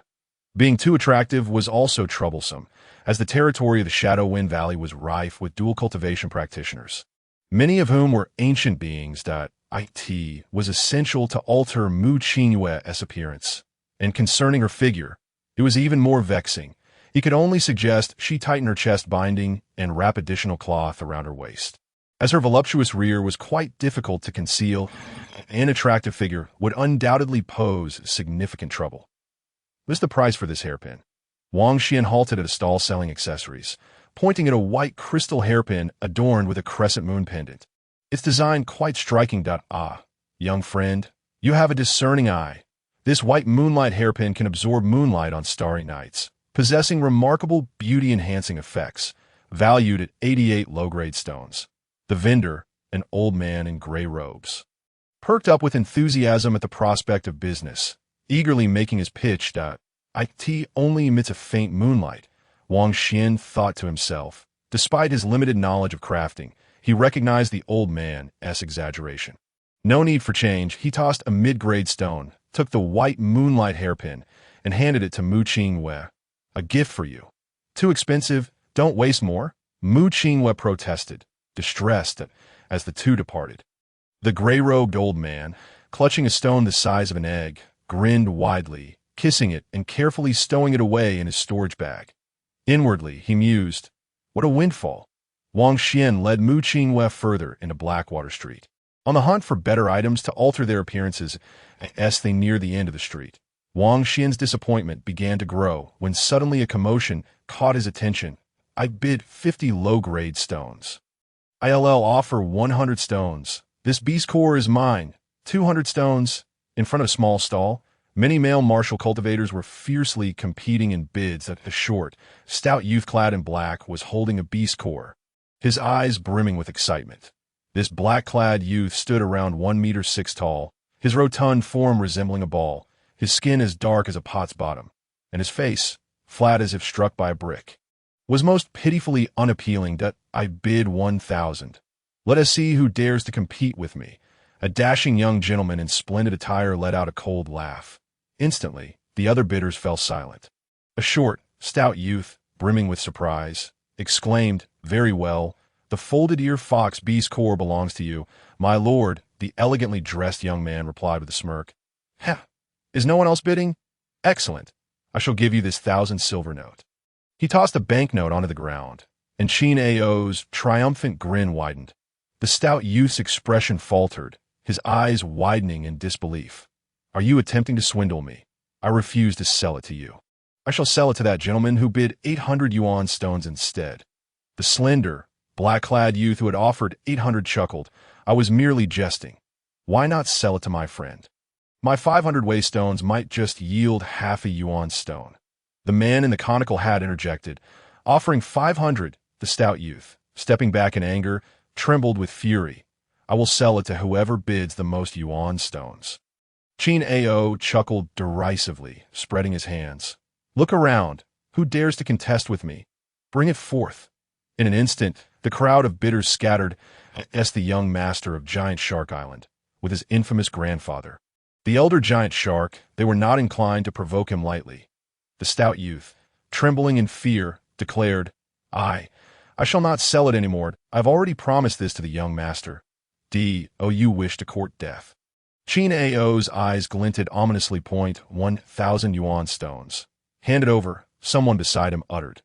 The stout youth froze, observing 2 cloaked figures approaching, one of whom extended a storage bag.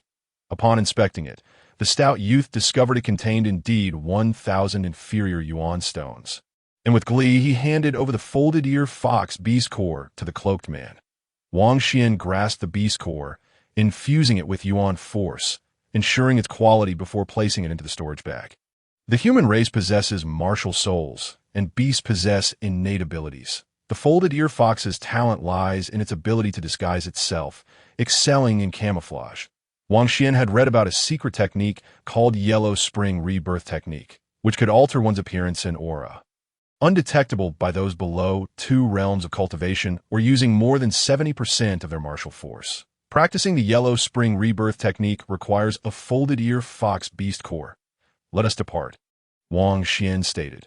With the Yellow Spring Rebirth Technique mastered, he could infiltrate the Valley of Yin Wind to refine his body and seek items to extend his lifespan with minimal exposure risk. Once his cultivation improved, he could exact vengeance on the Bai family, and the longbow. Yu Qinghua lightly nodded, her unique eyes within the cloak glancing at the stout youth. Wait, did this young master permit your departure? Qin Ao's gaze turned frigid. How dare they compete with him? The onlookers and stall owners watched with excitement, while the stout youth's eyes reflected terror. Qin Ao not only had a formidable background, but was also a powerful cultivator, currently at the early stage of the 2nd level of the Secret Vault realm. However, Wang Xian did not pause in his steps, leading Mu Qinghua away. Seeking death, Qin Ao snarled, having never encountered someone who so blatantly disregarded him. His right hand swiftly morphed into a green beast claw, lunging toward the retreating cloaked youth, the sharp claws emanating a faint green aura. Chapter 56. The Might of the Celestial Sanctuary. With a single swipe, Qin Ao unleashed his soul power, the phantom of a purple giant ape emerging behind him, roaring skyward, spirit level, 2nd rank martial soul. Purple stone ape martial soul. The surrounding crowd gasped in astonishment. It was said that those from Giant Shark Island awakened beast-type martial souls, inheriting the soul power of their ancestors, naturally excelling in close combat and possessing formidable physical strength. Indeed, the young master of Giant Shark Island displayed remarkable martial talent, awakening a beast martial soul of spirit-level quality. Die. Qin Ao sneered triumphantly as his sharp beast claw tore through the air, reminiscent of crashing ocean waves. He had previously used this technique, the Azure Wave Claw, to rend many foes asunder. Qin Ao was confident this time would be no exception. Wang Xian, his gaze steely, turned to face the enormous claw descending upon him, delivering a powerful punch with his right hand. "You're merely a quick meal," Wang Xian labeled this troublemaker, eager to meet his demise and become his fertilizer. Bang! The sound of fist meeting claw resonated heavily. A powerful shockwave radiated from the two, shattering nearby stalls and sending dust swirling. Wow! Qin Ao's expression twisted in agony, blood spewing from his mouth as he was sent flying 10 meters away. Silence fell. The street grew quiet as passers-by and stall owners held their breath. The cloaked figure, having sent Qin Ao hurtling away, calmly retracted his fist. He had managed to repel Qin Ao with a single strike. This individual was formidable. The difference in cultivation was not substantial, yet he had dominated the encounter. Goodness, he defeated a physically robust beast martial soul user with a single blow. The crowd gasped, astonished by the sheer strength of this mysterious combatant. Who exactly was he? Wang Xian, unfazed by the crowd's astonishment, sensed a rapid wave of danger approaching.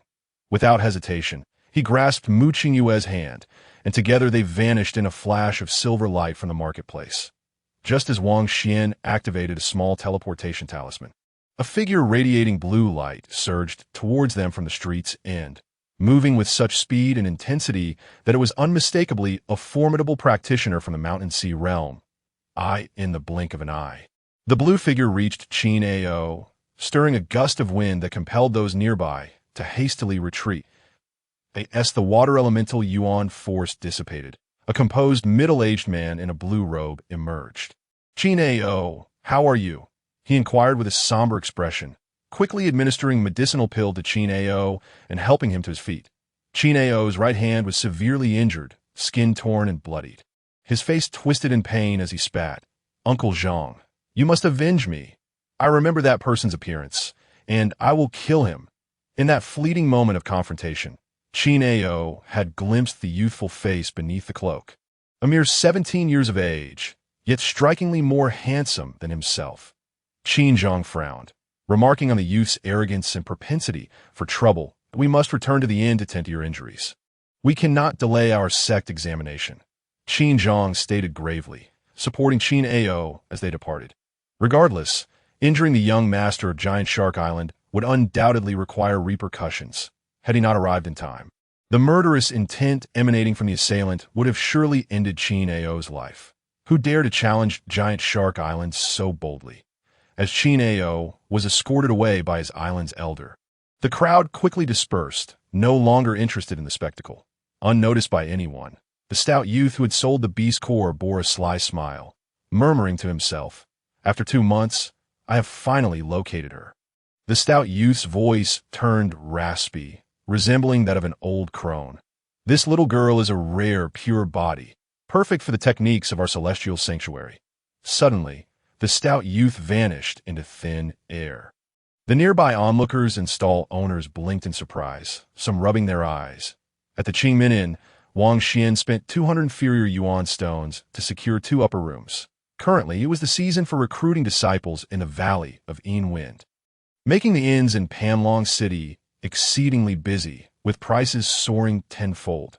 That night, as Mu Qinghua lay in bed, her beautiful eyes observed Wang Xian, who sat on the floor casting intricate seals to cultivate the floating beast core before him.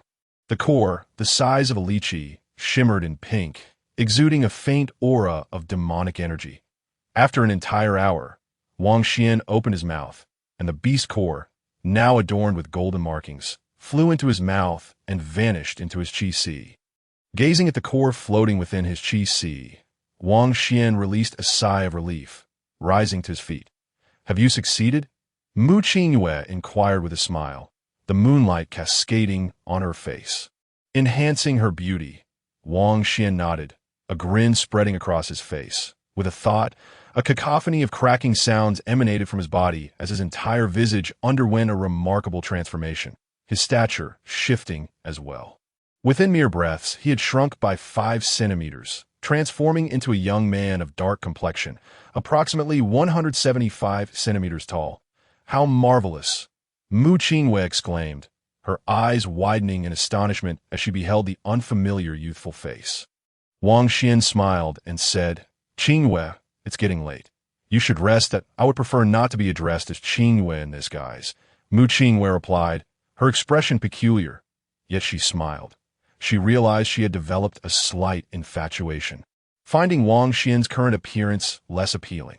Wang Xian pondered for a moment before employing the yellow spring rebirth technique once more, transforming into a youth far more handsome than the young master of Giant Shark Island he had seen earlier.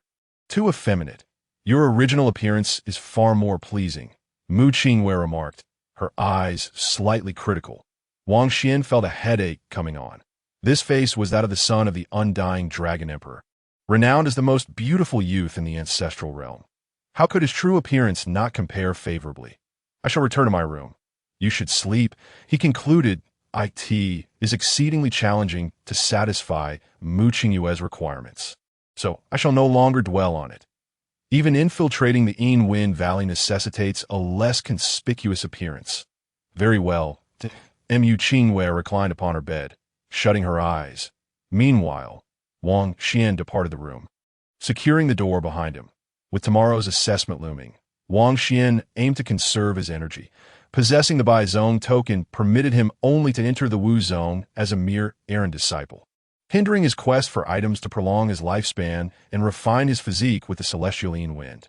Thus, Wang Xian needed to undergo the evaluation once more to elevate his disciple status.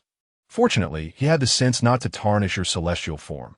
After the youth exited the room, the voice of an elderly woman resonated within Mu Qingwei's mind, pretending to be asleep with her eyes closed.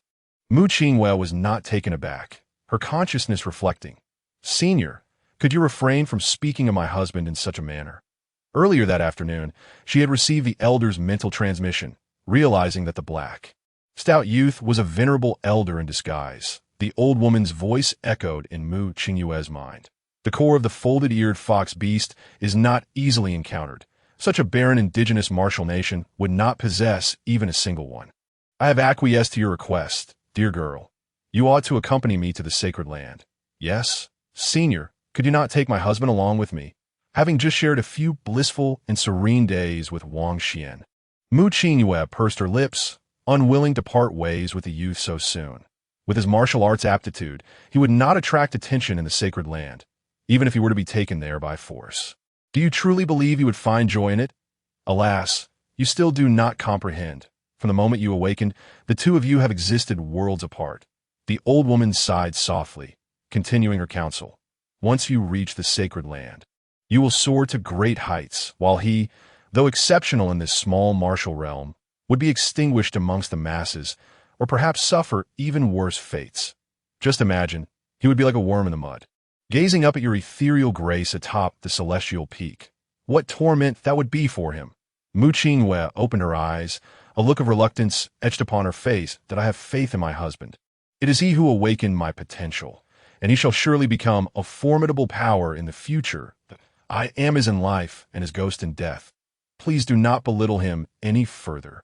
Mu Qingwei thought with displeasure. The old woman responded, Oh, if that is so, then I shall eliminate him now, severing your attachment. No, if you dare to harm him, even if you forcibly take me to the sacred land, I shall harbor nothing but hatred. Mu Qingwei hastily thought. Suddenly, the door was kicked open with a resounding bang, and Wang Xian's figure darted in, exclaiming, Who? Huh, your perception is quite remarkable. A mere hint of murderous intent, and you sensed it. Think carefully. The faint sound of surprise echoed in Mu Qingwei's mind, and then all fell silent. Not yet asleep, Mu Qingwei gazed at the youth, her delicate hand tightly gripping the blanket. She believed he would become a great power in the future. Yet, it was precisely for this reason that she felt conflicted, unwilling to be a burden. Wang Xian's eyes shimmered with a beautiful martial spirit as he scanned the room. Earlier, he had been in the adjacent chamber, extending a spatial barrier of 10 zhang to envelop Mu Qingyue's room. Though it required considerable focus, it ensured her safety. Just now, he had sensed a subtle mental fluctuation, possibly caused by a powerful individual in the city. The force of spatial laws must transcend that of mental energy. It is exceedingly difficult for those without spatial martial spirits to detect. I am not snow. I will not melt, so do not concern yourself overly with me. Mu Qingyue smiled, concealing her thoughts. She wished to walk alongside the youth on the path of martial cultivation, to assist him rather than be an ineffectual hindrance. Wang Xian, could you sleep beside me? Mu Qingyue requested, retrieving a bed sheet. Wang Xian chuckled, accepting the sheet, preparing to sit on the floor. Come to bed. The ground is cold, and Yu Qingyue shifted within a narrow single wooden bed, offering half of it to the youth while presenting a graceful profile. Her white sheer undergarment revealing her delicate back, slender waist, and long, fair legs. Chapter 57. The arena competition the next day. The sun shone brightly. The expansive Panlong Martial Arena was teeming with people, the talent assessments and combat competitions in full swing. Have you heard? Yesterday, someone in the talent assessment directly became an A-class outer disciple.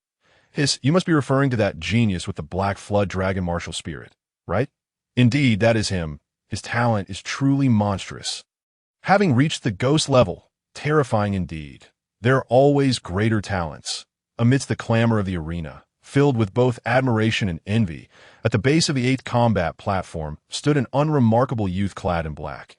None other than the disguised Wang Xian. He observed the fierce battle unfolding above, where a boy and a girl were locked in a heated confrontation. Do not let the girl's martial prowess deceive you.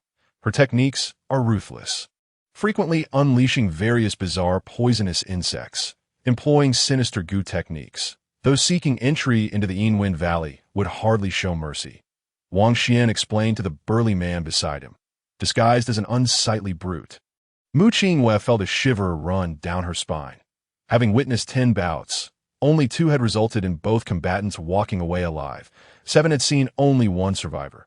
The Black Wind, over there. Mu Qingyue pointed to the 9th combat platform. And Wang Xian turned to look on the 9th platform. 2 new combatants had stepped up, one of whom was a dandy in fine clothes. None other than Qin Ao. A trace of coldness flickered in Wang Xian's eyes. The other was arrogant and overbearing. Yesterday he had had his elder present. If they were to encounter one another on the platform today, even his elder could not interfere with the combat assessment. The Panlong Martial Arena strictly forbids private duels. Wang Xian's participation in the competition was also motivated by a desire to spar with his peers, as it would allow him to better gauge his martial prowess. As for his appearance, the Huangquan rebirth technique is a rare secret skill, and the only method he could cultivate below the true law realm. The numerous scriptures he had memorized in the ancestral realm all imposed exceedingly high requirements on cultivation. I shall disguise for a while longer, then seek vengeance against those 2 clans once my abilities have improved. Wang Xian mused, stifling a yawn. Last night, he had not rested well while embracing a soft, curvaceous form. Useless trash. On the 9th platform, Qin Ao plunged his claw into the chest of his opponent, dispatching him in mere moments. Those who dare to stand against me, Qin Ao, meet such a fate. Qin Ao sneered, tossing the defeated youth from the platform and casting a disdainful glance at the spectators below. Hiss, how ruthless! Indeed, even when his opponent surrendered, he showed no mercy. The crowd of onlookers gasped. While the battles in the Yinwen Valley did not prohibit killing, as long as one surrendered in a timely manner, one typically would not lose their life. Wang Xian, however, paid no attention to Qin Ao's battle, instead focusing on the 7th platform where a cold, sword-wielding youth stood. To his astonishment, the cold youth faced 5 opponents simultaneously. The rules of the Yinwen Valley state that if one can defeat 5 opponents at once, they may directly enter the outer sect. How audacious to challenge 5 at once. You are truly arrogant. Let us all attack together and annihilate him. Die. The 5 opponents roared in fury, wielding hammers, spears, and blades against the cold youth. Wang Xian observed calmly. Remember, the one who will slay you is Chun Mo. The cold youth radiated an aura of murderous intent, and the killing intent in his eyes coalesced into a Black Death character. With a single stroke of his sword, whoosh, the blade shadow was fearsome and unmatched, slicing through the 5 attackers' assaults in an instant. The 5 combatants were gripped by a chilling dread, their bodies stiffening, unable to muster the will to resist this strike. Puff, puff, puff. In the next moment, all 5 of the second-level Secret Realm combatants were slain, their eyes still reflecting terror. Hiss, who is this person to be so powerful? The sword intent, I can sense it. That is true sword intent. Incredible. At merely 18 years of age, he has become a genuine sword cultivator. The crowd gasped in astonishment, perceptive individuals recognizing the significance. Wang Xian's gaze shifted slightly. It is not merely the awakening of a sword-type martial spirit or the cultivation of sword techniques that qualifies one as a true sword cultivator. In truth, the true threshold for sword cultivators lies in possessing sword intent. For instance, Su Shaoshi is currently in the process of comprehending sword intent. Upon the lofty observation platform, the elders of the Yin Valley nodded in satisfaction at Chunmo's swordsmanship. Acknowledging that this year's recruitment had indeed yielded some exceptional talents, Chun Mo sheathed his long sword, coldly declaring, "You waste of life, do you think you can join the Yin Valley? You are merely courting death." And Yu Qingyue found it peculiar. These individuals are so arrogant. Sword cultivators are particularly known for their arrogance. Wang Xian smiled lightly and offered an explanation. As he spoke, he was taken aback, glancing toward the talent testing area in the distance. Suddenly, an uproar erupted there. With the crowd in a frenzy, accompanied by various sounds of astonishment, a gigantic phantom of a fox soared out from a soul-testing pillar. Racing through the sky, its beastly form showering the area with countless specks of white light, rendering the entire square extraordinarily beautiful. The fox's martial soul was even more stunning, with fur as white as snow and 7 long tails sprouting from its rear, its eyes gleaming with intelligence, radiating an extraordinary martial power, expanding in concentric circles of white light. A half-step, king-level martial soul. Her martial soul is actually the Xianyin sacred fox. Moreover, she was exceptionally beautiful. The crowd was astonished, gazing at the young girl in a pale yellow gown beneath the soul-testing pillar, many youths filled with excitement and admiration. The girl appeared to be around 14 years of age. With exquisite features, skin fairer than snow, long hair cascading over her shoulders, and a grace akin to an orchid, a veritable beauty capable of causing nations to fall. One delicate, pale hand rested on the soul-testing pillar, her finely crafted face displaying a look of panic. Upon realizing the crowd's gaze was fixed upon her, she quickly withdrew her small hand. Subsequently, the beautiful white fox martial soul vanished from the sky. The elders of Yinfeng Valley sprang to their feet in unison. At last, a prodigy has emerged with the Xianyin sacred fox martial soul. Aha! Little girl, if you join our Yinfeng Valley, you can directly become an inner disciple. Yes, and there are powerful figures who will take you as their apprentice. The elders of Yinfeng Valley chuckled. It has been many years since a king-level martial soul appeared. Although it is merely a half-step king level, it is still second only to the 4 great prodigies. Lin Miaoi's small face bore a look of confusion. She had not expected to possess a half-step king-level martial soul. She had heard of the 4 great prodigies who only reached the king-level martial soul tier. Thank you, elders. Lin Miaoi hurriedly bowed to the observation platform. Please wait a moment. Someone will take you into the valley shortly. The elders smiled kindly and resumed their seats. Lin Miaoi joyously descended from the testing platform and skipped over to a tall youth clad in gray, exclaiming, "Brother Zhou, I passed the test." The gray-clad youth, beads of sweat on his forehead, responded with surprise. "So it turns out my sister is so formidable. I wonder if Brother Zhou, you will surely succeed as well." Lin Miaoi playfully winked. Observing their affectionate interaction, the surrounding youths felt a pang of envy, their hearts brimming with jealousy and resentment.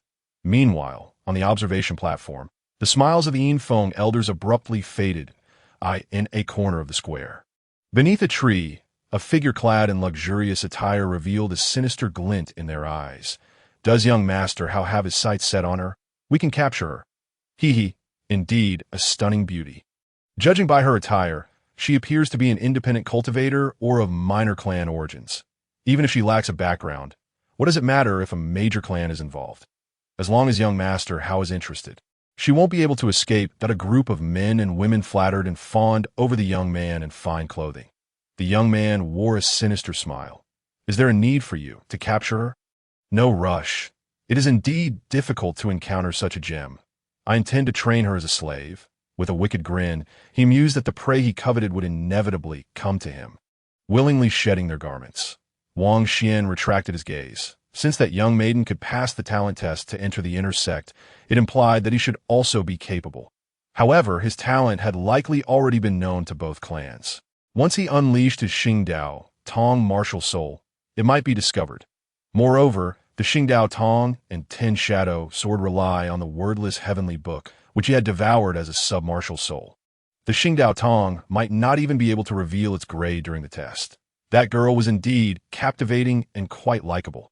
I find her quite satisfactory, Mu Qingwei remarked with a slight smile. Wang Xian did not catch Mu Qingyue's words, as the Yinfeng Valley steward in charge of the 10th battle platform announced loudly. Next match, the 890th Yang Chong versus the 1008th. Heifeng, Chapter 58. Overwhelming force with the steward's words, a towering figure landed on the 10th battle platform, stirring up waves of energy and making a striking entrance. As the energy dissipated, he was revealed kneeling on one knee. Slowly rising, his youthful face exuding a cold demeanor, I am Yang Chong, the challenger. Step forward to meet your demise. The crowd felt the weight of Yang Chong's presence, and his domineering declaration caused a slight tremor among them. The third level of the hidden treasure realm. What a solid aura. I recognize him. He is an independent cultivator who awakened an Earth-type martial soul, possessing formidable combat strength at just 17 years of age. Having achieved such a level as an independent cultivator speaks volumes of his prowess. The adversary he faces is surely in for a rough time. Amidst the crowd's discussions, a youth clad in black slowly ascended the battle platform. Heifeng, Wang Xian stood composed and smiling, facing Yang Chong across the platform. The onlookers scrutinized him. This Heifeng. It's hard to gauge his true capabilities at this moment. One cannot deny his misfortune in encountering a human beast like Yang Chong. Calm and collected, his state of mind appears quite commendable. The crowd speculated, while the elders of Yinfeng Valley also observed the battles on each platform, hoping to discover promising talents. Qin Ao watched from below the platform, slightly furrowing his brow. He could not quite place why this Heifeng fellow instilled such a feeling of disdain in him. Yang Chong scoffed lightly. I never bother to remember the names of the weak. Admit defeat and roll off the stage. You are no match for me. That's so. Wang Xian replied indifferently. The steward overseeing the martial contest declared. The match begins. Yang Chong's expression twisted into a snarl as his imposing form charged forward. Akin to a black bear, emanating an earth-type elemental force, a triple gravity field descending upon the battle platform. Since you fail to recognize your own limitations, prepare to meet your end. Mountain crumble, Yang Chong bellowed, unleashing a punch that glimmered with a faint yellow light, aimed directly at Wang Xian. He wore a sinister grin, intent on dazzling the audience with this strike. Wang Xian clenched his right fist and responded in kind. Both were at the third level of the hidden treasure realm, and though Yang Chong indeed possessed some arrogance in his strength among peers, he was a physical cultivator. However, what Wang Xian feared most were physical cultivators. This fool dared to challenge Yang Chong with sheer physical might. He was practically courting death, Qin Ao scoffed. Many others shook their heads in disbelief, as the disparity in their physiques made it difficult to perceive the black-clad youth as a physical cultivator. With a resounding clash, their fists collided, and Yang Chong's mocking smile abruptly faded as he sensed the overwhelming force. How could this be? This slender youth is also a physical cultivator. Wang Xian. Get lost. The might of his body surged forth, converging into his fist. The sound of shattering bones echoed as Yang Chong's arm fractured with a spray of blood, hurtling backward and crashing out of the battle platform. Unconscious upon impact with the square below, Wang Xian withdrew his fist, a light smile gracing his lips. I forgot to mention, my physical cultivation is quite commendable. Silence fell over the 10th battle platform as the crowd exchanged glances. Not only had he withstood Yang Chong's punch, but he had also sent him flying. Truly, one must not judge a book by its cover. Who is this remarkable individual? The force behind his punch was no less than 30,000 pounds. If he does not encounter an exceedingly strong opponent next, he might genuinely have a chance to enter the outer sect. Some disciples displayed solemn expressions, retracting their previous underestimation. Qin Ao's face darkened. He felt as though he had swallowed something foul. For reasons unknown, the fact that this youth had triumphed only deepened his disdain. Lin Miaoi covered her small mouth with her delicate hand. Brother Zhou, you look, this person is incredible. He knocked out someone much larger than himself with a single punch. Lin Miaoi's clear, sparkling eyes and pure, youthful face were filled with astonishment. Zhou Yu, still basking in the joy of having passed the talent test with a spirit level 5 grade, which granted him eligibility as an outer sect disciple, responded to the girl's remark with a dismissive smirk. He.S. decent. I'm confident I could defeat him in 10 moves, but unfortunately, IVE already passed the talent test and do not require martial combat. Indeed, Brother Yu is the most formidable. Lin Miaoi obediently nodded her small head. This match concluded with He Feng emerging victorious. The youth steward overseeing the 10th battle platform glanced at Wang Xian and declared, Wang Xian, you have won the match. As Wang Xian stepped down from the platform, he remained unfazed by the murmurs of astonishment around him. Neither proud nor arrogant, he had fought at the 3rd level of the Hidden Treasure Realm while still in the Xian Yuan realm, and his martial training was never for the sake of others' praise or recognition. Suddenly, as he descended the platform, Wang Xian's expression shifted. He noticed that the crowd around him had not spotted Mu Qingyue. The tightness gripped his heart. Could it be that something had happened to her while he was engaged in battle? Yet, who would dare cause trouble in this square? He Feng, congratulations on your victory in the martial contest.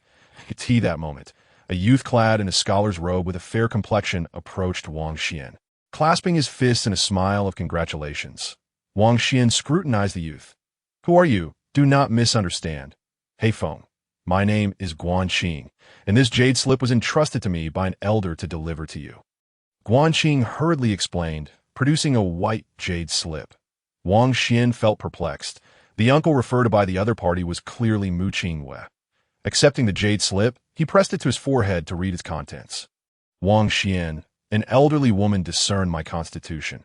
I followed her to the heavenly, immortal sacred land to cultivate martial arts. Please forgive my abrupt departure, should you encounter a suitable girl in the future. Upon finishing the jade slip, Wang Xian furrowed his brow. He had intended to take Mu Qingyue on a journey to the surrounding martial nations after becoming a disciple of the Yin Wind Valley, seeking out a sect of women suitable for her martial cultivation. Although Mu Qingyue had never expressed it, how could he not know that she harbored a reluctance to be a burden? Silly girl, you have cared for me for over 2 years, and I have only protected you for a few days. How can that be considered a burden? Wang Xian tucked away the jade slip, his gaze laden with complexity.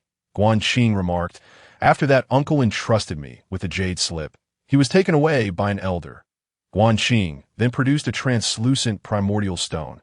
This was given to me by that elder as a reward for relaying messages. And her cultivation is unfathomable. She took the uncle away without a sound, not alarming anyone. Guanqing chuckled, though I may be poor, for merely delivering a message, I do not charge. Wang Xian gazed at the primordial stone Guanqing handed him, fell silent for a moment, and shook his head with a wry smile. I do not know that elder either, Brother Guan. Please keep it. That was undoubtedly a high-grade primordial stone, worth 10,000 low-grade stones. The fact that Guanqing could produce it spoke volumes of his character. Moreover, the elder's ability to provide a high-grade primordial stone indicated her considerable stature. Even the strong figures of Xuanwu Nation typically used medium-grade stones. Wang Xian was unaware of the location of the heavenly immortal sacred land, having never even heard of it. Without the need for array detection, one could discern with the naked eye that a pureness of body required at least the status of a venerable. Wang Xian pondered, resolved to settle matters in the Xuanwu Nation promptly, and then seek out the heavenly immortal sacred land. After a brief hesitation, Guanqing nodded with a smile. Very well. Although being rewarded sounds rather unseemly. Who would refuse resources for martial arts? Brother Blackwind. Until we meet again. Wang Xian watched as the other departed, the fervor to enhance his martial arts burning stronger within him. Given Mu Qingyue's disposition, she would certainly not wish to venture to the heavenly immortal sacred land alone. If possible, she would undoubtedly bring him and Mu Linger along. Clearly, the elder deemed his martial talent insufficient and was unwilling to take him along. Perhaps, in your eyes, I am merely hindering Qingyue's martial pursuits. I hope you treat her well, or else. A cold glint flickered in Wang Xian's eyes. I could see this moment. The steward of the 10th battle platform proclaimed loudly. Number 620, Mei Shui, versus number 1008, Black Wind, Chapter 59, 1 against 5. Wang Xian moved swiftly, leaping onto the battle platform. In his previous match, he had left an impression on the spectators. He wondered how he would fare in this contest. A gray-clad girl wielding dual daggers bounded onto the stage. Just as the steward was about to announce the start, Wang Xian interjected, I wish to fight 5 opponents. What? The gray-clad girl displayed a mix of shock and anger. The crowd below erupted in astonishment, taken aback by his audacity. This is too arrogant. Indeed, although he had triumphed over Yang Chong, the challenge of facing 5 opponents was well known. The crowd buzzed with disbelief. Qin Ao, furious, laughed mockingly. He was eager to see what audacity this Black Wind possessed to take on 5. Such reckless arrogance. Zhou Yu shook his head. Lin Miaoi, alarmed, gazed at the young man on the stage, remarking in wonder, but he doesn't seem like an arrogant person. The steward scrutinized Wang Xian for a moment before announcing the next 4 combatants. With a flurry of movement, 4 figures leaped onto the stage, 3 men and 1 woman. Among them, a tall youth at the 2nd level of the Hidden Realm looked at Wang Xian and said, though defeating you counts as a victory, I am rather displeased. Wang Xian remained silent. The reason he wished to fight 5 was to vent the gloom that lingered within him that a young man at the pinnacle of the 3rd level of the Hidden Realm urged. Stop the nonsense. Let us end this farce quickly. All 5 were cultivators of the Hidden Realm, the strongest among them being the pinnacle of the 3rd level. During the match arrangements, the Yin Valley would strive to pair those of similar age and cultivation levels. Twin Serpent's Chaotic Flow. Thunderball Technique. The 5 launched into action, executing their respective martial techniques to attack the young man. The spectators below held their breath in anticipation. Good, as Wang Xian spoke, he unleashed an unimaginable burst of speed, instantly closing in on Mei Shui, delivering a powerful punch. Bang! His fist pierced through the girl's twin serpent's chaotic flow technique, striking her in the abdomen through the gaps of the blade shadows in an instant. Mei Shui's expression contorted in pain as she was sent flying off the platform. Crack! At the moment he sent Mei Shui flying, Wang Xian shifted and appeared before the tall youth of the 2nd level of the Hidden Realm. In response to the latter's bewilderment, Wang Xian slapped him across the face. The tall youth's teeth flew out as he spun and crashed down from the platform. Bang! Almost simultaneously with the tall youth's descent. Another man and woman were also struck down by Wang Xian's terrifying speed. A fist-sized silver lightning ball surged toward Wang Xian's back as he knocked the 4th opponent away. Black Wind. You bastard! I, Han Kuang, am no mere trash. Han Kuang shouted furiously, unleashing the aura of a peak 3rd level Hidden Realm cultivator as he thrust the lightning ball toward the young man. Wang Xian abruptly turned, his expression stern as he extended his right hand to grasp the silver lightning ball. The crowd gasped. Some young men and women exclaimed in shock. This Black Wind actually caught the attacking lightning ball with his bare hand. A moment of joy flickered across Qin Ao's face. Zhou Yu scoffed. Guanqing furrowed his brow, a hint of confusion in his eyes. Brother Black Wind did not seem like a reckless person. On the battle platform, in the blink of an eye, Han Kuang initially felt elated, believing he had secured victory, but soon his heart sank in terror as he realized the power of his lightning ball was dissipating, not detonating as expected. How is this possible? In the span of a single breath, the lightning ball he had propelled shrank rapidly, vanishing in an incomprehensible manner within Wang Xian's palm. You useless fool. How did you do that? Han Kuang blurted out instinctively that he was accustomed to calling his peers useless, and this time it slipped out as well. Yet he knew that the opponent was anything but useless. In fact, his combat prowess far surpassed his own. Wang Xian, on a whim, decided to experiment with the great transformation of the celestial technique, attempting to devour the attack. And to his surprise, it worked. That he couldn't help but marvel at the formidable and enigmatic nature of the great transformation of the celestial technique. Of course, it also had to do with the fact that Han Kuang's lightning ball was not particularly powerful. Ultimately, who is the true fool? Wang Xian moved his right hand with an effortless grip on Han Kuang's face. With a dull thud, he slammed Han Kuang down onto the martial arena, pushing him forward and sending fragments of stone flying. Han Kuang, in a panic, activated his elemental light shield. Otherwise, he would have been ground into the earth by the young man's relentless force. Bang! In the next moment, Han Kuang, who was being pushed to the edge of the battle platform, was sent flying by a kick from Wang Xian, landing far away amidst the crowd, spitting blood. You bastard! Han Kuang glared at the young figure on the platform. Previously, he was the one dominating others. Yet now he found himself at the receiving end. The crowd stood in stunned silence, in less than 4 breaths. This black wind had managed to knock all 5 contemporaries off the platform. Moreover, his speed was so astonishing that many young spectators had scarcely perceived the battle. Numerous disciples and onlookers wore expressions of grave concern. Qin Ao's face soured, as if he had fallen into a pit of filth. He was filled with rage and astonishment. The speed of this black wind evidently surpassed that of others in the same realm. Zhou Yu was dumbfounded. The rapidity of the battle left him somewhat dazed. How could such a fierce individual exist in the world? Waves of shock surged within Zhou Yu, his body slick with cold sweat. Lin Miaoi's mouth fell open in astonishment. This black wind's prowess was truly formidable, likely not much weaker than her brother Zhou Yu. Sword cultivator Chen Amo frowned, a glimmer of wariness in his eyes as he muttered to himself. Is he a physique cultivation genius? Indeed, he possesses some skill. No wonder he dares to challenge 5 at once. What a pity, sword cultivators are the strongest at this moment. Many noble scions and disciples focused their attention on Wang Xian. Their expressions varying. Guan Qing crossed his arms, smiling warmly. Brother Black Wind possesses at least 1.5 times the combat strength. Even upon entering the valley, he would be able to stand his ground. The elders of the Yin Wind Valley on the observation platform nodded slightly in agreement that he is indeed a promising candidate for body refinement. That technique of absorbing the lightning ball, it bears some resemblance to several martial techniques of our valley. Several elders chuckled. The young steward responsible for the matches scrutinized Wang Xian closely before announcing, in this match, Black Wind emerges victorious and may enter the outer sect. After this battle, a smile graced Wang Xian's face as he addressed the 5 combatants below, saying, "Thank you all for the match." The 5, who were helped up, looked at Wang Xian with a mix of astonishment and fury as he descended from the platform. Han Kuang gritted his teeth. "Bastard! Thankfully my talent is up to par. What a freakish guy."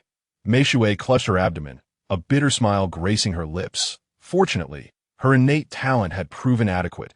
She had originally intended to elevate her disciple ranking through martial combat. Yet she unexpectedly encountered a formidable opponent in body refinement. Wang Xian stepped down from the arena, relieved that he would no longer need to participate in the ongoing battles. However, there remained a contest for entry into the Yinfeng Valley.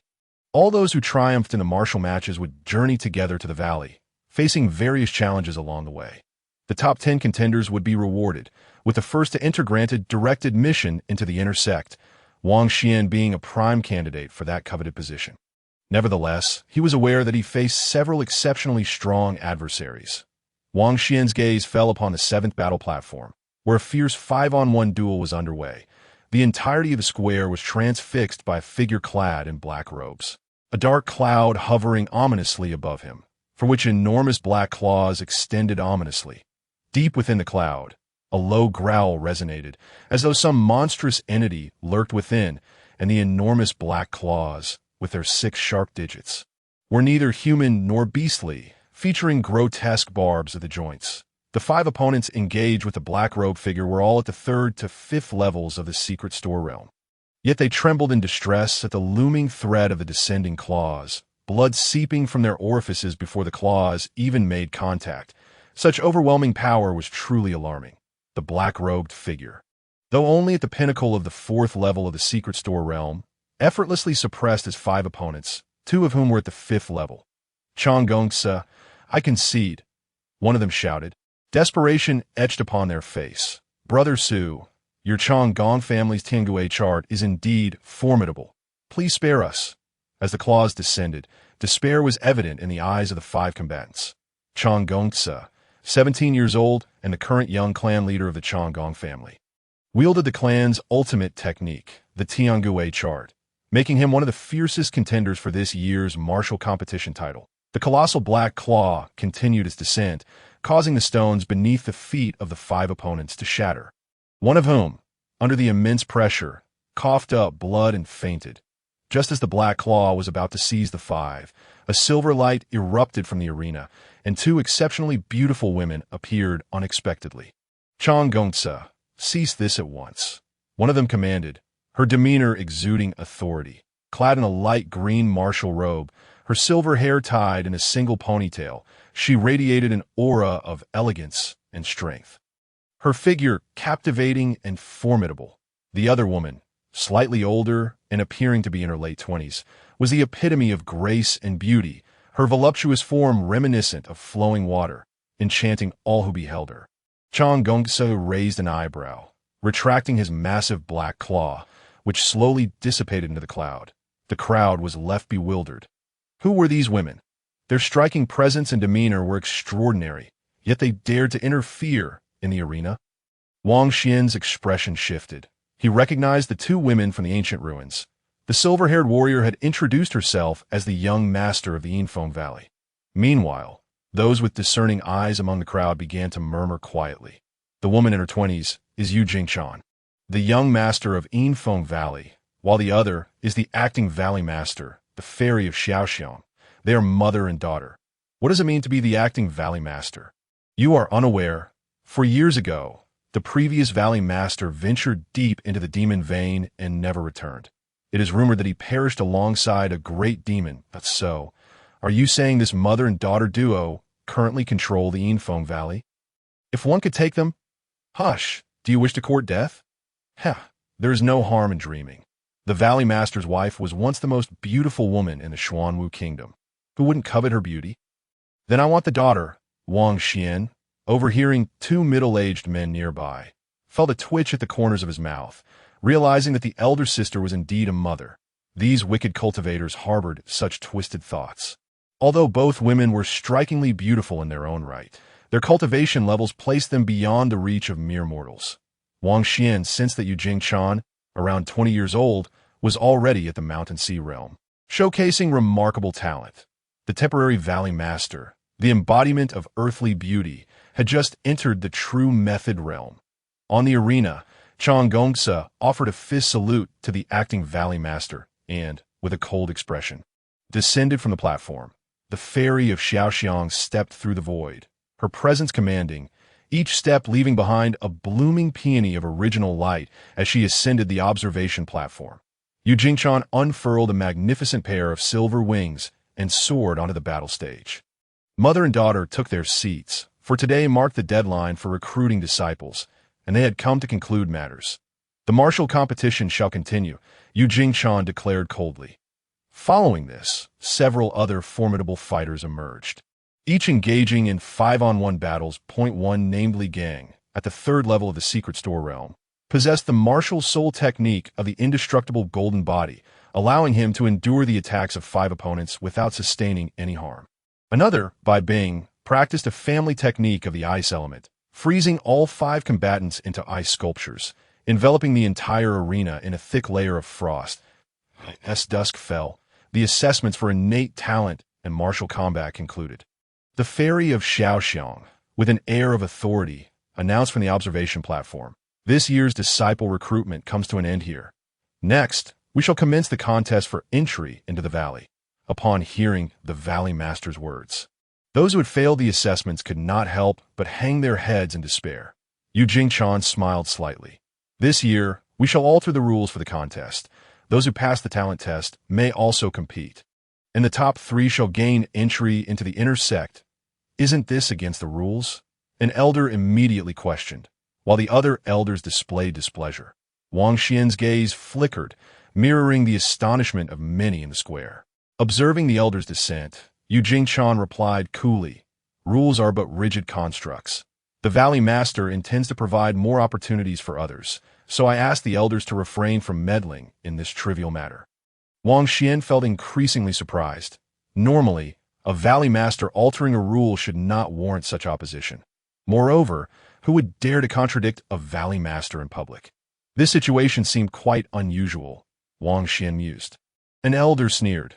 "However, your sudden decision, without consultation with the elders or the approval of the higher-ups, is quite concerning." The fairy of Xiaoxiang maintained her authoritative demeanor, yet inwardly seethed with anger. These individuals had once vied for her husband's favor, yet now displayed such insolence. Yu Jingchan's expression hardened as she surveyed the elders. The Valley Master's edict is non-negotiable. Open the path to the heavens. Several elders rose in indignation, casting aside their sleeves as they departed. A mere yellow-haired girl thinks herself equal to us. The Yinfeng Valley will inevitably crumble under the leadership of you two women. That a woman in charge leads to ruin, they muttered as they walked away. The crowd stood in stunned silence. Wang Xian was equally speechless. Who granted these elders such audacity? Did they believe that the fairy of Xiaoxiang, with her true method realm cultivation, was merely for show? Amused, Wang Xian realized that the acting Valley Master was unable to manage the affairs of the valley. Having been rendered powerless out of course, this had little to do with him. His purpose in entering the Yinfeng Valley was to seek the life-extending artifact and the celestial Yin Wind. Once his objective was achieved, he would depart from the valley. With a thunderous roar, the ancient formation at the square's end activated, casting forth a vast amount of white light that coalesced into stairways leading toward the Yinfeng Valley. This was the path to heaven, 30 yards wide, extending directly into the valley, a sight both magnificent and imposing, exuding an indescribable aura of power. All those who pass the assessments ascend the path to heaven. A steward announced with a booming voice.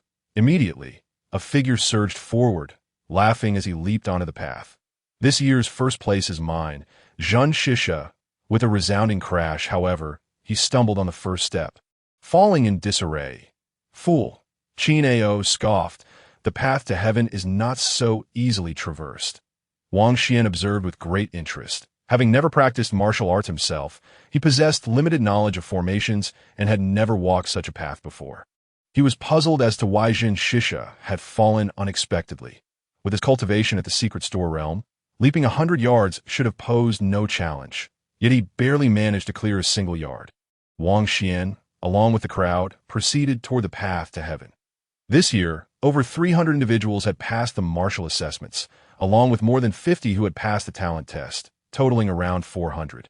Many who passed the talent assessments chose not to ascend the path. Upon stepping onto the first stair, Wang Xian immediately sensed an inexplicable pressure descend upon him. No wonder Zhen Shisha had stumbled. Understanding the situation, Wang Xian ascended to the second step, where the pressure intensified. He looked ahead. Regardless of their cultivation levels, everyone felt a significant weight, clearly indicating that the pressure was calibrated according to individual cultivation realms. The path to heaven primarily tested one's perseverance and foundational martial skills. Wang Xian surmised with disdain, "Begone! You dare to walk alongside this young master." Suddenly, a thunderous shout erupted from beside him at a young man clad in a white robe. At the mid-stage of the third level of the secret concealment realm, swung his sword towards Wang Xian. Such scenes began to unfold elsewhere along the path to ascend, as numerous individuals engaged in fierce combat. The path to ascend was already fraught with pressure, weighing heavily upon one's form, rendering ambushes exceedingly perilous. Wang Xian merely snorted, slightly shifting his body to evade the incoming strike, while simultaneously delivering a punch. The white-robed youth was taken aback, not anticipating Wang Xian's astonishing agility amidst the oppressive atmosphere of the path to ascend, coupled with the terrifying force of his punch. "I am a scion of the Bai family. You cannot kill me," he cried out in desperation. Under the immense pressure of the path to ascend, he could not match Wang Xian's rapid evasion, let alone raise his sword to block. With a resounding bang, Wang Xian's fist struck the youth's solar plexus, shattering his heart with overwhelming force that a scion of the Bai family. "What of it? You dare to kill Bai Yi!" exclaimed two Bai family disciples on the seventh step above. Their expressions a mix of shock and fury. "Blind are you? Do you think I fear you?" Wang Xian retorted with a smirk as he stowed Bai Yi's corpse into his storage bag. Hastening to become fertilizer, "I can only oblige." With a proud countenance, Wang Xian proclaimed, "I am Heifeng, a slayer of the Bai family. Do you think you can contend with me?" Since he had infiltrated the Yin Wind Valley in disguise, he naturally had to act brazenly to align with the valley's atmosphere. The two Bai family disciples were incensed, having never encountered someone so dismissive of their family's honor, especially one who brazenly declared his intent to slay them.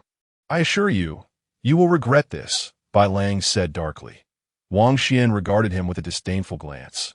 "Whether I regret it is uncertain, but I am certain that once I catch up to you, you will regret it." Han Kuang and Mei Shui exchanged glances, their lips twitching. Indeed, he was a formidable individual. Bai Lang's expression darkened. "Ignorant fool, I am not Bai Yi, that worthless trash. Dare to pursue me, and I shall slay you." Bai Piao interjected. "Brother, do not waste time on this fool. Securing our ranks is of utmost importance." The two brothers then resumed their ascent. "Haha, I shall pursue you both and take your heads for lanterns." Wang Xian laughed heartily, quickening his pace. With each step he took, the pressure intensified, as if an invisible hand in the void was gradually tightening its grip on him. Heifeng, the Bai family, is a powerful clan, and they have connections within the valley. Guan Qing, drenched in sweat and panting heavily, remarked as Wang Xian reached the eighth step. "Thank you for the warning, Brother Guan," Wang Xian replied with a smile. Guan Qing plopped down on the step, looking resigned. My primary focus is on talismans. Such fierce competition is ill-suited for me. You may proceed first, Heifeng. Wang Xian nodded in acknowledgement. Talismans, pills, formations, weapons, and beast taming. There are numerous branches in martial arts. Yet the first four require substantial resources to cultivate, while achieving a certain level of mastery allows one to earn considerable rewards. On the observation platform, Yu Jingchan transmitted a message. "Mother, are you still displeased about earlier matters? These elders are truly despicable." The jade hand of the fairy of Xiaoxiang clenched tightly within her sleeve, her anger palpable as she gritted her teeth. "Before I reached the true law realm, they disrespected me. Even after attaining it, they still disregard me. Have I cultivated in vain?" The fairy of Xiaoxiang recalled the treacherous trials she and her daughter faced in the ancient relics, and the lingering dread still haunted her. She had hoped that upon stepping into the true law realm, the elders would heed her commands, only to find that they continued to look down upon her. Her chest heaved with indignation. Yu Jingchan's eyes glinted with malice. "They will regret this. The Yin Wind Valley is the foundation laid by our Yu family's ancestors. They shall not lay claim to it, and even if I perish, I will not allow them to succeed." The fairy of Xiaoxiang sighed. "Alas, little Chan, you are a daughter. If only you were a son, you could have silenced them." Hearing this, Yu Jingchan felt a pang of melancholy. She understood that it wasn't merely her gender, but rather her mother's overly gentle nature that was the issue. Once your cultivation surpasses the supreme elder, I wonder who will dare to defy you? The fairy of Xiaoxiang said with a fierce tone. Yu Jingchan nodded. "Mother, let us observe these disciples. Indeed, I am watching. That longbow strategist is quite impressive, his combat power formidable among his peers, and he is the young master of the Longbow clan. If he could become one of us," the fairy of Xiaoxiang mused. Yu Jingchan quickly countered, "Though he is the strongest this year, he is excessively ruthless and cold-hearted. Moreover, we need not consider the scions of large clans. They will certainly align with another faction. Alas, must we then select the best from the mediocre?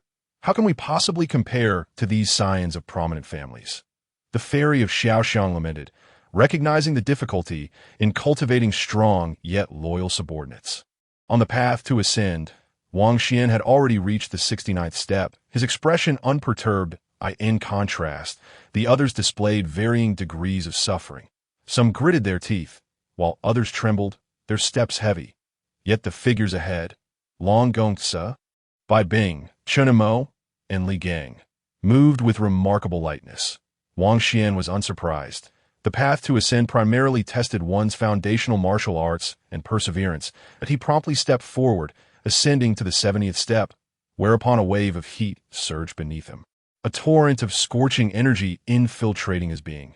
Clearly, at this step, new challenges awaited, making the ascent akin to traversing a fiery abyss. Buzz! A multitude of spear shadows descended from above, unleashing a tremendous aura of slaughter. Dense and sharp, obstructing Wang Xian's path of evasion. A tall young man on the 72nd step was executing his martial spirit technique with a spear, seeking death. Wang Xian's eyes narrowed, and a flurry of sword shadows erupted from his brow. Enveloped in crimson flames, clashing violently with the barrage of spear shadows, creating a thunderous cacophony. The tall youth, at the initial stage of the 4th level of the secret concealment realm, frowned slightly and swiftly changed his martial technique. Bellowing Divine Wind Annihilation, Chapter 62. The little fellow is quite impressive. The myriad spear shadows converged into a singular form, transforming into a long spear martial spirit. The tall youth's murderous intent surged, his inner vitality pouring into the spear, which sang as it ascended, radiating dazzling brilliance as it thrust downward. Wang Xian furrowed his brow. 10 sword shadows coalesced into one. His vitality surged forth, and the flames of his long sword blazed fiercely. Shooting skyward, I end that instant. All eyes along the path to ascend turned toward the spectacle. Boom! The long spear surged forth like a dragon, its wind furiously shredding the air around it, leaving only the blinding spear light in its wake. Whoosh! The unmatched sword light cleaved through the spear wind, the tips of the sword and spear colliding, showering sparks in all directions. This strike was sharp, domineering, and utterly unstoppable. Many who witnessed it were left in shock, including Bai Bing, Long Gongsa, Chen Emo, and other formidable prodigies, their pupils contracting in seriousness on the observation platform. The mother and daughter duo could not help but take notice as the fairy of Xiaoxiang's exquisite face revealed a hint of intrigue. Starry radiance, the tall youth roared, pushing his palms outward, stepping back as a spear barely repelled Wang Xian's formidable long sword. That is enough, my friend. The tall youth, gripping his spear martial spirit, heaved heavily. Wang Xian replied coolly. Too late. With a flourish, the blazing long sword ignited in his grasp. An immense torrent of flames surged forth as Wang Xian's expression remained calm. He wielded the sword, and a roaring flame dragon soared into existence. With a single slash, the fiery dragon lunged ferociously at the tall youth. No. The tall youth desperately channeled his energy, altering his spear technique once more. Dragon's Fury, the fiery red dragon, infused with sword energy, surged through the tall youth's form, dissipating into countless sparks. The tall youth, however, was left charred, his entire body ablaze, yet he maintained the posture of striking with his spear. If you wish to strike, then strike. If you wish to halt, then halt. How would that not be a loss of face for me? Wang Xian scoffed coldly as the 10 shadow sword shrank and flew back into his brow. Though he revealed the 10 shadow sword, he felt no concern. The last time it had been displayed to the public was at the gates of Liu's Hacha. At that time, the 10 shadow sword had not yet advanced, lacking the enhancement of elemental fire, and its power paled in comparison to now. Who would connect the previous human-level 10 shadow sword with the current spirit-level flame sword soul? The evolution of such martial spirits and their elevation in rank was simply unimaginable. Unheard of. The 10 shadow sword is no longer fitting.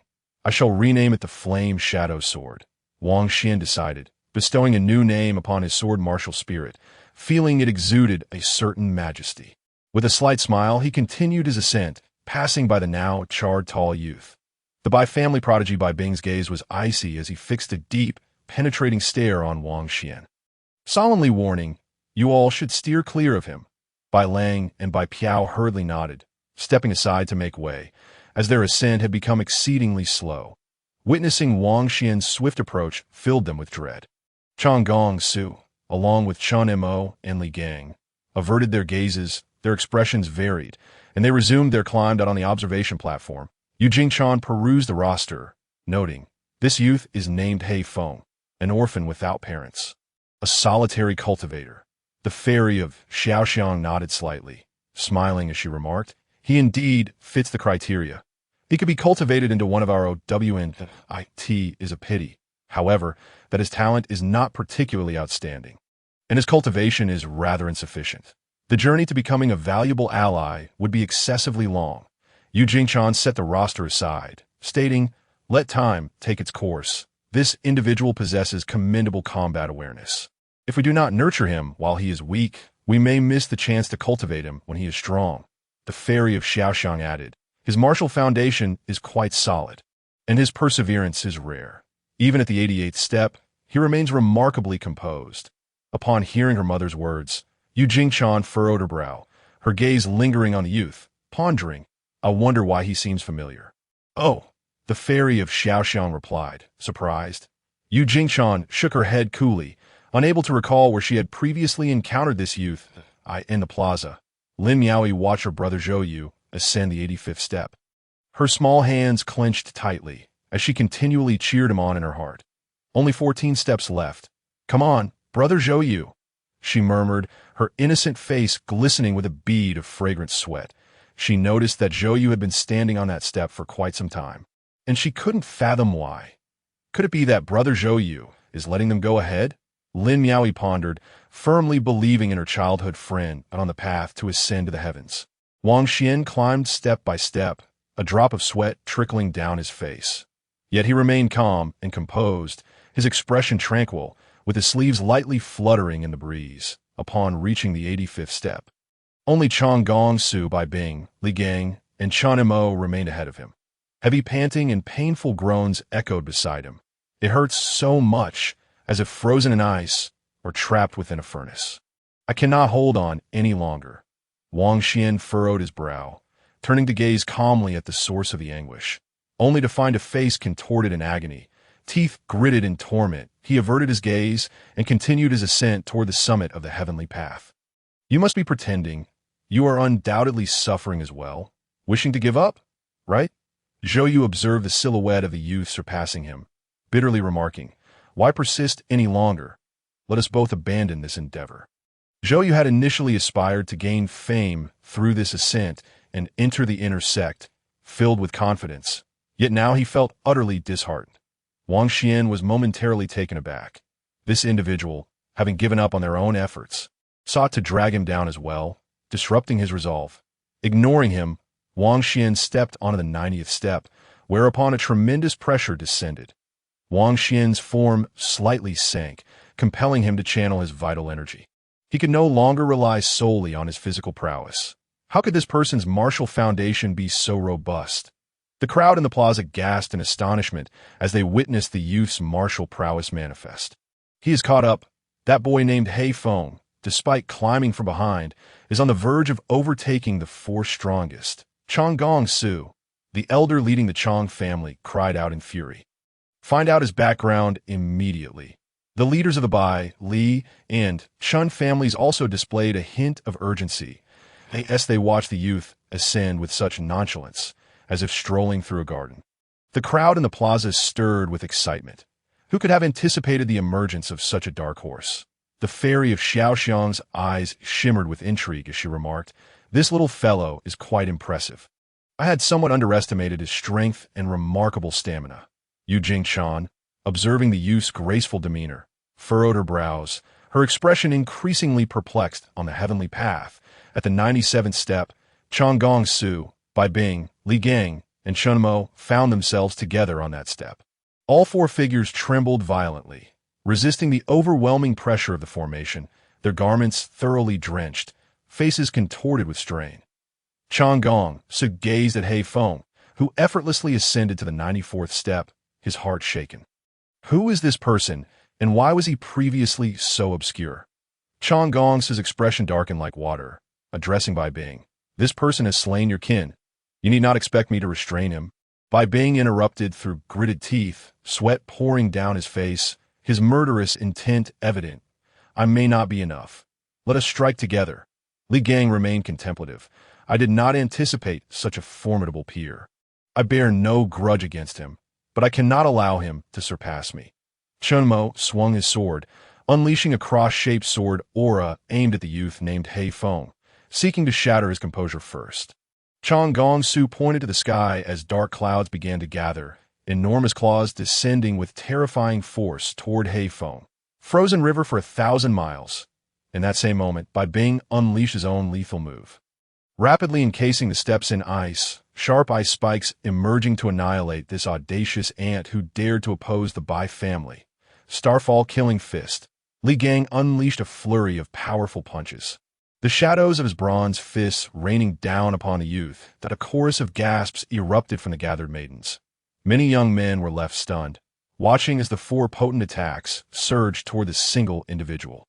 The crowd had not anticipated that this year's four strongest prodigies would unite to assault a single opponent. Chapter 63. The Decision of Mother and Daughter. This is not good. Yu Jingchan's expression turned icy. With her cultivation at the Mountain Sea realm, even she had to endure immense pressure on the heavenly path, and there was no time to rescue He Feng. They asked for relying on her mother for assistance. That was a futile hope. She was all brawn and no brains, possessing only astonishing strength. Are you all eager to become fertilizer? Wang Xian inhaled deeply, his expression slightly grave, as the four formidable attacks bore down upon him. The fire shadow sword erupted, flames surging skyward, his battle intent reaching a peak. The roaring flames coalesced into a crimson fire tornado, and as Wang Xian stood within its embrace, his exquisite eye-soul manifested. Activating his Path Art Soul technique. Boom, boom, boom. The four attacks struck the crimson fire tornado almost simultaneously, attempting to breach its fiery vortex.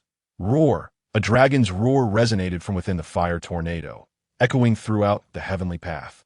As a colossal flaming dragon claw emerged from the vortex, crashing down upon the massive black claw, the onlookers on the heavenly path were left in shock, their eyes wide with disbelief. The black claw was repelled, retreating swiftly into the dark clouds, where pained howls could be heard. Rumble! Another enormous, flaming dragon claw shot forth from the fire tornado, crashing down upon the dense barrage of bronze punches and cross-shaped sword lights.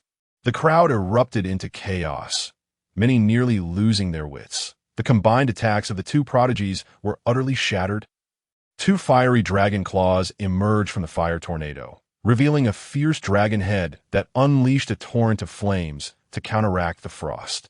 Bai Bing stood in stunned silence, while the other three prodigies were equally horrified as a massive fire dragon, stretching 60 yards, soared toward them, thrashing its tail. Hold it! Chang Gongsu roared, sensing an immense crisis. Desperately unleashing his ultimate technique. Without needing his prompting, the other three swiftly employed their signature moves to withstand this unparalleled strike. Die for me! The youth's chilling voice echoed from within the fire tornado, laced with murderous intent. Hold it! Ghostly Night Walk, dominating pool battle fist. Ice and snow for 9 heavens. Sword slashing technique. The combined ultimate techniques of the four prodigies collided with a flaming dragon, erupting in a cataclysmic explosion. The brilliance of their energies illuminating the arena. The gathered crowd was left in utter astonishment, overwhelmed by fear.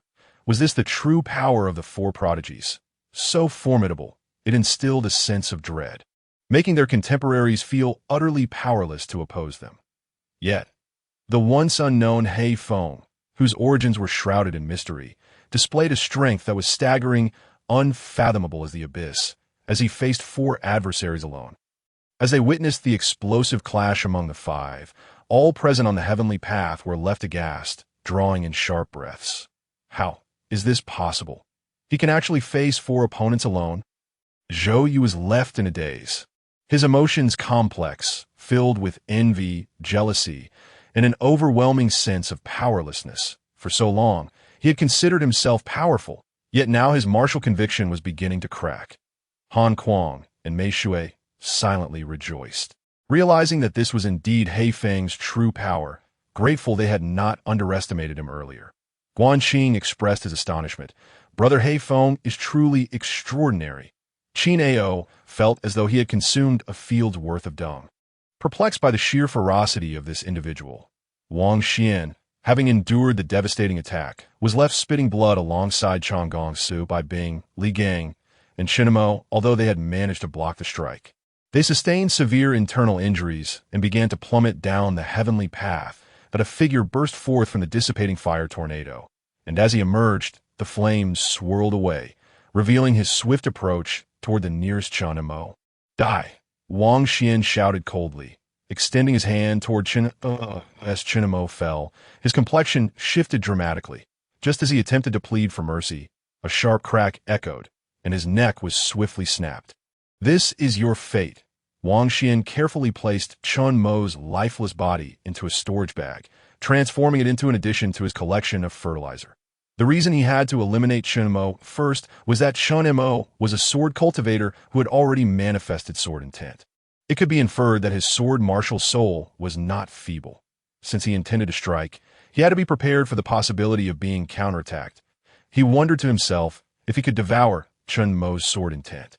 As for Chang Gongsu, Bai Bing, and Li Gang, the other three had already tumbled down 20 or so steps.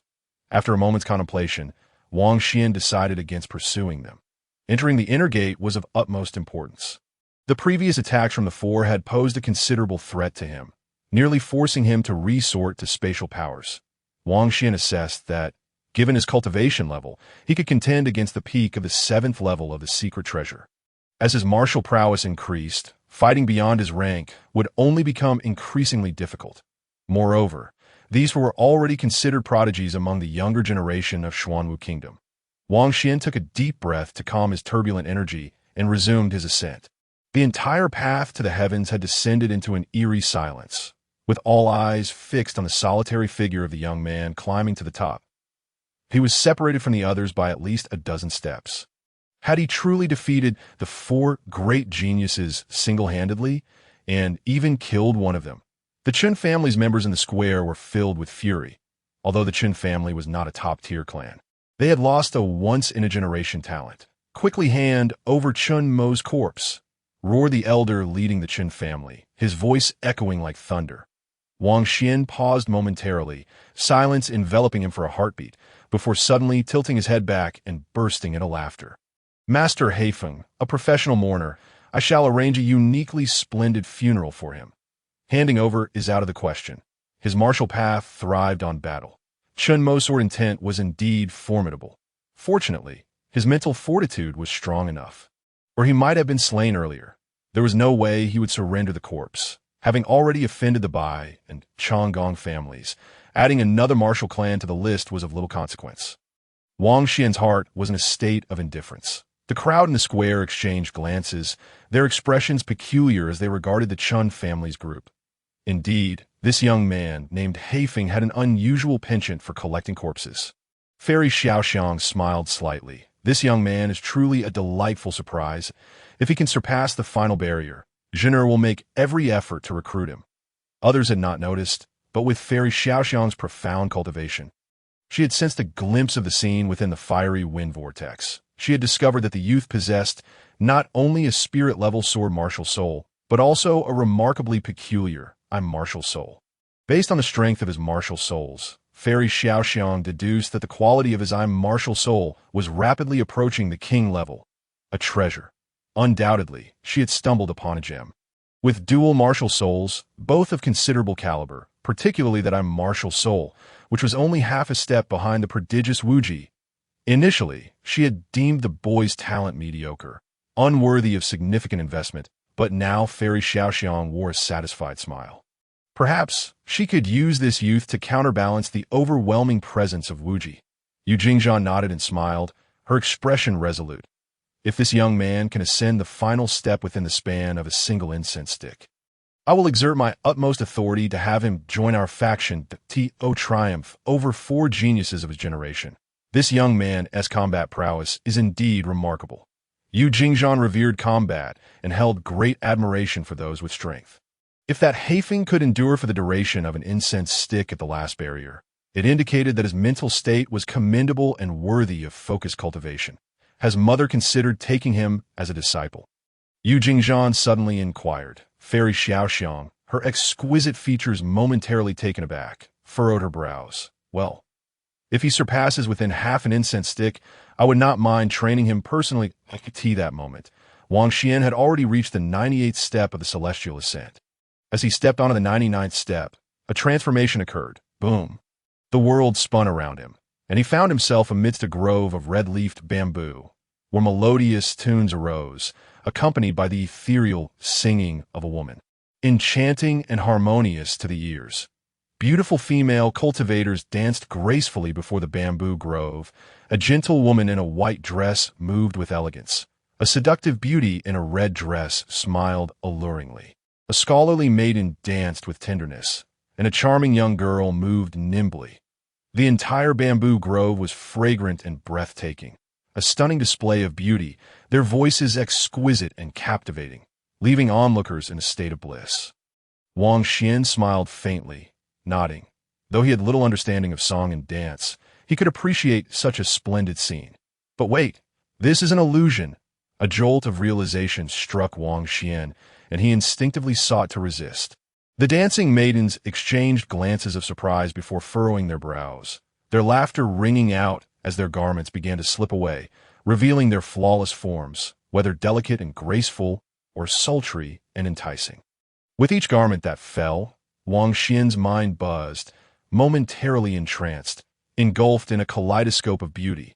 The melodic sounds morphed into a series of soft, beguiling notes that entwined around his ears, sometimes weeping, sometimes laughing, sometimes soaring high with emotion. In this symphony, Wang Xian felt ensnared, bewitched, finding it increasingly difficult to extricate himself. Meanwhile, the enchanting beauties surrounded him, swaying their waists with abandon. Wang Xian was momentarily enveloped by an array of snow-white bodies, his vision filled with the enchanting curves, delicate arms, and fair legs, leaving him dizzy and breathless. No, Wang Xian, this lack of emotional exchange is merely lewd. His heart raced, and he internally screamed, just as he prepared to resist. Suddenly, the maidens transformed into familiar figures.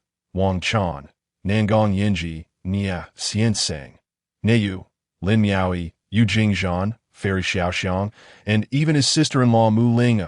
Their dances were uninhibited, occasionally brushing against Wang Xian, the soft, tender sensations igniting a fire within him, causing his eyes to turn blood-red as he reached out, yearning to pull these enchanting beings into his embrace. Meanwhile, in the external world, all eyes were fixed on the youth known as Haifeng, who stood alone at the pinnacle of the celestial ascent upon the 99th step, a radiant light enveloping him. That moment, the young man became the focal point of attention. The colorful light signified his entry into the final barrier, serving as a protective barrier to shield him from outside attacks during this crucial juncture. Where did this prodigy emerge from? He had overshadowed this year's entrance to Yinfeng Valley. Indeed, he had ascended 20 steps faster than the others, truly standing above the rest. Yet, how would his mental state fare? Would he be able to surpass the final barrier?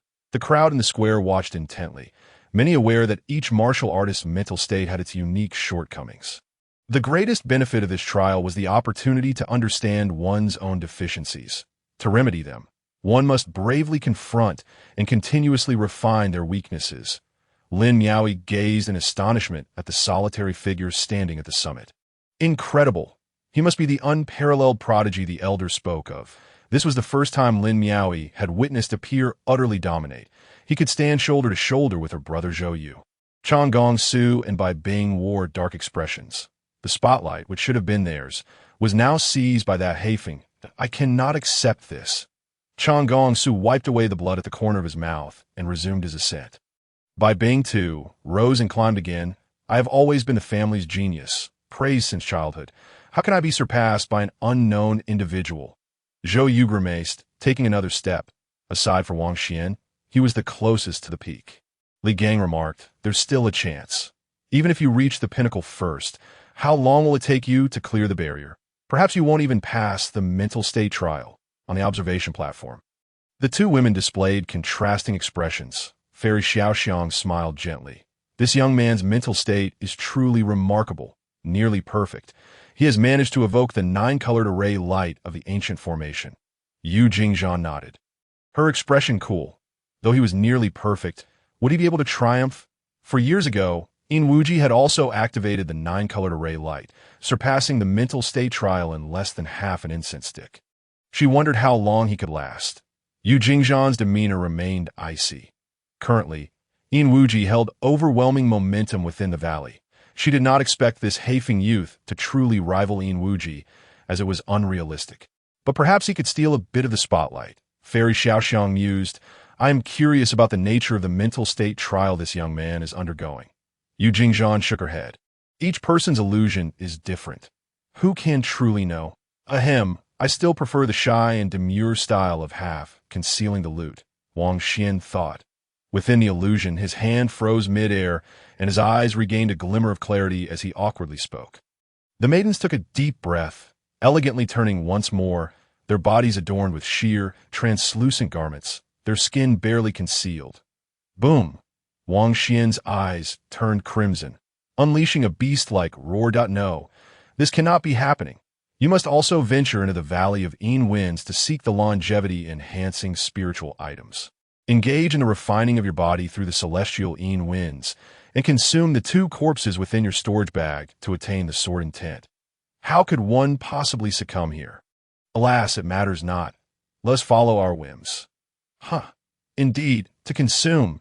Did ye not perish? She bestowed her martial arts upon me. Wang Xian's body jolted as he realized he was still within an illusion. Crack! At that very moment, the heavens and earth within his vision shattered into countless fissures, resembling a mirror breaking at an astonishing pace. The women, filled with a sorrowful longing, cast a glance at the youth. And in the next instant, their forms dissipated into nothingness, while Wang Xian, in a daze, returned to the summit of the ascending path. Husband, how did you end up here instead of at the wedding ceremony? Let us return home swiftly. A lady clad in a resplendent red bridal gown stood before Wang Xian, her voice laced with confusion that it was none other than Mu Qingwei. Wang Xian sighed softly. Is it true that without a martial soul, I cannot cultivate martial arts? Am I destined to be a useless being, incapable of avenging myself? Mu Qingyue's expression turned complex upon hearing this, a fleeting hint of compassion flickering in her eyes as she smiled gently. Husband, how about we live a life of seclusion together?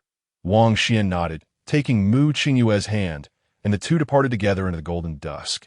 Time passed swiftly, a century went by, and the aged Wang Xian lay within a coffin, gazing at his offspring surrounding him, filled with contentment. Though I am aware that you are but an illusion, I must still express my gratitude for accompanying me through a century of joyous moments. As Wang Xian uttered these words, he prepared to close his eyes, and Mu Qingyue slightly shook her head, no longer urging him to stay. Yet, just as Wang Xian was about to depart the illusion, his 88th son suddenly exclaimed, Father, look at that stunning beauty! Where? The elderly Wang Xian, on the brink of death, sprang upright, his spirit rekindled as he turned to gaze at the enchanting women entering the spirit hall. Among them were Nieyu, Nangong Yanji, Yu Jingchan, and the enchanting fairy Xiaoxiang. Xinghua was also present, each holding a child. Do you not leave? Yes. Do you wish to abandon your wife and children? I cannot bear to part with you. My lord. Wang Xian's mouth gaped in disbelief. Were they truly back? He opened his eyes wide, as if refusing to succumb to death in the outside world. The nine-colored array enveloping Wang Xian began to fade. The square erupted into a cacophony of astonishment and horror. Was it not less than the time it takes for a third of an incense stick to burn? How could this be? His time was even shorter than Yin Wuji's. Not only that, but he had spent less time than the nearly 1,000 years Yin Wind Valley had witnessed. The tenacity of this youth was indeed terrifying. Standing on the 99th step, Wang Xian slowly opened his eyes, a hint of confusion and bewilderment lingering within them. After exhaling a long breath, his gaze became clear, wiping the sweat from his forehead. How remarkable! Could it be that the allure of women will become my Achilles heel on the path of martial arts? He chuckled bitterly to himself, turning to Si Changong and Bai Bing, who were also navigating through the illusion. The three of them wore twisted expressions, revealing either malevolence, foolish laughter, or low growls. Below, Zhou Yu lay collapsed on the 91st step, his face contorted in despair. Wang Xian turned, taking a step forward, and in an instant, The power of teleportation tugged at him, whisking him away to the Valley of Een Winds. Congratulations, junior brother Haifeng, on securing first place among the newly admitted disciples. A striking woman in martial robes stood before Wang Xian. Her demeanor poised and graceful. It was none other than Yu Jingshan. I have seen the young master. Wang Xian clasped his fists in greeting, puzzled as to why a junior valley master would come to receive him. Though he had indeed claimed first place, it seemed excessive for a junior valley master to greet him personally. Having experienced the illusion, now encountering the true Yu Jingshan felt rather surreal. She had danced with wild abandon and even borne him a child. Ahem. Wang Xian maintained his composure. This is your reward for securing first place. It is all contained within this token. Yu Jingshan, seemingly not one to smile often, managed a strained smile as she waved her hand, causing a silver token to float before Wang Xian that he accepted it. Yu Jingshan stood with her hands clasped behind her back, exuding a masculine grace, and spoke slowly. Junior brother Haifeng, this token signifies your status as an inner disciple. The IT contains a map and introduction of the valley. Rules and additionally holds 3,000 contribution points, a gift from the Valley Master. Wang Xian pressed the token to his forehead, and to his astonishment, he discovered that there indeed existed a type of longevity-enhancing spiritual material within the Valley of Een Winds, allowing him to finally ease his long-held anxiety. Yu Jingshan observed the youth, a hint of curiosity in her gaze as she asked, "What is it, junior brother Haifeng? Are you not pleased with your 3,000 contribution points?" Wang Xian's suspicions deepened. This junior valley master had been exceedingly generous on both occasions they met. "Thank you, esteemed valley master," Wang Xian replied with a smile. Yu Jingshan nodded.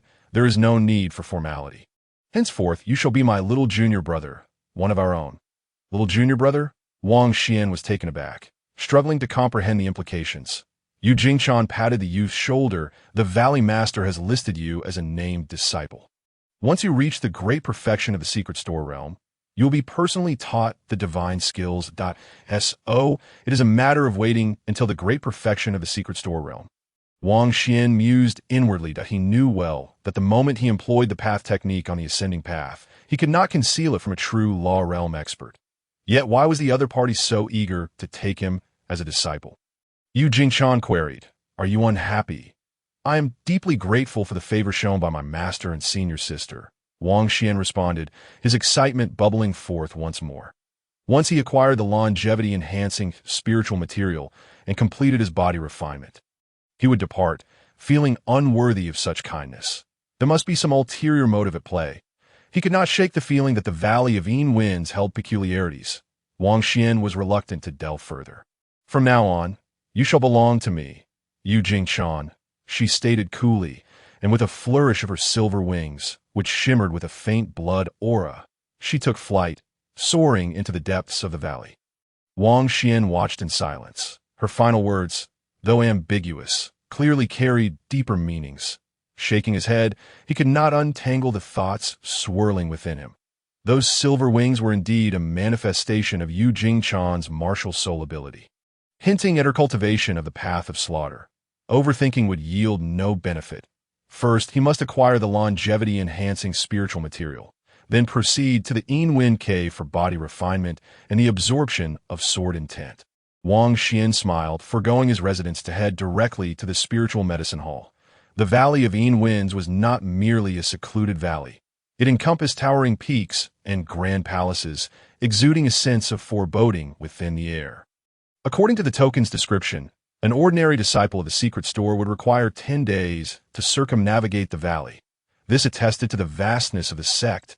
As Wang Xian traversed the valley, he encountered disciples whose expressions were often cold, their bodies shrouded in a lingering aura of blood. With Wang Xian's pace, it took him a full hour and a half to walk from the valley entrance to the spiritual medicine hall. Upon entering the hall, he found a spacious lobby with a table at its center, behind which sat an elderly man dozing with his eyes closed. The elder's cultivation was estimated to be around the 3rd or 4th level of the mountain and sea realm. "Elder, I wish to exchange for 3 longevity fruits." Wang Xian presented his token. The elder opened his eyes slightly, lazily inquiring, "Whose disciple are you?" "I," Wang Xian hesitated. I am here to exchange for spiritual items. Why do you ask? I am not yet married. He was perplexed by the peculiarities of the Valley of Yin Winds. The junior valley master, Wang Xian, maintained a humble demeanor as he infiltrated the valley. Ah, then that is acceptable. The elder chuckled, accepting the youth's token. The longevity fruits are precious, costing 1,500 contribution points. With that, he rose and entered a back room. Items that extend life are always exceedingly valuable, regardless of their location. Wang Xian chose to exchange for a single longevity fruit, as this particular fruit could only extend one's life for 3 years, rendering any subsequent consumption feudal point 3 years was sufficient. If he could not advance to the mountain and sea realm by then, he would simply find a piece of tofu to crash into soon. The elder returned with a small wooden box in hand. You must be the young one known as Heifeng. Quite impressive. Keep working hard in your cultivation, he said with a smile, resembling a familial elder as he handed the box and token to Wang Xian. Thank you, elder, Wang Xian replied, inwardly bemused by the peculiarities of the Valley of Yin Winds. Tearing off the talisman from the box, he opened it to reveal a tricolor spirit fruit the size of a grape. Wang Xian promptly took it out and consumed it. The elder's expression turned strange. Little one, are you lacking in lifespan? Wang Xian's body trembled, a refreshing sensation washing over him as he replied with a grin. Not anymore. The elder yawned and returned to his previous position, resuming his nap. Seeing this, Wang Xian turned and exited the spiritual medicine hall. With the hidden danger to his lifespan temporarily resolved, he did not head to his residence. Instead, hastening directly to the most renowned training ground within the Valley of Yin Winds, the Yin Wind Cave. There, deep within the valley, Wang Xian walked along the path, overhearing a heated argument. You Wuji sect are being excessively oppressive. And what of it? We are merely targeting your Jingchan sect. Haha. Let us go, as Wang Xian ambled along, contemplating the potential of fleeing after his training under the ominous winds. A sudden commotion pierced the air from a distance. Following this was a cacophony of roars and clashes. Turning his gaze, Wang Xian was taken aback, rendered speechless. Before him, a small martial arena by the roadside saw 2 factions embroiled in a fierce conflict. One faction bore the insignia of Wuji, while the other proudly displayed the mark of Jingchan. What on earth is happening here? Wang Xian's mouth fell agape, his expression a mix of bewilderment and confusion. At that moment, 3 disciples rushed past him, urgency in their demeanor as they sprinted towards the arena, weapons in hand. Are you a new disciple? Whose are you? One of the sword-wielding youths suddenly halted, casting a questioning glance at the dazed Wang Xian. Instinctively, Wang Xian replied, I am from Xiaogu. Before he could finish, he witnessed the youth unleash a sword strike, a gray streak of energy hurtling towards him. The youth's cultivation level was at the 4th realm of the secret store, and his attire indicated he was an outer sect disciple. Wang Xian's expression darkened. He swiftly evaded the incoming sword strike, and, in the same motion, launched a punch aimed at the youth's face. Hiss! The youth's countenance shifted dramatically, realizing the boy's fist was barreling toward him. In a panic, he summoned a protective gray aura. Bang! Wang Xian's fist shattered the protective aura, landing squarely on the youth's face and sending him hurtling backwards. Had it not been for the protective aura, that punch would surely have obliterated his skull. Nevertheless, the youth's nostrils bled, and his teeth scattered as he crashed to the ground several meters away. What? The other 2 youths, who had initially intended to assist, were taken aback, their expressions morphing with fear. They hastened to their injured companion's side, helping him up as they dashed toward the arena. Could this newcomer truly be a fresh disciple, exhibiting such formidable combat prowess? Damn it, I'm truly unfortunate to have crossed paths with a ruthless individual. I hope a senior brother will deal with him later. As the 3 retreated into the arena, aligning themselves with the Wuji faction, Wang Xian shook his head, opting not to pursue. The tensions within the Yinfeng Valley were evidently escalating at that moment. Wang Xian grasped the meaning behind Yu Jingchan's final words. It was clear that the Yinfeng Valley had divided into 2 factions. He had initially hoped to rely on Yu Jingchan's influence to gain some benefits within the valley, only to find that this ally came with its own complications. Without lingering, Wang Xian aimed to distance himself from the conflict in the arena. Hastily departing, he had no desire to entangle himself in the power struggles of Yinfeng Valley, although he had been accepted as a named disciple by the fairy of Xiaoxiang. There was no deep master-disciple bond. He would not be utterly devoted simply because someone had taken him in as a named disciple. Above, figures soared on flying beasts, whizzing past. Wang Xian contemplated that it was time for him to acquire a mount, as walking consumed an inordinate amount of time. After a full 3 hours, he finally arrived at his destination. Before him stood a towering cliff, entirely black, beneath which the words Yinfeng Dantian were etched upon the mirror-like surface of the cliff. Below these characters lay an entrance, shielded by a layer of black light. Adjacent to the entrance was a thatched hut, where an elderly man clad in black sat cross-legged on the ground, eyes closed in meditation. Wang Xian approached. Just then, 3 white cranes descended, landing behind him as 3 individuals dismounted at It's Brother Haifeng. What a coincidence that I hope you won't hold the unpleasantness on the ascending path against me. Brother Haifeng, Chang Gongsa, Bai Bing, and Li Gang stowed their cranes into their beast-controlling bags and awkwardly smiled at Wang Xian. Given their relative strength, although they harbored resentment, they dared not confront Wang Xian. Especially since all 3 bore injuries. They had each claimed second to 4th place in the entrance rankings, but had barely entered the valley when they were caught up in the chaos instigated by the disciples of Yinfeng Valley. Embroiled in the conflict between the 2 factions, fortunately, they had managed to escape in time, albeit after enduring a thrashing from an older disciple. Wang Xian paid no heed to the 3, instead pondering which faction the black-clad elder belonged to. This was no trivial matter. A misstep could lead to being barred from entering Yinfeng Dantian, or worse, incurring serious injuries. The black-clad elder's cultivation was around the 6th realm of the Mountain Sea stage. A level Wang Xian knew he could not contend with. Senior. Taking a deep breath, Wang Xian approached the black-clad elder and produced his identity token. Entering Yinfeng Dantian required 100 contribution points per day. The elder's eyes flickered open, a glint of sharpness flashing through them as he coldly inquired, "Whose are you?"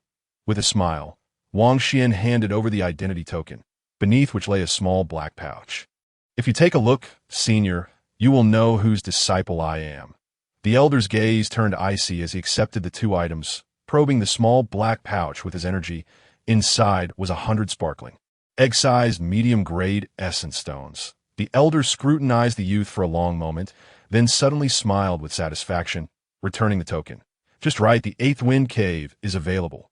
Nephew, once you enter, strive to cultivate diligently. Do not squander my goodwill." "Yes." Wang Xian took the token and passed through the entrance, disappearing behind the black light barrier. Chang Gongsa, Bai Bing, and Li Gang stared in astonishment. Such audacity! This Haifeng openly bribed the elder on duty in broad daylight. The black-clad elder turned to them. "Who are you?" "Senior, might we not say?" Chang Gongsa replied. "What do you think?" The elder responded coldly, adopting a demeanor of strict adherence to rules. The 3 exchanged glances, silently agreeing, and each produced a storage pouch. "Senior, this is our proof of identity." They emulated Haifeng's approach. The elder's eyes brightened slightly. These 3 new disciples were evidently from prominent families, and their offerings would surely not be insignificant. These youngsters are promising that in the future, I might earn some extra coin. Infusing his energy into the 3 storage pouches, he found each contained 100 low-grade essence stones, barely the size of a thumb. Their essence faint. Low-grade essence stones? What are you doing? Absurd. You dare to bribe this elder. The black-clad elder erupted in fury, hurling the 3 storage pouches to the ground. Upon passing through the entrance's black barrier, Wang Xian found himself in a somber expanse, stretching endlessly before him. The black earth was dotted with mountains, each housing a cave, the very wind caves the elder had mentioned. According to the token's description, the top 10 caves each possessed unique characteristics and exceptional body refining effects. Wang Xian murmured to himself as he treaded forward. Unbeknownst to him, Chang Gongsa and the others had imitated his actions, attempting to bribe the elder as well. Within this dim realm, chilling winds sliced through the air like blades, yet within the ominous winds lay a vital force that nourished the body. Truly, this was a blessed land of Yinfeng Valley. Wang Xian marveled at the juxtaposition of destruction and vitality, a phenomenon no mere mortal could concoct. It was evidently a natural formation of heaven and earth. The eighth cave was situated deeper within this mystical realm. Wang Xian quickened his pace, reaching the summit of the eighth cave after an hour.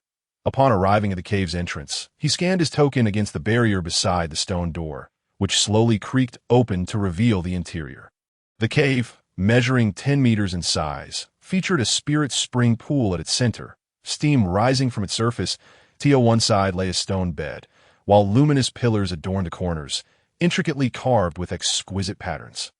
The cave's walls were speckled with tiny wind holes, and formations were set in both the ceiling and floor. As Wang Xian stepped into the eighth cave, the stone door gradually closed behind him. Phew! First a bath, then some rest, and finally body refinement.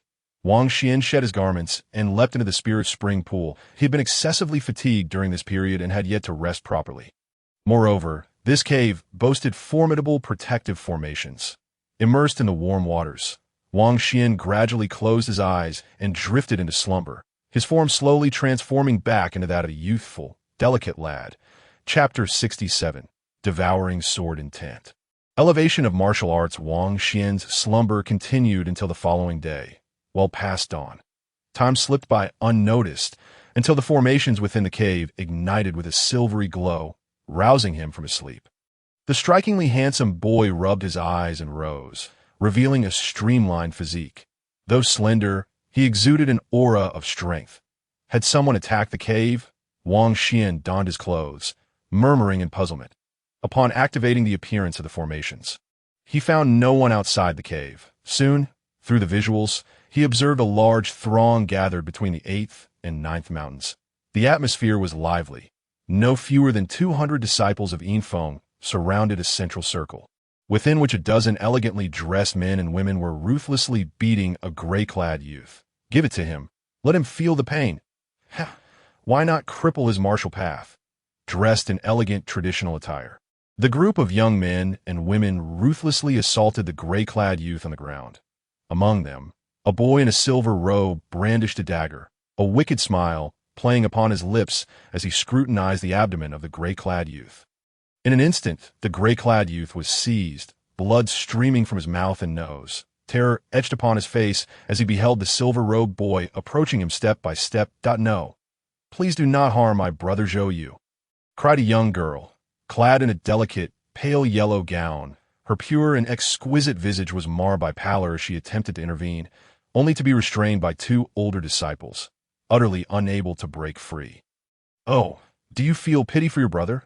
Then beg us, won't you? Taunted a young woman in a pink palace dress, her laughter echoing mockingly. The crowd of spoiled young ladies joined in the derisive laughter. With tears welling in her clear and spirited eyes, Lin Miaoyi pleaded, I beseech you. I implore you to spare him, please. The young girl was bewildered. All were disciples of the Yinfeng Valley. Why were they turning against their own? Since the enchanting beauty is pleading for him. The silver-robed boy smirked, a glint of mischief in his eyes. Let's grant him a chance. Now, listen closely, junior brother. Kneel and bow to us 100 times. Then shout that you are a dog 1,000 times. Yes, hurry. This is your final opportunity. Choose between losing your cultivation or kneeling like a dog. The crowd of young aristocrats jeered, urging him on. Zhou Yu trembled, humiliation flooding his heart. He had done nothing to provoke them. Why had it come to this? Just as fear engulfed him, a beam of golden light descended from the heavens, enveloping him in its protective embrace. Enough, came a firm voice from within the golden light. A figure clad in golden robes descended gracefully, resembling a youthful deity of war, his gaze sweeping over the crowd with disdain. Do you not feel ashamed for bullying the weak? A collective gasp filled the air. The onlookers gazed in awe at the golden-robed figure, their faces reflecting deep reverence and admiration. It is Senior Brother Yin Hao. Senior Brother Yin Hao, please allow us to explain. The spoiled young women hastily pleaded, their expressions akin to ants confronting a dragon. Yin Hao positioned himself protectively before Zhou Yu, waving a hand dismissively. There is no need for further explanation, Yin Hao. shall not associate with those who bully the weak. Release him at once, or do not blame me for being merciless." The silver-robed boy gritted his teeth. "Brother Hao, are you truly willing to stand against us for the sake of a useless wretch?" Upholding righteousness is an inescapable duty for Yin Hao. Inside the 8th cave, Wang Xian closed the curtain, unable to endure the spectacle any longer. The display was far too exaggerated. He understood the tactics employed by Yin Hao all too well. Yet he wondered if Lin Shimi would fall for them.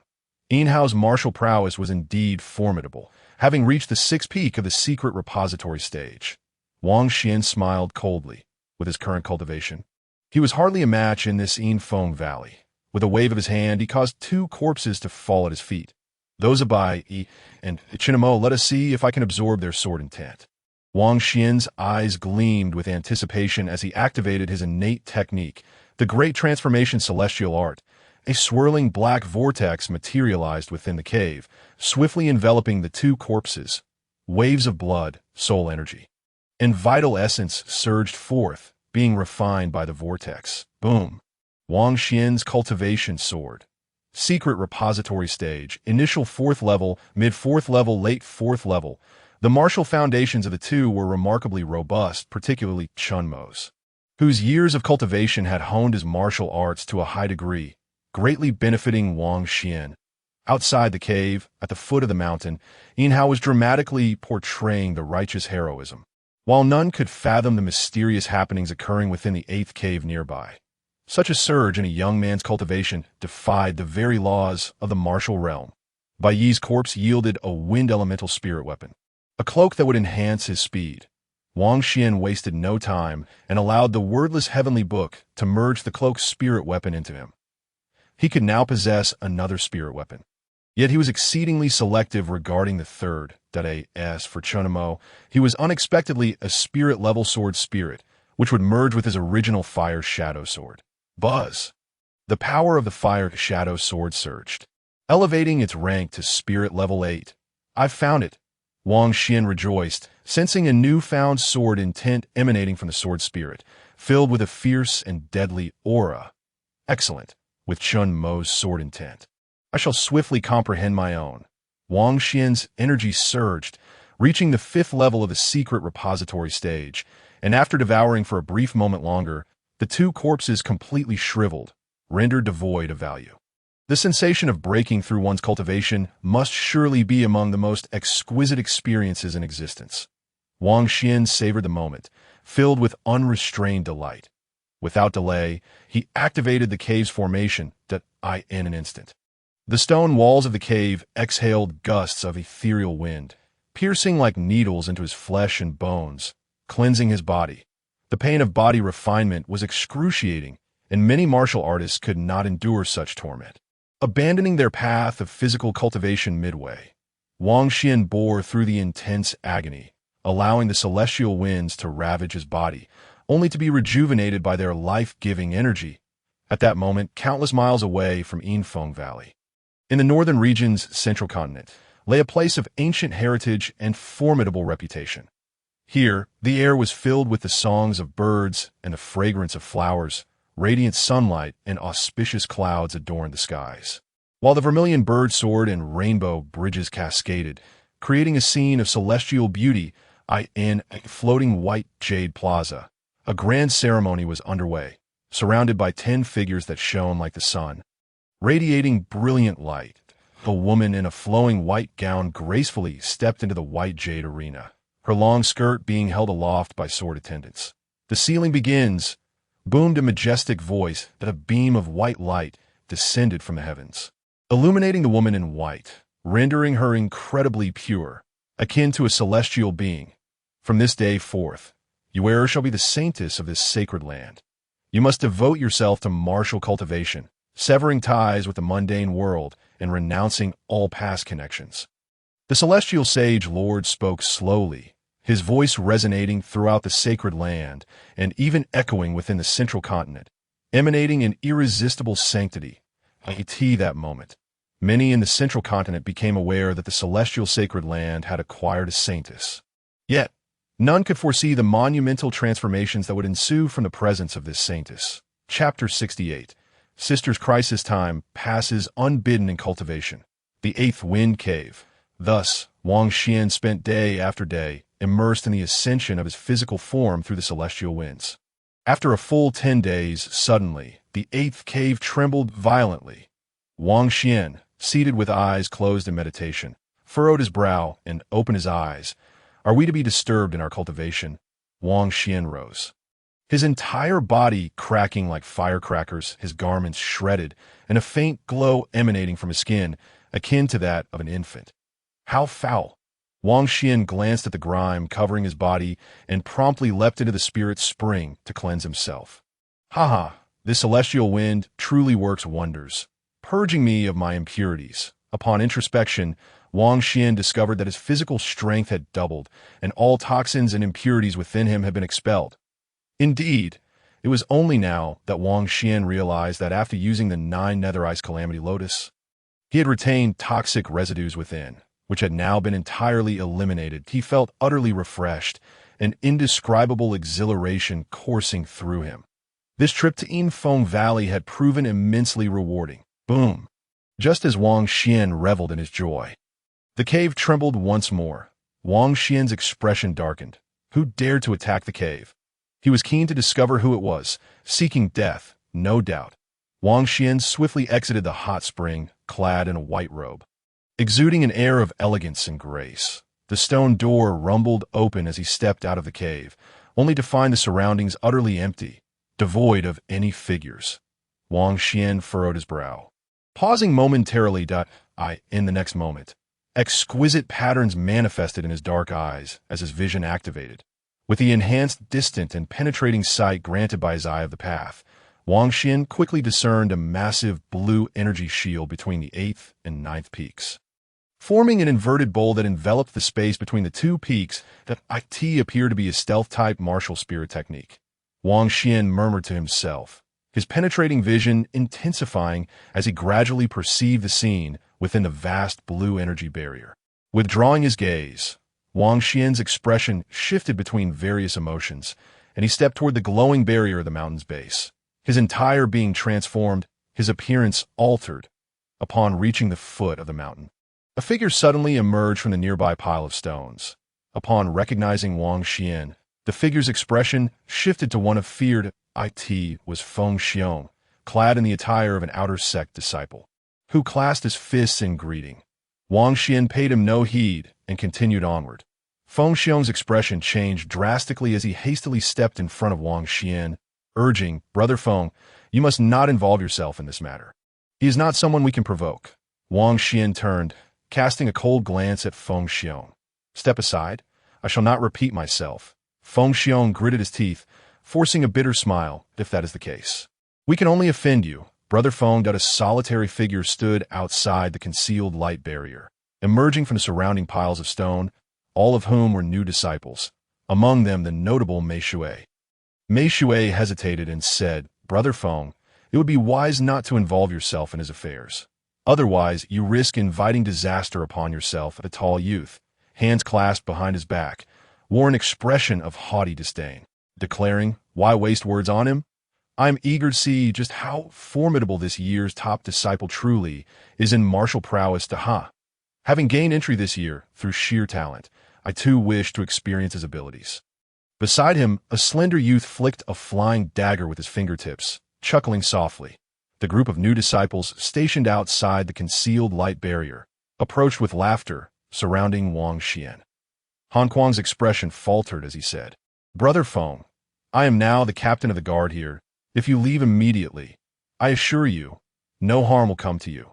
Wang Xian's gaze was frosty as he replied, those words may have saved your life. Suddenly, with a thunderous crash, all the disciples guarding the concealed light barrier lunged at Wang Xian. For beneath Wang Xian's feet, green tendrils erupted swiftly, coiling around his legs and encircling his body. These tendrils were adorned with sharp, poisonous thorns that glimmered ominously, poised to pierce Wang Xian's flesh. So this is the esteemed top disciple of the new intake. It appears you are not as formidable as they say, unable even to perceive my manto poison vine martial spirit technique. The tall male disciple guffawed. unleashing two poison thorns from his palms that sped toward Wang Xian. Meanwhile, within the blue light barrier, a young maiden in a pale yellow gown leaned against the sturdy barrier. Her clear eyes fixed defiantly upon the crowd of villains before her, her exquisite face as pale as parchment. Opposite her, the sinister Yin Hao lounged on a crystal bench, swirling a goblet in his hand, his gaze chillingly menacing. Little junior sister, why must you reject the wine offered, only to accept the bitter draught? Teased a young woman clad in pink. Yin Hao's voice turned grave as he instructed. Zhou Shidi, do persuade our little junior sister. Zhou Yu, glancing nervously at the menacing henchmen surrounding him, lowered his head in shame, saying, Sister, Brother Yin Hao is truly a fine individual. With him, your resources for martial cultivation will be endless. What do you mean by fine? Are you a mosquito? Speaking so softly, two ruffians kicked Zhou Yu, delivering a flurry of blows. Despite their mere first-level cultivation, Zhou Yu dared not resist, curling into a ball on the ground. Protecting his head, witnessing Zhou Yu's plight, Lin Miaoyi seethed with indignation, her teeth clenched in frustration. She had never anticipated that her brother would become so spineless. Where had gone the spirited youth who aspired to be the strongest? Even more shocking was the fact that he had deceived himself. Originally, Lin Miaoyi had been practicing with the Yin Wind, yet Zhou Yu had summoned her from a retreat, only for her to be intercepted by these villains. Do not call me sister. It makes me feel nauseous. Lin Miaoyi's melodious voice rang out, filled with fury. She could see through the pretense of Yin Hao's heroic rescue from 10 days prior, throughout her life. Countless talented youths had sought her favor, employing various methods to win her over. Devil, even if I perish, I shall drag you down with me. Lin Miaoyi's heart brimmed with despair. She had yet to witness the true wonders of this world. Who could save her? If only a true hero would appear to rescue her at this moment, she would be willing to marry him, regardless of gender. As these thoughts swirled in her mind, Lin Miaoyi's delicate face broke into a playful smile that I have come to understand. A prodigy like Brother Hao is someone I could accept.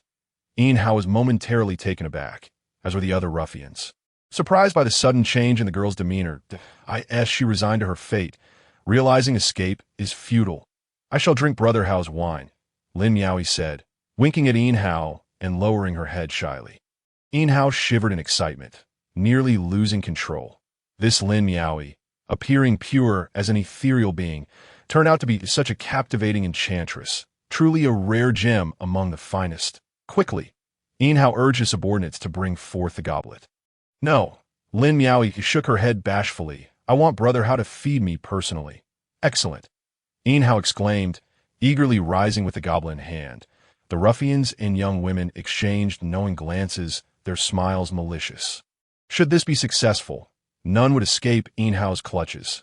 Once the girl drank from that cup, she would be entirely at his mercy. Come, Miaoyi, let's toast to our joyous union. Yin Hao approached Lin Miaoyi, his eyes burning with desire as he gazed upon her delicate figure, almost as if he wished to see through her garments to behold her form.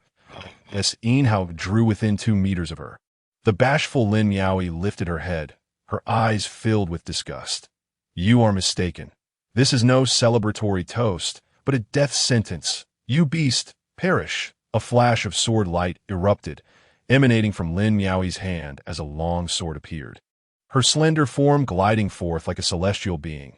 The 5th-level power of the hidden realm was fully unleashed, her every ounce of energy focused as the sword's tip aimed directly at Yin Hao's brow. Chapter 69. My brother is a scoundrel. As Lin Miaoyi's sword lunged forth, the inebriated Yin Hao was taken aback, but he was ultimately at the peak of the 6th level of the hidden realm and instinctively recoiled. The sword's tip was less than an inch from his brow, yet it felt as distant as the horizon to Lin Miaoyi. Embarrassed and enraged, she found herself unable to pierce Yin Hao's defenses, igniting a sense of urgency within her. Such was Lin Miaoyi's character. She knew that her demise was imminent, yet she yearned to take this beast down with her. You vile creature, who knows how many women you have harmed. You must die. Lin Miaoyi channeled all her martial energy, the white light of her sword flaring brightly. In a panic, Yin Hao instinctively discarded his goblet, and the pink liquid splashed across Lin Miaoyi's face. Suddenly, Lin Miaoi's head buzzed, her entire flow of energy momentarily stalling. This wine is poisoned. Panic surged within her as she saw Yin Hao pulling away, and she quickly turned to flee toward the light barrier. As she glided away, her vision blurred, and just as she was a mere half-meter from the blue barrier, a chilling presence surged from behind her, but a figure darted toward her with lightning speed, closing the 5-meter gap in an instant, a large hand exuding frost reaching for the back of her head. Everything transpired in a heartbeat, from Lin Miaoi's attempted assassination of Yin Hao to the icy grasp heading her way was merely 2 breaths' time. Just before the hand could seize her, her entire body was enveloped in frost, and her sword's momentum abruptly shifted, aiming for her own delicate neck instead. An unseen, peculiar force descended, causing her sword strike to slow inexplicably, rendering it almost impossible to reach its target, as if eternity separated her from death. No.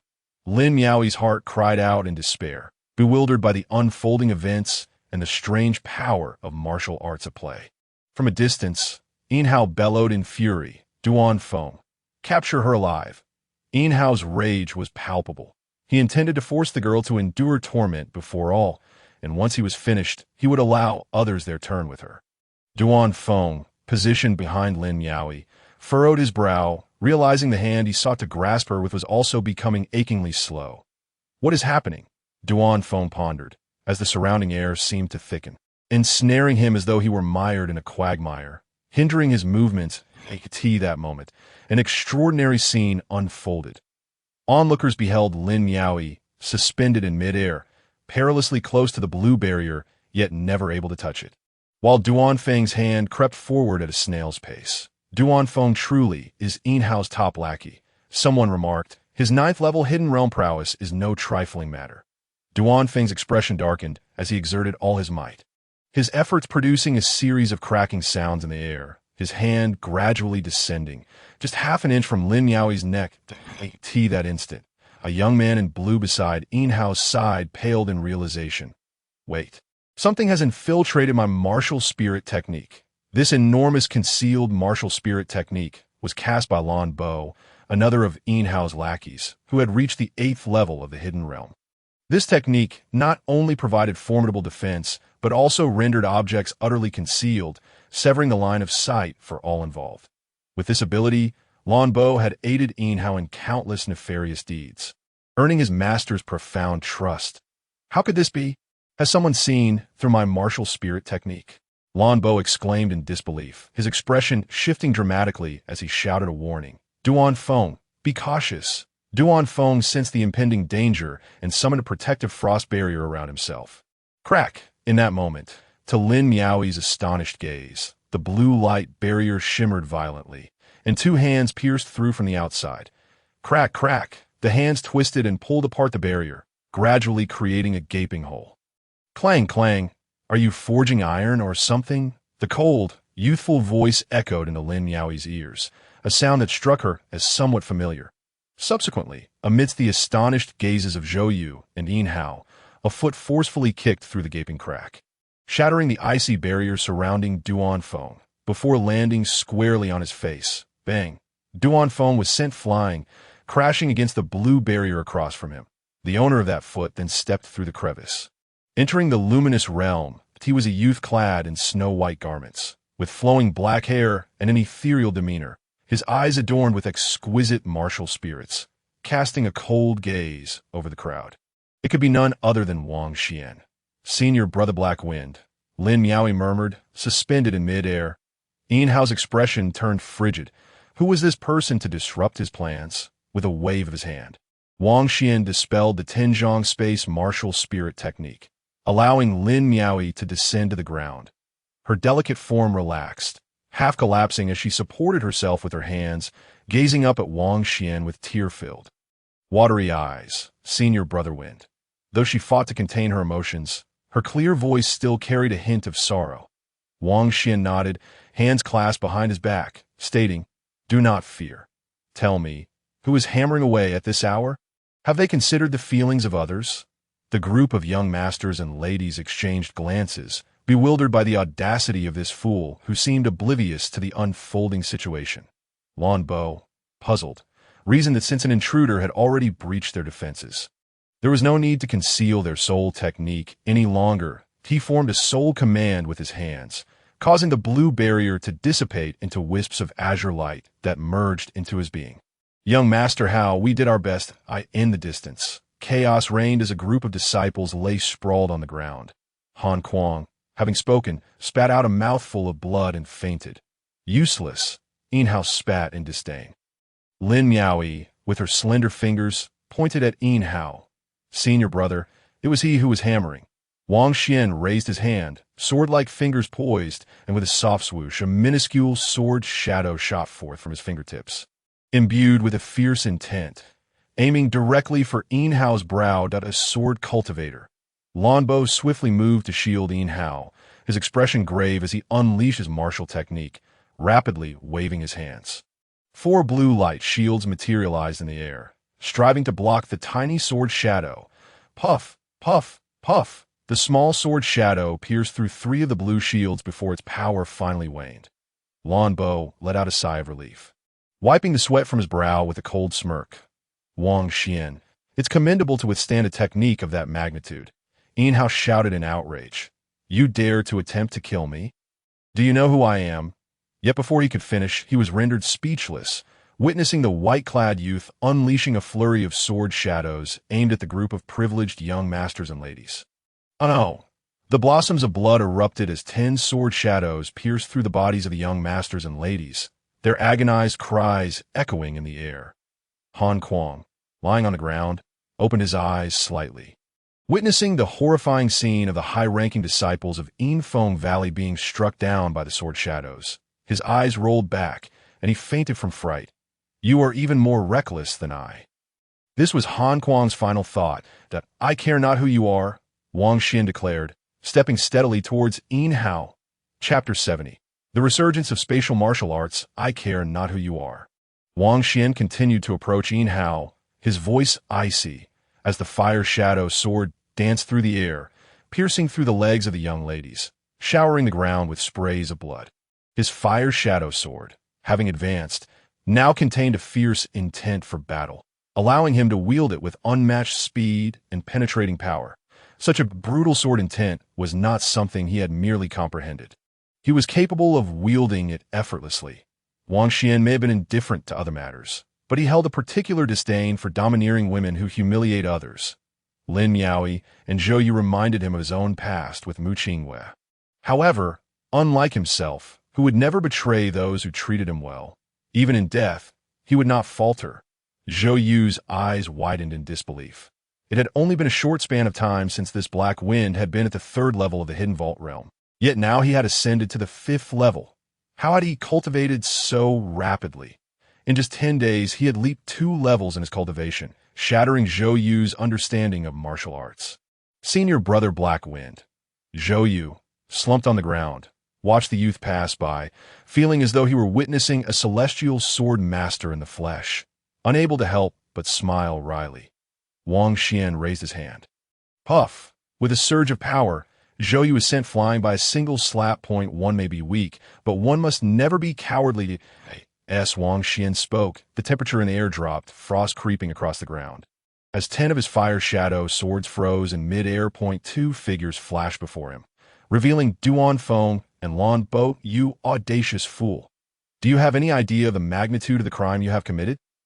Duan Feng and Lan Bo exclaimed in shock and fury, utterly unprepared for someone to dare attack the young masters and ladies of Yinfeng Valley. I could see that moment. The young masters and ladies lay bloodied and battered on the ground, crying out in pain, their limbs riddled with wounds, a sight too gruesome to behold. In such a dire situation, even they could find themselves implicated. However, wary of the youth's combat prowess, Duan Feng coldly stated, do not meddle further. If you withdraw now, you may yet preserve your life. Once we exit Yinfeng Cave, others will deal with this blind fool, Black Wind. Wang Xian shook his head with a bemused smile. Since Lin Miaoyi has called me senior brother, this matter is now my concern. He reached out, grasping the frozen sword shadows, which ignited with flames, melting the ice, before converging into a singular long sword before him. Yin Hao roared. Duan Feng, Lan Bo. Both of you are at the 8th and ninth levels of cultivation. Why waste words with a mere 5th-level wretch? Kill him. I want him dead. Ian How W. Lin Miaoi, position at the back, was startled, her delicate body instantly beating with a fragrant cold sweat. Wang Xian's exquisite eyes sparkled like pearls reflecting light. An inexplicable force descended, causing the surrounding space to undergo a bizarre transformation. Lin Miaoi attempted to rise to assist her senior brother, but found her movements unnaturally sluggish. Although the distance to her senior brother Haifeng was less than 10 meters, it felt to Lin Miaoi as if he stood at the ends of the earth. She observed that both Duan Feng's spear and Lan Bo's sword, though seemingly close to her senior brother, could never reach him. Furthermore, the blue light needle and the frost on the ground appeared to be suspended, perpetually out of reach of her senior brother. How truly formidable her senior brother was. The youthful beauty, with her pure eyes, gazed in a in that moment. Duan Feng was aghast at that instant. Lan Bo was rendered speechless. What manner of technique is this? Their hearts surged with endless waves of astonishment, unable to fathom the martial arts Wang Xian had unleashed. Puff!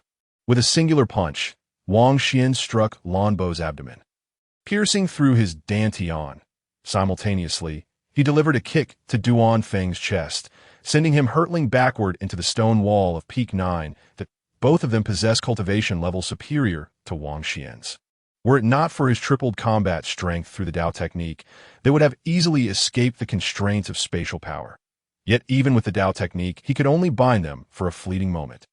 Moreover, under the full application of the spatial laws, Wang Xian found himself unable to employ any other means, relying solely on his physical prowess for close combat. Chapter 71. The Seventh Realm's Infatuation.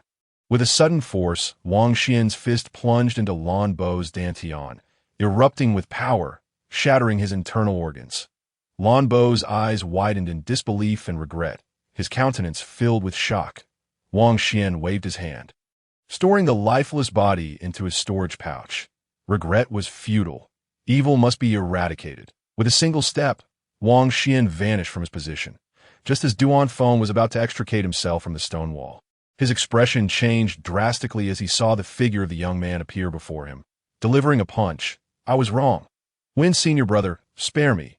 Duan Feng cried out, flailing his arms to block, only to find that, suddenly, the young girl on the bed opened her eyes, her pupils entirely filled with vibrant colors.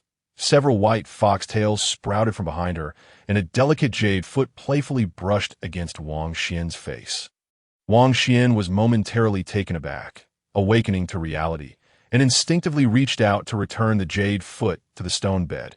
Just then, a layer of multicolored radiance emanated from Lin Miaoi, enveloping both of them within its embrace, as strands of colorful silk bound themselves around the youth's figure.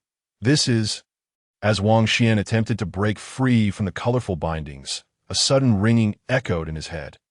Little junior brother. There's no need to resist. The essence of my sacred fox's primordial Yin will surely ensnare you. Even if you are in the secret realm, you would succumb. Lin Miaoi first chuckled flirtatiously, then her face displayed a hint of struggle. Senior brother. I am sorry, I cannot control my martial soul any longer. After her words, she returned to her playful demeanor, raising her hand to strike Wang Xian down. Oh, you have disguised your appearance. Within the sacred Yin realm of 7 emotions, all things reveal their true essence. Now, let us enter the realm of 7 emotions, the first realm, the ethereal sea of feelings. Astonishment filled Wang Xian's eyes as his countenance involuntarily transformed back to its true form, witnessing his junior sister Miaoi turning to sit beside him. Chapter 72. A Common Enemy. Cultivation grows again in the Valley of Yin Wind. Dragon God Peak stood majestically. This peak, with its auspicious purple aura, is among the finest in the valley, and it is home to but one individual. He is Yin Wujia, the secret disciple of the Grand Elder of Yin Wind Valley, one of the 4 prodigies of Xuanwu. Atop Dragon God Peak lies a grove of purple bamboo, where a figure, clad in snow-white robes, long hair cascading like a waterfall, and a silhouette as elegant as a jade tree, can be seen. Please, Wujia, intercede on our behalf. A group of men and women, grievously injured, knelt at the grove's entrance, gazing reverently at the figure in white, their eyes filled with awe and admiration. Beside them lay a stretcher, upon which a person wrapped in bandages emitted muffled groans. Heifeng, indeed, that wretched creature not only wounded us, but had we not taken our medicine in time, we would not have survived to return and see our senior brother. He even claimed that even with Wujia's guidance, he would still render it ineffective. Why embellish the truth? The figure in white turned slowly, smiling gently at the group of young masters and mistresses. Revealing a flawless visage, exuding an ethereal aura, his gaze as profound as the stars, seemingly able to see through the world's intricacies. Even the most tumultuous events would not disturb his calm demeanor. Senior brother, that new disciple named Heifeng is indeed exceedingly arrogant. We implore you to take action on our behalf, a young lady in pink robes said, her eyes ablaze with fervor, soon followed by a look of sorrow and grievance. Yin Wujie stood there, serene, his faint smile carrying an air of supreme nobility, akin to a sovereign of heaven and earth, commanding respect from all. Very well. Regardless of the circumstances, he must pay for the injuries he has inflicted upon you. Convey my decree to capture Heifeng, cripple his cultivation, and sever his limbs, leaving his fate in your hands. Yin Wujie chuckled lightly, issuing his command without even inquiring about the conflict's origins, sealing the new disciple's fate. Thank you, senior brother, the young masters and mistresses exclaimed, their expressions brimming with excitement. As Yin Wujie's decree spread, powerful disciples emerged from their abodes, some heading towards Wang Xian's residence, while others rushed to the sect's exit. In their eyes, since the boy named Heifeng had committed such a grievous offense, he would undoubtedly attempt to flee in fear of punishment, with some even hastening to intercept him at Panlong City. At that moment, the entire valley of Yin Wind was in turmoil.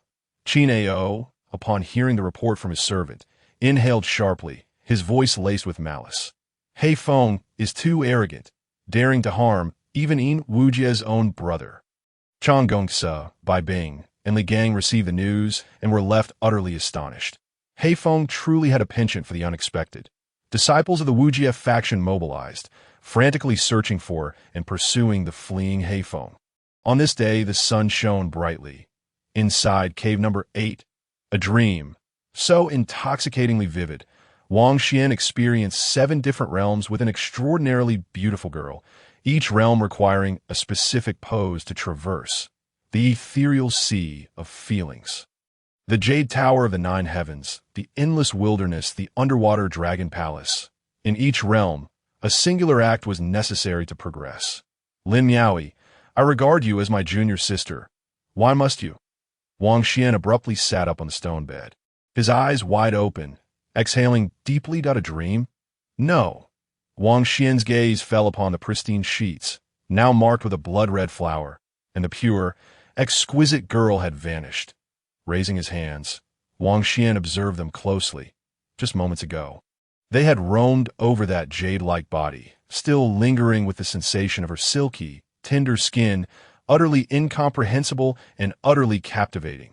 And indeed, the singular essence of the sacred Yin Fox was truly formidable and inscrutable. Breathtakingly beautiful. Of course, this was not the primary concern. Wang Xian examined his body. His martial foundation remained intact.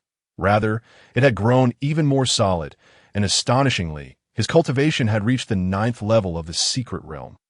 How could this be? A look of astonishment crossed Wang Xian's face. He had reaped immense benefits from traversing those 7 realms, with no detriment, only advantages. Not only had his martial cultivation remarkably advanced several levels, but even his soul sea had doubled in size, and his soul power had increased by 70%. Was it not said that one should avoid breaking through before reaching the Mountain Sea realm? Wang Xian furrowed his brows. This was his first exploration of martial arts, and he still lacked sufficient knowledge, being a novice in the world of cultivation. In the 7th realm, the uncontrollable 7-tailed sacred fox had once jested that only those who bore the essence of a 7-tailed sacred fox and willingly offered themselves as a furnace could gain tremendous martial benefits. Outsiders could not force such a phenomenon. Wang Xian mused. Some martial souls are indeed wondrous and unfathomable. Where has she gone? Wang Xian hastily donned his clothes. Initially, he had intended to leave with Lin Miaoyi after everyone else had departed the previous night. Yet he had not anticipated. At this moment, he felt revitalized, a sense of unfathomable clarity washing over him. But he also faced an impending dilemma. After stowing the blood-stained sheets in his storage bag, Wang Xian opened the stone door of the cave. Whoosh! Just as he stepped out, in an instant, a powerful blade aura surged forth, aiming directly at him. The might of the attack was overwhelming. It was evidently a strike from a being of the Mountain Sea realm. Wang Xian's expression turned steely as he swiftly sidestepped, evading the 3-meter-long blade energy, and raised his gaze. Before him, on the mountain path 100 feet away, stood a young man in gray, wielding a battle blade. "Ah, you are He Feng." The gray-clad youth's complexion reflected mild surprise as he inquired. Wang Xian's eyes flickered. The opponent had likely just recently advanced to the Mountain Sea realm, his aura still somewhat unstable. "Senior brother, why do you not stabilize your realm in seclusion, yet come seeking trouble with me?" Wang Xian replied, revealing his unmasked visage. The gray-clad youth, evidently an intersect senior disciple, smirked coldly. "So, it is indeed you. He Feng, arrogant as ever, showing no fear or regret upon seeing me. However, I am curious, were you not at the 5th level of the secret realm?" Before Wang Xian could respond, the gray-clad youth continued, "But it matters not. Encountering me, Wu Qiu, you shall have no escape." With a flourish, a potent blade aura was unleashed by Wu Qiu, slicing towards the boy's legs. That Wu Qiu chuckled, "I merely took a chance. Who knew you would hide in the Yin Wind Cave for 7 days?" The 3-meter blade energy surged across the 100-feet distance, closing in on Wang Xian. Chapter 73. A heavenly net. As the blade energy approached with blinding speed, its overwhelming force stirred the surrounding elemental energies, threatening to sever his legs. Wang Xian's heart raced. 7 days. Lin Miaoyi's 7 realms of emotions did not transpire in a single night. No wonder his lower back felt a lingering ache. Wang Xian's lips twitched as he activated the Grand Transformation and Ascension technique. Stepping forward, with a tearing sound, the blade energy sliced past his legs. That has settled then. Wu Qiu laughed, swiftly retreating. In his mind, the youth must have concealed his cultivation days prior. Otherwise, how could he have advanced 4 levels in just 7 days and even killed Lan Bo and Duan Feng? Yet, it was of little consequence. Dealing with a newly initiated disciple was as easy as crushing an ant. Don't blame me. After all, you defied Wu Jia's authority.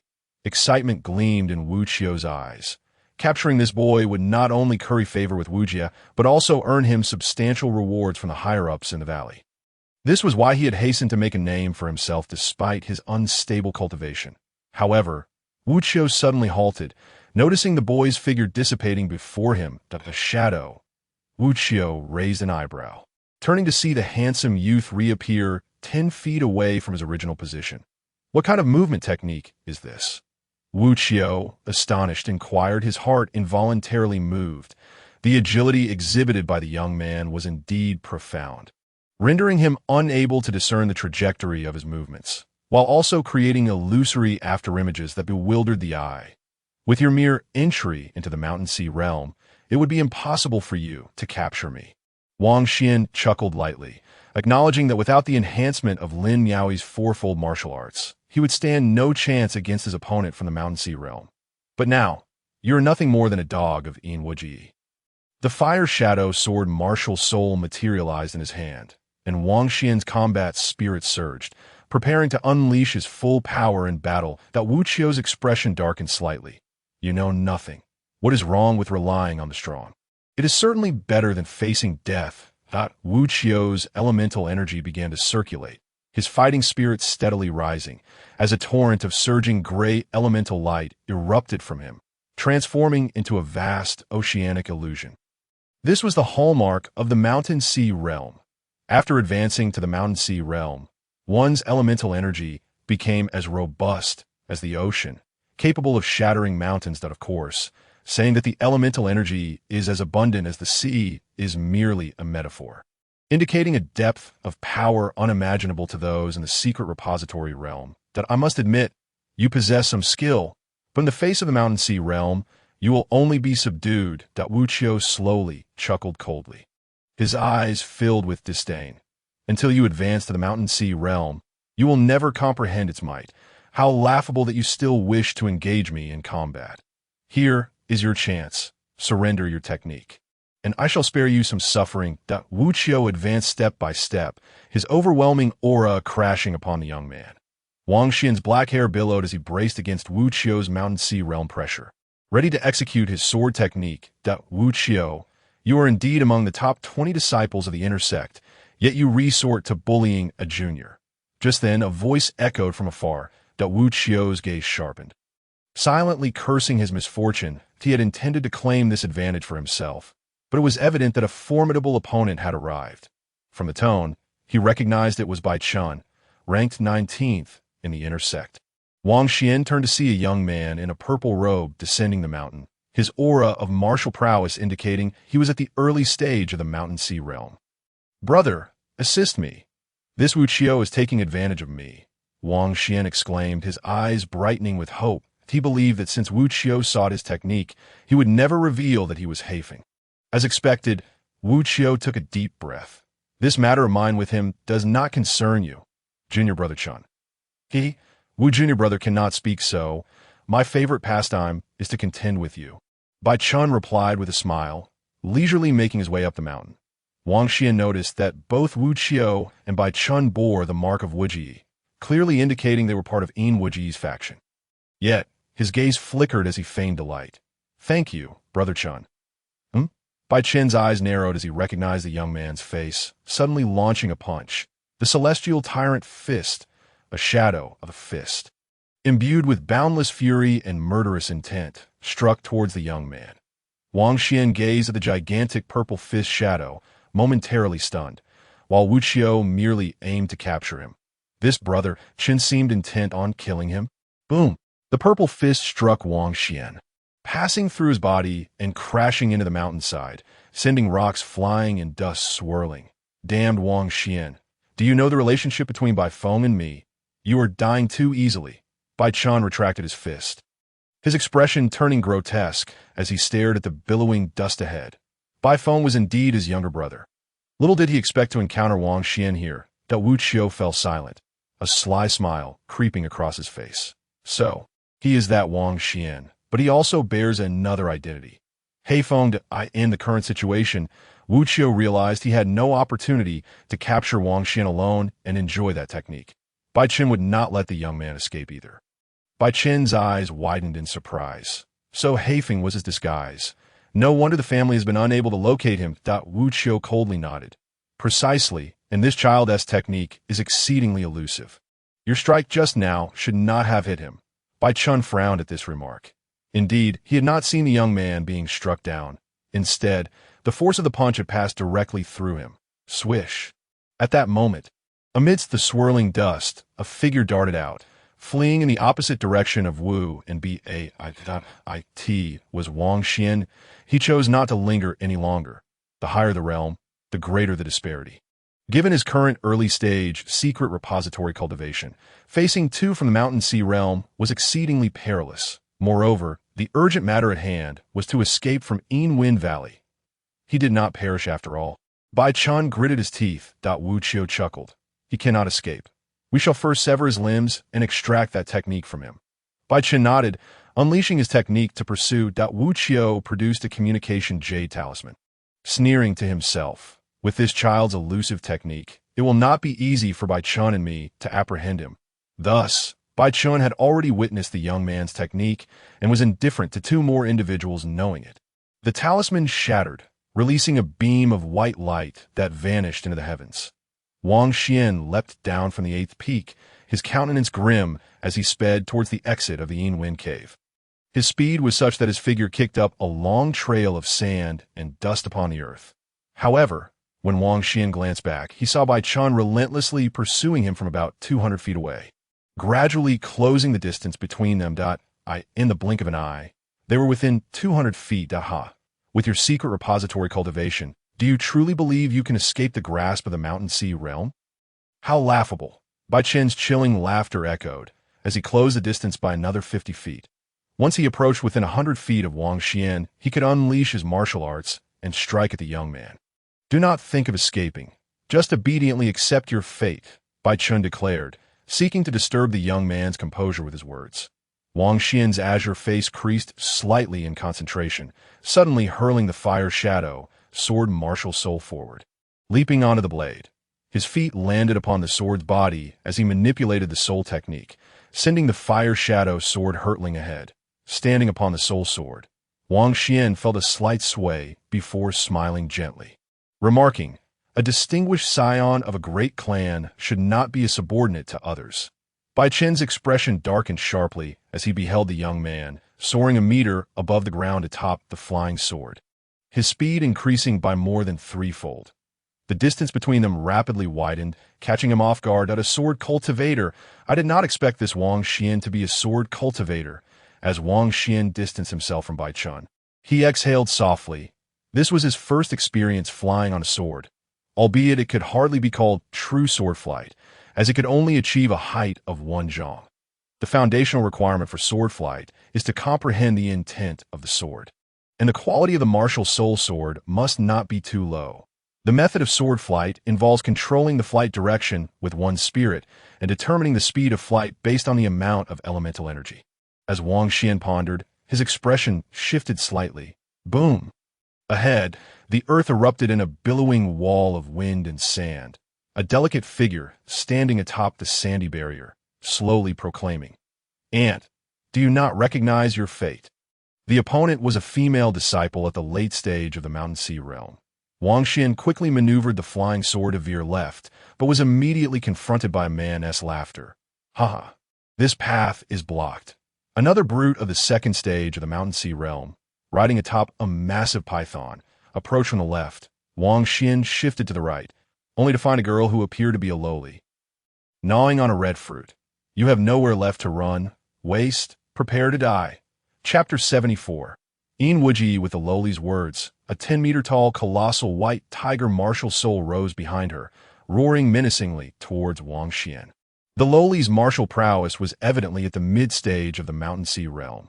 Wang Xian staggered back a few meters from the tiger's roar, halting the flight of his sword, his gaze growing increasingly icy. Now, with disciples from Yin Wind Valley's Mountain Sea realm surrounding him on all sides, he found himself with no escape. "Humph, let us see you run." Bai Chun and Wu Qiu rapidly closed in, while another man and woman hastened to tighten the encirclement. Wang Xian's eyes, icy as steel, fixed on the lowly-like female disciple as he coldly declared, "Get out of my way. And if I refuse," the lowly girl retorted, taking another bite of the spirit fruit. Utterly unconcerned, that Wu Qiu bellowed, "Everyone be cautious. This child's technique is exceedingly peculiar. We must form a 100-foot encirclement to prevent his escape." Standing atop the swirling sands, the young woman wore a frosty expression, disdainfully regarding Wang Xian. What need is there for such theatrics against a mere secret repository ant? With a wave of her hand, elemental energy surged forth, causing the earth around Wang Xian to tremble. A massive wall of wind and sand rising around him, standing 10 meters high, with a formidable force within to shred any who entered. The lowly girl finished her spirit fruit, clapped her small hands, and tilted her head to size up Wang Xian. "I'm full now. Let's use him to digest." Raising her small hands, the white tiger martial soul behind her took a deep breath, drawing in the world's elemental energy to form a blinding orb of white light. Is it truly necessary to resort to such a move? He is merely at the secret repository realm. The burly man standing atop the serpent's head inhaled sharply, his expression betraying a palpable tension. Bai Chun and Wu Qiu also underwent a drastic change in countenance, with Wu Qiu hastily advising, "Do not kill him. We must first extract his martial techniques and agility." The petite female disciple, fingers deftly weaving a soul-binding incantation, appeared unfazed, declaring, "Rest assured, this strike is calculated. It will merely obliterate his dantian and limbs." Wang Xian, eavesdropping on their exchange, discerned the immense power of the petite disciple's impending blow. "Do you truly believe you have me cornered?" Wang Xian's gaze swept across the faces of the five, his grip tightening around an object in his hand that I need not your assistance. I alone have you at my mercy. Fools, Ma Xiaohong proclaimed with haughty confidence, as the luminous sphere within the maw of the white tiger grew ever larger. Yet at that very moment, her expression shifted subtly, mirrored by the other four disciples of the Mountain Sea realm, who were suddenly struck with dread. Wang Xian's body began to shimmer with silver radiance, the force of spatial distortion manifesting. This is bad. That is a minor teleportation talisman. Attack him at once, Bai Chun and Wu Qiu shouted in unison. Unleashing their martial prowess, the sphere from the white tiger's mouth erupted forth, transforming into a colossal beam of white light hurtling towards Wang Xian. In that instant, all five senior inner disciples launched their assaults. With the white tiger's strike being the swiftest, I shall remember you all. One day, I will repay this, Wang Xian declared as the white beam approached, and he vanished from sight. Boom! At the very moment of his teleportation, a thunderous roar echoed. The faint silver luminescence faded. Wang Xian found himself within a secluded cavern that a young man, seated in meditation, was utilizing the winds of the heavens and earth to refine his body. He was momentarily taken aback when a handsome youth clad in white suddenly appeared in his domain. Wang Xian, noticing the young man's robust physique, albeit slightly smaller than his own, clasped his fists in greeting. Pardon the intrusion, senior brother. With that, he exited the cavern, leaving the other in stunned silence. The senior brother, possessing the cultivation of the 8th level of the secret repository realm, hastily shut the stone door of the cavern. Damn it, was that a minor teleportation? If only it had been a female disciple. I could have shown her my prowess, he muttered under his breath. Meanwhile, stepping out of the cavern, Wang Xian realized he was now at peak 990, merely 10 peaks away from the cave's exit. Fortunately, the general direction remained largely unchanged. Wang Xian mounted his sword and soared towards the exit, with his profound energy and mastery over sword flight. Traversing 100 miles posed no challenge. His only shortcoming lay in the sword intent he had absorbed, which was somewhat unfamiliar to him. Not to worry, give it a few days, and I shall thoroughly comprehend Chun Mo's sword intent. The reason he refrained from using the minor teleportation talisman again was that the Yin Wind Cave was an independent vast space, isolated by spatial barriers from the outside world, making teleportation impossible. Before long, Wang Xian arrived at the dark veil marking the exit of the cave that he dismounted from his fire shadow sword and stowed it within his soul sea, grasping the minor teleportation talisman. He stepped through the dark barrier. As Wang Xian emerged from the veil, he observed numerous disciples seated in meditation nearby, while further away, many from Yin Wind Valley were watching intently. Buzz. At the moment he stepped through the veil, he infused tremendous energy into the minor teleportation talisman. The 100 seated disciples, their gazes icy, felt their auras intertwining. Crack. Just as the talisman began to glow with silver light, it shattered into a cloud of powder. Wang Xian's heart sank. Useless. You won't escape. This is the Valley's inversion locking array, specifically designed to counter spatial teleportation. A voice cackled. So, you have reached this point. In the distance, a group of aristocratic young ladies, adorned with white cloth, sneered derisively. Amidst the sky, a figure clad in snow-white robes descended, seemingly able to walk on air despite not having reached the true method realm. Waves of white light radiated from him, akin to a resplendent sun illuminating the heavens. His countenance was strikingly handsome, and his noble bearing evoked a sense of grandeur, as though he were a sovereign of the universe. It was the legendary Yin Wujing.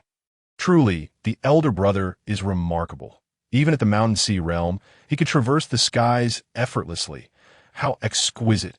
Many disciples of Yin Wind Valley gazed at the radiant figure approaching, men filled with reverence and admiration, while women looked on with awe and even fervent infatuation. One of the four great prodigies of Xuan Wu, his identity, talent, and combat prowess were all impeccably flawless, leaving others in admiration. What woman in this world would not be captivated by such a man? Many female disciples felt their breaths quicken, and even those with martial partners found their gazes ablaze with longing. Within the crowd, Chang Gongsa, Bai Bing, and Li Gang inhaled deeply. Their expressions varied. Guanqing secretly chuckled, realizing that Black Wind was merely a disguise, drawing the attention of the omnipotent Yin Wujing that a figure cloaked in a pale yellow cape stood among the throng, observing Wang Xian, isolated at the exit of the dark veil. His lips pressed tightly together. Under the watchful eyes of the crowd, Yin Wujing hovered in the air, his voice as gentle as a spring breeze, inquiring, "Do you know your crimes?" As he spoke, an immense pressure descended, seeking to force Wang Xian to kneel. Chapter 75. The blood-tinged vision, a weight akin to a mountain bore down upon him, and Wang Xian clenched his fists tightly, his body emitting a series of cracking sounds. A trickle of blood oozed from a corner of his mouth as he slowly lifted his gaze, locking eyes with Yin Wujing in the sky. "What arrogance do you display?" Wang Xian's expression was icy and resolute as he spoke. The seated disciples trembled, and the onlookers erupted in disbelief. Had Wang Xian lost his mind? Did he dare to challenge the legendary Wujing? Born of humble origins and with minimal martial prowess, he dared to vie with the celestial dragon. Many men shook their heads in disdain, while female disciples scoffed.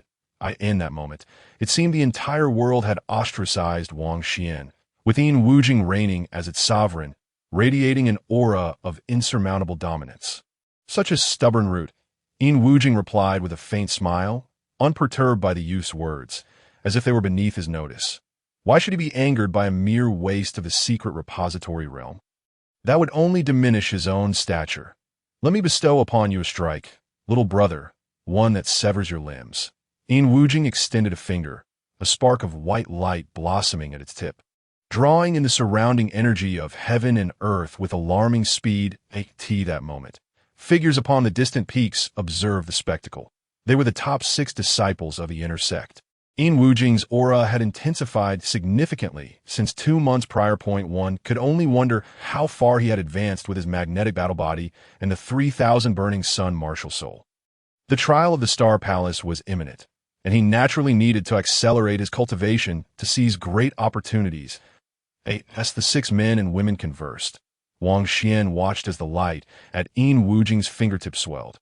This man appeared to be nonchalant, yet every entrance he made and every technique he displayed were resplendent and worthy of admiration. Wang Xian took a deep breath, braving the intangible pressure emanating from Yin Wujing. As a 7th Air Mountain Sea realm practitioner, he towered over Wang Xian by nearly an entire realm, the overwhelming force pinning him in place, rendering even the slightest movement of his fingers arduous. Activate the path technique.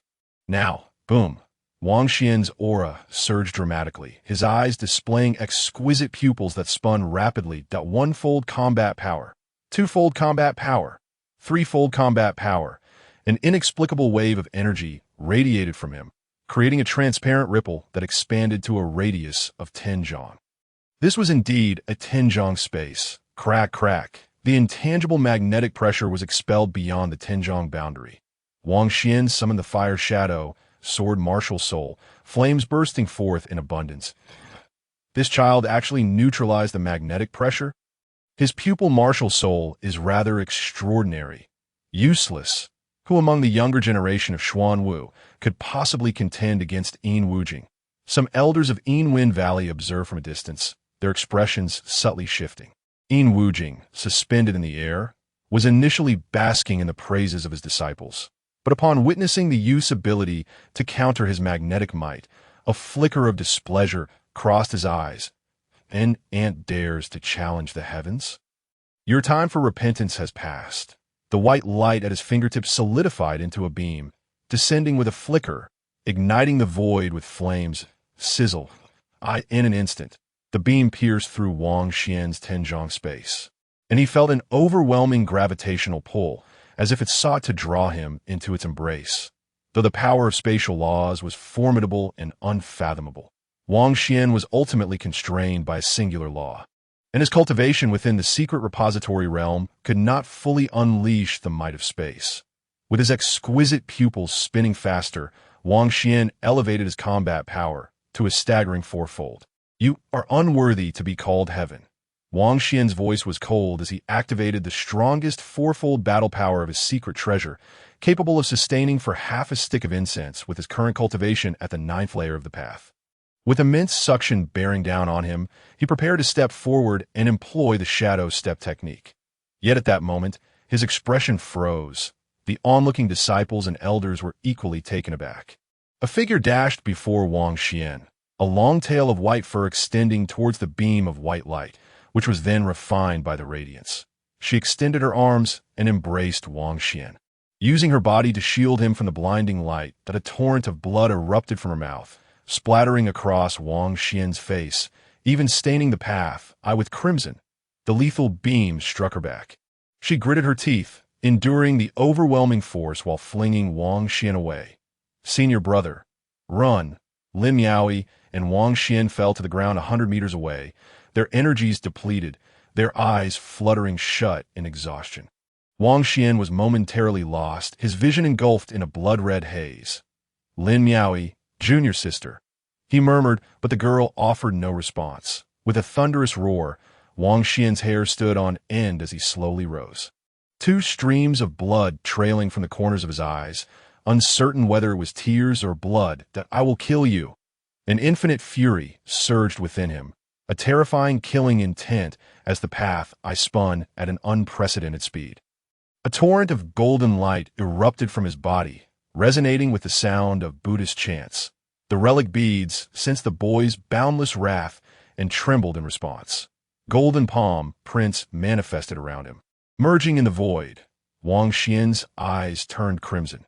At this moment, all his combat power converged as he unleashed the golden palm imprint with a fury that shook the world. The essence of heaven and earth surged wildly as the golden imprint expanded with each strike. But that was not all that a torrent of flames manifested as fiery swords appeared in his hands. With a single slash, a massive fire dragon roared forth. The crowd was astonished. Was this truly a newly initiated disciple? Could such an attack emerge from the secret treasure realm? Yin Wujie frowned. I never expected someone would willingly sacrifice themselves for you. Clenching his fist, black flames ignited on Yin Wujie's body as he witnessed the golden palm imprint approaching. Striking out with a punch, that "It no longer matters. Let the two ants perish together."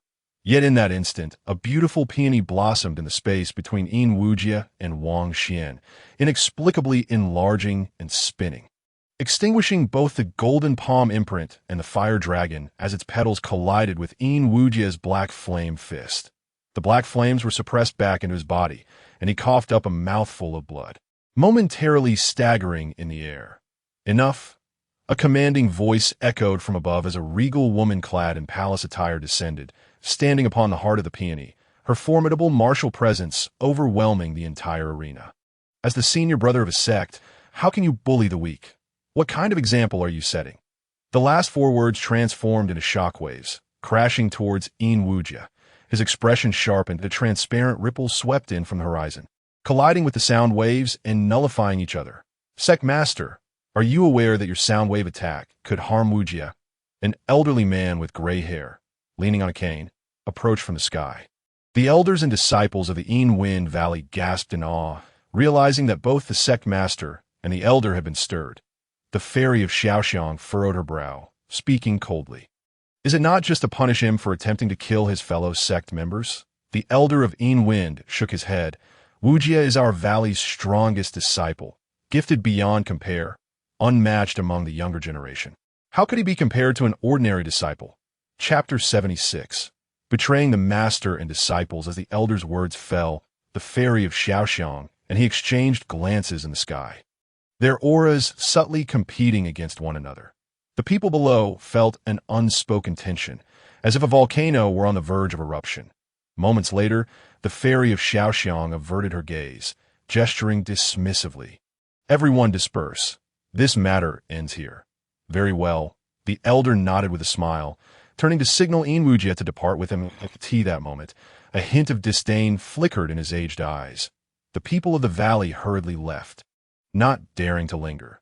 Lying on the wooden planks, Yin Hao still wished to witness Wang Xian's torment, his face contorting with rage as he was carried away as the crowd dispersed. Wang Xian's expression turned icy. Yin Wujie must die. He would personally annihilate Yin Wujie and his minions. Yet no matter how much he spoke, it was merely impotent barking. Wang Xian's mind was now solely focused on a more pressing matter. Anxiously, he approached Lin Yaoi, carefully lifting her fragile form and letting her cold body rest against his chest. Take tea this moment. Lin Yaoi's face was devoid of color, her vitality nearly extinguished. Junior sister, Lin Yaoi. Wang Xian softly called out, placing his hand on her abdomen. He channeled his martial energy, continuously infusing her with vitality to mend her injuries and nurture her frail heart. Lin Yaoi, wake up. Please wake up. Wang Xian's heart twisted in agony. After what felt like an eternity, Lin Yaoi's long eyelashes trembled, and slowly her dim eyes opened. Senior brother, you're not dead. That's wonderful. Lin Yaoi weakly murmured, as if her spirit were wandering beyond. Why were you so foolish? Why did you take the attack from me? Wang Xian's heart felt as if it were being torn apart. Even now, Lin Yaoi was content merely to have survived for him. What was there to be happy about? He lived, yet did she not understand that Yin Wujia's strike could have taken her life? The fairy of Xiaoxiang descended, her expression cold as she inquired. Do you not see that Wujia's attack could have killed you? This was also what Wang Xian wished to ask. Lin Yaoi's eyes were dim and devoid of spirit, a faint smile gracing her exquisite face as she spoke haltingly. If time could turn back, I would still take the blow for you. The girls of Fog Island dare to love and hate. I have no regrets. Wang Xian's heart ached to the point of breathlessness. Lin Yaoi's delicate brows furrowed, as if in great pain, blood continuously flowing from her cherry lips. Wang Xian felt a surge of panic, hastily wiping the blood from her face, desperately channeling his energy into her. You are not worth this. Wang Xian closed his eyes, overwhelmed with bitterness. Lin Yaoi weakly shook her head, coughing up blood as her gaze dimmed. That night, you called out a woman's name. Don't overthink it. It's not your fault. The fairy of Xiaoxiang's brows furrowed. So that night, it was no wonder his essence had diminished. She silently shook her head, thinking, foolish girl, what was so great about Wang Xian? He sought no recognition, yet would even be a mistress in death. Lin Yaoi, I will heal you. Hold on, Wang Xian declared, though internally he felt utterly powerless, given Lin Yaoi's current condition, without miraculous pills in hand. How could he possibly heal her? Lin Yaoi's eyes began to close, her hand reaching out in an attempt to wipe away the tears from Wang Xian's face. Will you remember my name? She asked with great effort. Wang Xian nodded, sorrowfully responding, Your name is already etched in my heart. Upon hearing this, Lin Yaoi's pale face broke into a weary smile, her eyes sparkling with a hint of life. I live on Fog Island. It's very dangerous there. I barely managed to escape. Now I wish to return. Wang Xian, will you take my body back after I die? Wang Xian's heart sank, realizing this was a moment of fleeting clarity. If Lin Yaoi were to pass away now, her soul would truly disperse. He hurriedly nodded, assuring her, no matter the danger, even if it's a demon cavern or a purgatory, I will go. I'm so cold, so sleepy. Lin Yaoi murmured, her expression revealing fatigue as her hollow eyes closed, a single crystalline tear slipping down her pure jade-like face, accompanied by her delicate, pale hand. Wang Xian instinctively tightened his embrace. Crying out in anguish, no. The fairy of Xiaoxiang swiftly waved her hand, sending a translucent white soul flower into Lin Yaoi's brow. Cough, cough. How could the disciple of this valley's master perish so easily? The fairy of Xiaoxiang coughed lightly, smiling as she spoke. Wang Xian was momentarily stunned. In his arms, Lin Yaoi's waning aura began to gradually revive, her complexion slowly regaining a hint of color. What is this? Wang Xian turned to gaze intently at the fairy of Xiaoxiang. Oh, it's the ability of my martial soul. A revival flower takes 5 years to blossom, but as long as one is not completely dead, there is still hope, the fairy of Xiaoxiang explained with a smile. Wang Xian looked down at Lin Yaoi, seeing a surge of vitality coursing through her, continuously mending her injuries and heart. However, Wang Xian furrowed his brow. Observing Lin Yaoi with the path eye, her soul has sustained damage. Can your revival flower not heal that? The fairy of Xiaoxiang's large almond eyes widened in surprise. Is that so? It seems I underestimated the power of Yin Wujia's attack. Wang Xian took a deep breath, locking eyes with the fairy of Xiaoxiang, his gaze unfriendly. Regardless of the circumstances, as long as Lin Miaoi remained alive for the time being, he possessed the means to restore her spirit. Why hadn't he employed this sooner? Wang Xian felt as if his lungs were about to explode, and no need to thank the master of the valley. Weren't you just experiencing a poignant parting with her? The fairy of Xiaoxiang chuckled, and noticing the young man's grim expression, she shot him a glare. You ungrateful disciple! Do you wish to betray your master? Wang Xian found himself momentarily speechless. After all, he was a teacher, a formidable figure in the realm of true magic. Yet this was utterly unreliable. The spirit must be restored within 49 days, or else there will be a loss of soul power. I will draft a prescription. I asked the valley master to procure some medicinal materials for me. Wang Xian produced paper and pen, swiftly jotting down an extensive list of ingredients. So, you not only understand the use of poison, but are also skilled in medicine. Indeed, my reviving flower can only sustain her life. To awaken her, other healing methods are necessary. The fairy of Xiaoxiang smiled as she accepted the prescription, glancing at it. The other spiritual materials are manageable. But this main ingredient, a drop of the phoenix's essence blood, is no jest, is it? Chapter 77. The transaction. Wang Xian understood that the phoenix race is born with a high status, comparable to the true dragons, making it unrealistic to acquire even a single drop of their essence blood. He replied, as long as we find descendants of those with their bloodline, we can extract the phoenix's bloodline power. Oh, the fairy of Xiaoxiang patted her ample chest. Fortunately, it is only necessary to find a beast tribe that carries the bloodline. Otherwise, I would have to sell myself for it, and it wouldn't be worth even a drop. Wang Xian shook his head slightly. No wonder you can't manage a valley. Your mind is misplaced. Where is the image of a valley master? With a wave of her hand, a massive black flying vessel, Tin Zhonglong, appeared in the sky. Just right, the protective beast of the Wanjian sect possesses a trace of phoenix bloodline inheritance. The Wanjian sect is about to complete a transaction with our valley. I was hesitating whether to refuse. Now, let us go. Wang Xian remained silent, lifting Lin Miaoi into his arms as he and the fairy of Xiaoxiang boarded the giant vessel. Though unspoken, Wang Xian felt deeply moved. Despite their limited interactions, he could tell the fairy of Xiaoxiang held great affection for her disciple. Mercy does not command an army. Given her manner of conduct, it was understandable that she struggled to manage the Yin Wind Valley. Shouldn't you arrange the affairs of the valley? We are not pressed for time, Wang Xian said cautiously, cradling Lin Miaoi as if she might vanish from his embrace. The fairy of Xiaoxiang patted the bow of the vessel, and the enormous black craft soared into the sky. No worries. It's not as if it could get any more chaotic, Wang Xian replied. You do realize that the entire sect is embroiled in conflict and corruption. To the utmost chaos, as a disciple of a prominent valley master, I can still be hunted within the valley. Wang Xian had no words to counter. Soon, the giant vessel flew out of the Yin Wind Valley. Within the craft, there were quarters, and Wang Xian selected a room, gently laying Lin Miaoi on the bed, his expression complex. And no matter how difficult it is, or what the cost may be, I will heal you. Wang Xian felt a sharp pain coursing through his meridians. Yin Wuji, after all, was a peak figure in the Mountain Sea realm, far exceeding his capabilities. The fairy of Xiaoxiang was at the helm of the vessel. While Wang Xian closed the door to his room, with a flick of his hand, two corpses flew out from his storage bag. Duan Feng and Lanbo. Wang Xian gazed at the unconscious Lin Miaoi on the bed, a gentle smile gracing his lips. Little junior sister, these two harmed you. I shall avenge you now.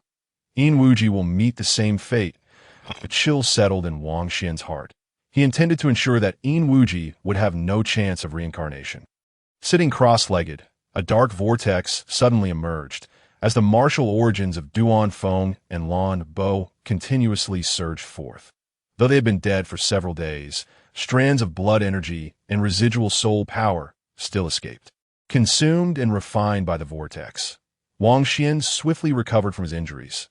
This was the formidable power of the great creation heavenly art.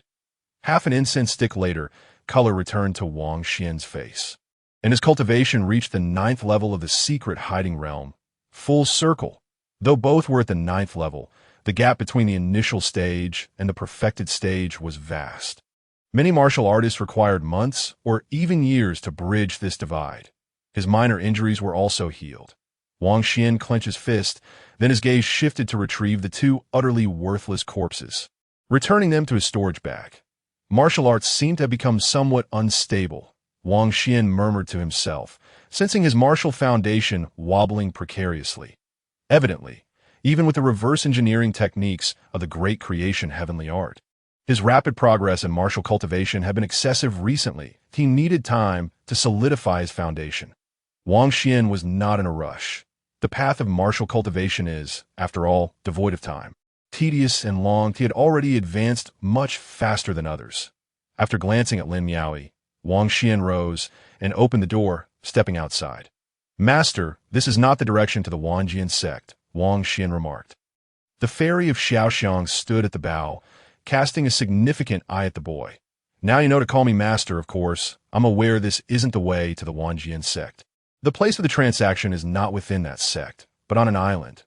Wang Xian approached the bow, curious. What kind of transaction? That island has discovered a vein of source stones and lies at the intersection of the two sects. Negotiating mining rights. The fairy of Xiaoxiang lightly twirled a strand of wavy hair around her finger. "Rest assured, with my standing, a drop of descendant phoenix blood will be easily obtained." Wang Xian nodded. "It is precisely your standing that worries me." Noticing a hint of disbelief in the boy's eyes, the fairy of Xiaoxiang huffed and glared. "At worst, I could hand them the entire mine. Would that suffice?" "Thank you, master," Wang Xian replied with a smile, finding the situation amusing.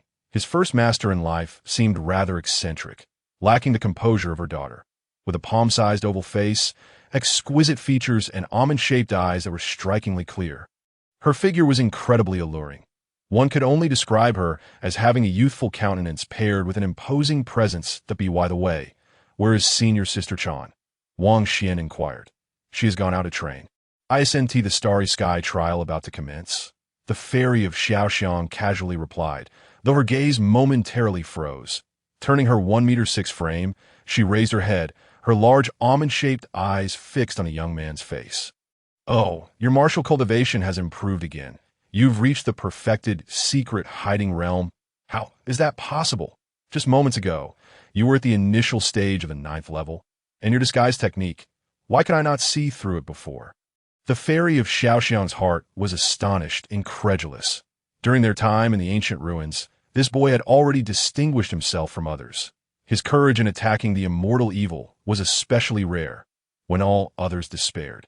The immortal evil had fled upon seeing the boy's face. And now, in such a short time, he had risen in cultivation again. My goodness, what a prodigy! A treasure indeed. The female powerhouse felt a surge of delight. Wang Xian was contemplating how to respond. The fairy of Xiaoxiang waved her hand dismissively. "You needn't explain anything to me. I'm not coveting your martial secrets. Just remember, once a master, always a father." A shadow flickered across Wang Xian's handsome face. "Fortunately, you are my master. Had it been Yin Wuji, he would have sold you out, and you would still be counting source stones for him, right?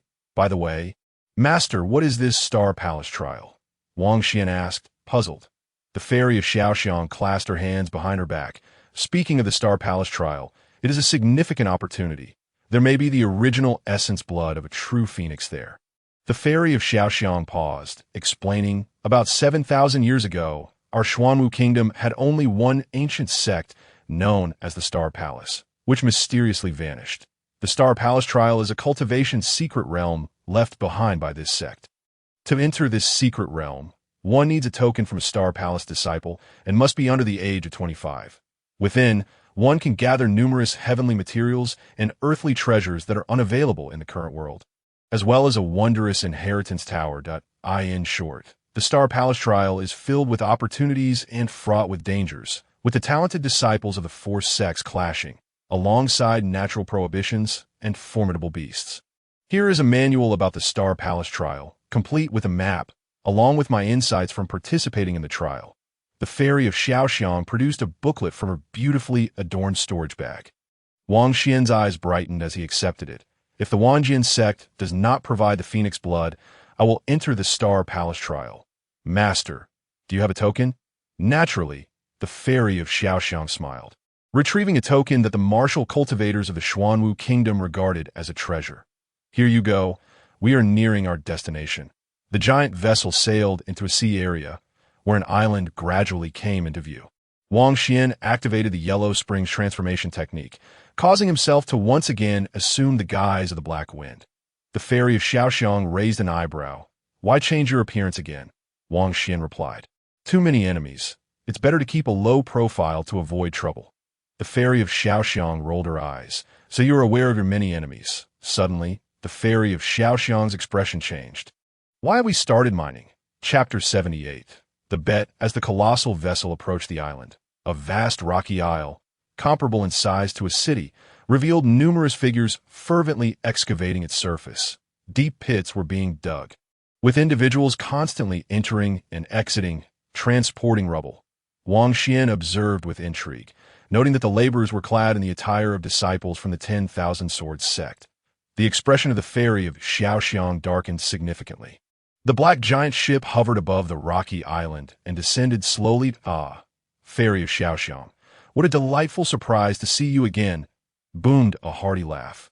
Among the island's inhabitants stood a middle-aged man in a flowing green robe. His long hair, cascading in 3 strands, exuding an ethereal, Taoist presence, he stood nonchalantly, yet he appeared as a divine sword firmly rooted between heaven and earth. The fairy of Xiaoxiang descended from the giant ship with an air of authority, her steps laden with grace.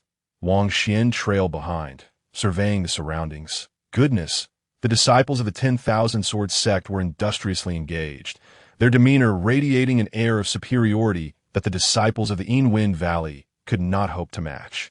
To put it in mundane terms, the disciples of the 10,000 Swords sect were akin to exceptional students from prestigious academies, while those from the Yinwen Valley were the downtrodden. Languishing at the bottom of the class, the fairy of Xiaoxiang's eyes narrowed in displeasure as she fixed her gaze upon the Taoist man. Sect master of the Sword sect, why has no agreement been reached while you have already commenced mining? Fairy, the elder of your valley has already come to an agreement with my sect. We exchanged a mystical magnetic divine crystal for the rights to mine the entire vein. Were you not informed? The man in the green robe replied, a look of surprise flickering across his face, accompanied by a smile. Wang Xian listened intently, deducing that it must have been that elder who traded the mystical magnetic divine crystal to empower Yin Wujing's battle body. Have they been outmaneuvered? The fairy of Xiaoxiang furrowed her brow, her voice icy. When was this agreement made? As the valley master, how could I be unaware? And you exchanged merely a single mystical magnetic divine crystal for half of the Kaiyuan mine? The disciples of the 10,000 Swords sect, engaged in mining, turned their attention toward the fairy of Xiaoxiang, curious about the stunningly youthful and voluptuous woman who was, in fact, the master of the Yinwen Valley. They mused, with such a figure, how could she possibly be a mere girl? Clearly, she was of childbearing age. The sect master stroked his beard, chuckling calmly that it was merely a stick of incense ago that the jade talisman conveyed our agreement. Humph! The fairy of Xiaoxiang scoffed, her chest rising and falling with agitation.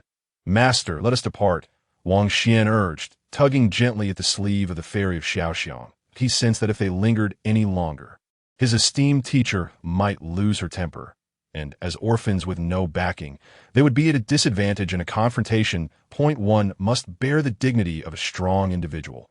Just look at the calm and cunning demeanor of the sect master of the 10,000 Swords. The fairy of Xiaoxiang shrugged off the boy's hand, her gaze frosty as she declared, I demand a drop of your sect's guardian beast bloodline for this exchange at name your price. Given that the mining rights had already been sold by the elder, they had no choice but to offer other items in return.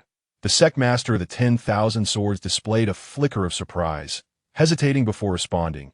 The bloodline of our guardian beast is far too precious to be shared. However, since you have spoken, we must consider it. His words paused momentarily as he regarded the fairy of Xiaoxiang, a gentle smile gracing his lips. May I inquire, fairy, what are your thoughts on that matter between us? Are you attempting to coerce me? The fairy of Xiaoxiang's brow furrowed in anger, her expression turning I see why not even think about it. Wang Xian was perplexed. Meanwhile, the disciples of the 10,000 Swords sect exchanged glances. curious about what matter could provoke such ire from the master of the Wind Valley. Indeed, when angered, she was rather endearing. Should a fight ensue, one could only imagine the tears that would flow. Very well, the sect master of the 10,000 Swords replied, a hint of disappointment flitting across his features as he shook his head, maintaining his composure. Then we can only trade for your fairy-s life weapon. Wang Xian, standing behind the fairy of Xiaoxiang, felt a chill in his heart. This was not merely a case of asking for too much, but rather an intentional provocation. The bloodline infused with the power of the phoenix was indeed precious. Yet it could not be equated with the life weapon of a true practitioner. For a powerful individual, relinquishing their life weapon was akin to sacrificing half of their life. Master, let us go. Wang Xian insisted. Since the other party was unwilling to negotiate, there was no need to waste any more time. Although phoenix blood was rare, it was not unique to this one source. The fairy of Xiaoxiang cast a cold glance at the sect master of the 10,000 Swords before turning to leave. Wait a moment, the sect master of the 10,000 Swords suddenly chuckled, his gaze shifting to the young man behind the fairy of Xiaoxiang. Let us take a step back that we shall exchange 3 starry sky disciple tokens for a drop of blood, and, furthermore, let us engage in a wager. The fairy of Xiaoxiang hesitated briefly. While exchanging 3 tokens for a single drop of blood was somewhat unbalanced, she could simply ensure that a few less from the elder's faction entered the fray. She silently nodded, dismissing 3 disciples would be inconsequential. What shall we wager?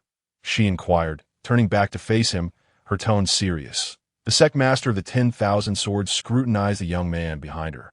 Smiling, he calls you master. Has he become your disciple? Would you dare allow your disciple to duel against one from my sect? Both the fairy of Xiaoxiang and Wang Xian were taken aback. He has just joined my ranks, his martial arts still immature and his foundations somewhat unstable, she replied, her brow knitting in concern. She was well aware that the sect master of the 10,000 Swords intended to use her disciple to temper his own, while simultaneously undermining her disciple's martial heart. The sect master raised his hand, and the disciples of the 10,000 Swords halted their mining. Rest assured, I will send forth a disciple of lesser skill, yet of the same perfected realm. If your disciple cannot prevail, then it will be a mere loss of 3 starry sky tokens. The bloodline of the phoenix shall go to the capable. The disciples of the 10,000 Swords, who had previously felt lethargic in their mining endeavors, perked up at the sect master's words. Several elders exchanged knowing smiles. Their sect was providing entertainment for their disciples, while simultaneously aiming to acquire the tokens from the Wind Valley. Though somewhat underhanded, who could blame them? The Wind Valley had fallen into disarray, with only Wujing remaining as an exceptional disciple. Indeed, that is why our sect master hopes to unite with the fairy of Xiaoxiang and absorb this valley. One cannot speak so lightly. Fairy Xiaoxiang was once the most beautiful woman in our Xuanwu kingdom.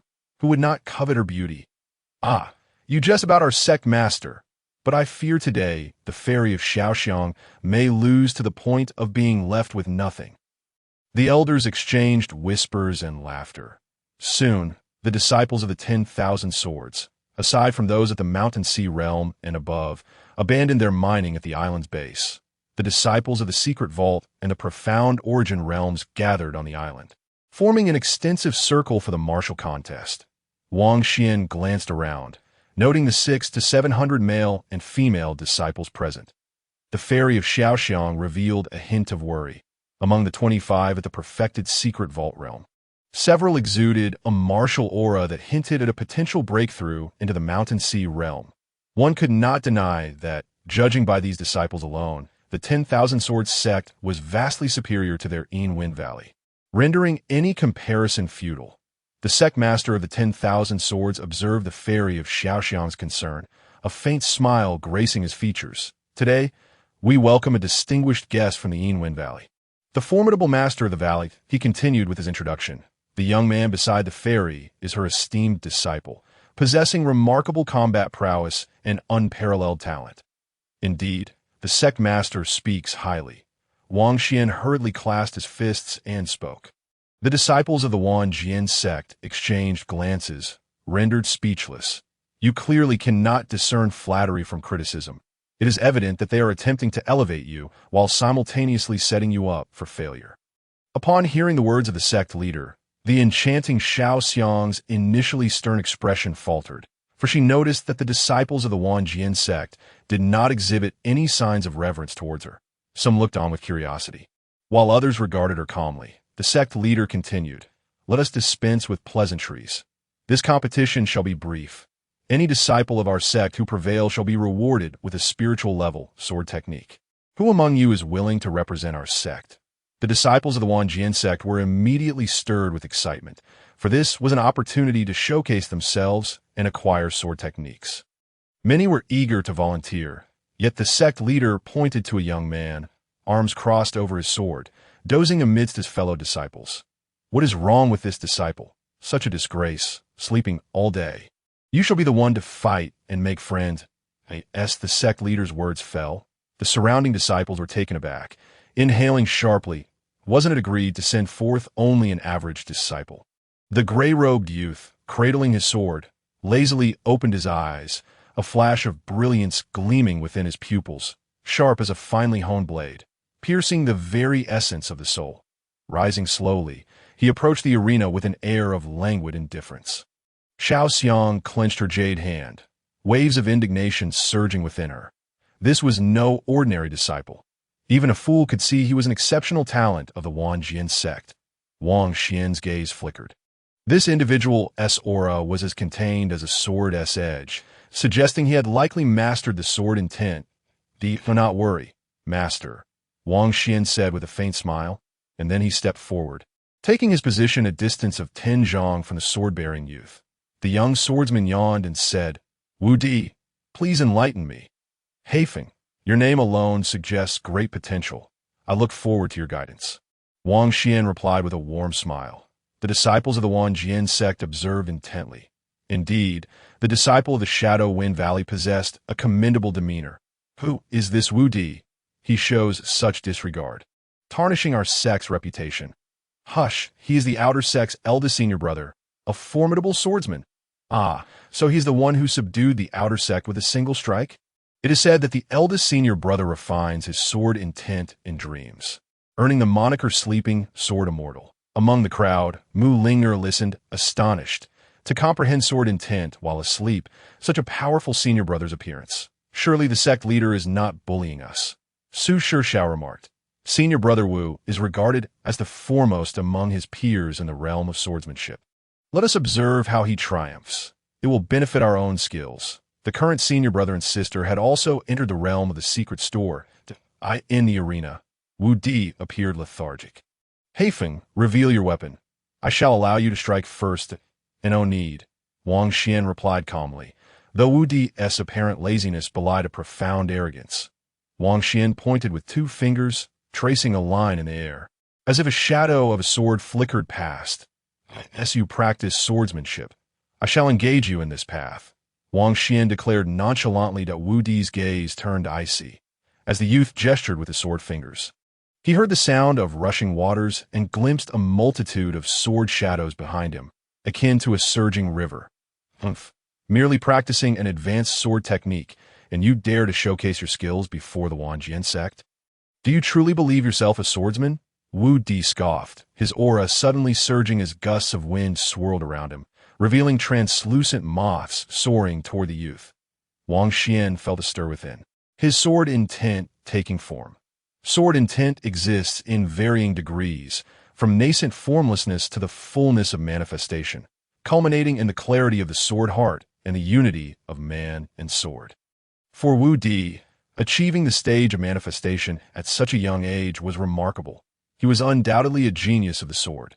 Wang Xian pointed his sword before him, and a miniature sword flew from his fingertip, darting through the air like a fish, clashing against the incoming crystalline moths of sword intent. Da-da! The sect leader and several elders scrutinized the tiny transparent sword. It was a weapon spirit of considerable grade, and this youth had even cultivated sword intent. New disciples looked on in confusion. "Why is this so dull? They seem to be doing nothing," a newly admitted disciple queried his elder beside him. The elder's expression turned grave as he focused intently on the arena, explaining, "Your martial arts cultivation is too low, and you have not yet comprehended sword intent. The disciple of Xiao Xiang is no weakling. He truly embodies the essence of a swordsman. What? Are you saying he possesses sword intent as well? Are they now engaged in a contest of sword intent? The disciples of the Xian Yuan realm rub their eyes, unable to perceive the clash of sword intents between the two. That suddenly, a resounding sword cry erupted, and a beam of sword light soared into the sky as Wu Di's sword flew from its sheath. Hovering in midair, Wang Xian stood with his hands clasped behind his back, the miniature sword spirit defending him, repelling all 8 moths of sword intent to a distance of 10 feet. Now, Wang Xian gestured with a single finger, and the tiny sword multiplied, transforming from 1 to 2, then from 2 to 4. In the blink of an eye, it became 8 small swords continuously driving back the moths of sword intent, drawing closer to Wu Di. The expressions of the sect leader and the elders shifted. Wu Di felt a bead of cold sweat trickle down his cheek. He had intended to use sword intent to severely wound this heart of the Black Wind. But the opponent's resolve was remarkably steadfast, his sword intent flowing like water. Very well. I had previously held back 6 parts of my strength. Now, prepare to be defeated. Wu Di grasped his floating sword and lunged toward the youth. Wang Xian smiled innocently, saying, "Senior brother Wu, I have only exerted 5 parts of my strength. Let us engage in a true battle." Wu Di's expression darkened. Was this youth being willfully provocative or simply oblivious? 5 parts of your strength? The wind is strong. Do not let your tongue slip, he retorted. Moth solitary wound. Thunderstrike sword. Wu Di unleashed his most powerful strike, having received the sect leader's instruction to decisively defeat Xiao Xiang's disciple. With a single stroke, a multitude of moths surged from his sword, overwhelming and descending upon Wang Xian. The disciples of the Wan Jian sect gasped in horror. Each moth embodied a fusion of sword energy and sword intent. 3 cultivators at the 9th level of the secret store could scarcely withstand it. Including Mu Linga, many female disciples gasped, seemingly witnessing Wang Xian being pierced through by the swarm of moths. "Senior brother, are you to perform the moth's fiery dance?" A youthful voice rang out amidst the chaos. With the utterance of those words, flames erupted into the sky, illuminating the vision of all disciples of the Wan Jian sect. The 8 flying swords returned to Wang Xian's side, merging at astonishing speed into a single long sword. Its blade aglow with flames, he activated the Great River Sword technique. As he drew the sword, a shadow of a river rose behind him, surging toward the dense mass of moths. This was no ordinary river.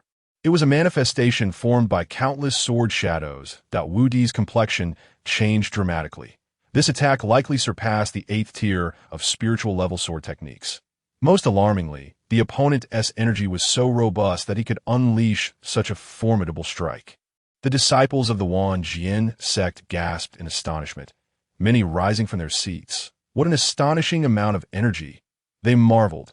How is it possible for him to wield a fire-type sword spirit while practicing a water-type sword technique? As the disciples of the Wan Jian sect beheld the clash, the moths collided with the river of swords, which transformed into a torrent of fiery sword shadows, obliterating the moth swarm. Wu Di was struck by the fiery river of swords. Sent hurtling backward, and he spat a mouthful of blood. He was propelled over 20 meters before his feet finally touched the ground, his sword hand trembling, expression a mixture of reluctance and despair. "Sect leader, I am incompetent. I have been defeated," Wu Di said, wiping the blood from the corner of his mouth with his left hand before bowing to the sect leader and returning to the ranks of the disciples. The surrounding disciples exchanged incredulous glances. Their Wu Di had truly been bested in swordsmanship. Wang Xian reabsorbed the flaming sword shadow into his body, wiping a few beads of sweat from his forehead, and said with a gentle smile, "I merely achieved a narrow victory." Xiao Xiang rolled her eyes inwardly, well aware that her disciple's most powerful strike was a long, blazing dragon. The sect leader internally scoffed, yet maintained a faint smile, nodding in approval. Indeed, no wonder the elusive Xiao Xiang has taken on a disciple. He is truly a remarkable student. In his hand appeared a small crimson jade vial, from which a drop of essence blood flew forth, faintly resonating with the sound of Phoenix's cry, drifting towards the enchanting Xiangxiang fairy. Wang Xian felt a slight relief in his heart. As long as this drop of essence blood was present, it would stabilize Lin Miaoyi's soul. However, there is quite a bit of essence blood within the red vial. The greater the power of the Phoenix bloodline, the more beneficial it would be for Lin Miaoyi's spirit. The Xiangxiang fairy smiled and carefully captured the floating essence blood with another jade vial, securing it with great care. 3-star palace tokens. We bid you farewell, she stated, producing the 3 tokens. Not so fast. The Lord of the 10,000 Swords interrupted her with a smile, refusing to accept the tokens. Instead, he proposed, "Shall we have another wager?" The elegant brows of the Xiangxiang fairy furrowed slightly. The Lord of the 10,000 Swords continued cheerfully, "I will send out a disciple who has achieved full mastery of the secret vault realm. If your disciple loses this battle, she must return the essence blood." The Xiangxiang fairy exchanged a glance with Wang Xian, realizing that the Lord of the 10,000 Swords was somewhat reluctant to face defeat. Her delicate face darkened slightly. "And if my disciple wins? We are not gamblers and do not wish to take risks." The Lord of the 10,000 Swords replied, "If your disciple prevails, we shall forego the 3-star palace tokens and provide 2 additional drops of essence blood." The Xiangxiang fairy was momentarily taken aback. Such enticing stakes were indeed hard to resist. Unless absolutely necessary, she did not wish to involve the Grand Elder. Yet if she could win back the 3 tokens? Considering this, she turned her gaze towards Wang Xian. "Master, I will do my utmost." Wang Xian replied obediently, his youthful countenance reflecting innocence, unaware of the Lord of the 10,000 Swords' sinister intentions. Lin Miaoyi had sacrificed too much for him. Even if the gamble was fraught with peril, he was determined to win those 2 drops of essence blood. Moreover, given his combat prowess, he was eager to see what tricks the Lord of the 10,000 Swords could still employ. Once I reach sufficient cultivation, I shall capture your guardian beast and drain its blood daily." "Very well." The Xiangxiang fairy nodded. The Lord of the 10,000 Swords felt a sense of relief. It was imperative to reclaim the essence blood to restore the sect's honor. Several elders wore serious expressions. While they sought to redeem their dignity, they understood that the Xiangxiang fairy's outstanding disciple was indeed formidable in the way of the sword. It would be challenging for a secret vault disciple to triumph over the Black Wind. The disciples of the 10,000 Swords sect, once dismissive, now bore heavy hearts. With Wu Di having already fallen in battle, no one dared to challenge again. 3-star palace tokens, 2 drops of the guardian beast's essence blood, the honor of the sect. Each was of immense consequence. Mu Linger gazed with a hint of confusion. "I cannot fathom why that Black Wind's charming and gentle smile feels so familiar." Su Shaosher nodded in agreement. "Indeed, I find it peculiar as well to that moment." The Lord of the 10,000 Swords pointed towards a young woman among the disciples. Clad in a gray robe, her face bore 3 jagged scars from sword wounds, and a small gray-black beast perched on her shoulder. The young woman rose coldly and strode towards the arena. Wang Xian maintained a calm demeanor, but the Xiangxiang fairy's expression changed dramatically as her gaze fell upon the small beast on the young woman's shoulder.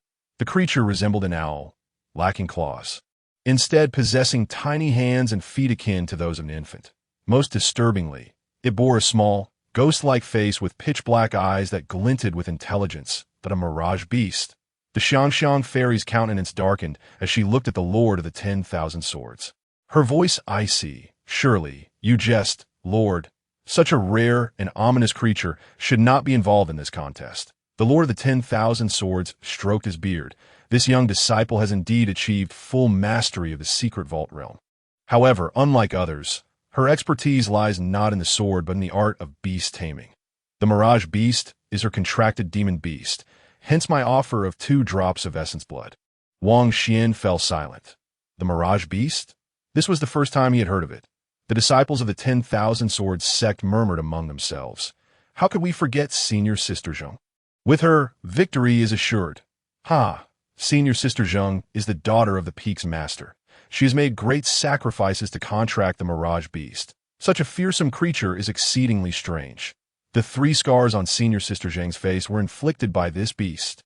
Indeed, this creature possesses terrifying intelligence, can communicate, and is inclined towards demonic tendencies, capable of devouring souls. Zhang Xian walked into the arena with an air of cold indifference. standing 20 paces opposite Wang Xian. She formed hand seals, and wisps of gray mist flowed from her body, drawn into the nose of the mirage beast perched on her shoulder. Wang Xian observed as the gray mist contained traces of soul energy. Zhang Qian coldly declared, "You are no match for me. Concede that my forte lies in illusion, and once unleashed, it will cause you great suffering. Mildly, it will disturb your state of mind. Severely, it will shatter your martial spirit." Wang Xian paid her no heed, his gaze fixed on the mirage beast. In his previous life, as the son of the demon emperor, he was well acquainted with demonic creatures, and this mirage beast indeed bore a hint of innate malice, its pitch-black eyes exuding a captivating allure. Wang Xian withdrew his gaze, contemplating that since he had acquired the Eye of the Path, he too could wield illusions, albeit rarely, since senior sister Zheng excels in illusion. "Let me experience it firsthand." He spoke slowly, his sleeves billowing in the sea breeze. The crowd was momentarily taken aback. The disciples of the 10,000 Swords sect exchanged glances. The Xiangxiang fairy was equally surprised. Her precious disciple could also wield illusions? The surrounding voices erupted in furious disbelief. Arrogant fool. He previously fought against Brother Mo with a sword, and now he dares to challenge senior sister Zheng in her area of expertise in illusion. I refuse to believe that this once obscure youth can surpass both the Mirage Beast and senior sister Zheng. If he manages to prevail in illusion, I will consume the sex beast dung in public. Chapter 81. No need for trouble. You all attack together. Wang Xian listened to the shouts, and even the insult from the surrounding disciples of the 10,000 Swords sect. His intention to use illusions was not to belittle the sect, but rather because illusions could be activated swiftly, making it difficult for combatants to evade them, that he also lacked effective countermeasures, leaving him with no choice but to engage in a similar manner. As for why he seldom employed illusions in battle before, it was due to the numerous drawbacks of such methods. Illusions could easily backfire against those with powerful souls and against opponents of greater cultivation. Unless their mindset was fragile, like Wang Yu's, it would be challenging to succeed. "Support him," the Lord of the 10,000 Swords suddenly commanded. Zhang Qian immediately formed hand seals, her voice cold. "I will defeat you within 3 breaths." This was the pride of an illusionist. With just a brief moment, she believed she could dispatch this black wind. The Xiangxiang fairy felt a tightening in her heart, having acquired the essence blood with such difficulty. She hoped it would not be lost again in an instant. The Mirage Beast emitted a bizarre wail akin to an infant's cry, its black eyes gleaming ominously, reflecting Wang Xian's figure within its depths. At that moment, the disciples of the 10,000 Swords sect felt a sudden, piercing pain in their heads upon hearing the wail, as if their minds were caught in a web of illusions. Not to mention Wang Xian, the primary target of the assault. Wang Xian's vision shifted, and he found himself plunged into a dimly lit 9-meter space. He had been drawn into the Mirage Beast's illusion. Within this space stood a dark iron pillar, and in the blink of an eye, Wang Xian found himself bound to it, his limbs pierced by long black nails. He glanced down to see blood streaming from his wounds. Although time seemed to stretch within the illusion, perhaps only an instant had passed in the real world. Wang Xian whispered, reaching out to connect with the Eye of the Path's martial soul. In truth, the most effective way to discern whether he had fallen into an illusion was to inspect the wordless heavenly book within his soul sea. If the wordless heavenly book was absent from his soul sea, it would confirm that he was trapped in an illusion. The wordless heavenly book was an unparalleled treasure even in the ancestral realm, indescribable and unfathomable. No illusion could replicate it. In the dim space, ripples trembled as a massive Mirage Beast appeared, its maw agape as it lunged towards Wang Xian. Wang Xian's eyes shifted, his exquisite soul pupils manifesting, his expression cold as he declared, "Insect, do you not recognize who I am?" With a crackle, the surrounding space shattered, revealing the blood-soaked world beyond. Crimson skies, blood-red earth, and a landscape strewn with corpses. Endless bodies bled profusely, submerging the land in a sea of blood, as Wang Xian's figure slowly emerged from the sanguine depths. His bloodied form awakening with crimson eyes, boomed from the blood-red firmament. Countless blood-colored pupils emerged, gazing down upon the Mirage Beast, a realm within a realm. The Mirage Beast let out a shriek and immediately dispelled the illusion. Retreating from the realm. Outside, the black glow in the Mirage Beast's eyes faded, and Wang Xian opened his clear gaze.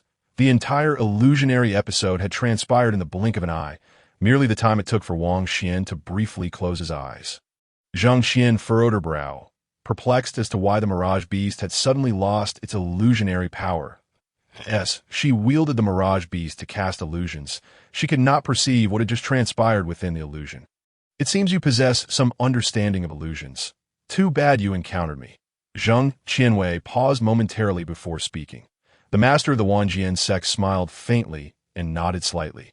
The disciples surrounding the Wanjian sect wiped the sweat from their foreheads. The recent cacophony had indeed been excruciating, a true torment to endure. From this point onward, I shall not grant you any opportunities, Zhang Qian declared coldly, pointing at the youth. Go. The Shunluo beast perched on her shoulder remained motionless. Zhang Qian felt a twinge of embarrassment. The ferocious creature, bound by contract to her, occasionally disregarded her command. In truth, their relationship was more akin to a partnership. 100 demon souls. Go forth and shatter his martial spirit. Zhang Qian directed at Wang Xian. 100 demon souls is quite a substantial reward, is it not? Wang Xian remarked with a twinkle in his eyes, glancing at the Shunluo beast. 300 demon souls. Go. Zhang Qian's gaze turned icy as she shouted. The Shunluo beast trembled violently, and finally, amidst Zhang's fourth command, it unleashed a torrent of curses. Go away! Go away! To hell with you! The crowd was left in utter shock. The disciples of the Wanjian sect stood frozen, while Zhang Qian was left speechless. The Wanjian sect master wore a stiff smile. The Shunluo beast struck Zhang Qian's head with its paw, exclaiming, You foolish, reckless spendthrift. You expect me to deal with him? Do you wish for my demise? I've witnessed mountains of corpses. With a thunderous roar, the disciples of the 10,000 Swords sect sprang into action. Some wore expressions of cold amusement, while others displayed scorn, unleashing a myriad of soul techniques and sword arts. In an instant, the air crackled with the surge of soul power, as dazzling sword lights crisscrossed and sword energies permeated the atmosphere. The combined onslaught of 25 individuals surged forth like a torrential flood, directed at Wang Xian. With a resounding dragon's roar, Wang Xian initiated his sword technique, simultaneously manifesting exquisite soul orbs, amplifying his battle power. To double, and peaking in an astonishing 4 times the original strength that a colossal fire dragon, 100 feet in length, was cleaved forth by Wang Xian, entwined with sharp sword shadows, countering the torrent of attacks from the 25 disciples. At the same time, Wang Xian's figure darted forward, witnessing the immense fire dragon released by the young man. Whether it was the 25 adept disciples at the peak of their cultivation, the spectators Mu Ling-er and Su Shaoshi, or other members of the 10,000 Swords sect, all felt a tremor within their hearts. Even the sect master of the 10,000 Swords sect regarded the spectacle with a focused gaze. However, while the fiery dragon's sword energy was fierce, it inevitably succumbed to the overwhelming tide of attacks from the 25. Yet, Wang Xian, empowered by the pinnacle of his soul technique, swiftly evaded the deluge. His hands,